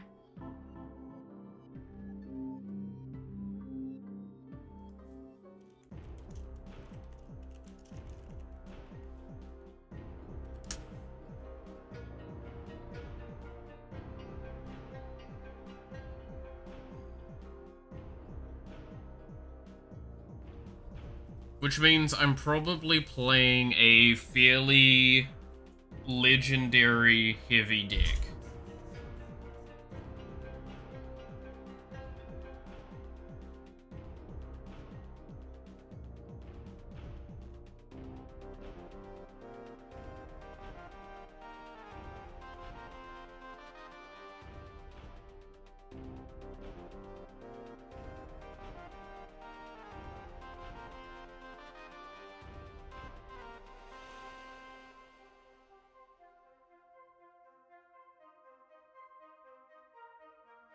Column scheming guide. That sounds kind of funny, but I don't know. I mean, it's 2 mana. Maybe.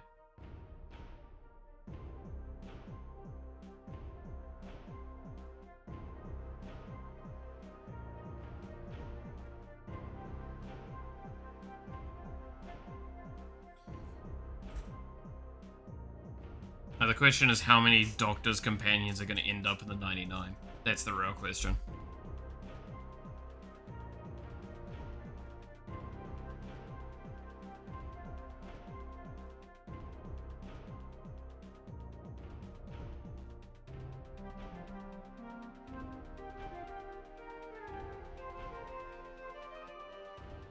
I don't know if Adric's that good. Is it? Maybe.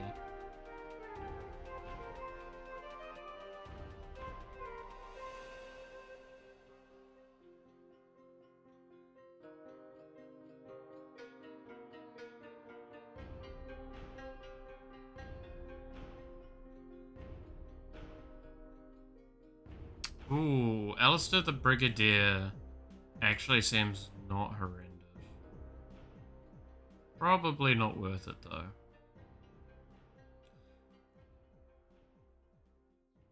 MacCready's probably a good one though, because that's just a little bit of soft safety.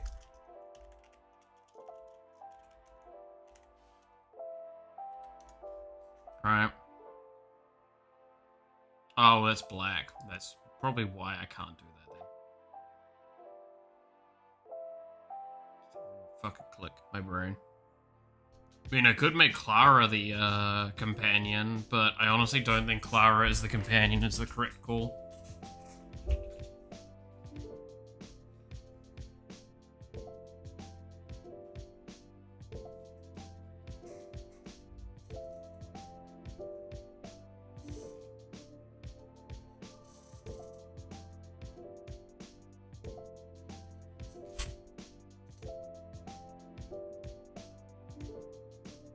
reverse extra value, curse. Each turn has convoke.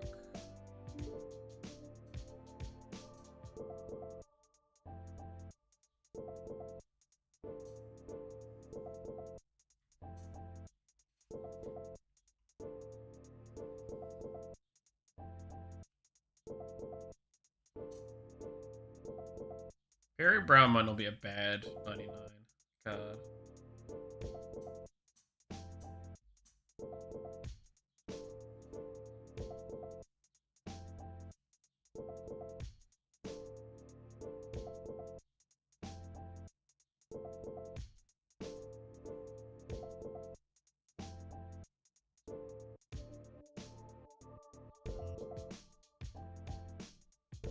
Kind of want cheap cards mainly, because what's our curve is pretty heavy at the moment.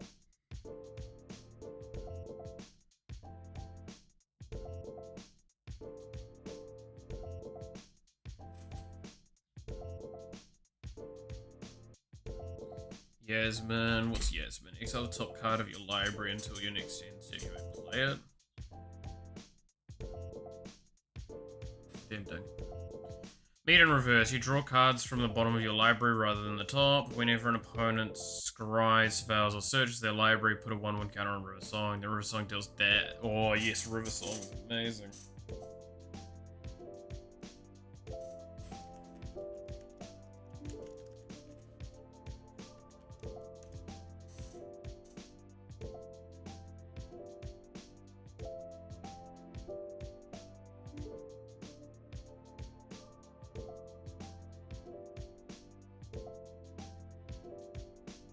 Choose a creature type. Time Lord.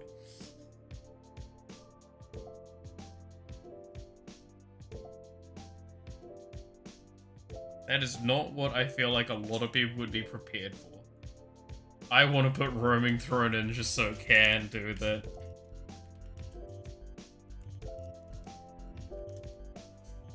Roaming Throne Time Lord sounds amazing.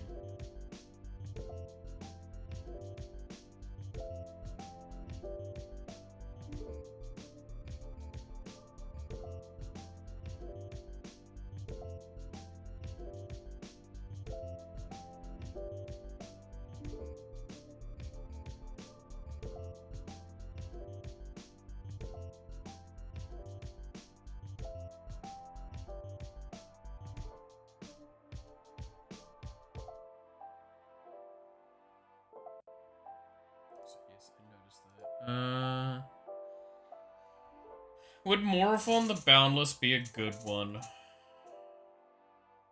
It does count as a doctor, so for Gallifrey stands, it actually would count.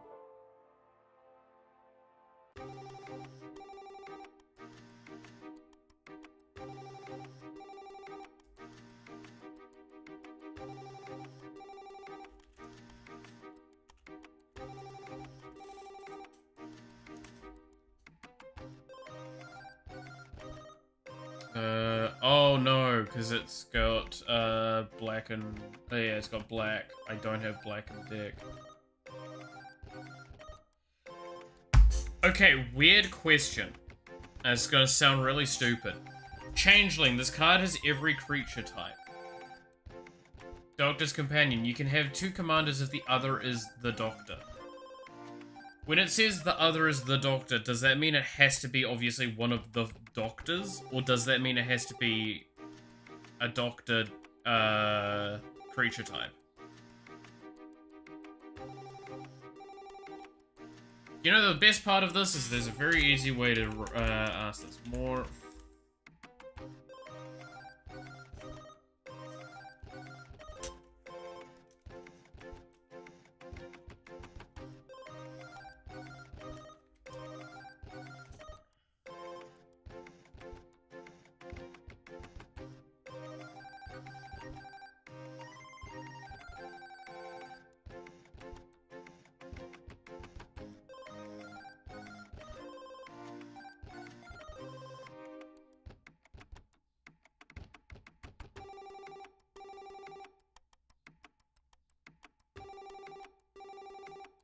So people are saying no.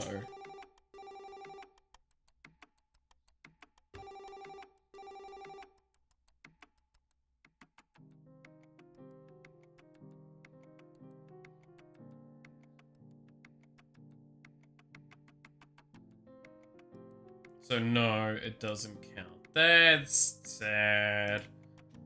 That would have been such a good card. Because that would have cheated. Soulbound, you may pair this this creature with another.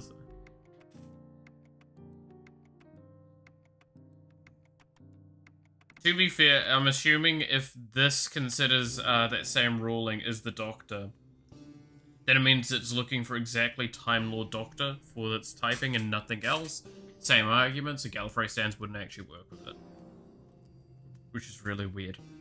Anyway, Soulbound, you may pair this creature with another unpaired creature when either a sea enters the battlefield. They remain paired for as long as you control both of them. When Donna or a creature is paired with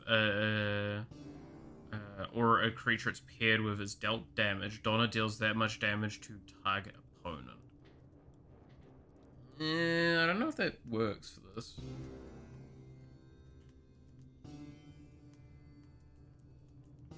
If an ability of a creature you control will power 2 less triggers, that ability triggers an additional time. Most of the Doctors are 3 power and above. Right? Yeah. So that's not quite enough.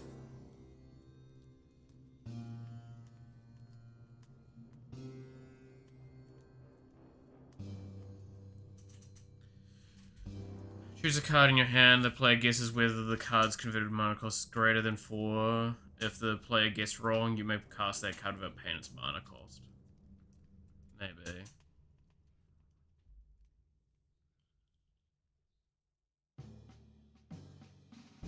Deals combat damage to a player. Choose a suspend card you own and remove that many time counters from it.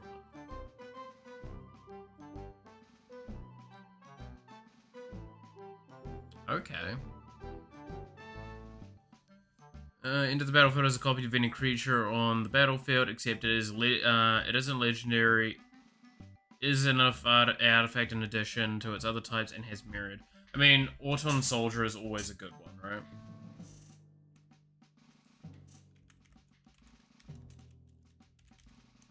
It's probably one of the few cards in the Doctor Who stuff that's genuinely just so good you can put it other places.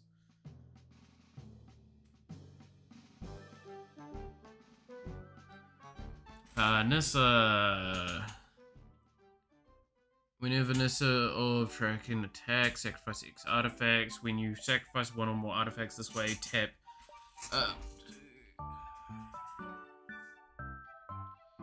up to X creature target creatures, and you draw X cards. That should be a bad one.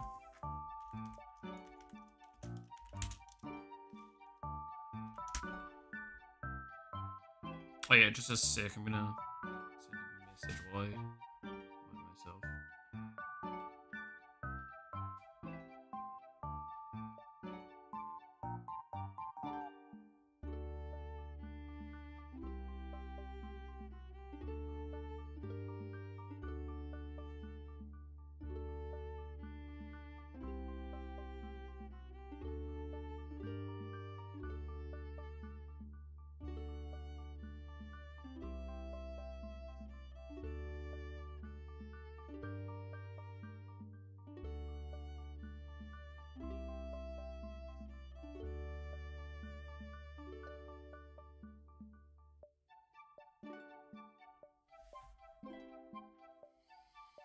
Bloodletter, no. I don't want to do that. That's also such an expensive card. I can't not justify that when I'm already smashing myself with a very expensive card with the 14th.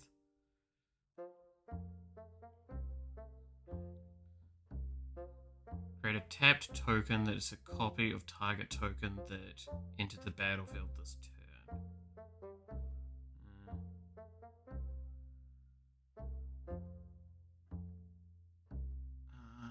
Draw a card, then discard a card, put a quest counter on this.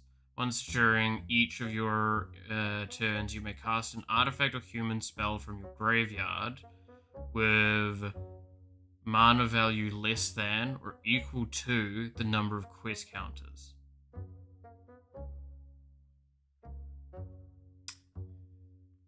Human is the next most common card type at this point. Human detective, human time lord, human scientist, human advisor. Might not be a bad one, especially knowing I'm probably going to end up with a lot of Oops, that's the deck filter, not the one I wanted. Cannon. Solemn Simulacrum's probably not a bad bit.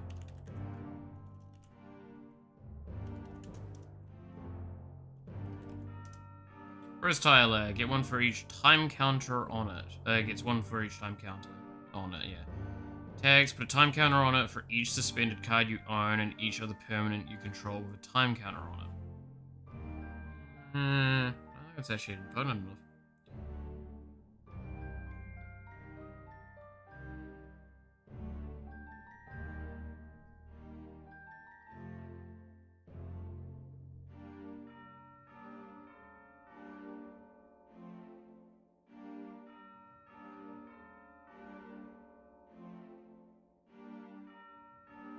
Spark double.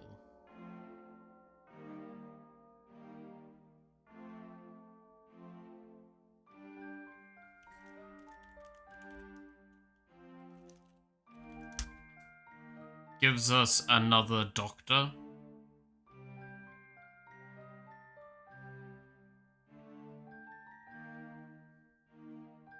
When Martha Jones enters the battlefield, investigate. When you sacrifice a clue, Martha Jones and up to one other target can't be blocked this turn. Maybe. Harvey the Allfather. It's indestructible as long as there are there are 4 or more historic cards in your graveyard. When another legendary card, a creature you control, dies, return target legendary creature card with less mana value than mana value from your graveyard to the battlefield tapped. It's not equal to, it is lesser. It has to be lesser. That's not probably worth it. Alright, Master Multiplied. Probably can't play that. It's got black mana, can't. Current toughness is equal to the number of cards in your hand. Enters the battlefield or attacks, investigate. Deals damage equal to twice its power to another target creature. Activate only once.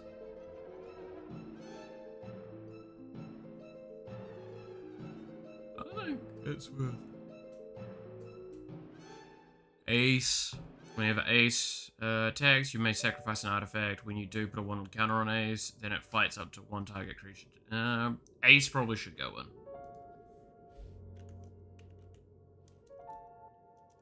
Whoops. That's the deck filter again, not the ad.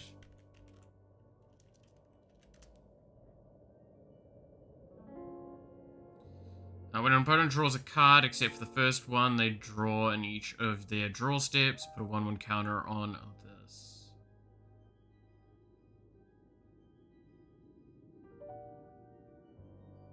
Might not be a bad bet, actually. Also, Delighted Halfling should go in.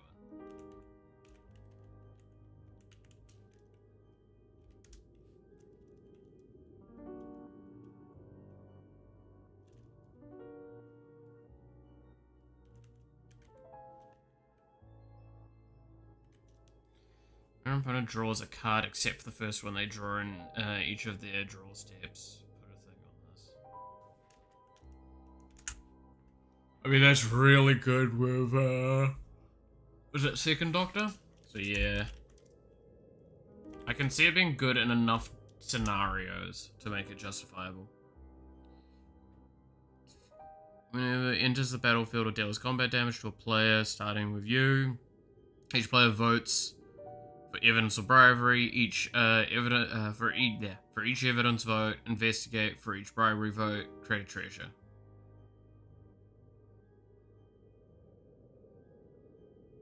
While voting, you may vote an additional time.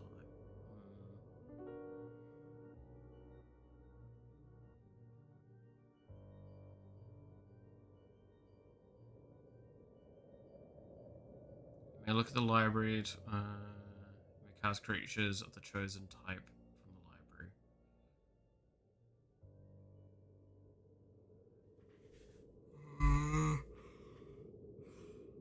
Ryan Sinclair, what do you do?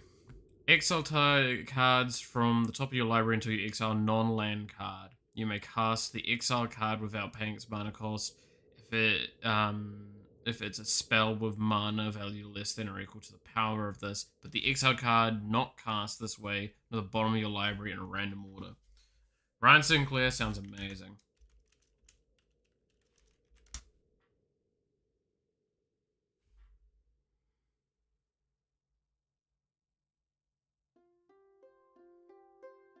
X counters on it. Enters the battlefield, create X1. When you attack, put one or more insect with one or more insects, put a 1/1 counter on each of them. It's 1/1 for each color among other legendaries. We can't play it. Unless we swap out the 14th as the commander, which I think I'm going to keep it, and I'm fine not having Wooburg. We'll live.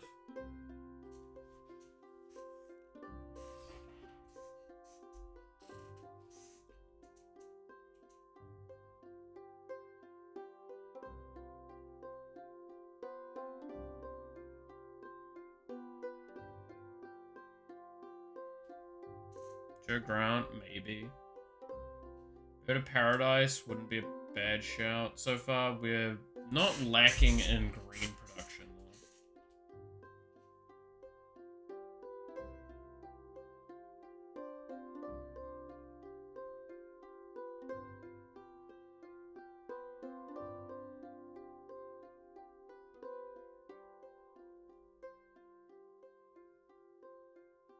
though. Time Lord Regeneration is absolutely going in here.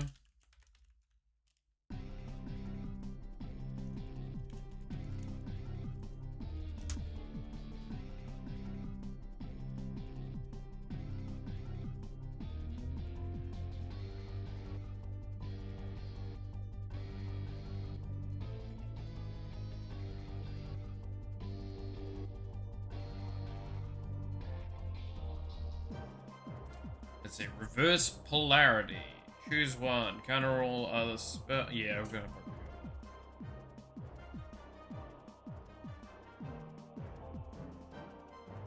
Creature's power and toughness, and then creature's gonna do. Yeah, let's go with reverse polarity.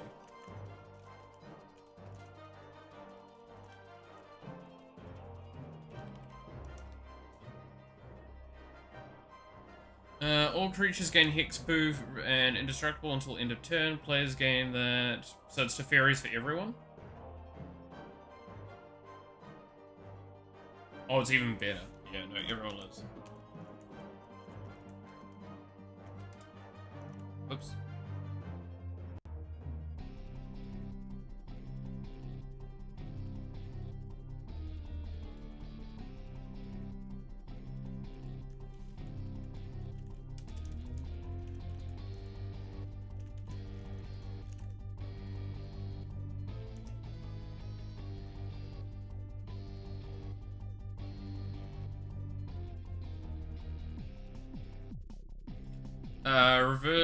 Reveal the top 5 cards of your library and separate them into 2 piles.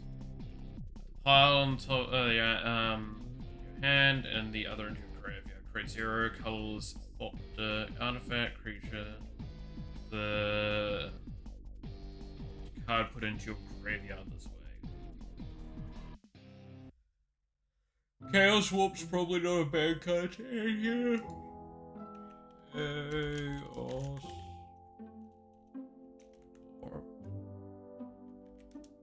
might as well also while I'm thinking about it.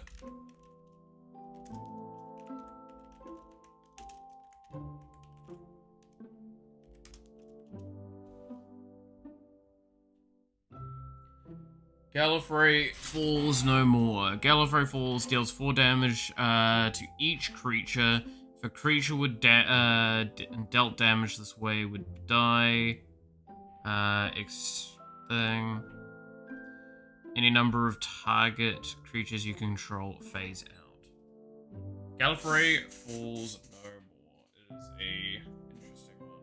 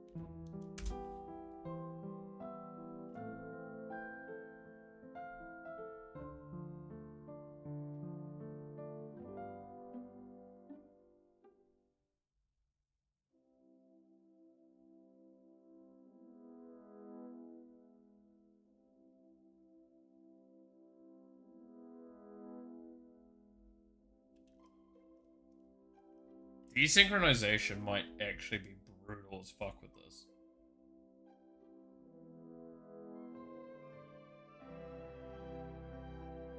It is instant. It is a 4 mana instant, basically border potentially.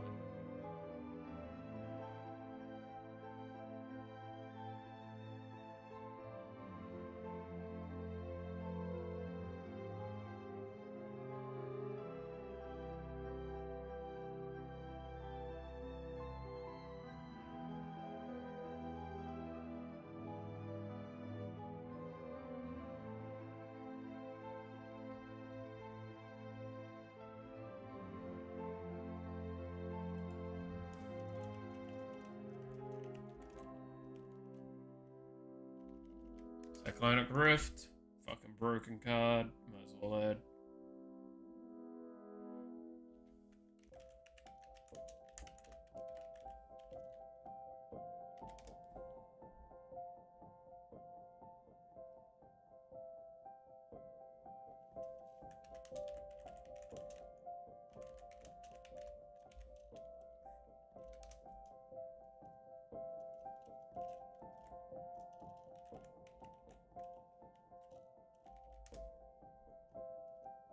Decaying Time Loop. Discard all cards in your hand, then draw that many cards. Retrace. You may cast this card from your graveyard by discarding a land card in addition to paying its other costs.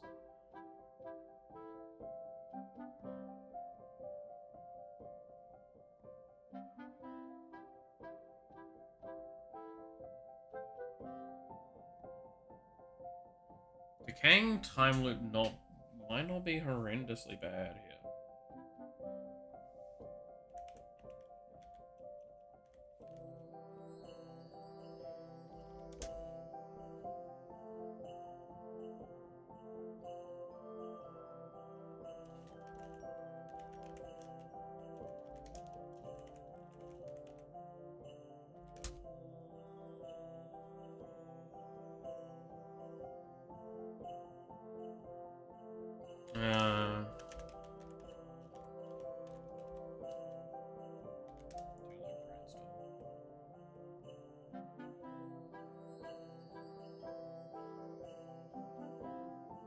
Counter target non-creature spell. Your opponents can't cast non-creature spells this turn.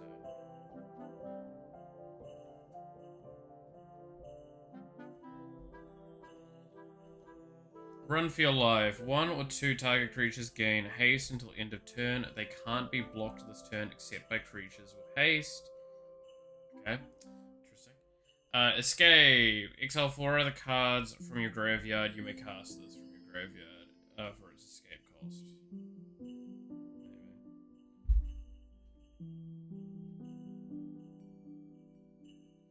Twice Upon a Time. Sorcery, adventure. Search your library for a doctor card, reveal it, put it into your hand, then shuffle. Okay. Cast the spell only if you control 2 or more doctors. Take an extra turn. After this one, exile Twice Upon a Time. Oh boy.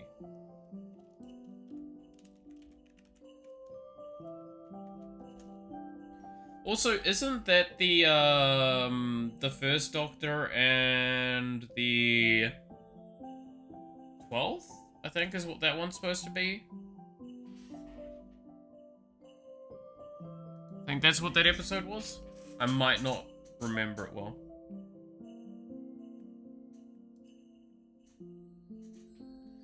Farseek might need ramp. That might not be a bad one.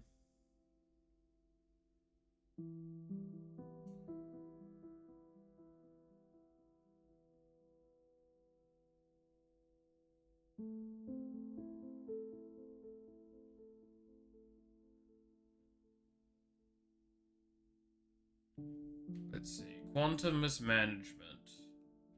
Create a token is a copy of target creatures you control, except it isn't legendary rebound.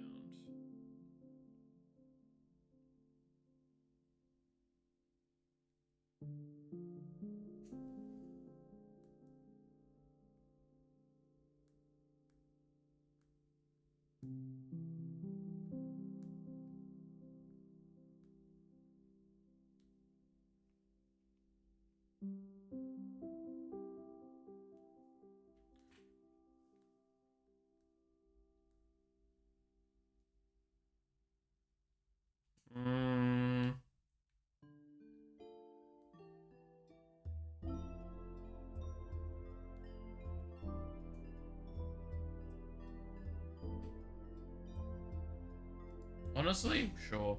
Because that's another doctor, potentially.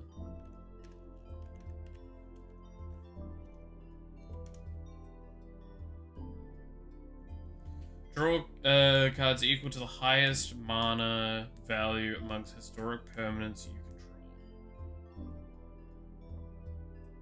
control. 4 mana. For, at this point, 6. It's probably about 6 is going to be the highest I'm probably going to have. Everything comes to dust. Convoke. Your creatures can become... Tell all creatures except those that share a creature type with a creature that convoked the spell.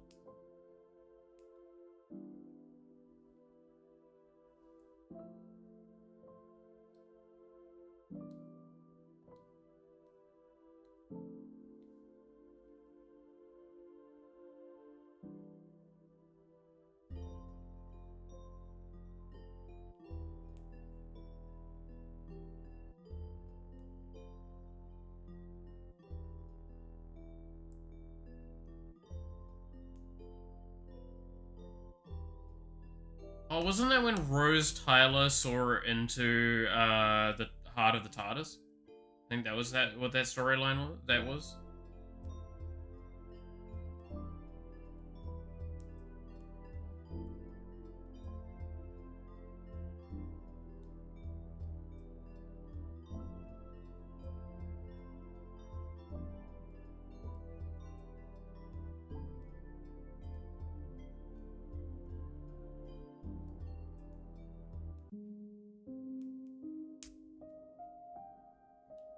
Into the Time Vortex. How good is that? That's Cascade and Rebound.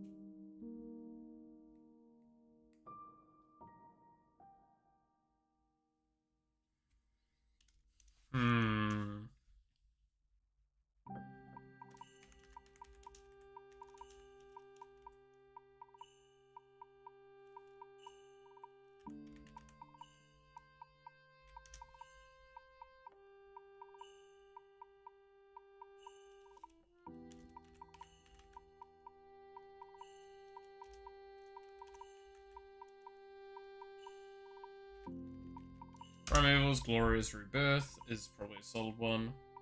As again, yet another ultimate scale recursion and win condition.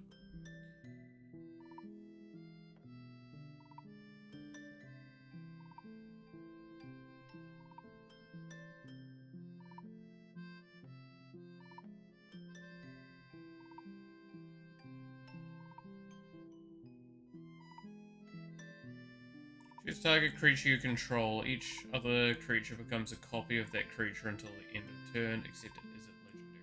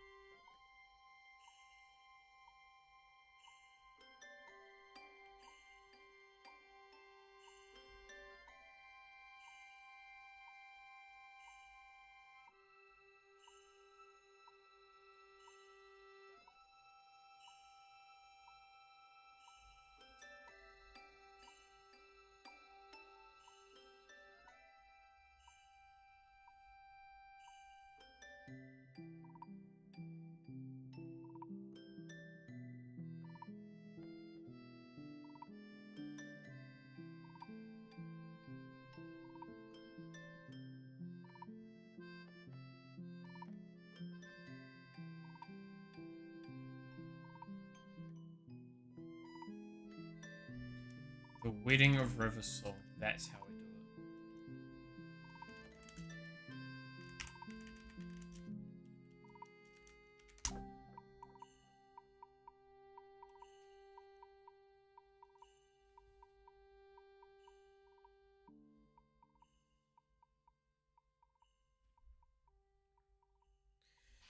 Time travel, draw a card. Do I want wibbly wobbly timely wimely? Let's just draw one card for 2 mana and time travel, but I'm not going to guarantee suspend or then.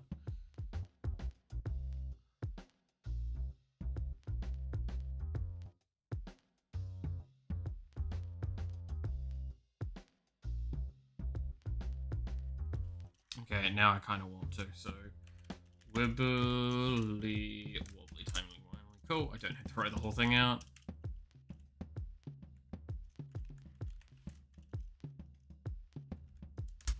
Beauty.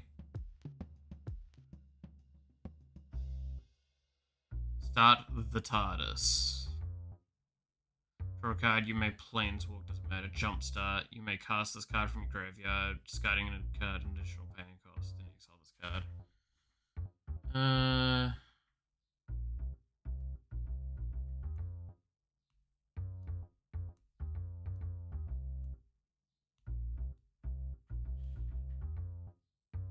Name a card. Target opponent guesses whether a card with that name is in your hand. You may reveal your hand. If you do, your opponent gets wrong, draw a card. For 2 and tap, so you don't even get to do it multiple times. It's kind of shite.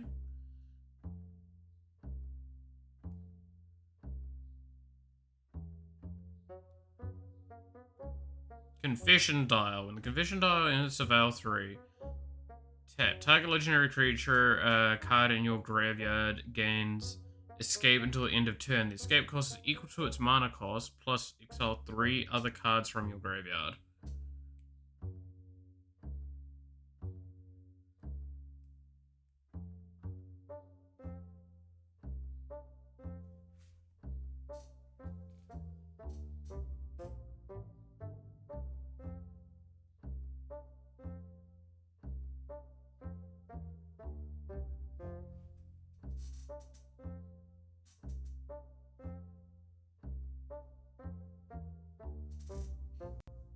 Psychic Paper sounds fucking hysterical for this.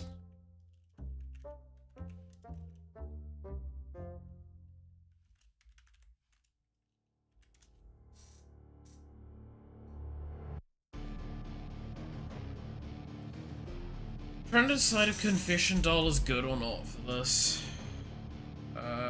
It's not reliable. Cell 3.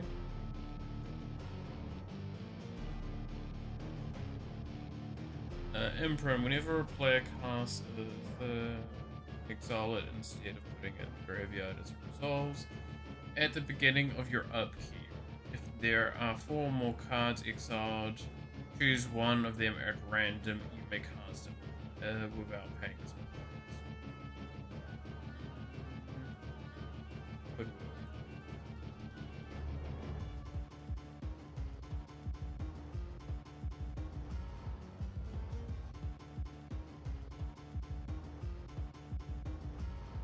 Battlefield tab with a time counter on it. Or time travel. Activate only as a sorcery for each spin card. Time counters. Okay. The Pandorica. I've seen this card. What does this one do again? You may choose not to untap the Pandorica during your untap step. 2 an attack. Untap another target non-land permanent, then it phases out. It can phase out for as long as the Pandorica remains tapped. When the Pandorica becomes untapped and or leaves the battlefield, permanent phases in. Activate only as a sorcery. Only as a sorcery makes that the problem.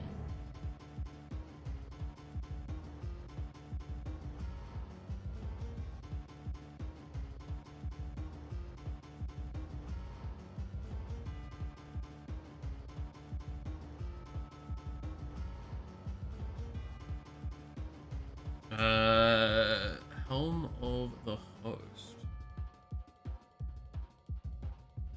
At the beginning of combat on your turn, create a token that's a copy of equipped creature, except the token isn't legendary. If equipped creature is legendary, the token gains haste.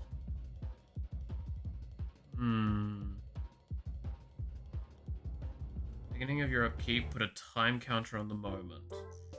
2 and a tap. Untap target creature you control. It phases out until the moment leaves the battlefield.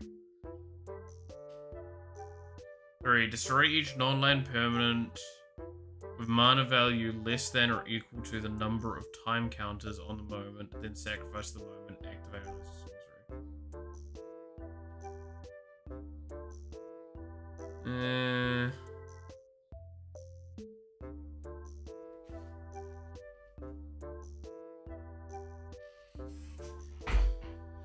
Non-artifact spells you cast have impoverish. Your artifacts can help cast them.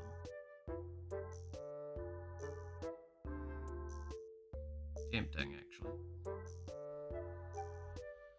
Alright.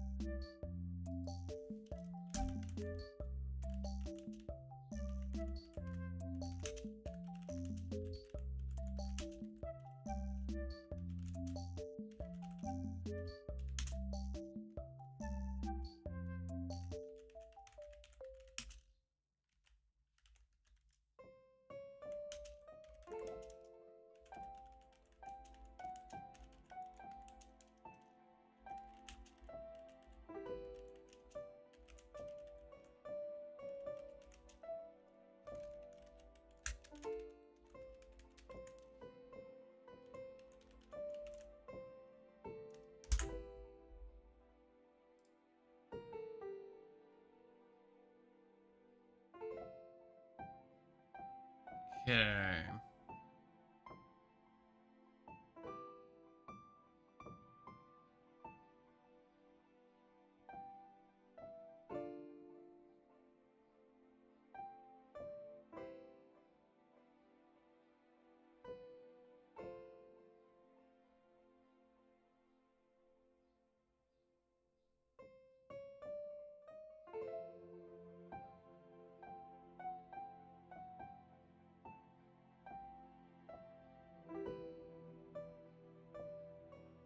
Hmm.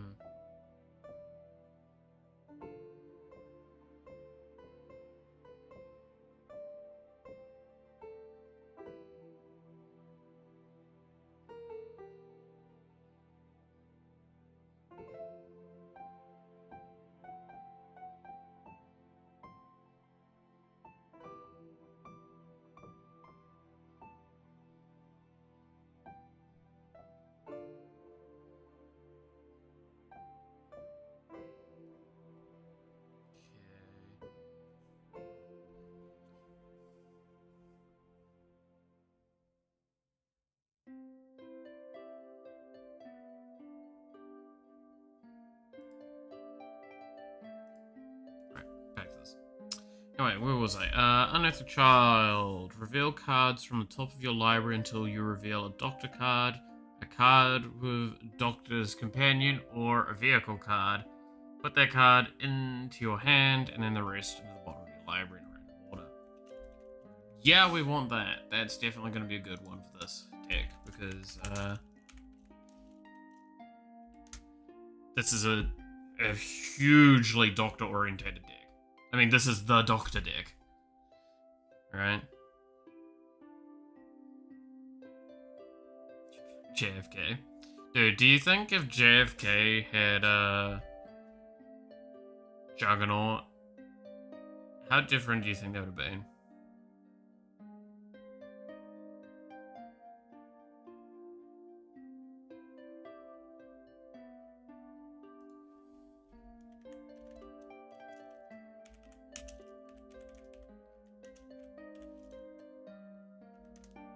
Like, why did they just not take him to a shrine to res him? Why did they not just give him a Stamex? I think we'd all be smoking Cuban cigars. Yeah.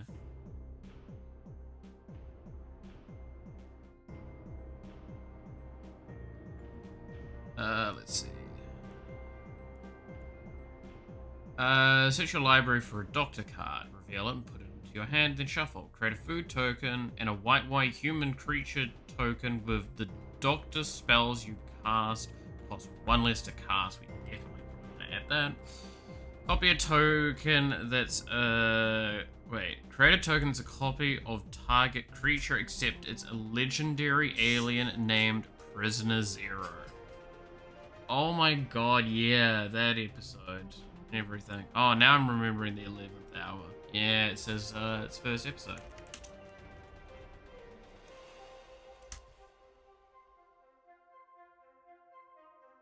The Toy Maker's Trap. Just popped in to say hi, probably back later. I mean, that's the benefit of me streaming all the f***ing time. You can easily pop in and see what the hell is going on, and if I've lost my mind. Short answer is I did when I thought this was a good idea.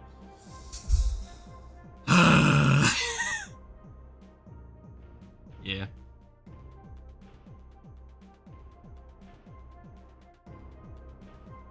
Let's be honest. This was never a good idea. I don't think I was ever under the false illusion it was.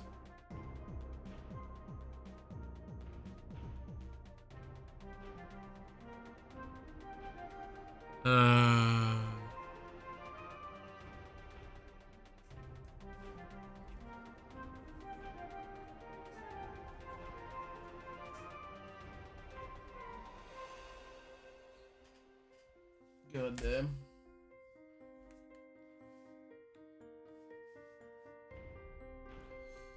Alright. Day of the Doctor. Exile cards from the top of your library until you exile a legendary creature. You may play that card for as long as the Day of the Doctor remains on the battlefield.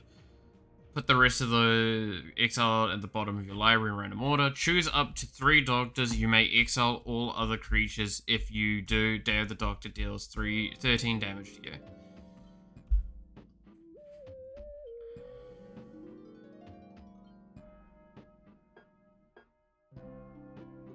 Day of the Doctor.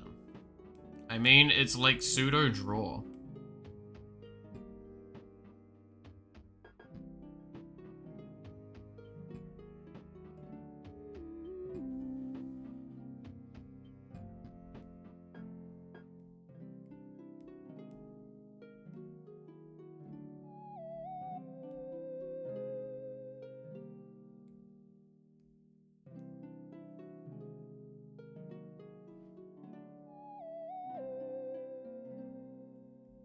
Alright.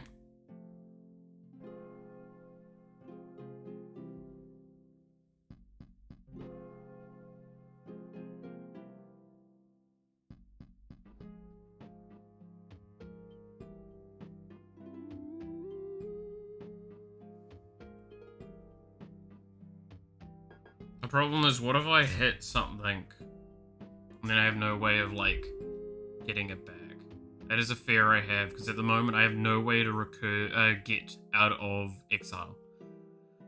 So if I lose a few doctors to exile, then that means Gallifrey Stands is just a dead card. Well, not dead card, but it means I can't win with it as easily. And that's 3 potential doctors I could lose. That's a scary meatball.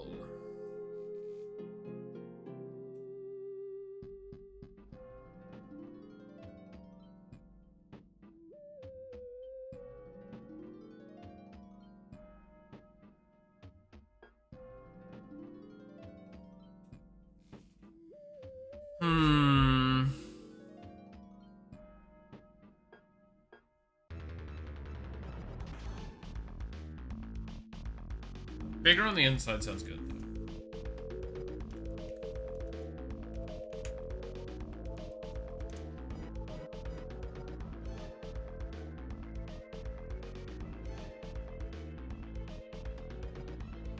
Can't play Leyline because it has black in it.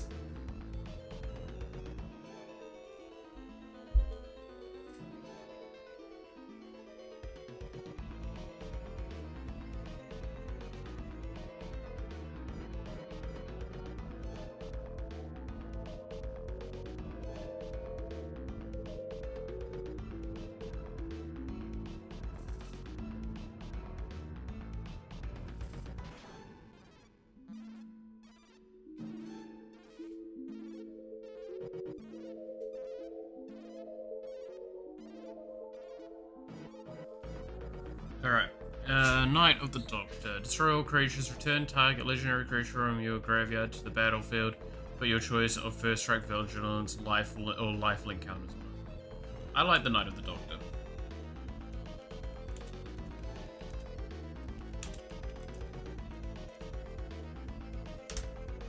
Fugitive of the Jadoo. Create 1/1 token, ward 2, and a 4/4 white alien rhino creature. So create 2 tokens. Then investigate. You may exile a human you control and an artifact you control. If you do, search your library for a doctor card, put it onto the battlefield, then shuffle. Yeah.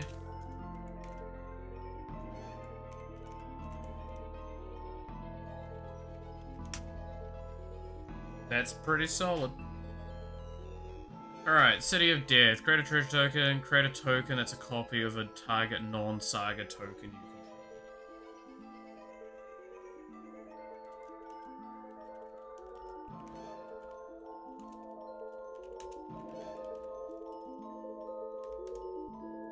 Girl on the Fireplace. Ah, I remember that one. That was a fun one. That was the Clockwork... is it the Clockwork Automata, I believe is what it was called? Create a 1/1 white human noble creature token with vanishing 3. and prevent all damage that would be dealt to this creature. Create a 2/2 white horse creature with token with doctors control have horsemanship.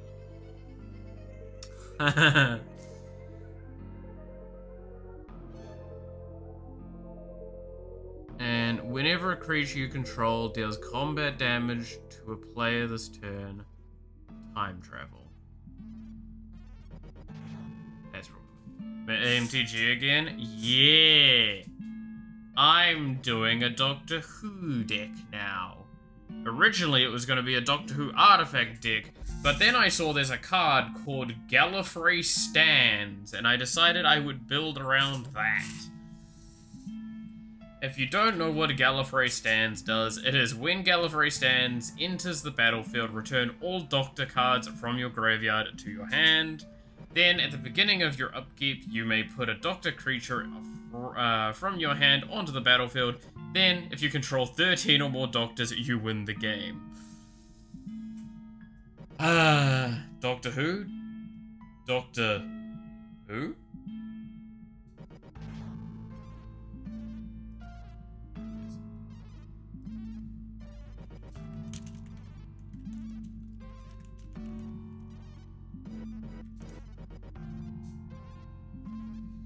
Chaos address I put 2 stun counters on each of up to 2 target tap creatures for each. How many Doctors are even in there? Fucking 17 total, including the commander. Can you use Changeling? So, this is where we get to the thing. So you know how there's the Doctor's Companions? The Doctor's Companions read, you can have 2 commanders in there if the other is the Doctor. Fun fact, the wording on that fucking sucks.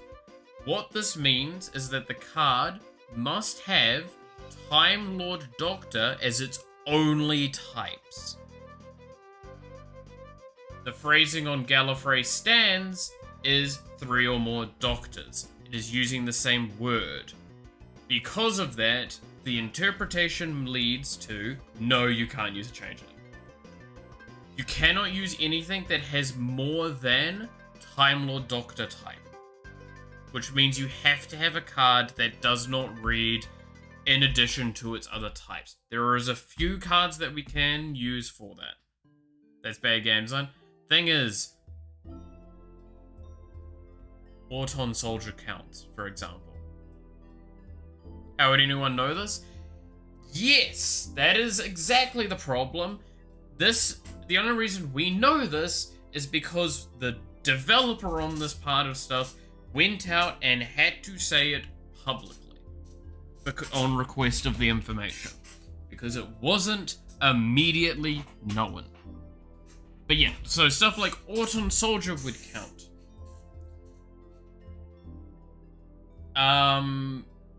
There is a few others that we have in here that would count.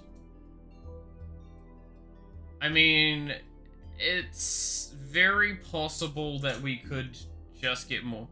Oh, I fucking didn't pay attention. That's got black in it. That's right. And so does that one. Yeah. Of course, I can't have recursion. Why would I be allowed to have recursion? But yeah, as you see here, the list here, this is just a few Doctors.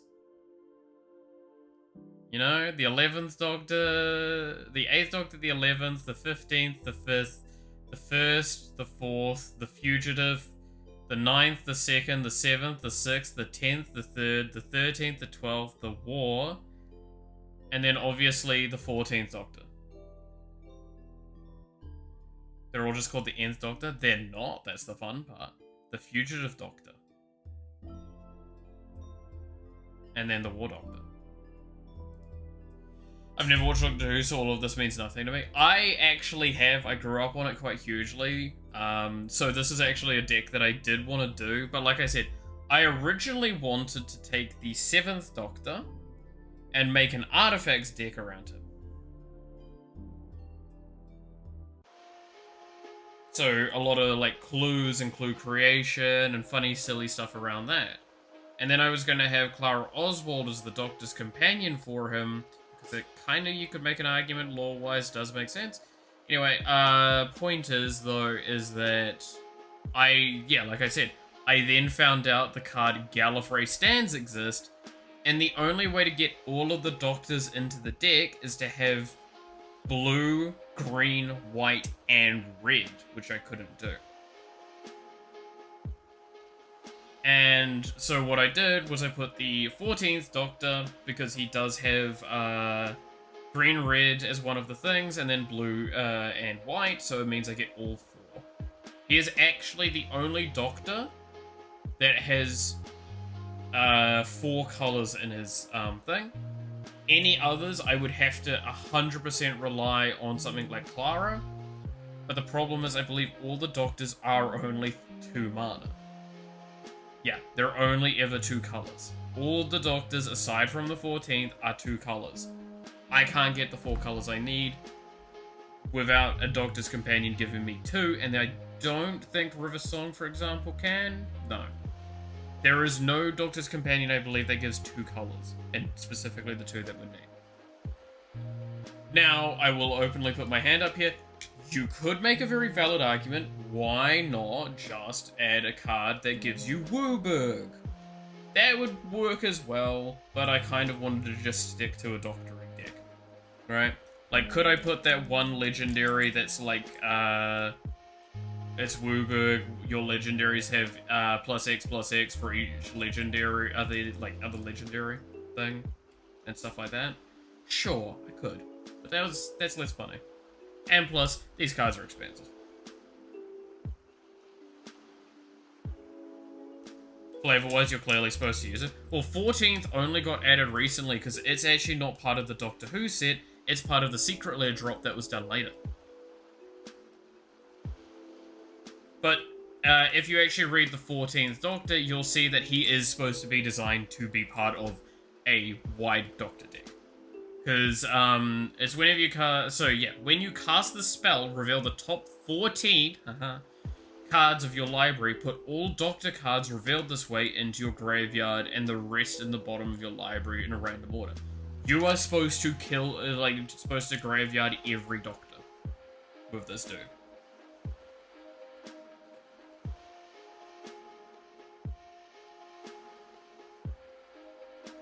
Now, before you go, it is the second effect that makes it really great. You may have the 14th Doctor enter the battlefield as a copy of a Doctor card that that is in your graveyard and was put there from your library this turn. If you do, it gains haste until the end of turn. Is he an evil Doctor? No, he is an abnormality. Because it's David Tennant again. He is a second reincarnation of one of the same Doctors. And it's kind of part of his story. It does make a little bit of sense, but it is still definitely a flavorful adaptation of him. So why does he kill the other Doctors? Because he's kind of all of them, and he's this weird midpoint that is the end of the Doctor, but also the beginning of a new Doctor. Because the 15th Doctor, to get the 15th Doctor, they did what was called a bioregeneration, which never really existed before. And the fact is, so shorthand of Doctor Who, this is all you really need to know. When the Doctor's life ceases, they can regenerate. They can only regenerate up to 13 times. There's some rules that got broken along the way, and he got more regeneration energy.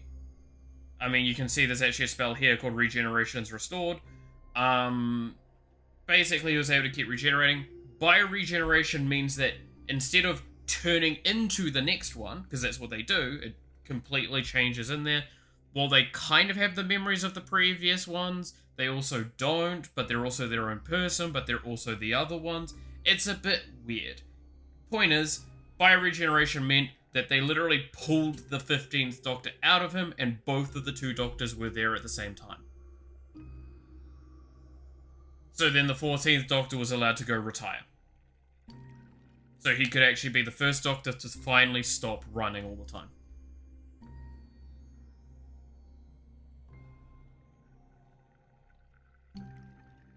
And actually, settle down and relax. Yeah, I don't need to even try and understand time travel based shows. That's fair. But yeah, the reason why I've also got Rose Noble as the companion for him is because it's Ward 2, 4 mana, 2/3, but it's also whenever you cast a Doctor spell or creature spell with the Doctor's companion, draw a card. This deck is a lot of Doctors and Doctor's companions. This is like the only non-Doctor Who fucking creature, I swear to God. Also Delighted Halfling. But like, this is a Doctor's companion. This is a Doctor's companion. This is a Doctor's companion. This isn't. This is technically going to be a Doctor. It's because I'm going to put it as a Time Lord Doctor. This is a Doctor's companion. This is a Doctor's companion, right? So Rose Noble's definitely the Doctor companion that I should be putting in there because it's just good getting that. If a card said, like, choose 2 creature types, this creature is those creature types, that would be legal. So, again, yes. It needs Time Lord and Doctor as its 2 only creature types. So it needs to just be that. There was another card I considered if it wasn't for the fact that it only works as a sorcery speed and this requires it on upkeep, the event to occur. Because there was one of the cards in this list, it's actually a Doctor Who card. Where is it? It's a blue spell. There it is.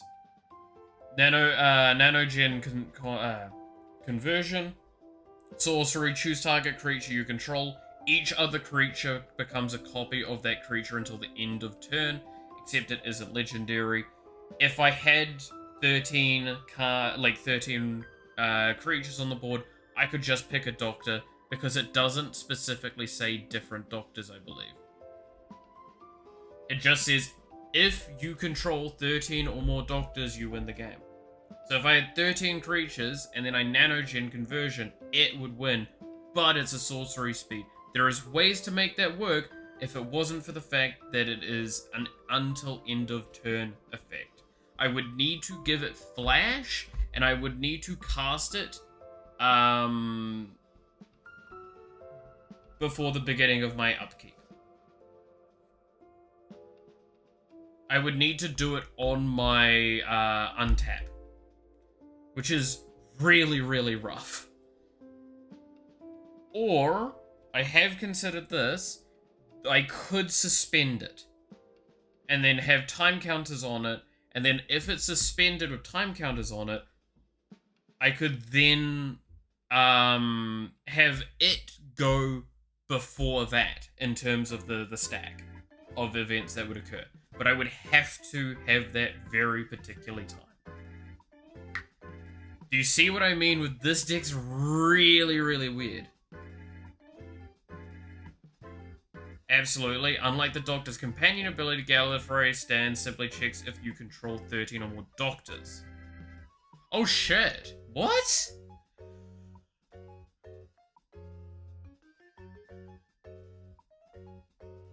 Okay, that's good if that's the case, but are you fucking serious?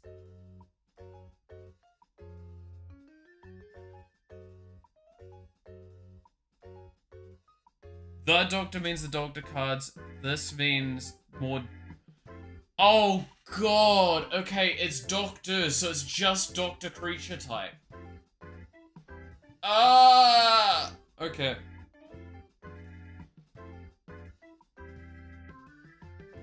Yeah, 13 or more Doctors. You do not need the Doctor. That makes this deck way more stupid that we could make. Wait, that actually does mean that, like, for example, Arcade Ganon actually counts then, because that's a human Doctor.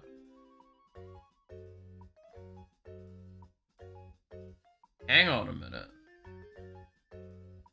Human Scientist, Time Lord, Rogue, Human Detective. Because, like, I had Spark Double in here, for example, to try and cheese around it a few ways. I mean, I still probably will, because it gives me some cheesing. Oh, I hate that. Oh, why are you like this? Why would you add such fucking weird things like that? Have fun with changelings? Yeah, well, now we gotta do changelings. Okay. Welcome for the info. Thank you. Honestly, I should have searched that up myself. The fact that I didn't go look is me being stupid. Okay, that changes a few things. Let's finish up with some of this. I still have... I need to actually start pulling back on cards. Because I still don't have land in. 2 more stone counters for each non-saga permanent. Choose a counter on it. You may put an additional counter of that kind on that permanent. So it's proliferate, okay, for non-sagas. Search your library for a dog to card, reveal it, and then put it in the hand and shuffle.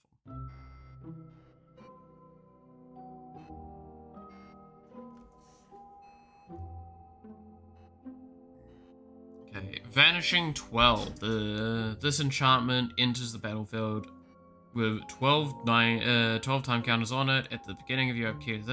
Whenever one or more time counters are removed from this, scry 1 and you gain 1 life. Then, if regeneration is restored, has no time counters on it, exile it. When you do, take an extra turn after this. That's really easy to make work, actually, in this deck.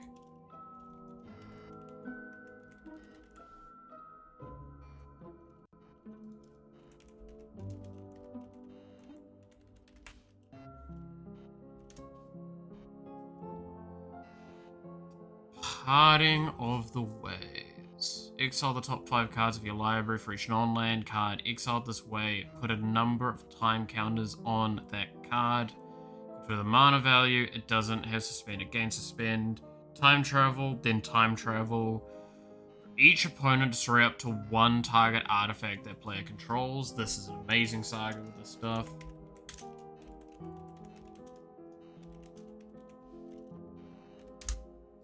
Heaven Sent. To investigate then. Heaven Sent deals 1 damage to each opponent. Then, if an opponent has 0 or less life, draw 7 cards, otherwise exile Heaven Sent, and you may cast it this turn. What? Wait.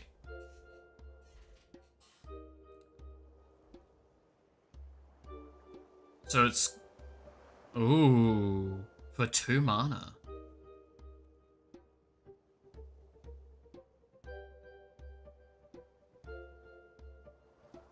That's interesting, because we can speed those things up. We could add a bit of proliferate, maybe.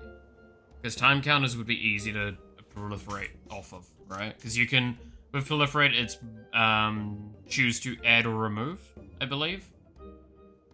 If you choose the target, then you can choose to add or remove. I believe is how proliferate is, right? If not, I could just speed it up as well, in general. So I was wondering if it would work with time counters. But Heaven Sent sounds funny.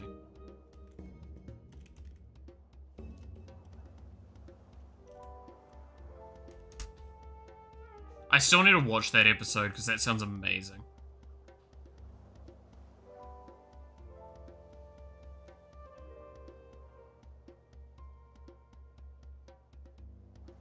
Okay, Trial of the Time Lord. Exile target non-token creature an opponent controls until Trial of the Time Lord leaves the battlefield.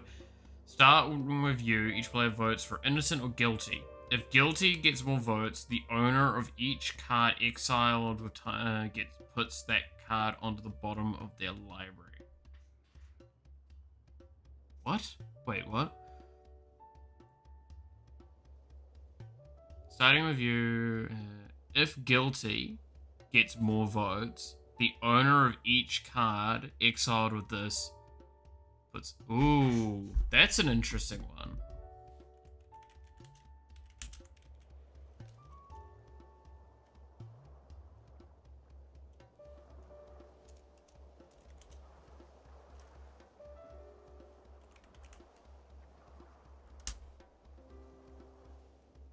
Because you could just target one person and everyone's gonna go, nah, get fucked.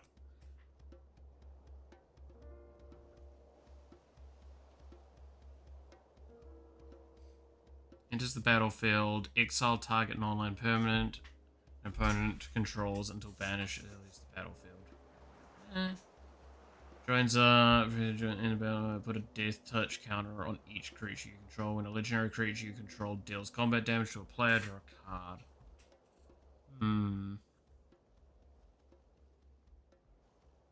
Counter joins up to the battlefield. You may exile a non-land card with mana value 3 or less from your hand. If you do, it becomes plotted.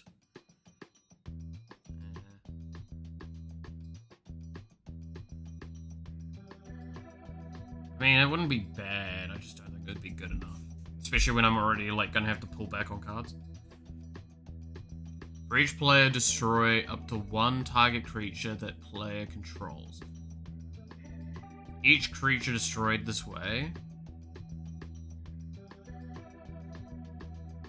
its controller creates a 3/3 green mutant creature token with death touch. Target non-token creature becomes a 6/6 legendary horror creature named Fenric and loses all abilities. Target mutant fights another target creature named Fenric. That sounds awful. As foretold. Beginning of your upkeep, put a time counter on as foretold. Once each turn, you may pay 0 rather than pay the mana cost spells. Foretold's probably worth it in this because we do a lot with time counters. Which means we probably want to add Rose Tyler in.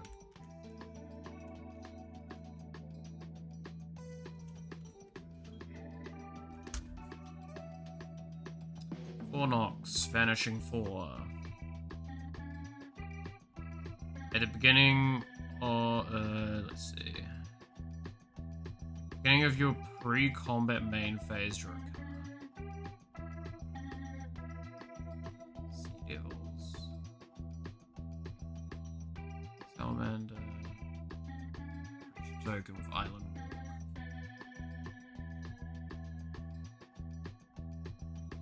Till end of turn, whenever a salamander deals combat damage to a player, it deals that much damage to a target creature that player controls.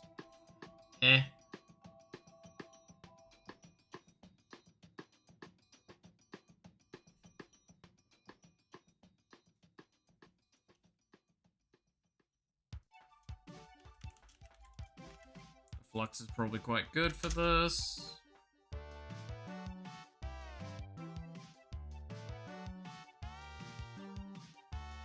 War games. Each player creates 3 tap tokens. Tokens are goaded for as long as the war games remains in the battlefield.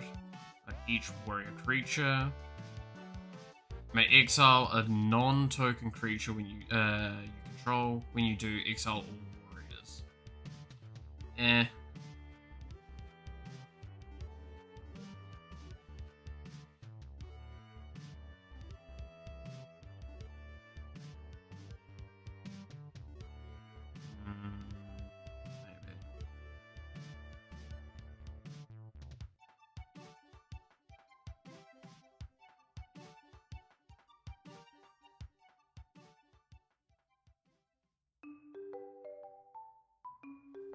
Okay. Alright, return to the past. As long as it's your turn, each instance and sorcery card in your graveyard has flashback. Its flashback cost is equal to its mana cost. Kinda tempting to have, to be honest. But I don't think it's enough. Transalore Clock Tower. Put a blue. Put a time counter on the clock tower. Remove 12 from thing and exile it. Shuffle your graveyard and hand into your library, then draw 7 cards. Activate only if you control a Time Lord. Very easy condition to meet, and it's pretty solid. Good old Transalore. It's also a land. I just realized that's a land, not an artifact. That's a really good card then. I thought, because there's the fucking clock tower one that's the artifact. That one's very susceptible. That's really good.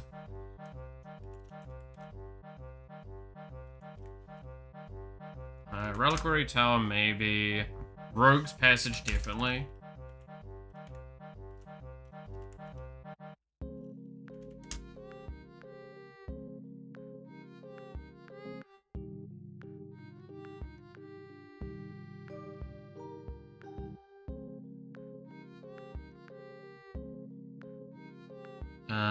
Three Tree City's not actually worth it, I think.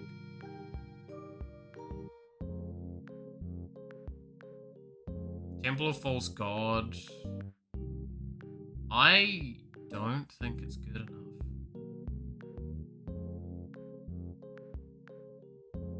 At 2 mana of any combination of colors, spend this only to cast a thing. Yeah, that's really good because this is a very heavy legendary deck.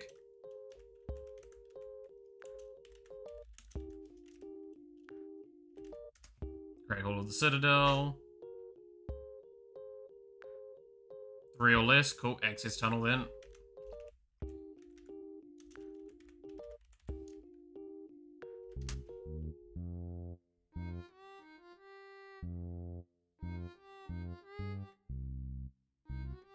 Ominous Cemetery. So this target creature owner shuffles it into their library.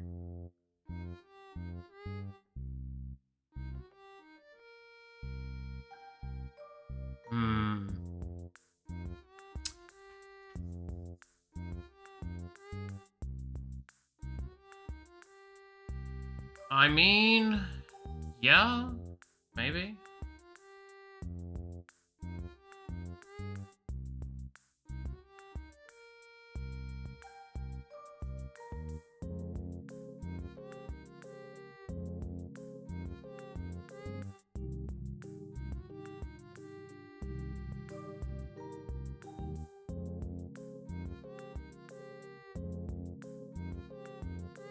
Don't blink. I still stand by. I think the Weeping Angels is one of the coolest things ever to come out of Doctor Who. And it's universally one of the scariest things as well.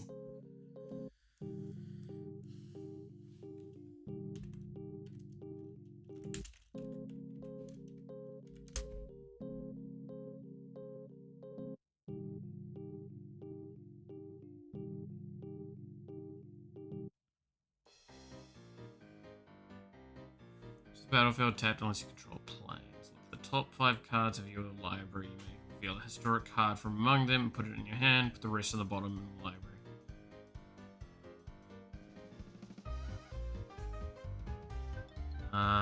But that's enough. Sonic Screwdriver.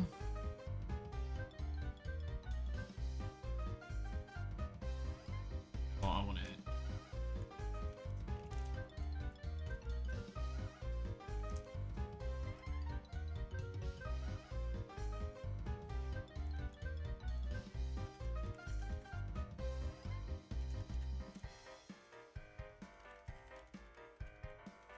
Progress, yeah. So talismans are great in this sense because we do like artifacts. We actually have a lot of good artifact cards here.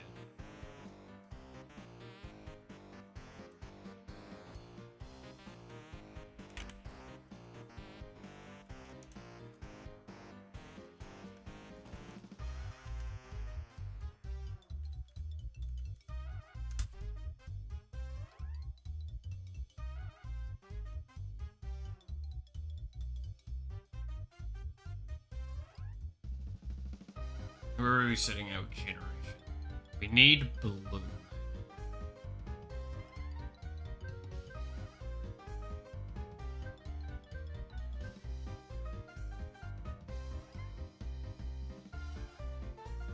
Mind Stone's probably a good one.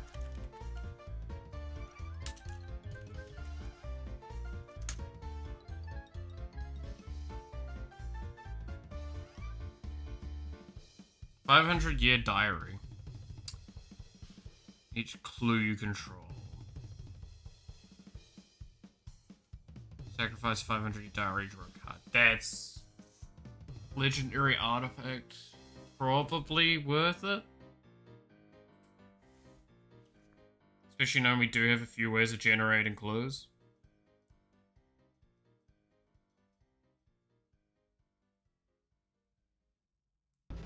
It's just 4 mana for that? That's the problem.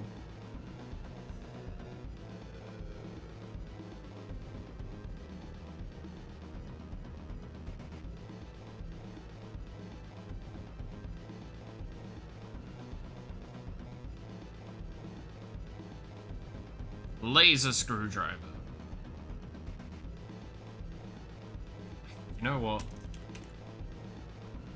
We stole it from the doctor. From the master.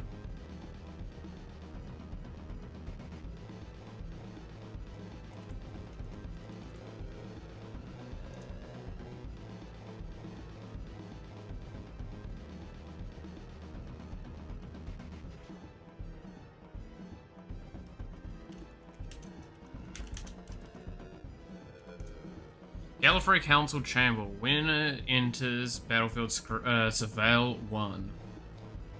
One or one any color. Spend that mana only to cast Time Lord or alien spells or activate things. Yeah, well, I mean, Gallifrey. Gallifrey Council Chamber.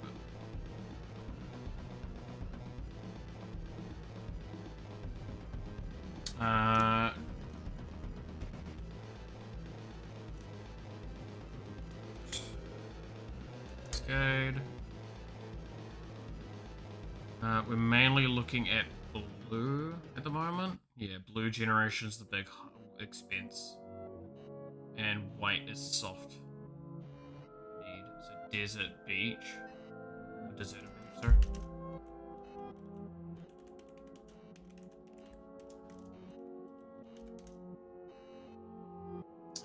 Seaside Citadel. Seaside Citadel. Do-do-do-do-do.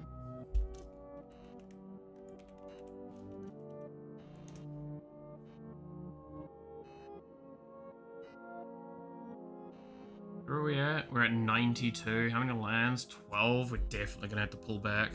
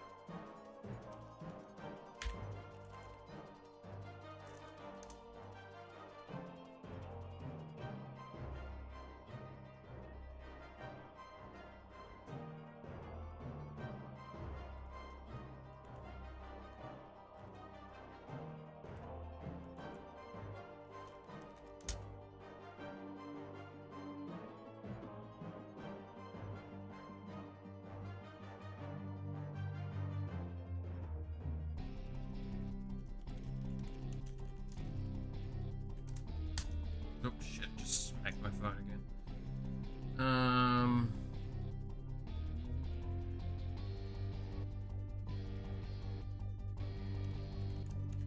Should probably actually add the island in. At least an island. View, because otherwise we don't have any basic lands.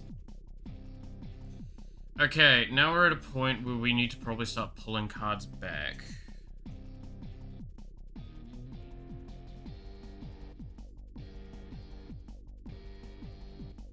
Let's full open this thing and think about this.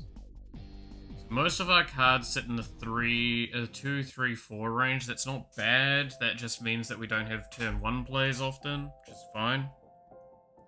We're very aiming for hitting a lot of our ramp, which we have a decent amount of land and a lot of ramp. We have an excessive amount of removal. Now look at that. Tokens, bit of tutoring, which is good. And we have decent draw as well.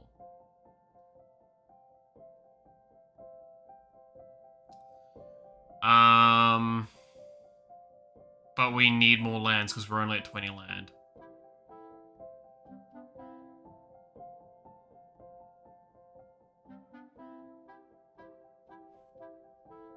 So I just got a message.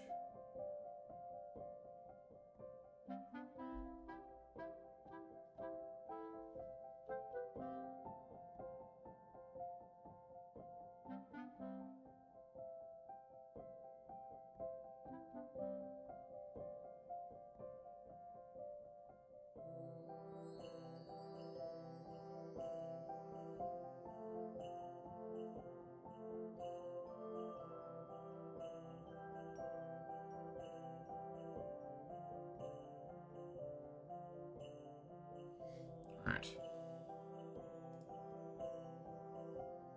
I honestly think this card's not great.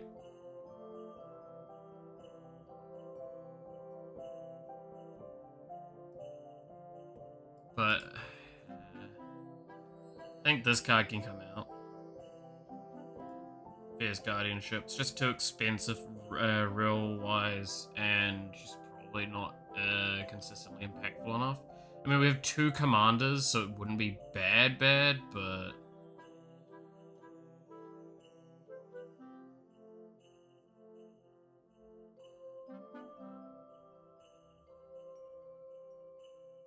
like, we have 15 enchantments, 13 instances, and 7 sorceries, and 11 artifacts. We need to pull back on probably either the instances or the enchantments. I don't want to really pull back on the enchantments, though, because most of these are really solid.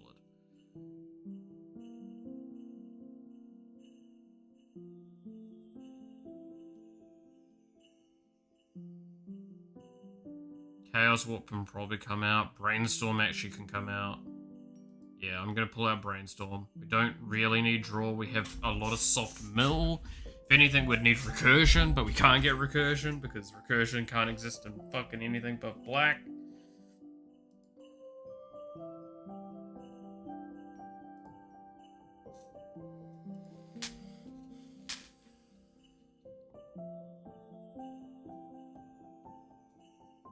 Solemn Simulacrum gets me basic land, so I need more than... I want to set it maybe nearly 10 basic lands. So I need to kind of get rid of about 5 cards.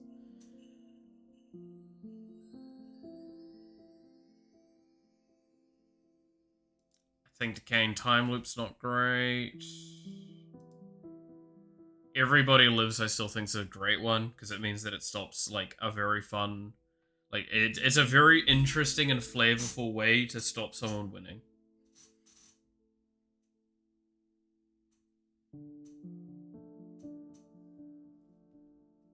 I could probably get rid of some of these counters spells.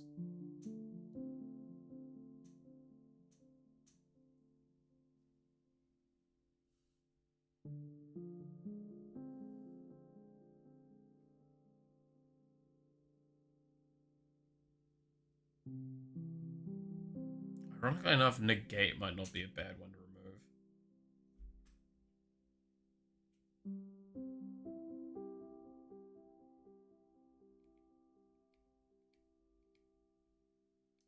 Get rid of Arcane Denial.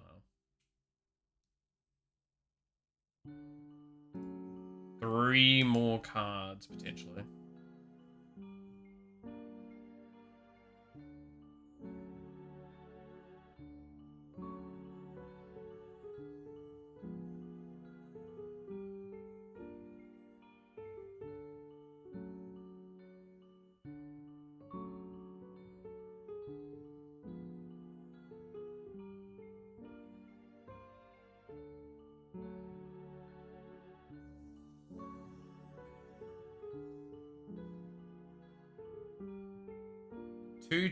Two Saga. 2-tier Saga is interesting. I don't know if this is worth it for its cost. 6 cost for that?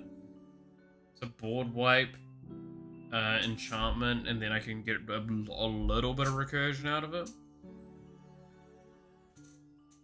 I actually don't have very much targeted removal. I kind of have to fucking counter or just hope. It's kind of why I want to keep Chaos Warp, I'm gonna be honest.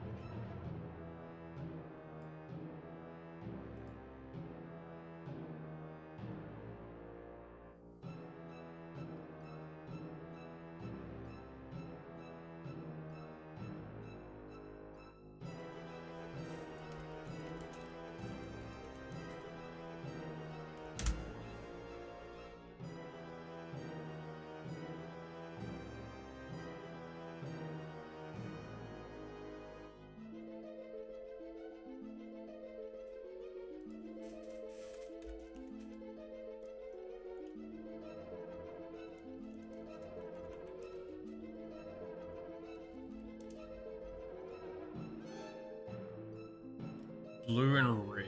A little bit of red. Just a little bit, but it's mainly blue.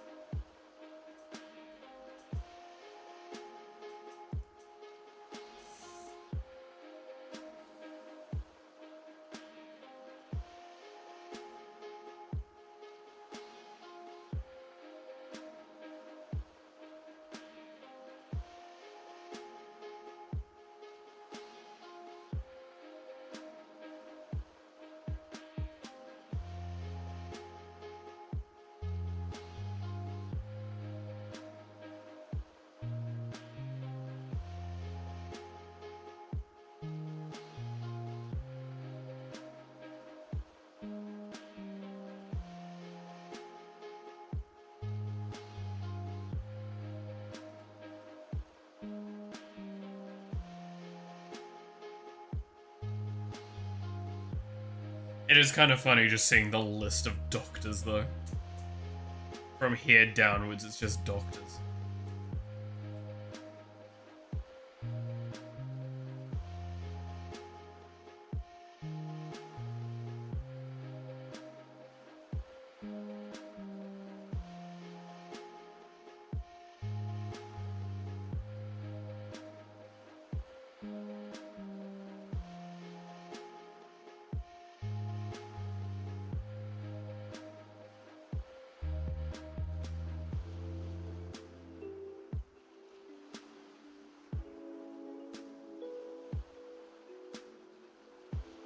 Hmm.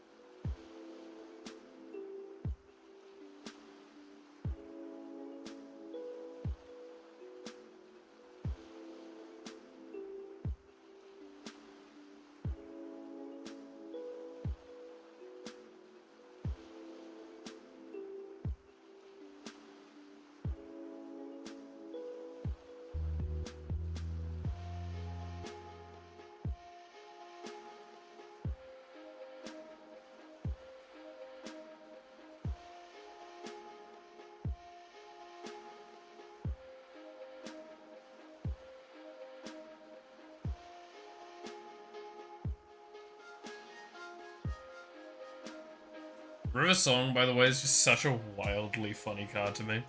Because this is a card that is the perfect example of you're not gonna remember what to fucking do with this card. You draw cards from the bottom of your library rather than the top. You're not gonna remember to do that.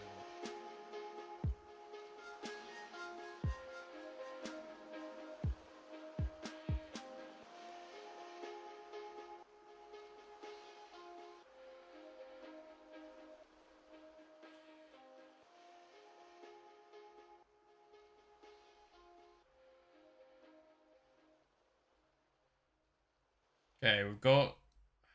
I think that's enough land. 28 land is a little on the light side.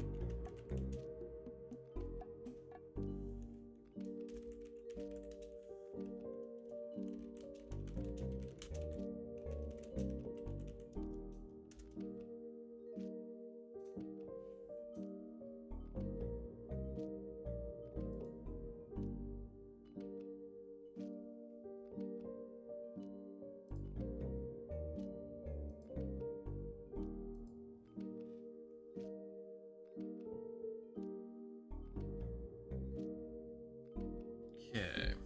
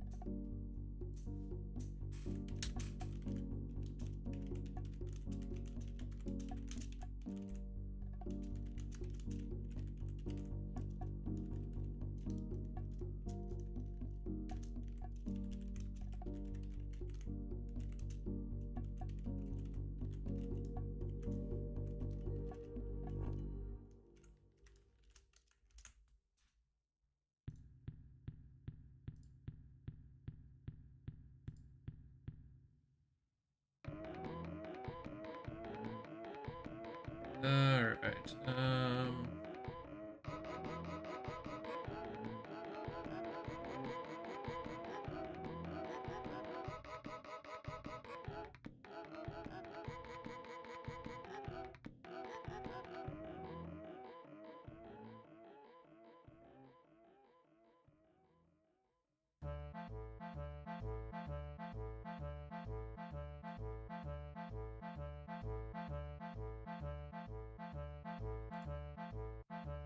Alright, there we go.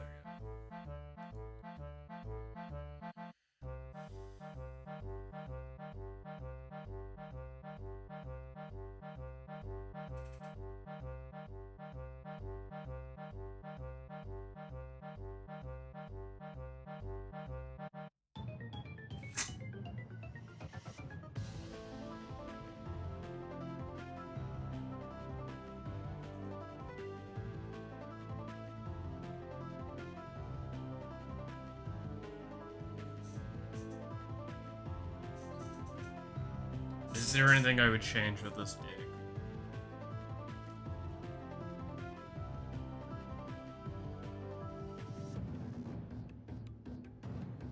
That also means Clara counts for doctors as well. So this... Once during each of your turns, you may cast an artifact or human spell from your graveyard with amount of value less than or equal to the number of quest counters in this deck. Would Clara... When a triggered ability of a doctor you control triggers, that ability triggers an additional time.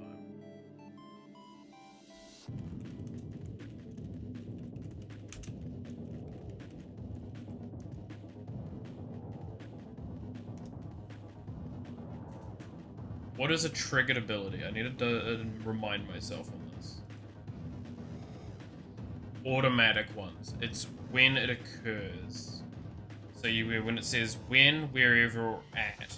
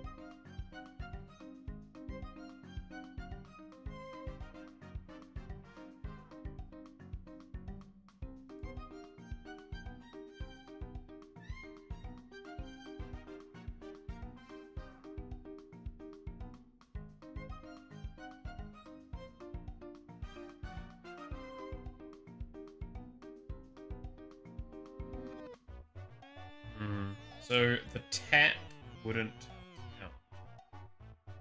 Which is kind of the annoying part, because it means...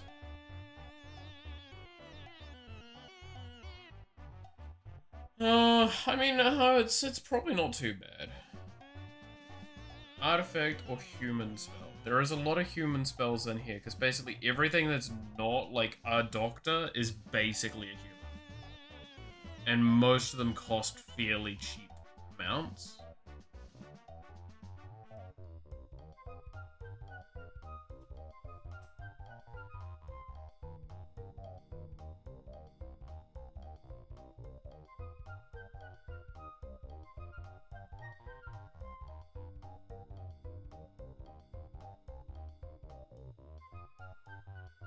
I could put in more doctors. That's the thing.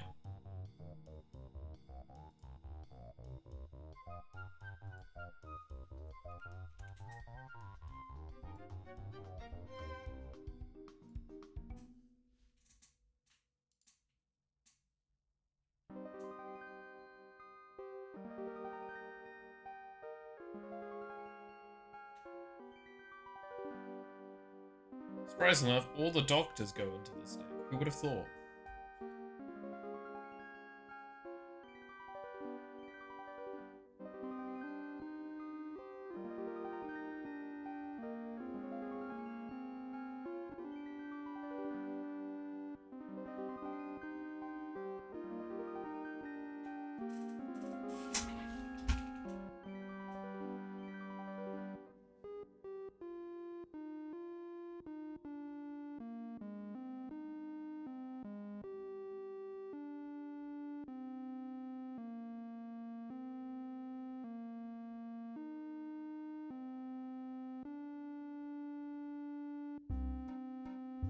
That actually is a decent card.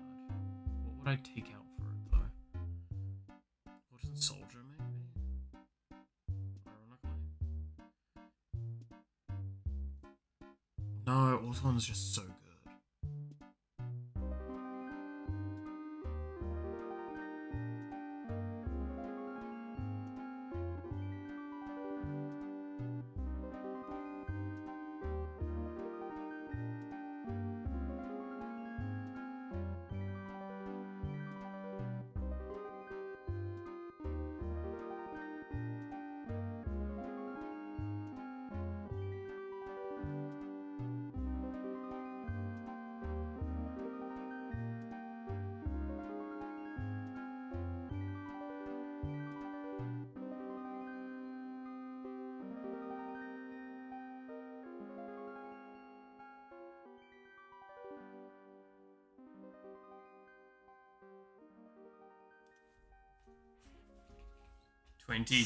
Toad. Huh. Incredible.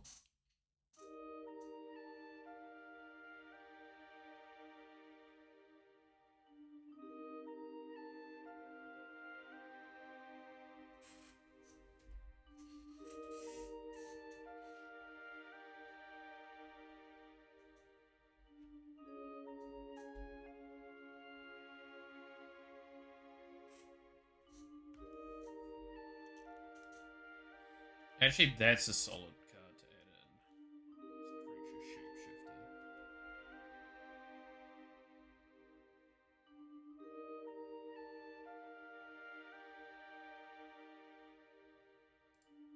Take this out.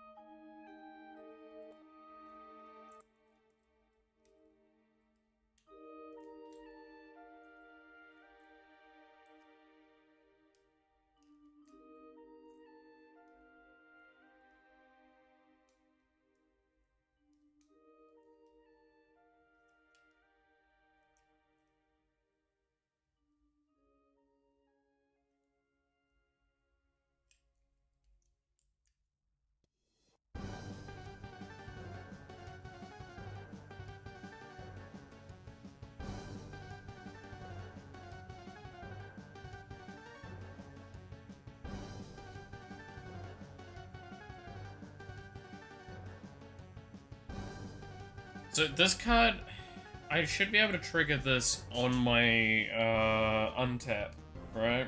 So I just need one mana open, and I just make everyone the doctor. Well, I make everyone a changeling. So everything has doctor on it. The problem is, almost all my fucking cards are doctors already. It's not.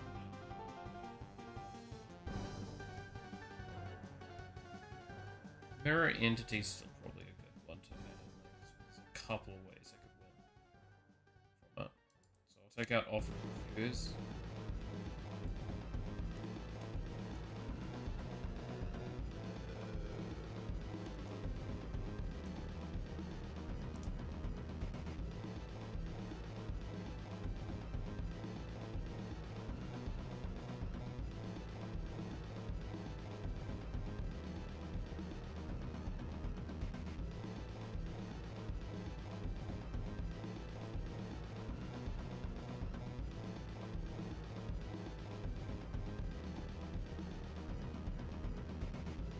Yeah.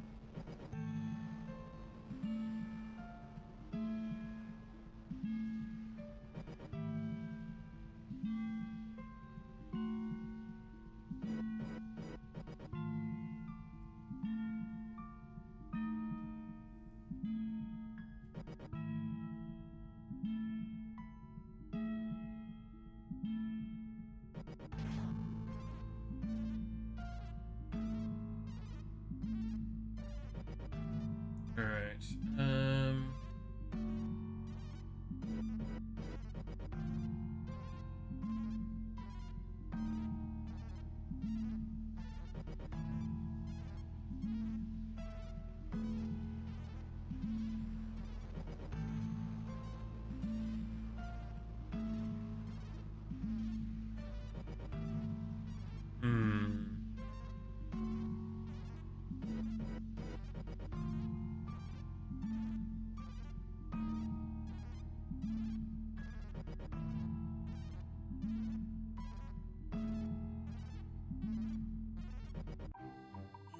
Okay.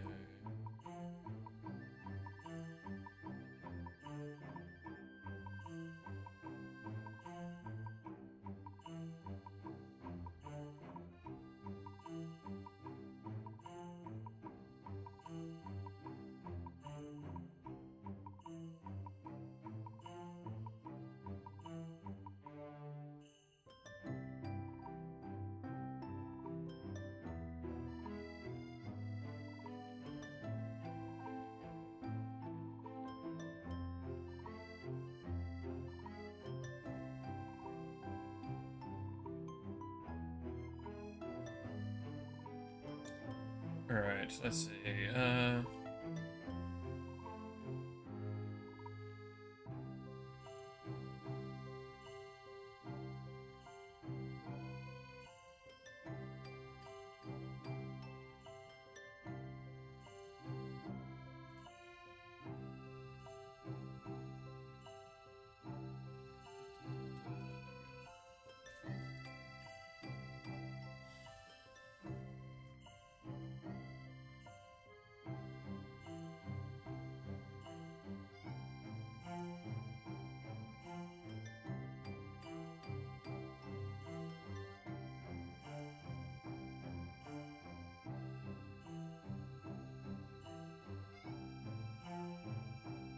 Okay.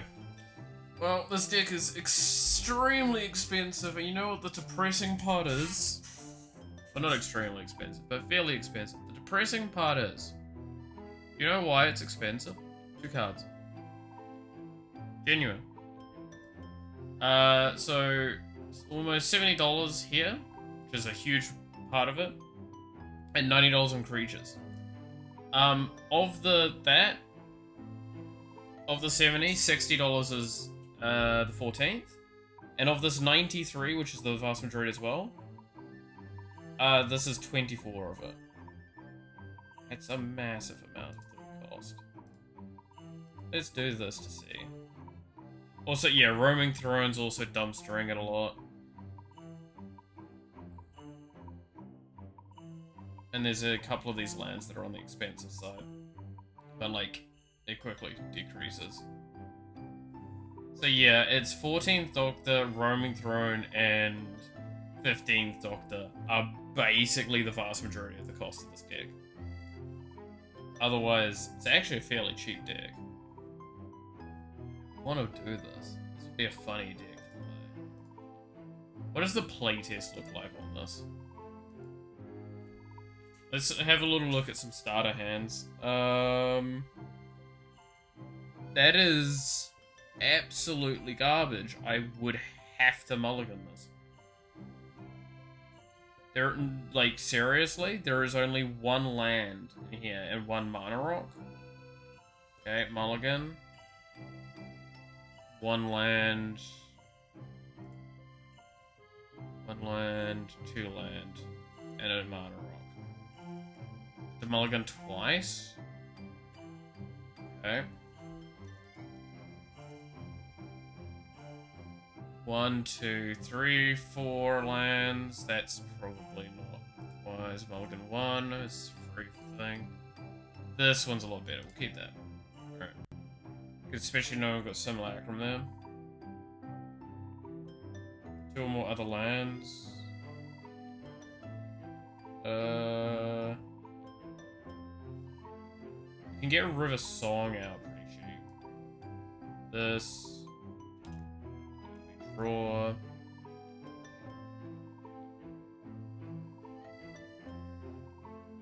Play this. Tap this. Play this. Then untap. Draw. Play this, comes in untapped.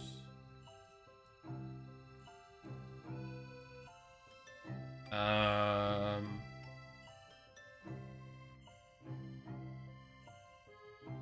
think the correct thing is actually play the Solemn Simulacrum here, right?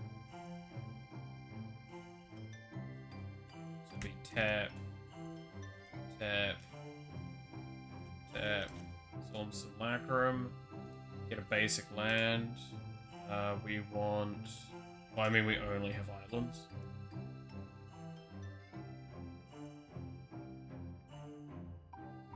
Comes in tapped. We might need to put a couple of planes in then. Yeah. Okay, untap, draw. Tap, tap, tap. River Song.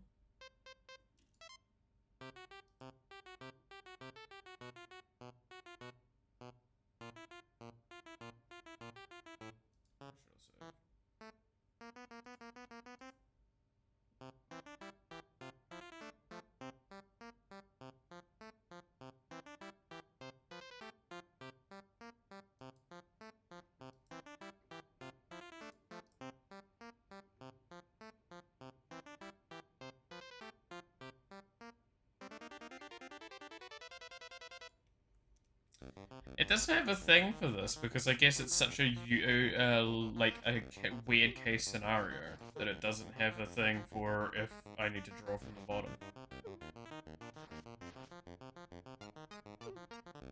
That's interesting.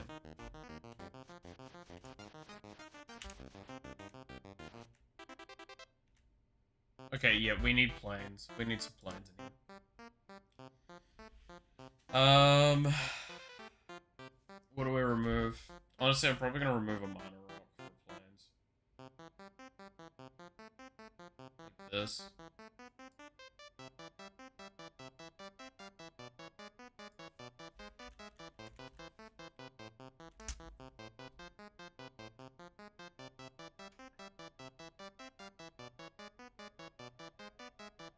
Probably remove maybe something that gives a like colorless.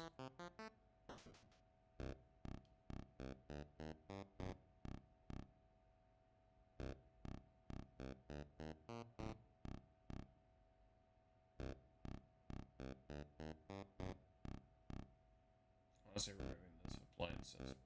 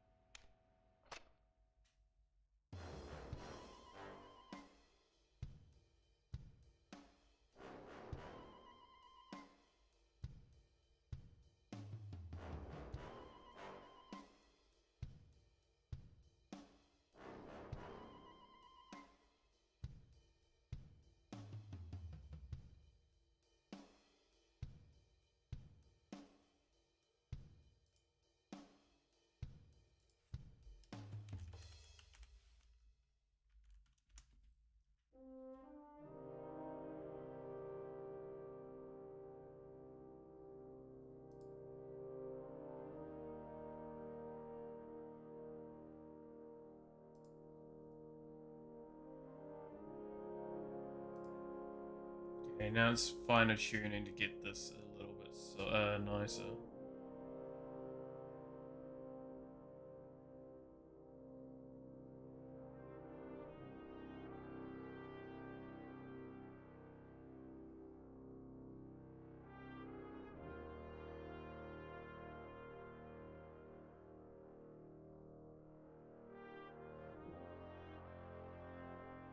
Hmm.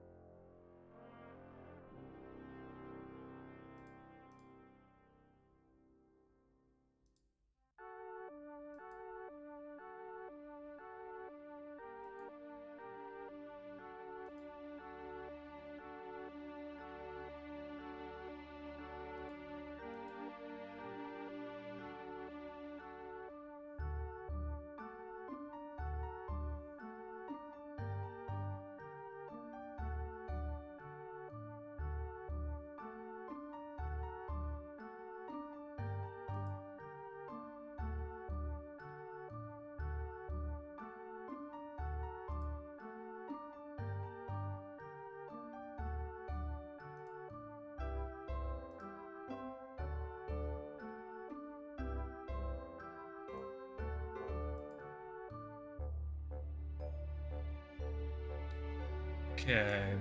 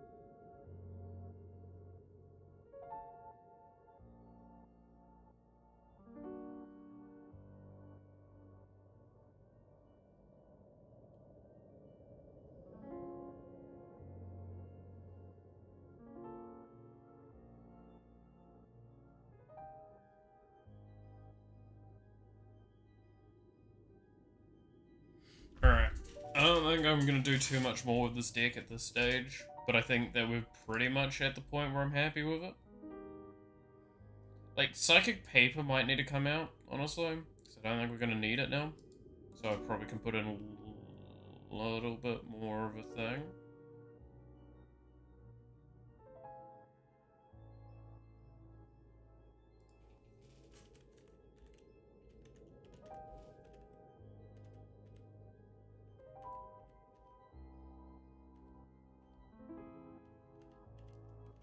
Is it this one? No.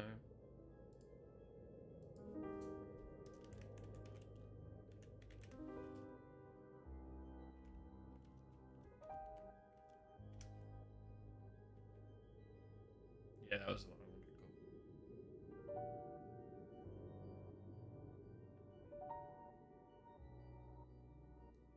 go. I don't quite generate all the mana I need, and it's probably going to be kind of inconsistent at certain moments, but like Delighted Halfling's pretty much going to stick in hand for far too long a lot of the time.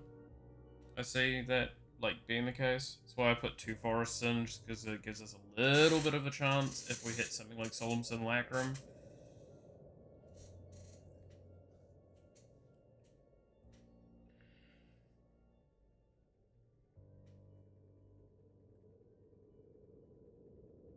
But like, it's just a nice card that keeps, gives me a non-counterable legendary, which again, the vast majority are legendaries.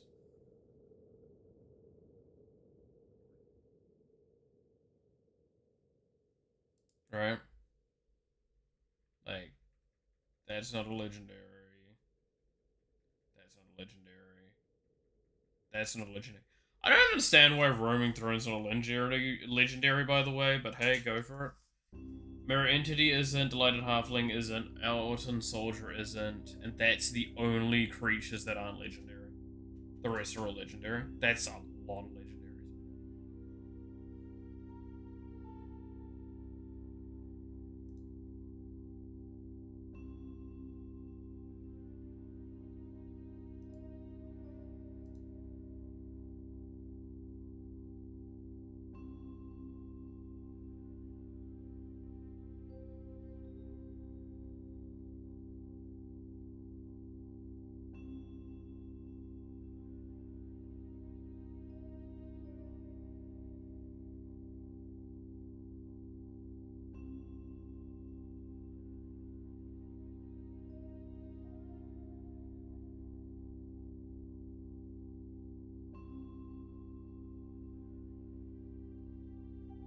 Hmm.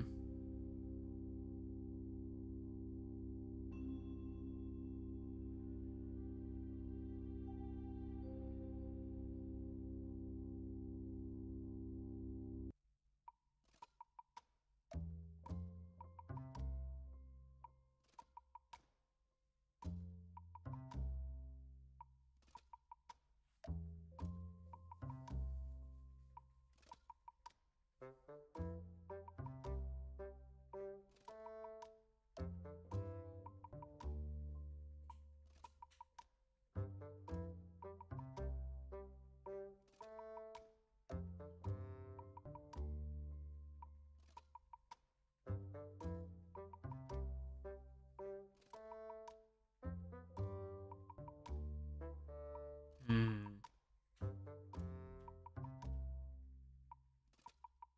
Okay.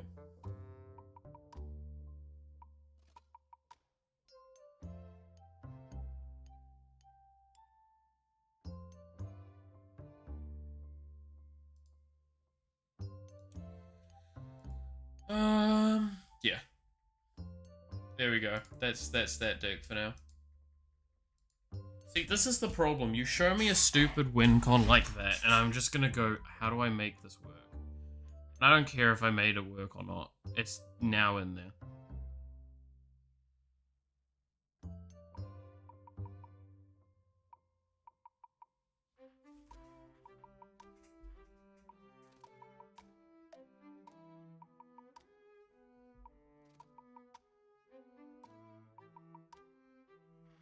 Alright.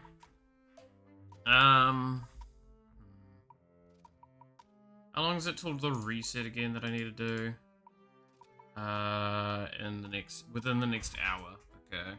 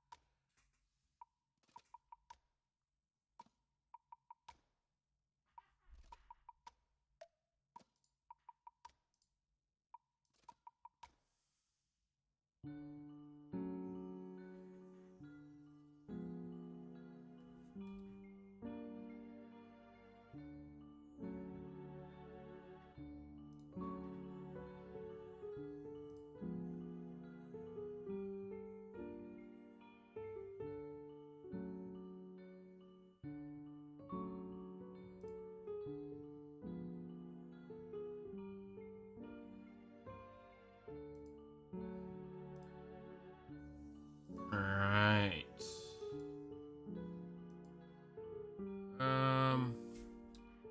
Might take a quick moment to get some stuff sorted out quickly. Because, like, one of the things I need to probably go sort out is the rubbish bin. So that needs to go out tomorrow morning. So I want to go sort out some of the stuff around that. So I might be back in a moment. Nah, we can do that after reset.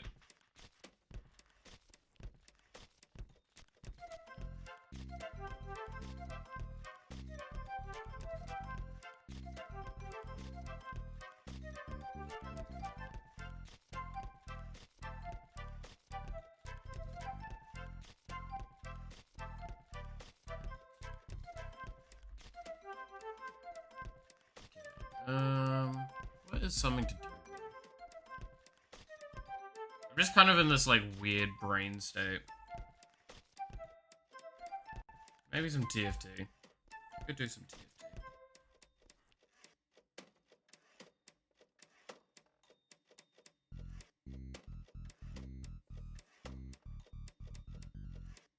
Do one game of TFT, do the reset, then come back? Yeah.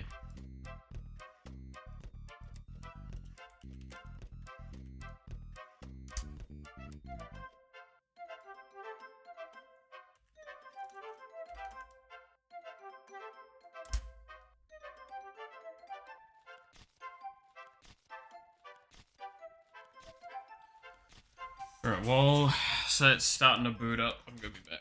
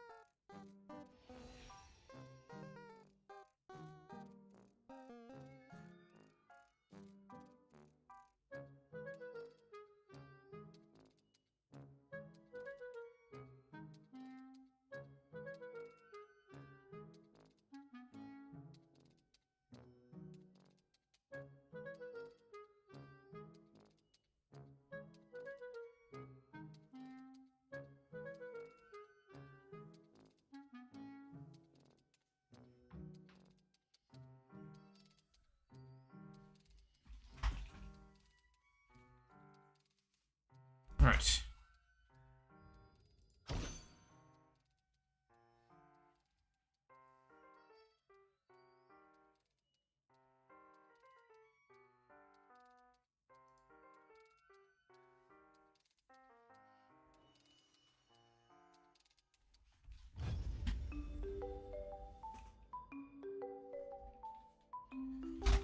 Alrighty.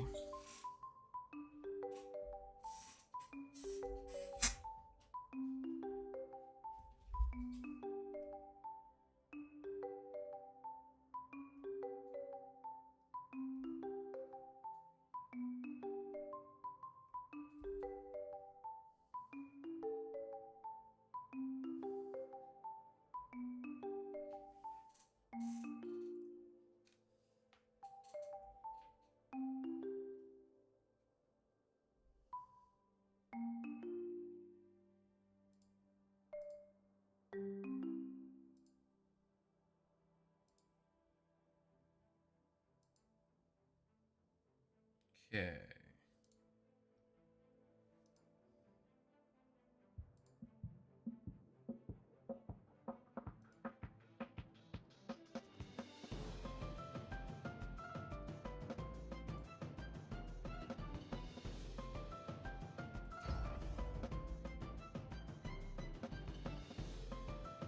Actually, no, I'm not gonna probably be able to get a game done in that time. I'm gonna go quickly do some stuff. I'm gonna come back, then we're gonna reset, and then we're gonna think. So I'm just gonna actually... My phone is overheating.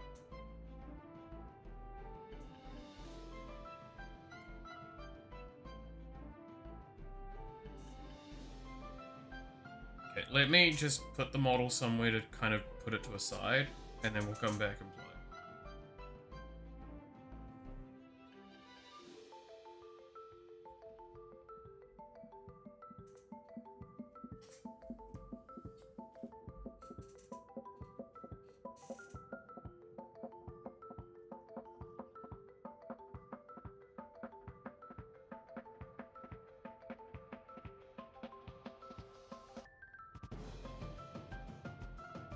Here we go.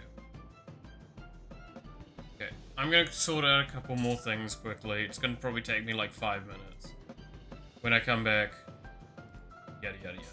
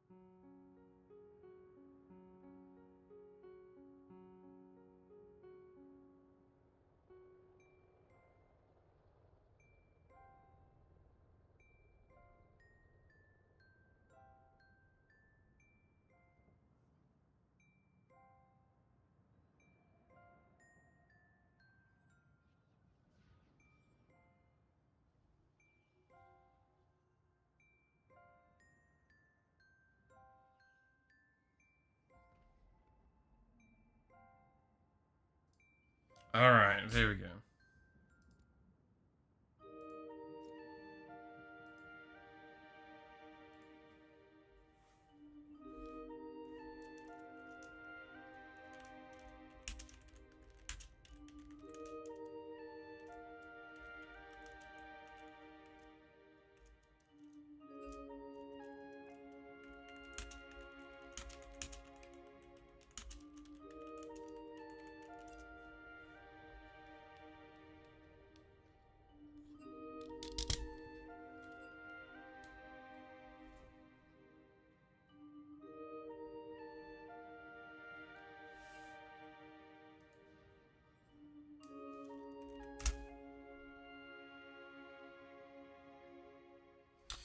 And we're back.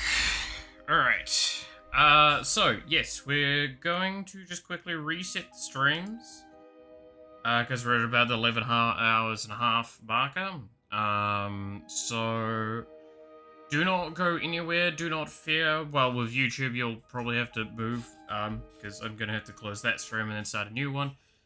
Complain all you like, blame YouTube for it. So we'll be